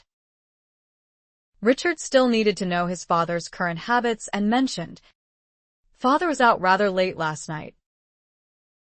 Is that typical for him not to be at home for most of the evening?" "He spends time with a widow nearby." Richard raised a brow. "A mistress?" And Charles shook his head. "Don't think he's keeping her. Not that he could afford to. She lives comfortably on a small pittance and, apparently, enjoys his company." The idea that any woman could enjoy Milton's company was ludicrous. "Must be something wrong with her." Then, Charles chuckled. "Not really. She's his age or thereabouts. And untitled gentry. So, she's hoping for his title? Possibly. Or it could simply be she's lonely. She frequently invites him to dinner. So a few times a week, Matthew and I eat alone. And every week or so he'll come home late. So while you can't really say she's his mistress, they do probably share a bed occasionally." "You think he would marry her?" "No," Charles said, then added bluntly, "If she were rich, maybe. But she's not. Not enough money for him. How pathetic." "You realize he's always been obsessed with money." "Rather hard to miss that. But do you know why? Yours wasn't the first debt he was forced to pay. Our maternal grandparents were heavily in debt, and when they died soon after our parents married, every one of their creditors came knocking at Father's door. Mother's family actually thought Father was rich, so they wouldn't let him out of that arranged marriage any more than he would let us out of ours. And, actually, this estate has enough tenants that it would do very well if so much old debt hadn't piled up. Mother ran up extreme debts, too. And Candace didn't come with a dowry. Her father figured that marrying a duke's daughter was dowry enough. And it was. That connection was all my marriage was about. You were supposed to fill the coffers again and pay off all the old debts." Richard winced.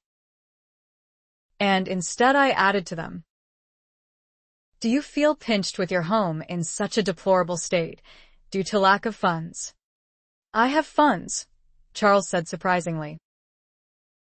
"The allowance that Candace continued to receive from her father after we married was doubled when Matthew was born, and now comes to me to make sure he never lacks for anything. The Duke would spoil Matthew horribly if I let him.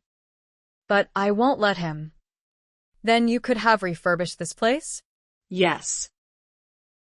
Easily. But then father would know I have money and consider it his. That's not going to happen. Richard laughed. Good for you. But Jules is going to fix up the place, if we're here that long.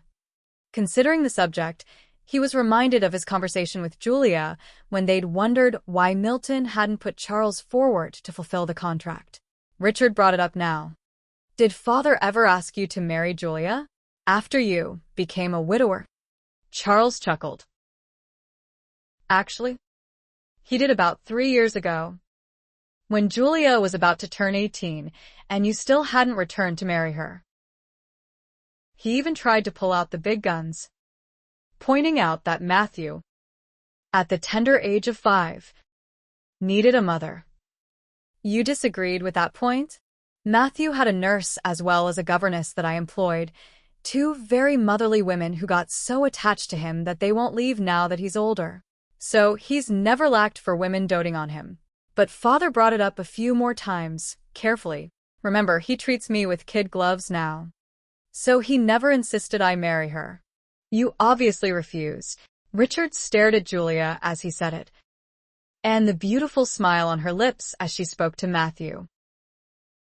Richard couldn't tear his eyes away from her, even as he added, I take it you didn't know what a beauty she'd turned into?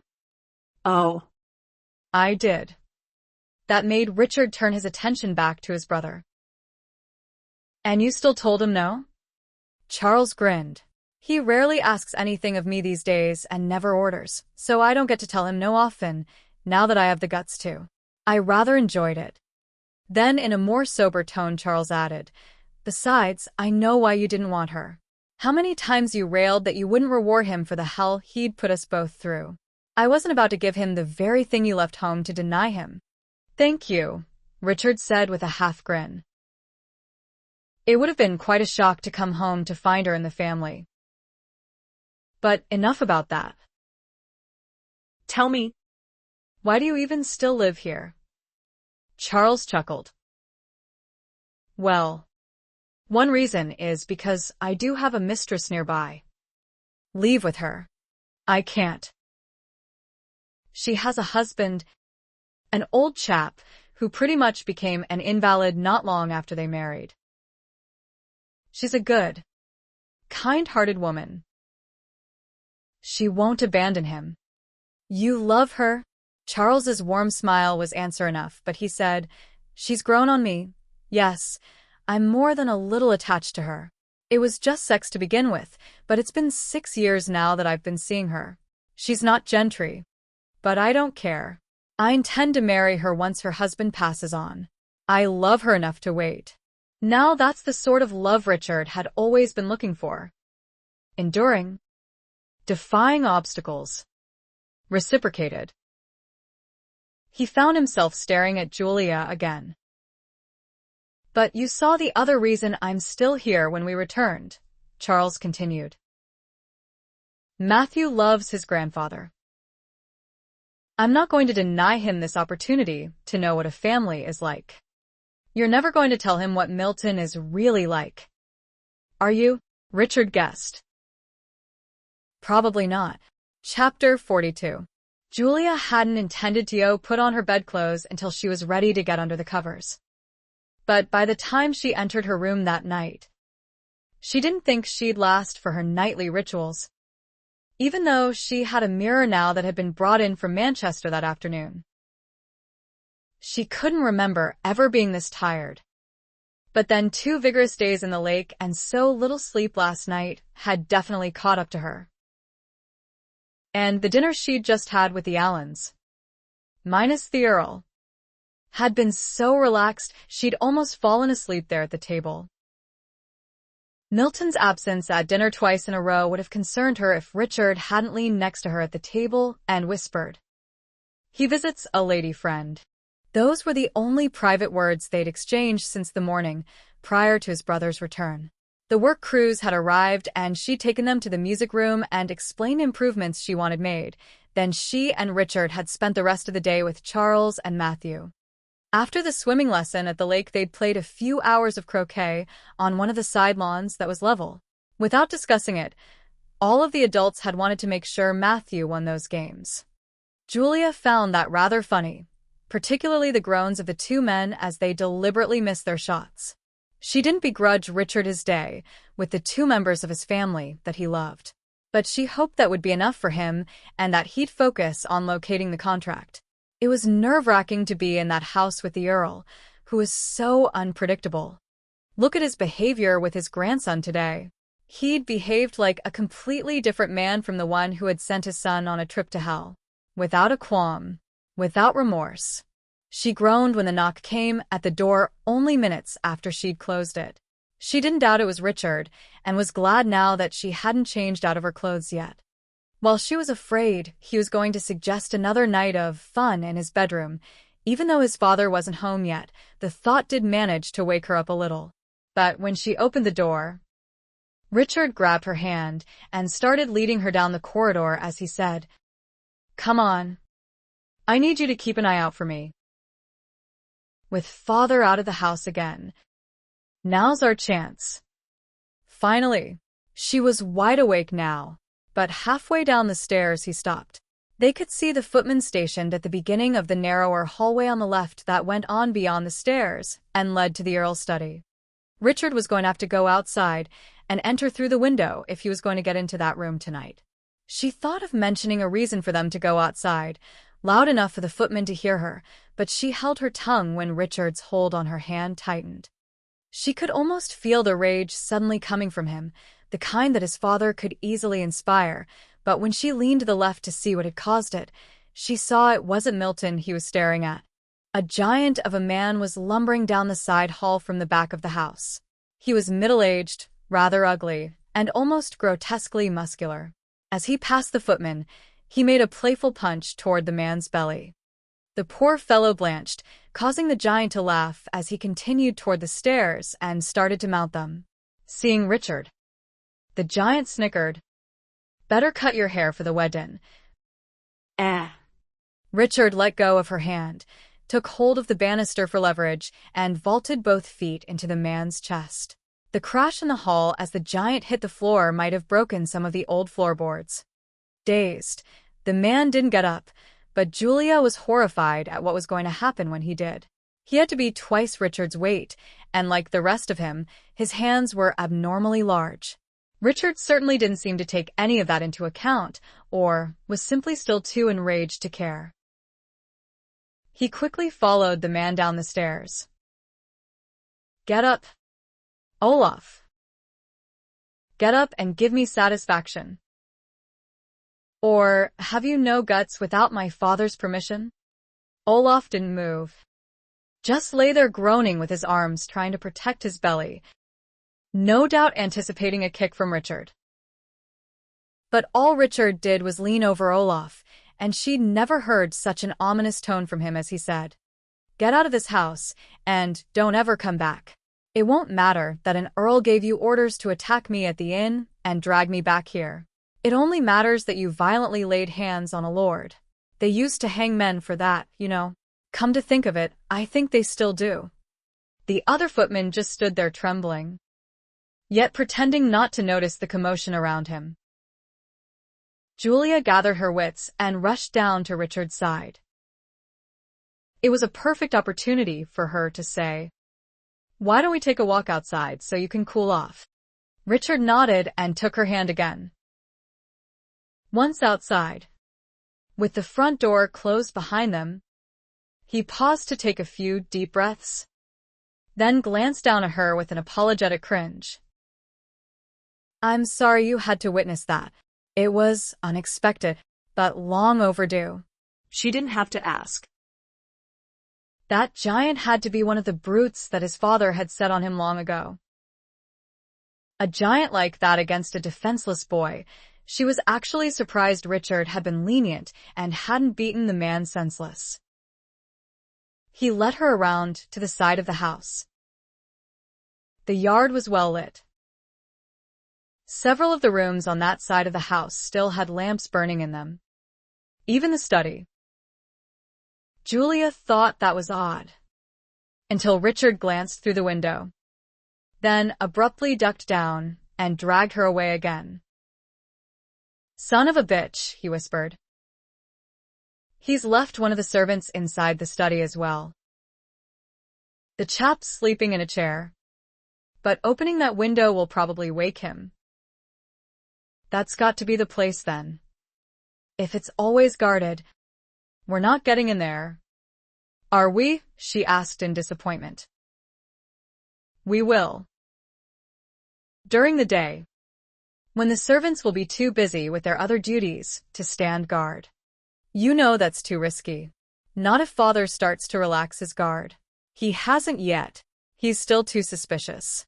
I doubt that Maid has said anything to him yet about finding us in bed together this morning.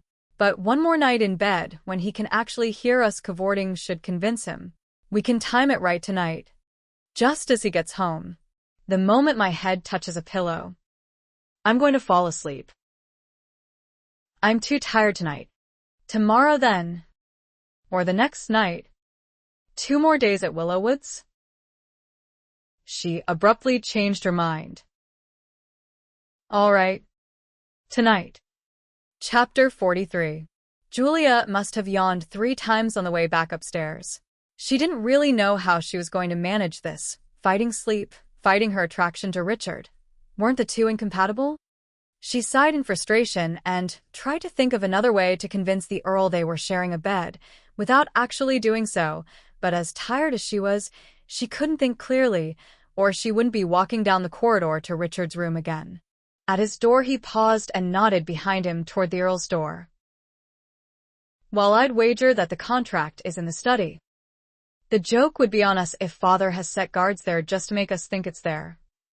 She had to disagree. While that could have occurred to him, I highly doubt he'd bother.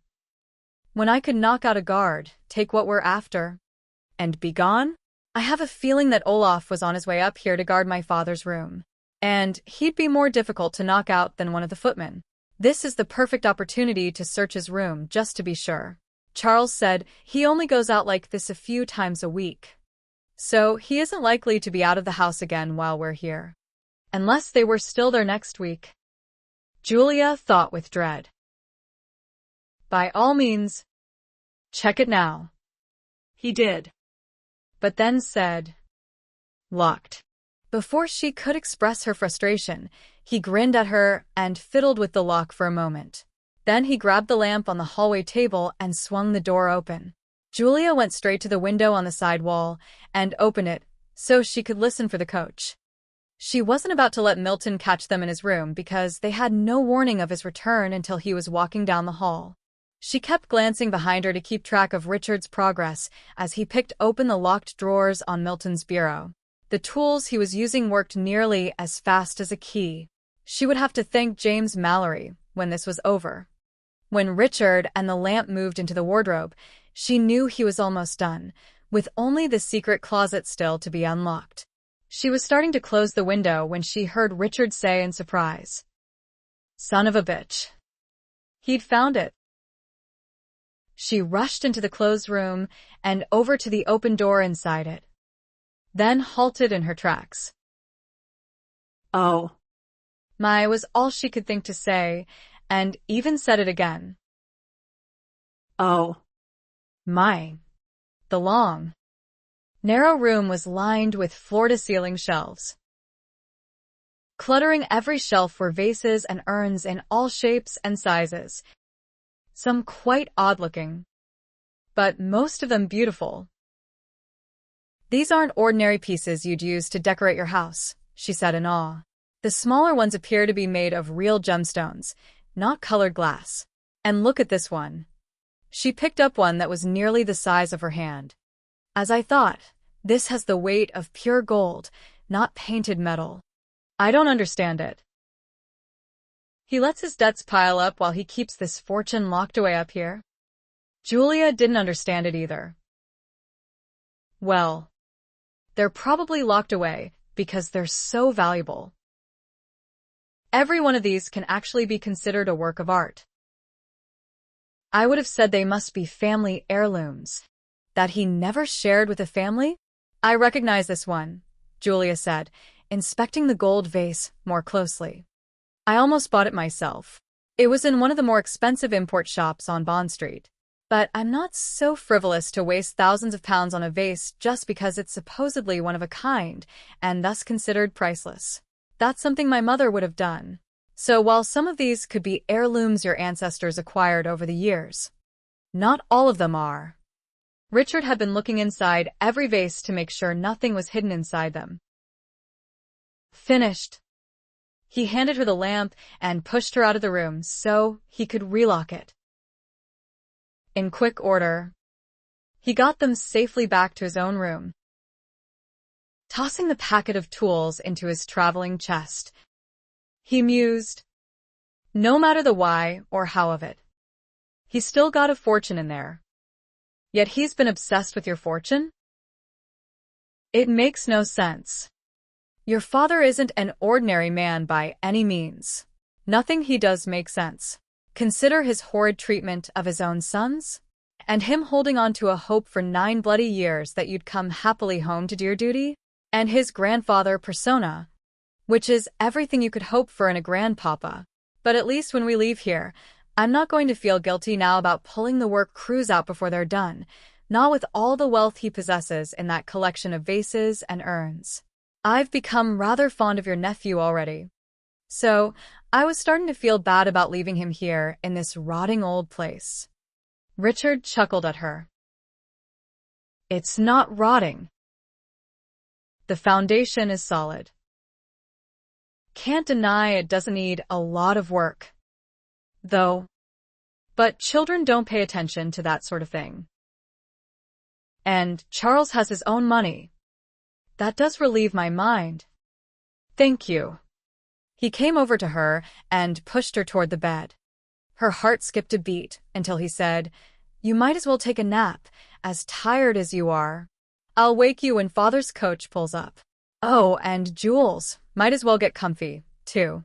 If for some odd reason he doesn't come home tonight, I'll let you sleep the night through. I can't reach my buttons, she said with a yawn. Was that an invitation? What? He chuckled. Never mind. You're nearly asleep on your feet. Aren't you? Let me help you. She knew she should be paying attention. He was undressing her. She didn't want to miss that, or what might happen afterward. But she'd expended her last bit of energy on her nervousness in the Earl's room, and she had none left now. She even started to nod off once. Richard was so gentle in removing her dress, her shoes and stockings, and pulling the blanket over her scanty underclothes when he was done. Then she felt the kiss on her brow and heard him whisper, Sweet dreams. Love. How'd he know she was going to dream about him? Chapter 44. He's home. Do you need help waking up? Julia didn't remember falling asleep, remembered nothing after her head touched the pillow. But her eyes opened now as she felt Richard's warm breath on her cheek, her neck. His lips were even warmer. He was kissing her awake. She wasn't going to answer him to let him know it had worked. Her belly was already fluttering with excitement. She wasn't experiencing any frustration now, no indeed. But she soon had to revise that thought when she realized he was only trying to wake her. The moment he sensed her awareness, he said, We should bounce the bed. With no carpet on the floor. Imagining that, she couldn't help laughing. That implies quite a bit of exertion. Do you? He said, his voice turning husky. She realized she must have provoked some carnal thoughts in him with that compliment, because his mouth moved over hers, and he was kissing her deeply now. But they were too quiet, only emitting a soft groan, a labored breath now and then. This wasn't for his father's benefit at all, she realized. This was him wanting her, and that brought forth her own passions with quick abandon. So easily, she forgot why they were doing this. She wrapped her arms around him, enjoying the feel of his warm skin under her hands. He'd removed his shirt in preparation for the morning demonstration for the maid again, but she didn't care why. She loved the feel of his body, the wide stretch of his chest, muscles rippling under her fingertips. In the past, she'd always hated his strength, even held it against him, but she laughed at herself for those childish notions when she was so thrilled now by his big, muscular body. He leaned over her, his tongue delving for another deep kiss as he slipped a hand beneath the loose top of her chemise, pulling it down low enough to expose both of her breasts. He cupped one in his large hand, then the other. His arms slipped under her back, holding her in that position for a few tantalizing minutes before his mouth moved up to her neck, then her ear, causing goose flesh to spread over her shoulders. Little nibbles followed, spreading the exciting sensations further. With a last kiss to the center of her palm, too many clothes were still in the way.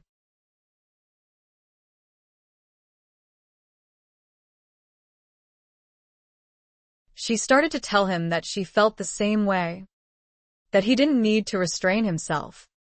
When the door burst open, they'd been so involved with each other they hadn't heard the Earl coming down the corridor. He walked into Richard's bedroom with 3 men crowding in behind him, 2 of them holding lamps high so the entire room was lit. Startled, Julia had leaned up, and now she froze in shock, all color draining from her face. Richard shot out of bed instantly, tossed the covers up over her half-naked body, then stood there furiously, facing his father. Richard looked as angry as he'd been downstairs when he'd confronted a man big enough to tear him apart. This was the reckless, unpredictable side of Richard, and she was actually more afraid of what he might do than of what his father was up to.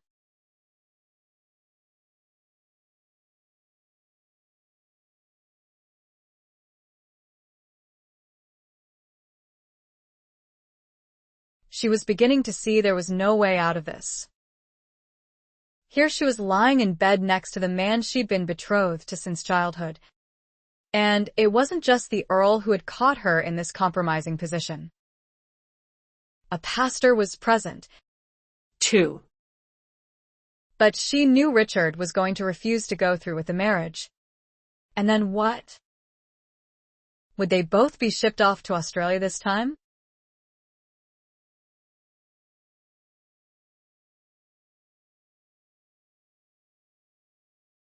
Milton flushed angrily at her mentioning that in front of the pastor and the other men.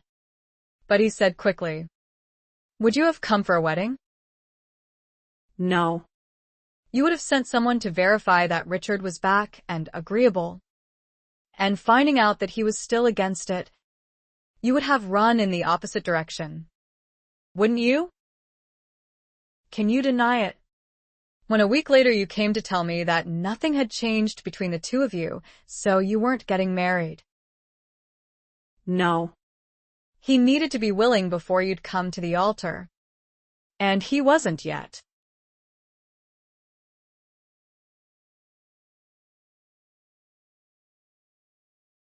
The silence was suddenly deafening.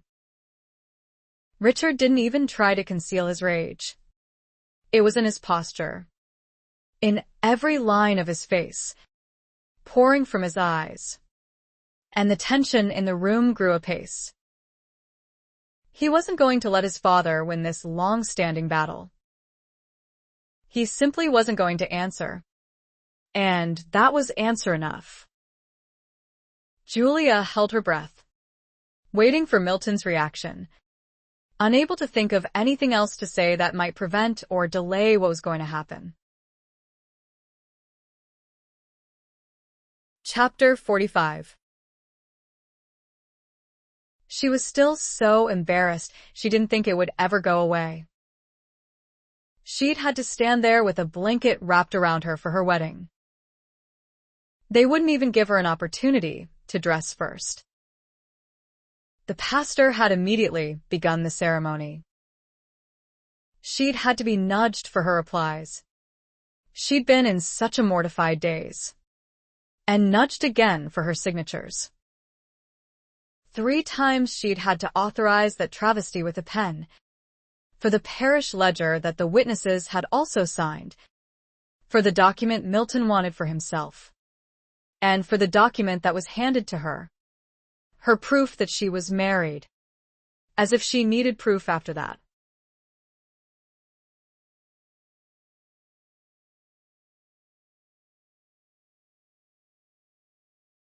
Leaving at night didn't make for a fast exit, though. Most of the servants had retired, so they had to be awakened to help with the baggage and to bring the 2 coaches around. But they wouldn't be racing down too many dark roads. She was sure Richard would find them an inn where they could spend the night once they were far enough away from Willow Woods. But he didn't. He stopped only long enough to gather Orr and a few of the guards, who could spell the drivers of the 2 vehicles because he intended to reach London before nightfall the next day.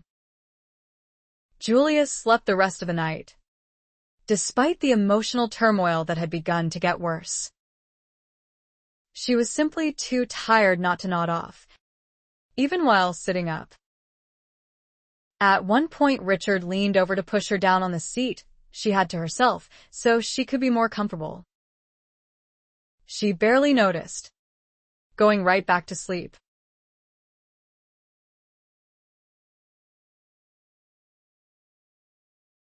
He was staring broodingly out the window. Every so often a muscle ticked in his jaw.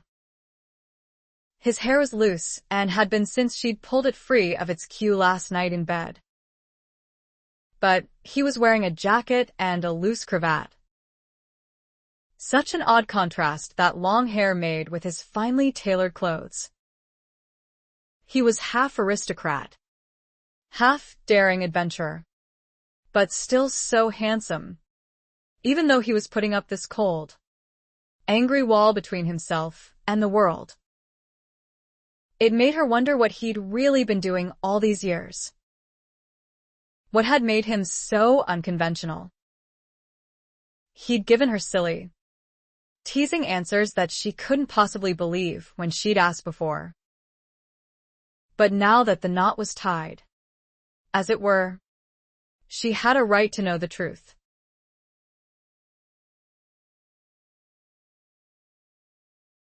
Yes.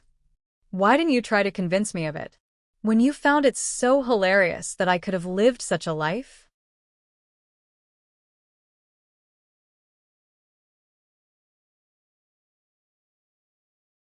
She was soon fascinated, listening to him, and watching the way his eyes lit up when he spoke of his adventures aboard the Crusty Jewel. He told her how he'd met Orr, and then Nathan and the rest of his crew. How they were like family to him now. Yes. They had loosely called themselves pirates. But they were treasure hunters, too. That was always Nathan's real passion, and what we spent at least half our time doing. Hunting down old pirate treasure. And that's actually all we do these days. After Nathan spent some time as a hostage himself, he washed his hands of anything to do with pirating. It was an easy decision for him to make. Though, with Gabby marrying into the Skylark shipping family, who quite frown on that sort of thing. So, you really like the Caribbean?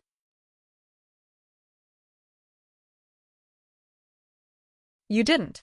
I was forced to adapt because I didn't have a home to return to. He turned back toward the window, the wall firmly back in place now that he was reminded of why he hadn't had a home to go back to.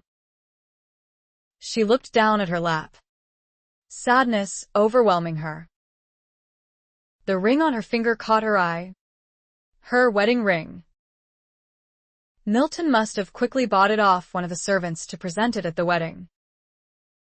It didn't fit and was as ugly as her marriage ceremony had been. A tightness formed painfully in her chest. She wished she hadn't learned these things about Richard's life away from England. A part of her, an emotional part, liked that she was married to him. She was afraid that she'd grown too attached to him over the last month, and now she'd fallen in love with him. But from everything he'd just told her and how he loved the new life he'd made for himself in the Caribbean, there was obviously no place for her in it. But even if she could fit in, she couldn't ignore that Richard didn't like their current state at all. He couldn't have made that clearer. So she had to make it right for him, and at least offer him a way out. Yet, hesitating to broach the subject, she waited too long.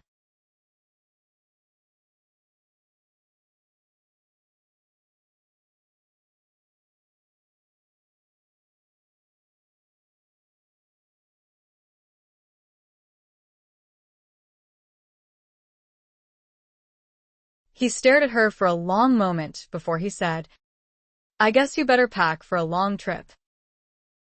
If you want that divorce, you'll have to come with me. I'm not staying in this country another day. If the Triton isn't ready to sail, I'll catch another ship. I'm going home where I can breathe and forget about that ruthless bastard again."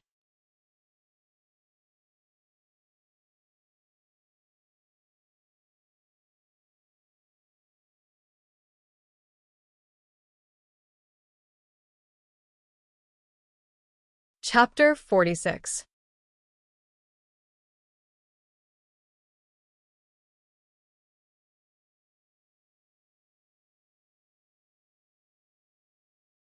The doors to the balcony were open wide, letting in the warm, fresh air.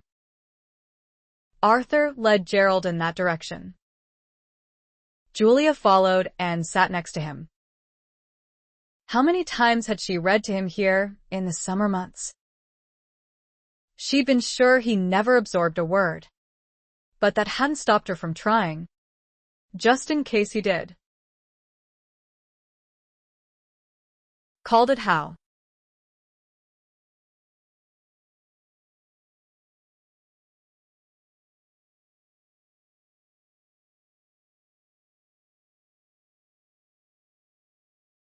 I was sort of in my underclothes in Richard's room.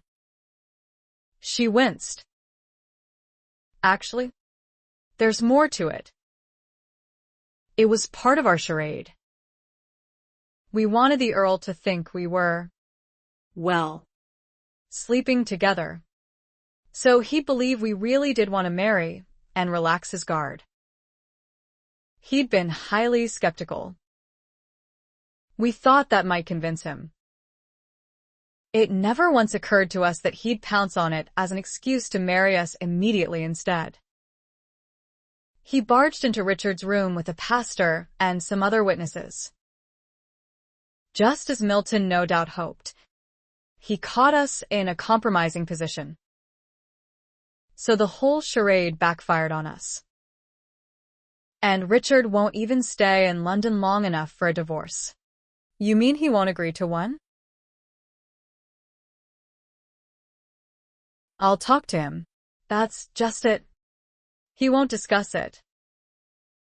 If there were more time for him to calm down and think logically, he might see reason.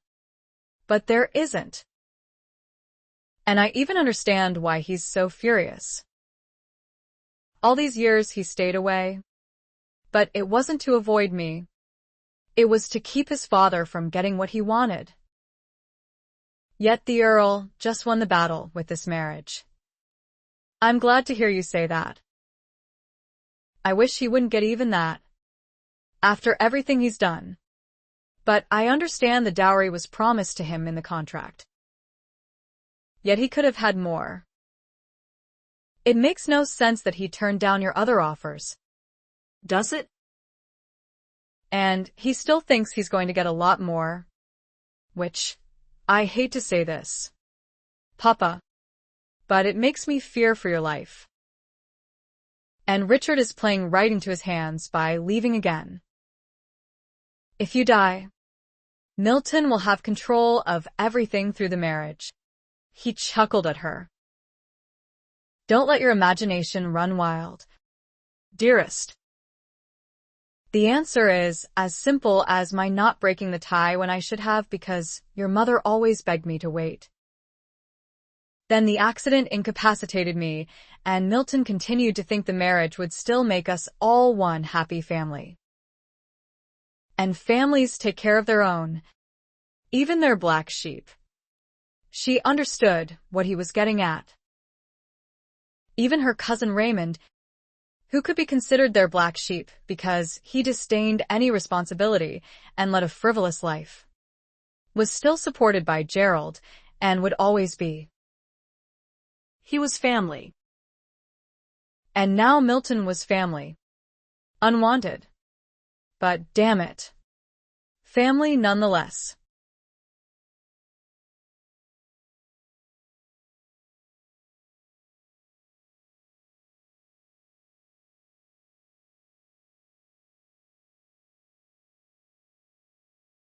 It's 3 or 4 weeks just to get there.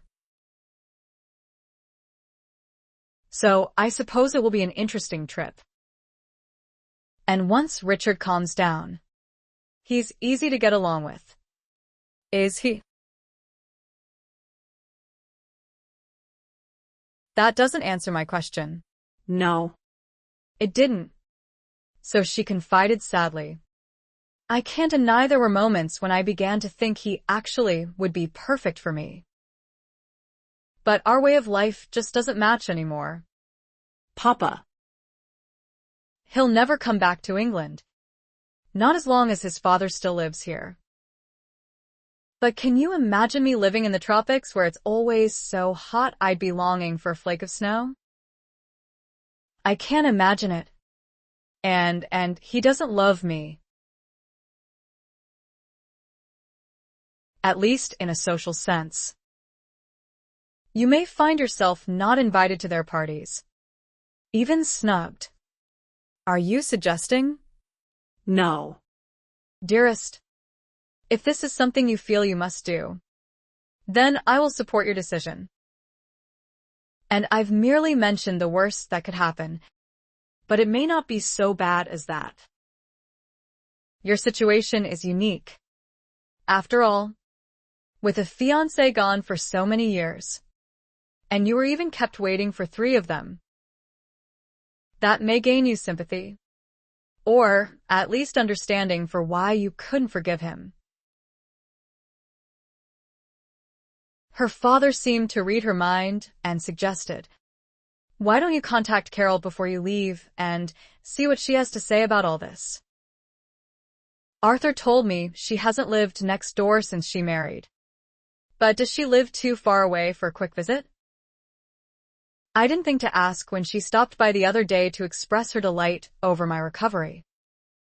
And with the summer season of parties underway, she's probably still in town. That's an excellent idea. Papa. I would like to see her before I leave for my brief vacation in the Caribbean. As you say, Richard's company doesn't aggravate you like it used to. Then you might as well enjoy the trip. The islands in that area are reputed to be quite beautiful, though perhaps a bit warm at this time of the year. Richard made it sound a lot hotter than that. But I don't intend to stay any longer than I have to. I wish you could go with me. Even if I were physically fit, one of us still needs to hold down the fort here. But would you like to take Raymond? Good God. No. Then the trip would be nothing but aggravating. As soon as she left her father's room, she wondered if she would have time for everything she needed to do that afternoon. She sent off a message to Carol first, hoping her friend could come to her so they could talk while she was packing. She didn't want to leave and miss the solicitor either. And since she hadn't seen Carol since the Mallory ball, they had a lot to catch up on. But she'd barely sent the footman off with her note when Carol burst into her room while she was laying out clothes on the bed for her maid to pack, as soon the extra trunks were brought down. Obviously, Carol had already been on her way to visit. And her first question was, "How did you end up married?" Amazed that Carol already knew, Julia asked, "How did you find out?" Are you joking? Your servants downstairs are talking about nothing else since your maid spread the news. Your butler mentioned it the moment he let me in. Julia sighed. She was going to have to give her maid a tongue lashing. The girl really was too quick to gossip. But Carol surprised her even more when she added, "But I already knew what you were supposed to be doing at Willow Woods." How? But then Julia guessed.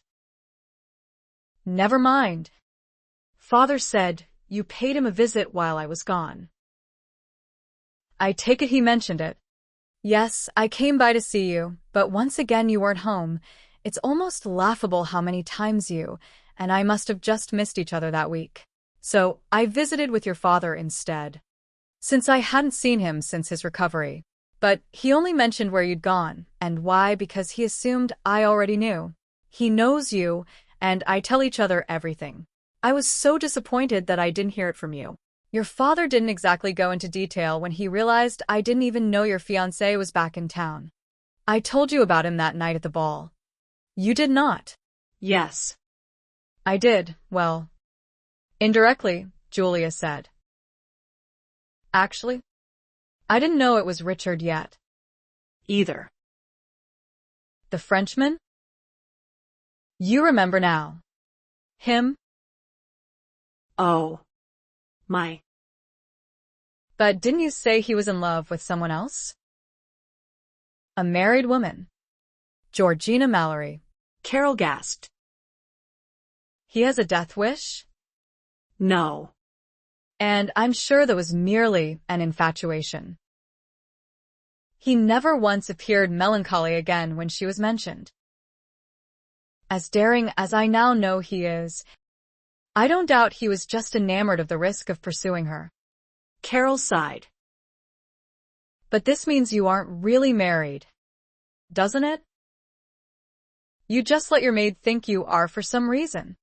You should probably sit down, Julia said, then brought Carol up to date. And after hearing it all, even the more intimate details that Julia would never tell anyone else, Carol said in amazement, "That's quite a predicament." No. Don't cry. Julia couldn't help herself. The irony is, he's my perfect someone, but I'm not his. Good God. You love him? After all these years of hating him, you actually love him.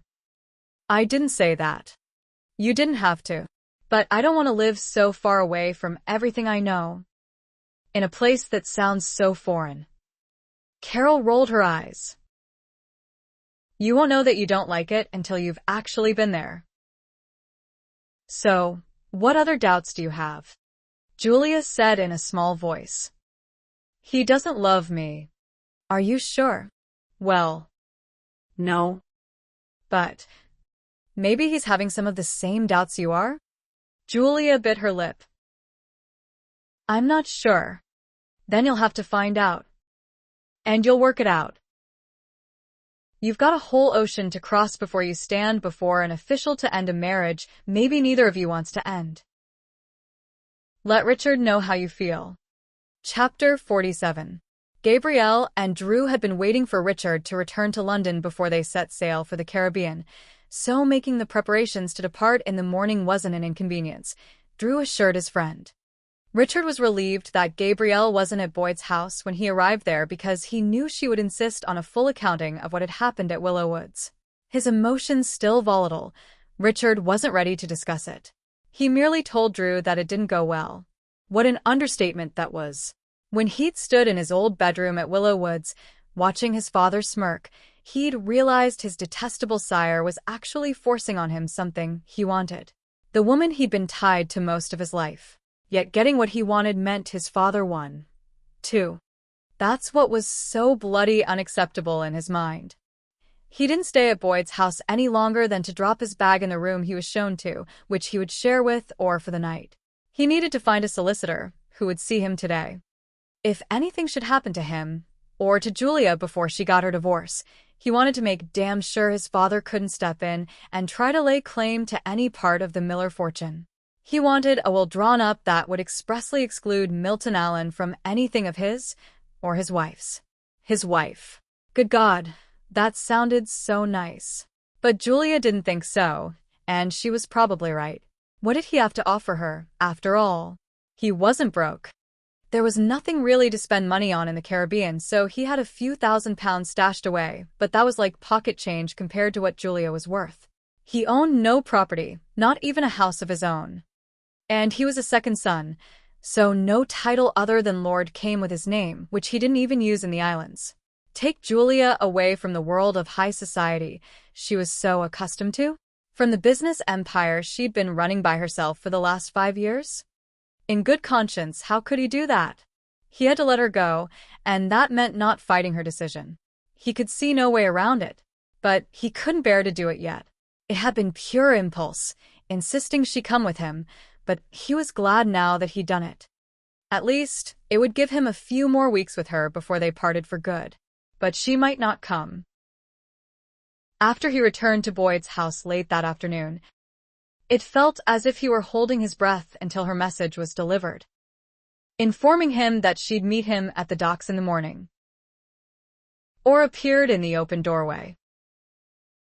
Richard hadn't closed the door after Julia's message was brought up to him. He was so deep in thought. He only barely realized Orr was saying something to him. "What?" I said. "What happened at Willow Woods?" Orr repeated. "Our bluff got called. We're married." Orr chuckled. "Wasn't expecting to hear that." "Then why are you mooning again?" "I wasn't. You were. After recent events. I was sure you'd be done with that." Richard didn't want to discuss Julia yet. So he simply said, "It's a complex situation. Seems simple to me." Or, did it never occur to you that you were enamored of the danger of loving her? Simply because of who her husband is? Richard choked back a laugh over Orr's mistake, tried to interrupt him, but Orr held up his hand, determined to have his say. "Mallory threatened us the very day you met his wife, when we dropped Gabby off at their house. He was extremely intimidating, as he tends to be, and that could have influenced you right then. He presented you with a unique challenge. But you finally had a taste of his jealousy, so I have to ask, do you really think you still love her?" Richard chuckled as he shook his head.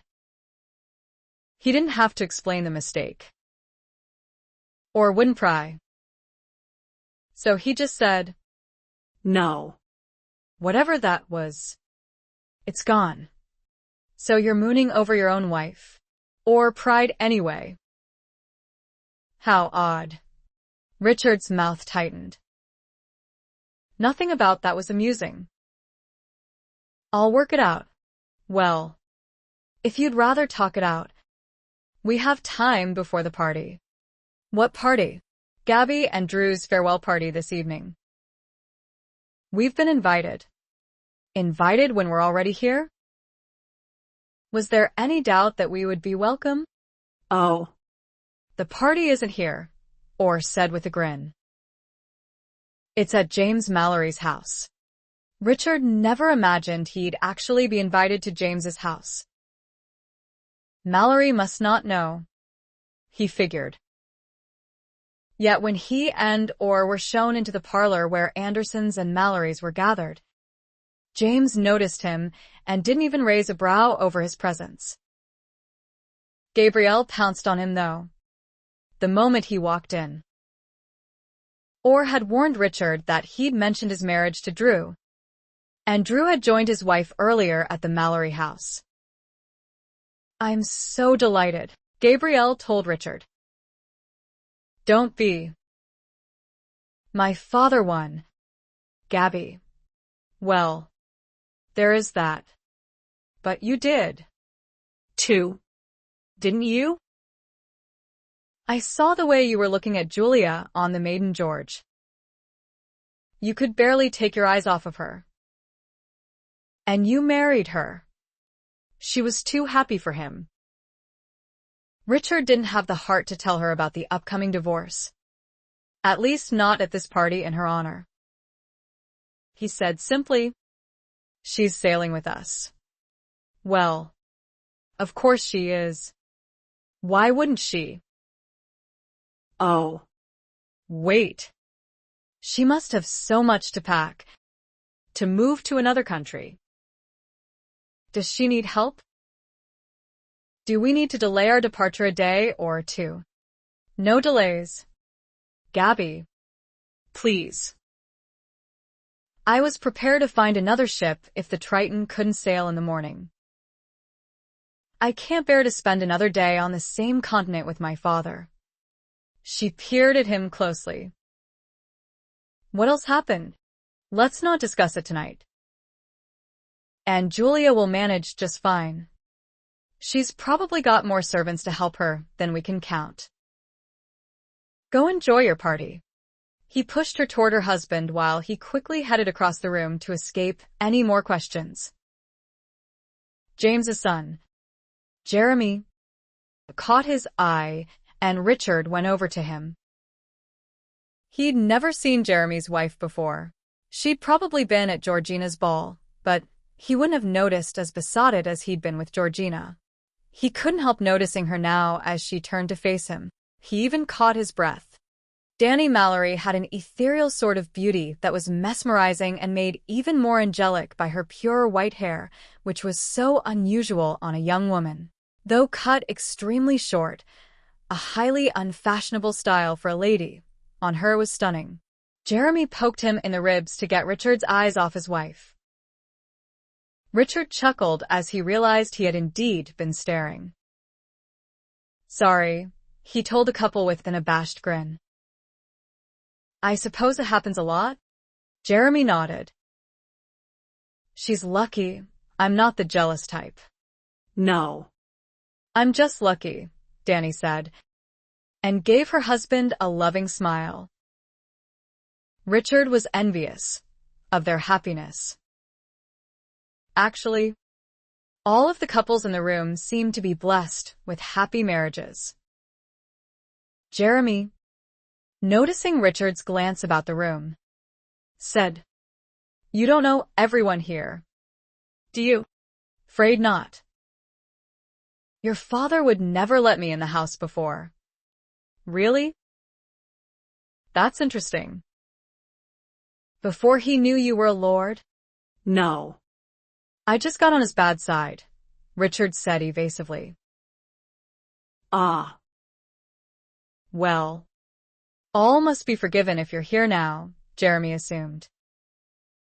So, let me introduce you to my side of the family.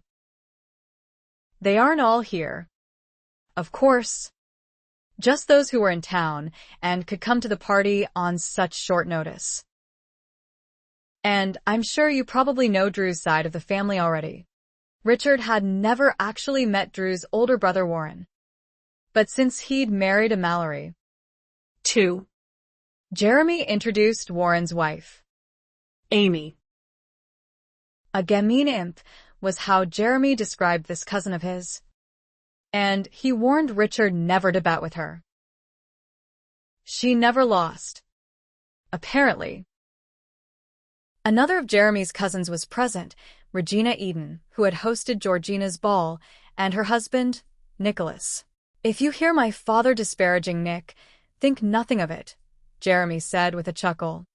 My father and his brothers all had a hand in raising Reggie after her parents died, so they're a little overprotective of her, and make sure Nick knows it, at least my father and Uncle Tony do. Also present was Jeremy's Uncle Tony, an exceptionally handsome man whom Jeremy resembled more than his own father. Jeremy laughed when Richard mentioned that. Drives father batty. So don't remark on it where he can hear. It's this black hair. Really? Only a few of us Mallorys have it. Everyone else in the family leans toward blonde. One of Jeremy's older uncles was there, too. Edward Mallory. And his wife, Charlotte. who lived over in Grosvenor Square. Another of Drew's older brothers, Thomas, was in attendance. 2. The eldest Anderson had been in town, but had already sailed. Of Edward, Jeremy said, "A shame Uncle Eddie won't have a chance to meet your wife before you hie off with her. He's the financial genius of the family. Julia doesn't appear to do too bad in finance herself, so they would have had so much in common to discuss." At the mention of Julia, Richard's mood took a downward swing. But he remembered the lockpicking tools in his pocket and handed them to Jeremy now. "Thank you for lending me these." Jeremy handed the tools to his wife, who grinned and said, "You're welcome. I don't have any use for them these days. I just keep them as a memento of the friends I made in my youth." "They worked like a charm," Richard assured her. "Glad to hear it. You've monopolized him enough." "Puppy," James told his son as he approached them, then said to Richard, "Come along. I've a bone to pick with you."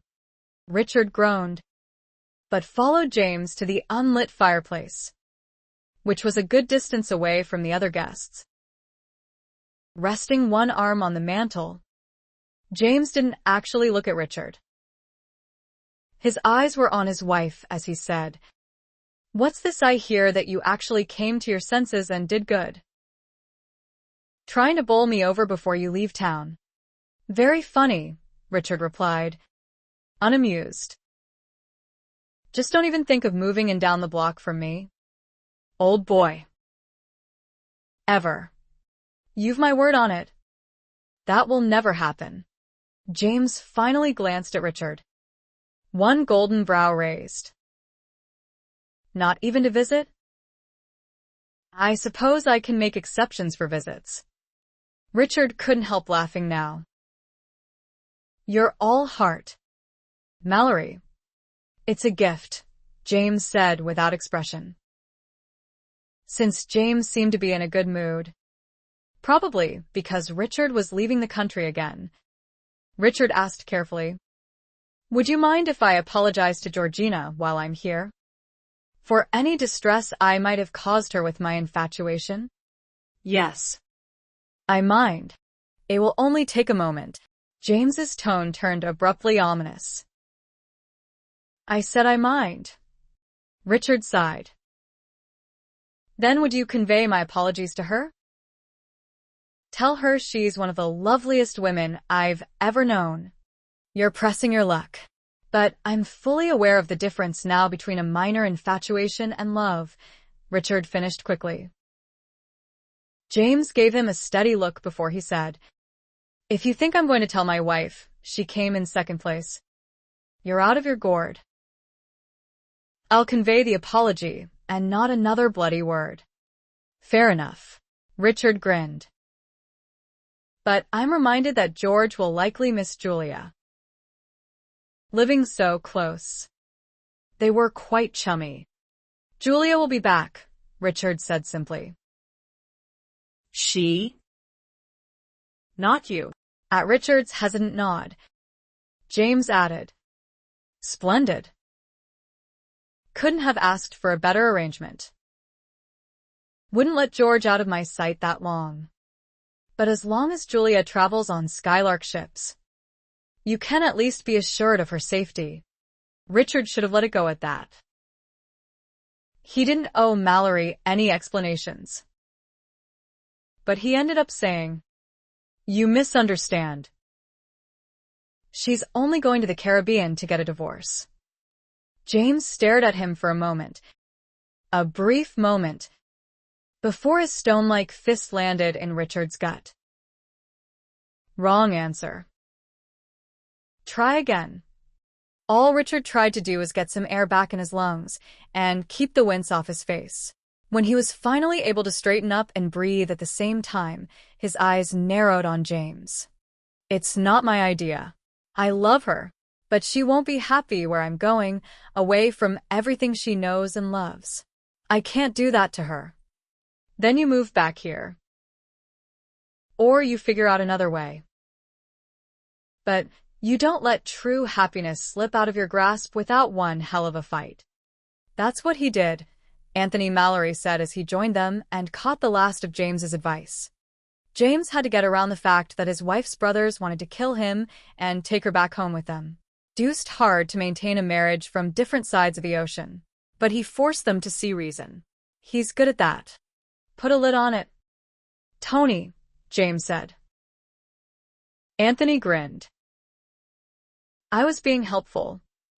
You were being obnoxious, James disagreed. Richard slipped away as the two Mallory brothers began to bicker in what might have been a friendly way, though it was hard to tell. With his thoughts so far removed from the revelry all around him, Richard left the party early. But before he summoned the carriage to take him back to Boyd's house, he stared down the street toward Julia's home and slowly began to walk in that direction. He didn't hesitate to knock on her door. But when the butler answered, it wasn't Julia he asked to speak to. It was Gerald Miller he wanted to talk to before he sailed in the morning. Chapter 48. Oh. Good Lord. It's raining, Raymond said as he stepped down from the coach and reached for Julia's hand to help her down. You're going to be soaked before you get on board. Nonsense, she replied, glancing curiously around the docks. This is barely a drizzle. Even at such an early hour. The area was bustling with activity. The Triton wasn't the only ship sailing with the tide. Fresh supplies were still being carried aboard Drew's ship, with several more wagons waiting to unload even more. A line of sailors soon showed up to take her trunks aboard. She looked at her cousin, who was frowning up at the gray sky. It was too bad the nice weather they'd been having hadn't lasted for her departure. But the clouds didn't look too dark yet, and the brisk wind meant the overcast sky might clear soon. Don't forget to check on my father, often, she told Raymond as her last truck was carried up the ramp. She should follow it, or she would soon be soaked. Yes. Yes. But at a decent hour, Raymond said, and gave her a hug. She heard him mumble as he got back into the coach. I still can't believe you got me out of bed before dawn again. Her cousin's grumbling was so familiar she barely noticed it.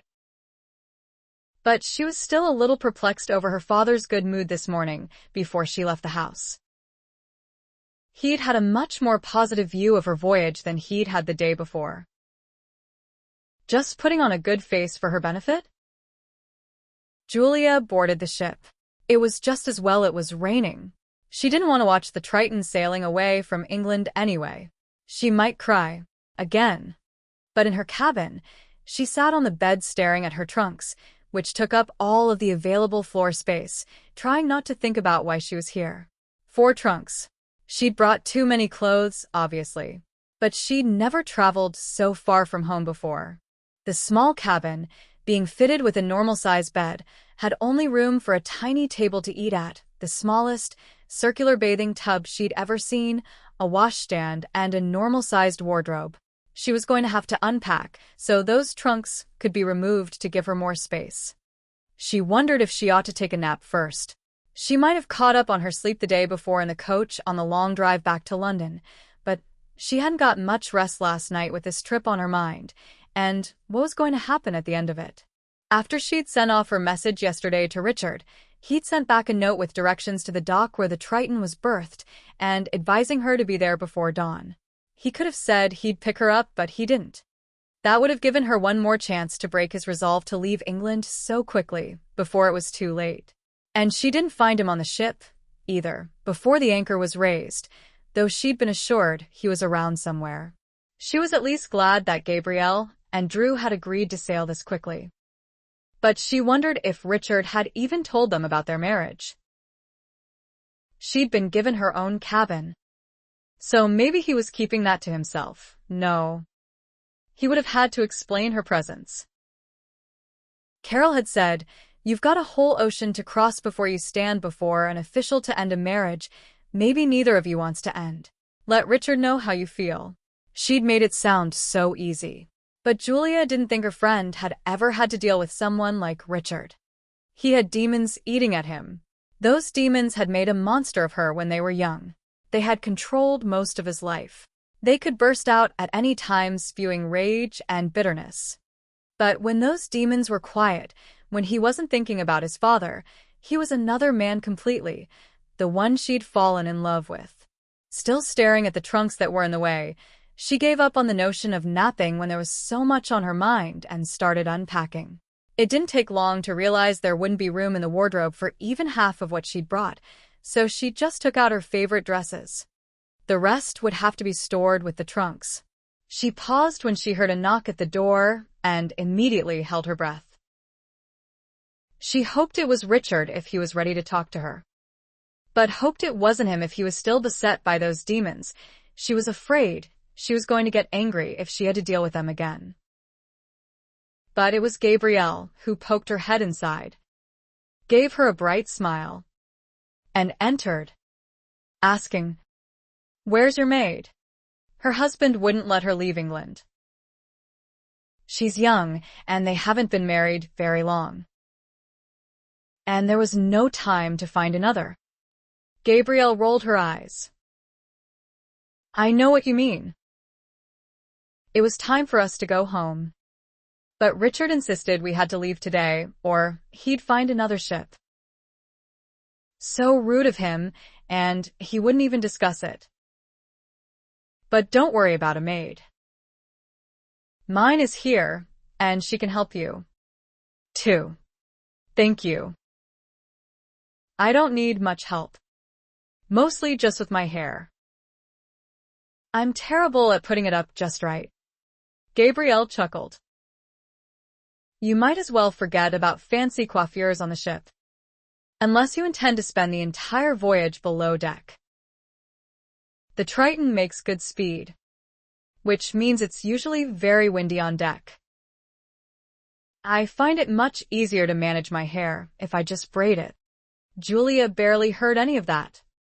Was still surprised that Richard wouldn't even talk to his closest friends. She finally said in his defense, Richard is angry. It was apparent something was wrong. But that's no excuse for him to be so abrupt with his friends, Gabrielle huffed. He told me the same thing. To be ready to leave today or goodbye. But you're his wife. So, he did tell you that? That's all he told us, Gabrielle said, looking at Julia expectantly. Julia didn't really want to talk about the catastrophe at Willowwoods yet again. Tears kept sneaking up on her every time she did, and she'd had quite enough of those. But Gabrielle didn't take the hint from her silence and said, You know, when I said you could be his salvation, I wasn't thinking of, it's all right. It didn't work anyway. It didn't, Gabrielle said with a blank look. But he married you. Julia sighed. There was no help for it. She sat on the bed and patted the spot next to her so Gabrielle would join her. Then, as briefly as she could, she told her new friend the same story she'd told her father. She just didn't mention all the fun she'd had at Willowwoods when the Earl wasn't around. She was beginning to think she'd dreamed all of the fun she'd had with Richard and with Charles and Matthew. Staring at the floor thoughtfully, Gabrielle said, You won't consider staying married to him? Hold him to a marriage that had been forced on them? Carol seemed to think that if Julia told Richard she loved him, that would change everything. It wouldn't. How could it, when he didn't feel the same way about her? So she avoided all the reasons why that wouldn't work and simply said, My place is in England, but with most of Drew's family usually there. We'll visit often. You'd be welcome to join us anytime. And Richard will make such a good husband. Julia was taken aback by Gabrielle's certainty. Will he? I know he can be charming, fun, caring. You should have seen him with his nephew. That was so touching, so I imagine he'd even make a good father. He's shown me how nice he can be. But he and I live in two completely different worlds. After the exciting adventures he's had since he left home, he wouldn't be happy to live in England now, any more than I would be happy away from the world I've grown up in. Besides, if we stay together, his father wins. Gabrielle rolled her eyes. His father has already won, but it was only a minor victory. You and Richard haven't really lost yet. So don't let that tyrant be an issue anymore, or he really will win. Chapter 49. When Julia went up on deck once the British Isles were no longer within sight, she immediately looked for Richard, but she didn't see him anywhere. Gabrielle had given her even more to think about. Don't let that tyrant be an issue anymore. He wasn't an issue, not for her. But would Richard ever see it that way? She didn't think to look up to find him. But then she heard the laughter above her and glanced up to see Richard and Orr hanging from a mast and laughing. That was quite unexpected. His anger had dissipated that quickly, just because he was getting away from the homeland? Or maybe it was Orr who had laughed. Richard was helping his friend to hoist more sails to take advantage of the strong wind. Gabby had been right in advising her to style her hair simply for the duration of the voyage. Even cued, Richard's long hair was flying about his shoulders, and the coiffure she'd come on board with that morning had fallen apart within minutes of her standing in that wind. She couldn't take her eyes off Richard. He was barefoot, probably for a better hold on the mast, but at that height it was still dangerous when the slightest slip could send him tumbling to the deck. Yet he looked fearless up there, as if it were something he'd done so many times he could do it blindfolded. Her neck was beginning to crick as she watched him. Her hair was becoming quite a nuisance, blocking her view. Was he never going to notice her? Then he did. Their eyes locked. Such intensity in his. Everything she felt in hers, but the wind blew her hair into her face again. When she shoved it back this time, she saw that Richard was climbing down to the deck. She glanced down and waited, well aware that he might head in another direction, still unwilling to talk to her. But then his legs were within her view, and he took something out of his pocket. His hands came to her shoulders. She gasped. But all he did was spin her around, gather her hair in his hands, and quickly tie it off. "Thank you," she said. She was surprised, aware that he had to feel very familiar with her to do that. She turned expectantly to face him, but his expression was completely inscrutable, giving her no clue about how to proceed. She began carefully. "I thought I heard you laughing with your friend. Are you feeling better now that you've succeeded in making a quick escape?" Not yet. A tightness rose in her throat with that reply. There was no help for it. She couldn't stand seeing him like this, with those demons still riding him so hard. And she could remove them. She began again. "There's something you should know, Richard. Your father didn't really win. He'll never get more than my dowry." "He still won," Richard said bitterly. "His damn contract has been fulfilled. And he obviously believes that will lead to greater things. But he's mistaken. Milton doesn't know my father. He never forgets a wrong." "I know that now," Richard said with a slight smile. "Gerald assured me of that last night when I went to see him." She tried to mask her surprise. "You came by last night? And he didn't ask to see her? And why didn't her father mention that?" "Yes. I couldn't leave without promising him that he wouldn't need to worry about you while you were gone." "That was very thoughtful of you," she said, emotion welling up in her. "And it worked." He was in much better spirits this morning. "Well, it's nothing to cry over," he teased. She swiped at her eyes. "You're too nice. Why couldn't you be like this, When we were children. You know why, but you're right. At some point, I should have told you why I was against the marriage back then. There was no reason we had to become enemies simply because I was outraged at being used to fill my father's coffers and given no choice in the matter.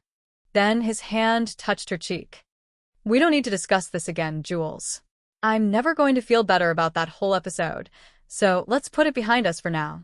I want you to enjoy this voyage as much as possible. She couldn't believe he was saying that. And so tenderly. But he suddenly glanced behind her, back toward England, then abruptly grabbed her hand. Let me get you safely back in your cabin before that storm reaches us, he said, pulling her along behind him. What storm? The one that followed us from the channel. Drew had hoped to outrun it, which is why we were putting on more sails. But it's nearly here. He entered the cabin with her and glanced around it. The large furnishings are nailed down, but douse the lamp.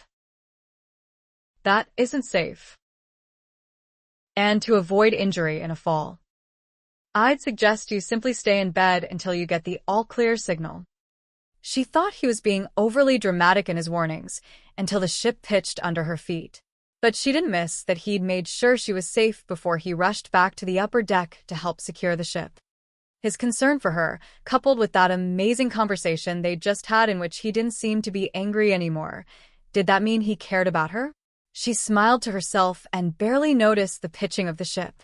Chapter 50. Tonight there was to be a celebration dinner because the ship hadn't sustained as much damage as they'd feared. When Gabrielle came by to escort Julia to the captain's cabin, she mentioned one of the small masts had cracked, but they wouldn't know until morning if they would need to return to England for the repairs, or if the ship's carpenter could fix it. She also mentioned other storms that she'd been in, none of which had been as bouncy as this one, although they'd all posed a degree of danger. Julia actually hoped they wouldn't have to return to England now. She was afraid that would bring back Richard's demons, and she much preferred his improved mood and wanted more time to fully explore what it meant. She wasn't going to speculate anymore, but she was going to tell Richard how she felt before they made port. She had to at least do that.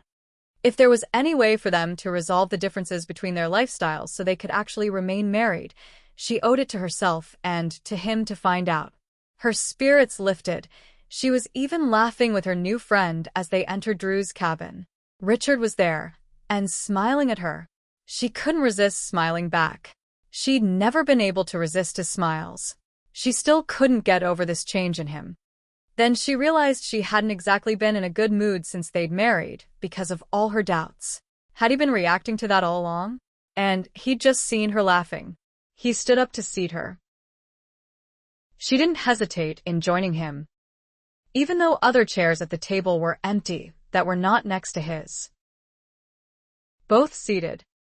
He leaned a little closer to ask, "Weathered the storm all right?" "Yes." "No bruises?" "None." "Maybe I should do a thorough examination, just to be sure." He said that with a roguish grin. Good God, he was teasing her? She loved it when he was like this, with laughter in his eyes. And it continued as her companions all began to fascinate her with descriptions of the Caribbean. Balmy breezes year-round, warm, crystal-clear waters to swim in, magnificent sunsets, exotic fruits she'd probably never tasted before. They made it sound so wonderful. She realized she probably would like living there if she didn't have solid ties to England. They all seemed to be trying to convince her to give their islands a chance, and Richard didn't intervene. He was himself once again, that laughing, teasing young man who was so much fun to be around. As long as she didn't mention what was going to happen at the end of the trip, would his mood stay this way for the duration? That would mean he was just going to ignore their divorce plans for now? Or was he just glad that they would end their marriage amicably? But she couldn't ignore that in their earlier conversations he'd given her quite a different impression of his new home. Pinning a curious look on him, she asked, "Why didn't you tell me all this? Instead of making me think I'd wilt in such extreme heat?" "Because I didn't think you'd be there long enough to adjust to the tropical climate." "Tell her." Gabby. It might seem a little too hot at first, Gabrielle admitted. But once you get used to it, the tropical breezes will be enough to cool you off, and a house can easily be designed to take advantage of them. And consider never having to bundle up again against the cold. No more hot bricks at the foot of the bed. No more dreary browns of winter, where so much of the landscape withers. Just imagine seeing trees that never go bare, flowers that bloom year-round. There are only a few days out of the year when I might complain because the trade winds go still and it gets overly muggy. But that's a small price to pay for such beauty and lush vegetation, no matter what month is it. Drew, having traded in the Caribbean for years, mentioned the commercial aspects of what could be found there, products that were unique to the tropics, fruit, rum, sugarcane, tobacco, and that's when Julia's eyes really lit up with excitement. With her father recovered and running the family businesses again in England, she saw endless opportunities for them in the Caribbean. She could actually expand Miller Industries. She didn't realize she was thinking aloud until Richard remarked, "You're going to make the Millers farmers now?" He was joking, but she replied, "We've always been farmers. Our businesses are based on the land. We breed the sheep, the cows, grow the wheat, process the raw materials in our own factories and mills, employ the craftsmen to turn it all into the products that get transported to our own shops, or are sold in bulk to other markets. Most everything we do, make, sell, comes from the land." "I never realized your family dabbled in so many things," he said in surprise. Oh, my. Yes. "If it looks profitable, why not? And it sounds like there's so much potential in these islands. Things we've never considered because England doesn't have the right climate to produce them. There are already a lot of suppliers of these products," Drew was compelled to point out. "So," Julia laughed, "there's always room for competition. Or untapped markets. And besides, Millers do things on a grand scale." Her excitement became contagious, at least for Drew, who was suddenly seeing new customers for his family's fleet of trade ships. They discussed that over dessert. But she finally realized that Richard had stopped contributing to the conversation, and when she glanced at him to discover why, she saw him looking at her in amazement. Did she sound too businesslike for his aristocratic tastes? Color rose in her cheeks, but halted when he said impulsively, "Marry me." She blinked. "We're already married. Marry me again." "For real? You want to marry me? Did it look like I was going to let you go?" She gasped. "This is why you wouldn't get a divorce in England?" She didn't realize they had an avid audience listening to every word. She was too overcome with emotion to get beyond his wanting to marry her to even remember they weren't alone. But he realized it and grabbed her hand and led her away, leaving his friends complaining that they were going to be denied such fascinating entertainment. Once he'd closed the door to her cabin, he put his hands lightly on her hips and hesitantly asked, "Are you angry?" "I should be." He grinned slowly. "You're not." "Of course I'm not. I thought it was rather obvious that I didn't want a divorce either." "It was nothing of the sort. You were utterly forlorn to be leaving England." No. "I wasn't. I was utterly forlorn, actually. Heartbroken is the correct word, because you didn't want me." "My God, Jules, I couldn't want anyone more than I want you. I love you. I suspected it was happening when you showed up with the big guns to rescue me. And there wasn't much doubt left when I held you in my arms aboard the Maiden George, and I never felt so complete. But I knew it was permanent. That I wanted you by my side for the rest of my life. When I watched you let my nephew choke you just so he would feel safe in the lake." He kissed her softly, with no passion, just pure longing to have his love returned. But they each had too much desire for the other not to get swept up in passion. Rather quickly on her part, she'd just heard what she'd wanted to hear from the day they'd first met.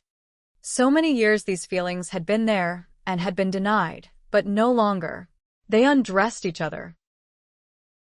She wouldn't wait for him to take off her shoes. So they laughed as they fell upon her bed. She had a feeling that laughter was going to fill the rest of her life with this man. What a wonderful thought. And such an unexpected bonus of loving him. But just now, with his hands all over her, she did more gasping than laughing. He could ignite her so easily. He'd always been able to do that in one form or another, to push her passion over the edge, beyond her control. But this passion was welcome. This passion was thrilling, and knowing the pleasure it would lead to made it all the more exciting. He was leaving no part of her untouched. Following his lead, she lavished the same attention on him. She even pushed him back and climbed on top of him. Sitting in this position was an exciting new experience for her, with his arousal pressed against her, but not inside her, teasing her, tempting her. So much of him was at her fingertips now. She moved her hands over his wide chest, circled his strong neck, and threaded her fingers up through his soft hair. She leaned forward to kiss him hard, but only for a moment. She could tease, too. She was in more control than she'd thought. He was letting her play with him, explore his hard, beautiful body. But everything she did was tempered with her love. She was sure she was getting more pleasure from touching him than he was, or maybe not. The sounds he was making were rather telling. That hardness pressing at her apex was still teasing her. When she finally straightened and looked down, she was arrested in complete amazement to see that his arousal had grown. She put her hand over it, heard him groan. She wasn't sure if she was hurting him or pleasing him, but she was too fascinated to stop. But when she glanced at him and saw such intensity in his green eyes, such heat, such straining tension in the muscles of his neck, his shoulders, she knew she wasn't hurting him at all. She had no idea he was fighting not to flip her over immediately. But she guessed, and with a sensual smile, she raised her hips just enough to guide him where she wanted him. The pleasure of him filling her. Her head dropped back, her hair spilling over his thighs like a silky caress. But she'd already pushed him beyond his limits. He gripped her hips and thrust so hard she had to hold on, and that quickly he exploded in her. His groan of satisfaction filled the room. "Damn," he said when he caught his breath. "You excite me so much I feel like a youth again, unable to control myself." "I'm sorry." "For what?" she gasped out with a trembling shudder. Then another, as she moved against him to prolong her orgasm. He laughed when he realized he had nothing to apologize for, but explained, "I thought I'd left you behind, unsatisfied." She grinned at him. "Don't worry. I won't ever allow that to happen." He chuckled. "I think you've been in control of your family empire too long. You're going to be bossy in bed, aren't you?" "I just might. But I'll make sure you enjoy every minute of it." He settled them comfortably on the bed, so he could hold her close. There was no thought to leaving it, but then it was late enough in the evening they didn't have to. Julia wondered how she was going to survive being this happy. She had such urges to laugh, to shout for joy, to jump up and down in giddy delight. She'd made him feel like a youth. She guessed the feeling was mutual. She sat up abruptly when she realized something important. "I didn't leave you wondering, did I? About how much I love you." "You did." He grinned. "It was a good guess, though." She blushed a little. "Don't be surprised when I tell you I've always wanted you for my husband. When I first clapped eyes on you, you can't imagine how thrilled I was. My parents really did find me the perfect match. I think I hated you so much because you didn't feel the same way about me." He sat up and hugged her. "I'm so sorry I let what I felt for my father influence me to push you away." "Sure. No more apologies. You've made me more happy than I can describe, which I'm still finding incredible. If I've been a bore since we married, it's because I was so sure you wouldn't like living in the Caribbean with me until I saw your reaction to the conversation tonight. I have no doubt, Atoll, I'm going to love it then. But it wasn't just that. What else? I don't have anything to offer you but my love. I don't even have a home to take you to. I live on a ship, or at my captain's house, or at Gabby's house.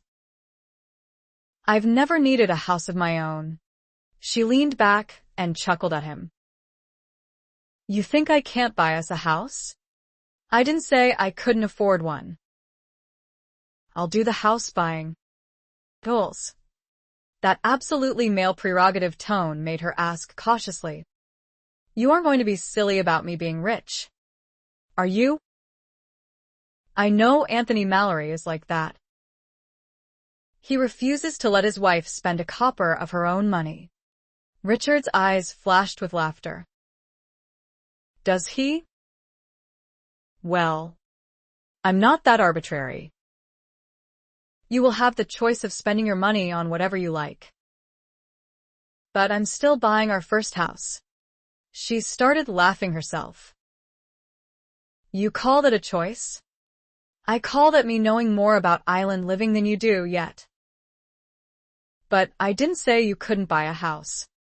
2. We'll have 2 or more. Hell, however many you want. But at least 1 in England, and 1 in the islands. She was thrilled beyond measure. You mean it? We can live in both places. Whatever your heart desires. Goals. Chapter 51. They stood outside Julia's home in Berkeley Square. Richard took her hand in his, brought it to his lips, and kissed it. They were back, so soon. But they wouldn't be staying long, only a few days to get the Triton back into shape. A few days was enough to share their happy news and put paid to an old account.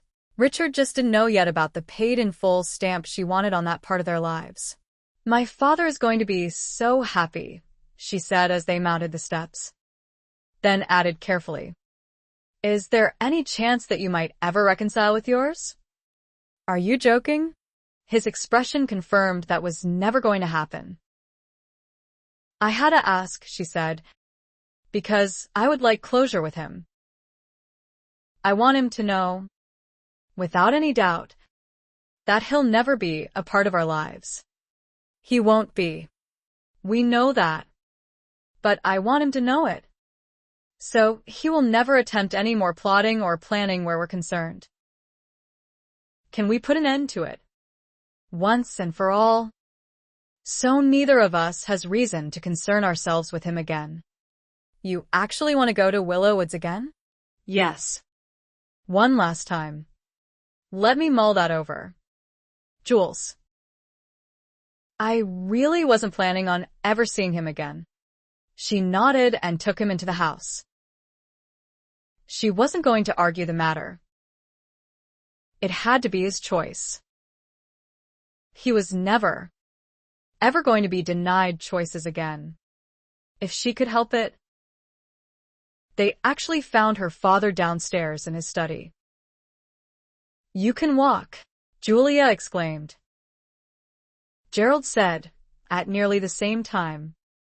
What are you doing back so soon? They chuckled at each other. Gerald explained first. Arthur found a stretcher to use to get me downstairs easily.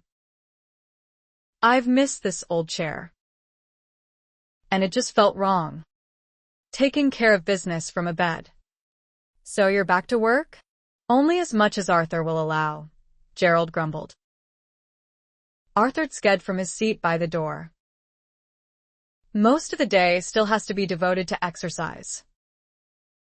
Doctor's suggestion. But we're doing it down here now. He's bloody well tired of that bedroom. Don't blame him, Atoll. Julia grinned. As for our timing, We'd barely got to sea when a storm overtook us. We're only back for repairs. Though we do have good news. She was beaming. So Gerald guessed. Of the permanent sort? She chuckled at her father. I know what Richard told you the night before we sailed. He confessed. But why didn't you tell me, Papa, that he loves you? I almost did. But he was so sure he needed time on that voyage to convince you of it. And you've worked so hard these last years, Julia.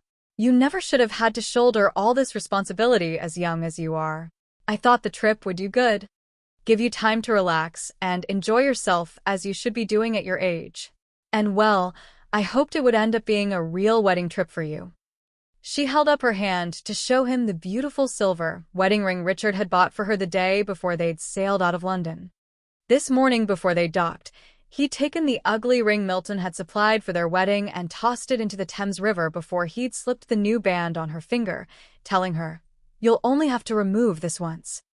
The day we have a wedding worth remembering, either on a beautiful beach in the islands or in an old cathedral here in England. You decide." When we come back next time, she told him as she hugged him to her heart.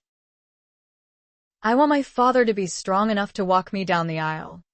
Gerald raised a brow at Richard now. Didn't take long at all. Did it? No. Sir. Gerald laughed. I never thought I was going to get to say this. Welcome to the family, son. They spent the rest of the day with her father.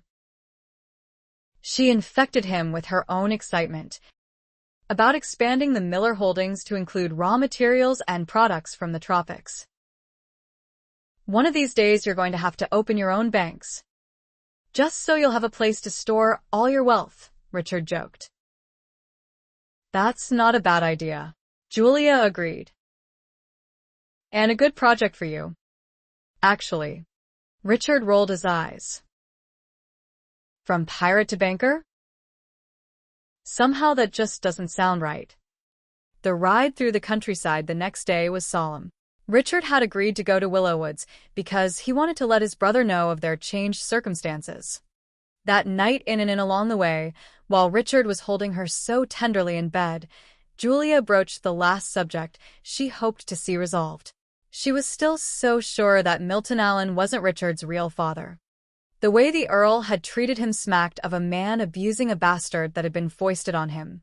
Richard had scoffed at the notion before, but if she was right, that knowledge was bound to make him happy, wouldn't it? Richard just hugged her tightly when she mentioned it and said, I know you think that would resolve issues for me, but honestly, Jules, it doesn't matter to me one way or the other.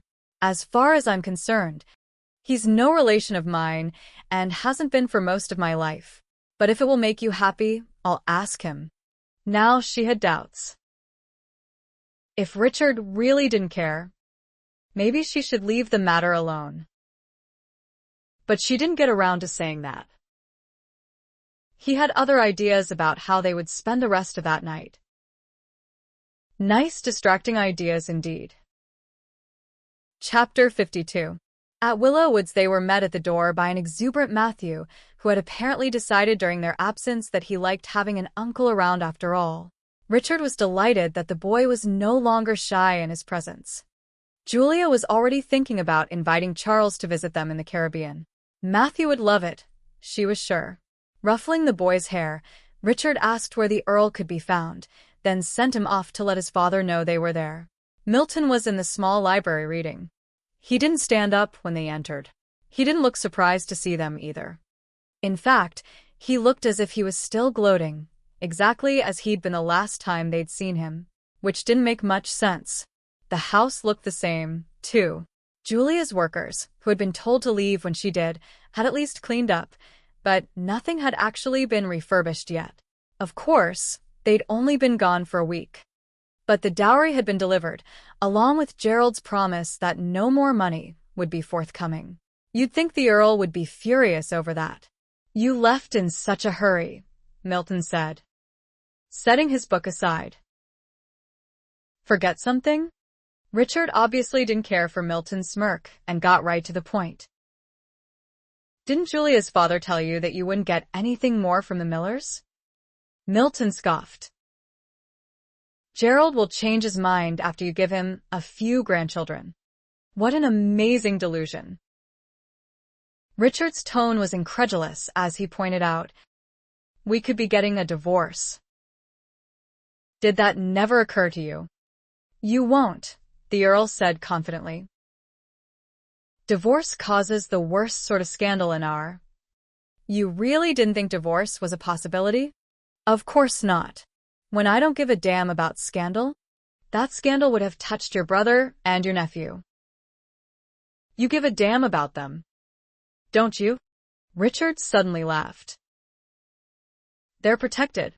Milton didn't like Richard's humor. Even asked suspiciously, what's different about you? I'm in love, Richard replied. You said that before. Richard nodded. Before I hadn't realized the depth of my feelings for Julia. Now I have. Before we were putting on a charade for you. I knew it. Now we're not, Richard finished. So, no. There won't be a divorce. I thought you'd see it, Milton began to gloat again. Richard interrupted this time. But that's no benefit to you. Like Gerald. I've made it legal. Nothing of mine will ever come to you in my lifetime. Or beyond. I have, in fact, disowned you, which effectively removes you from my new family. Milton's eyes flared. You can't do that. It's already done. Milton shot out of his chair. Furious. How dare you ruin years of planning? What planning? Richard asked curiously. Julia had slipped her hand into his for support. But she realized he was quite calm in the face of his father's fury. I'm an adult. What's hers is mine. Not yours. We were to be one family. And families take care of their own. I expected to never want for anything again. The Millers offered you a fortune to release Julia from that marriage contract, Richard reminded him. Why didn't you take it when you had the chance? It wasn't enough. It would have been more than enough if you sold that collection you have upstairs in your closet.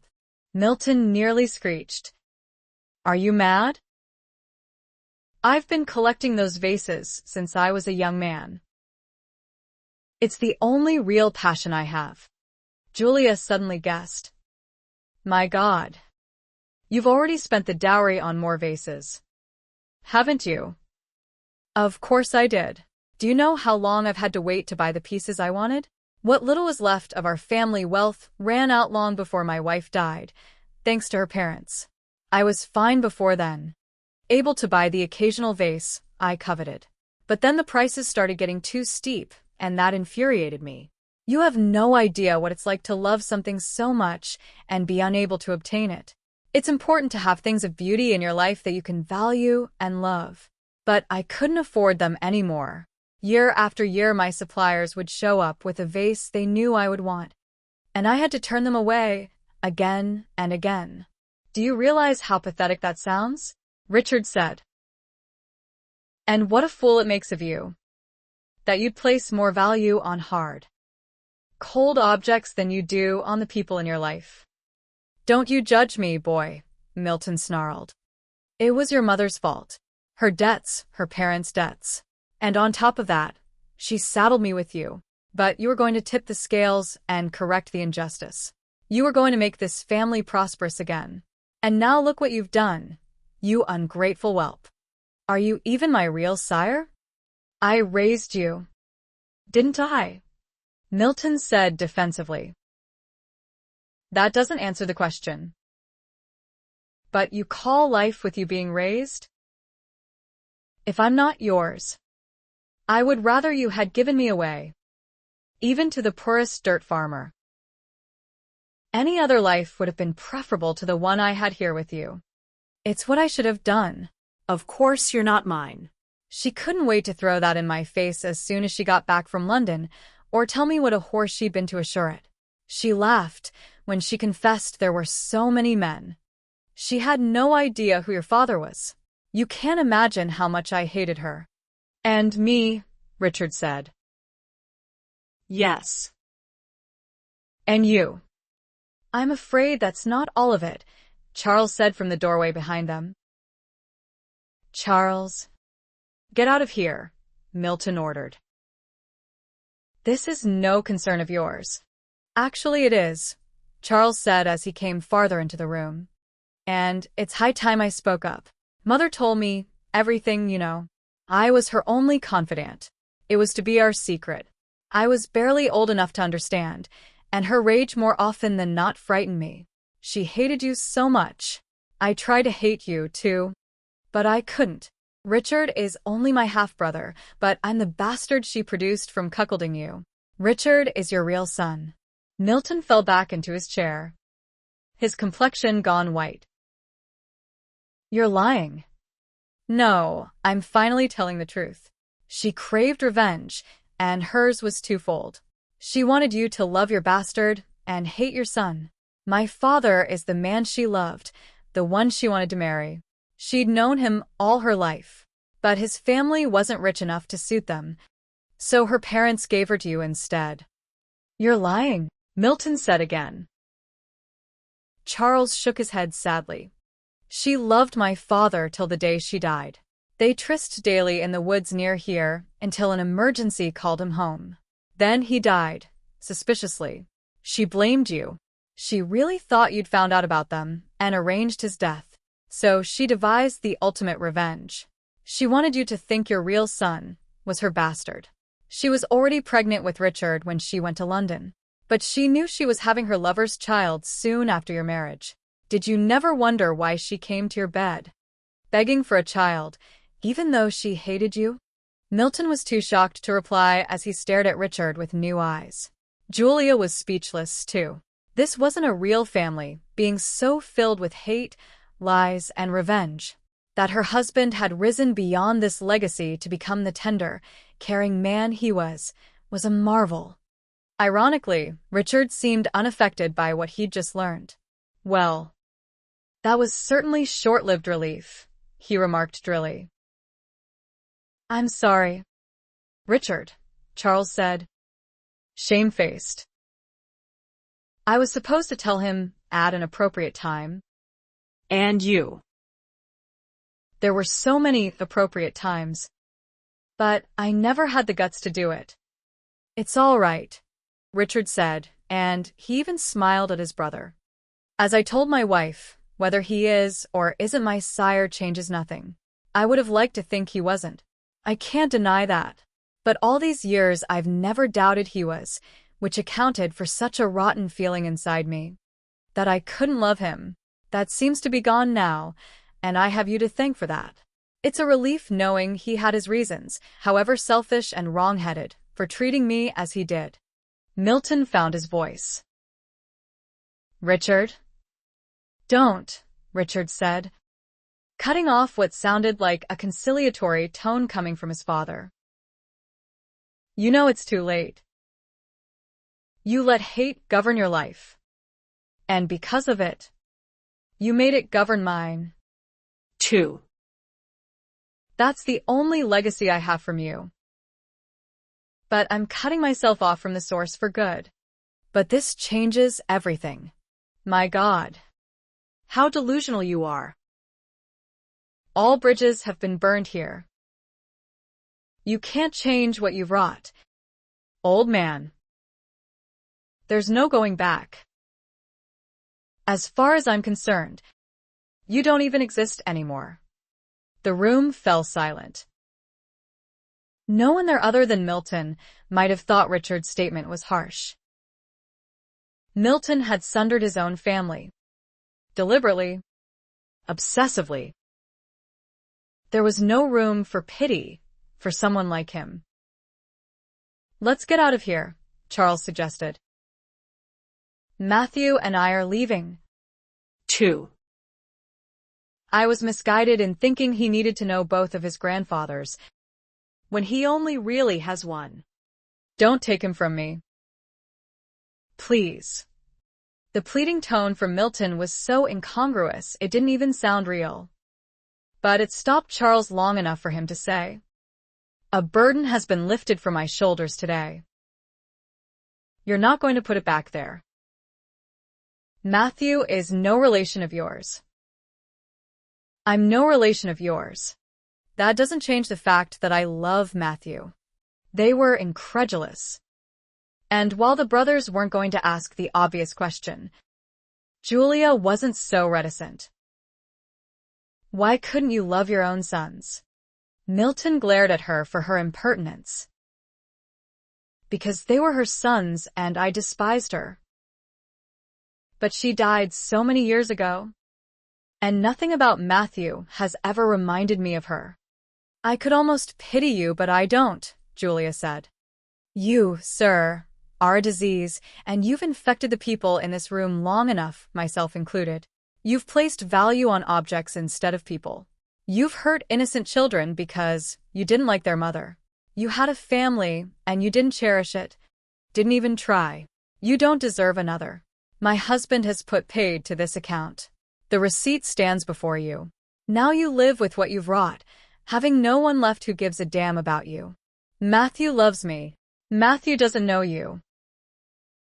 It doesn't matter what face you show him. The taint is still there, and, thank God, he's going to be removed from it." Chapter 53. Julia was only slightly embarrassed when they left Willow Woods, for the last time. She hadn't meant to display her no-nonsense business instincts in that meeting with the Earl. She hadn't meant to display her disgust either, but she'd been unable to stop herself. Now she was a bit concerned about Richard's reaction, not only to what he'd learned today, but to her indecorous behavior.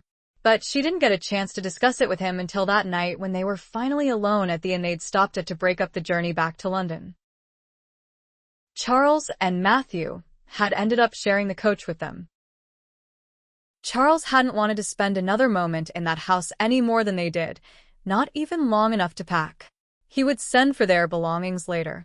Right now, he wanted to spend as much time with his brother as he could before the Triton sailed again. Then, he intended to stay with Matthew's real grandfather briefly until he found them a house of their own in Manchester. Julia worried that that would be too close to Willow Woods and mentioned it to Richard on the way into the inn when Charles and Matthew went ahead of them. She was actually delighted to hear about Charles's lady friend and that he couldn't bear to move too far from her. But she got Charles to promise that they would visit the islands after she and Richard were settled there. Matthew was already excited by the idea, so she didn't expect them to wait too long. The four of them shared a relaxing dinner that evening, the tension gone, the burdens gone. Matthew didn't yet know that he and his father were no longer going to live at Willow Woods. Charles had told Julia in an aside that he would eventually tell his son a story about two brothers and a not-so-nice father, and let him decide for himself if he wanted such a person in his life. Again, choices were very, very important to these two men who'd never been allowed to make any of their own while growing up. She retired first, leaving the brothers a little time on their own. But Richard wasn't long in joining her in their room. She'd been sitting cross-legged in the center of the bed, combing her hair, but she immediately got up to meet him in the middle of the room and put her arms around him. "I'm so glad this day is behind us," she told him. "So am I. But I've been dying to ask you since we left there, you're not feeling sorry for him, are you?" "Me," she said, somewhat in surprise. "I was going to ask that question of you." He chuckled. "Well, my answer is a resounding no." "What about yours?" "The same." "Glad to hear it. Because he really did kill whatever love I had for him when I was a child. That I'm apparently his only son now is simply an amusing irony. As I said before, I couldn't care less." She grinned. "You know that means his title will eventually come to you. Richard snorted. I don't want it. I don't want anything of his. I'd rather it went to Charles, as I always assumed it would, then to Matthew after him. I'm sure Milton will consider that. 2. And tell no one of this. Besides, you're the only thing I want, Jules. But She leaned back and swatted his chest lightly. You can't put a but after that statement.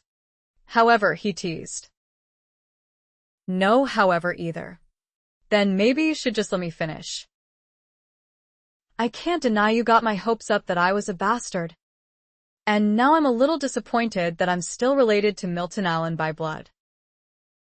But I'll get over it. Then he grinned roguishly. Will you help me get over it? That was practically the same question he'd asked her when he came back into her life the night of the Mallory ball. She laughed and leaned into him suggestively and said, That's very likely. He laughed with her. God. I love you.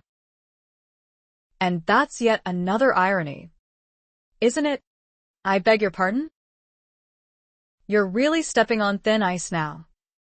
He pulled her closer despite her huffy warning. I thought my forced marriage would be just like my father's. He gave her a loving smile before he kissed her. Then kissed her again.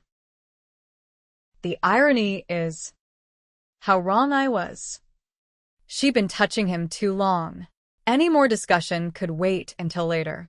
She wrapped an arm around his waist, drew his lips down to hers with the other, threaded her hand through his hair, and finally realized what was missing. With a gasp, she turned him around to verify that his long queue was nowhere to be found. Good God. What did you do? She cried. Aghast. I liked your hair. I thought it was time to finally cut it, since I don't have anything to rebel against anymore. So Charles, Matthew, and I hunted down a barber after dinner. But I'll grow it back for you. No. Not for me. It's your choice. He laughed at her effort not to sound disappointed. You're my choice, Jules. And whatever makes you happy makes me happy. She wondered if he realized he'd just ceded all his future choices to her. But not really. Because perfect matches, and he was certainly hers, had many benefits. Happy compromises. For one. With her loving him so much, whatever made him happy would always make her happy. 2. It could be no other way.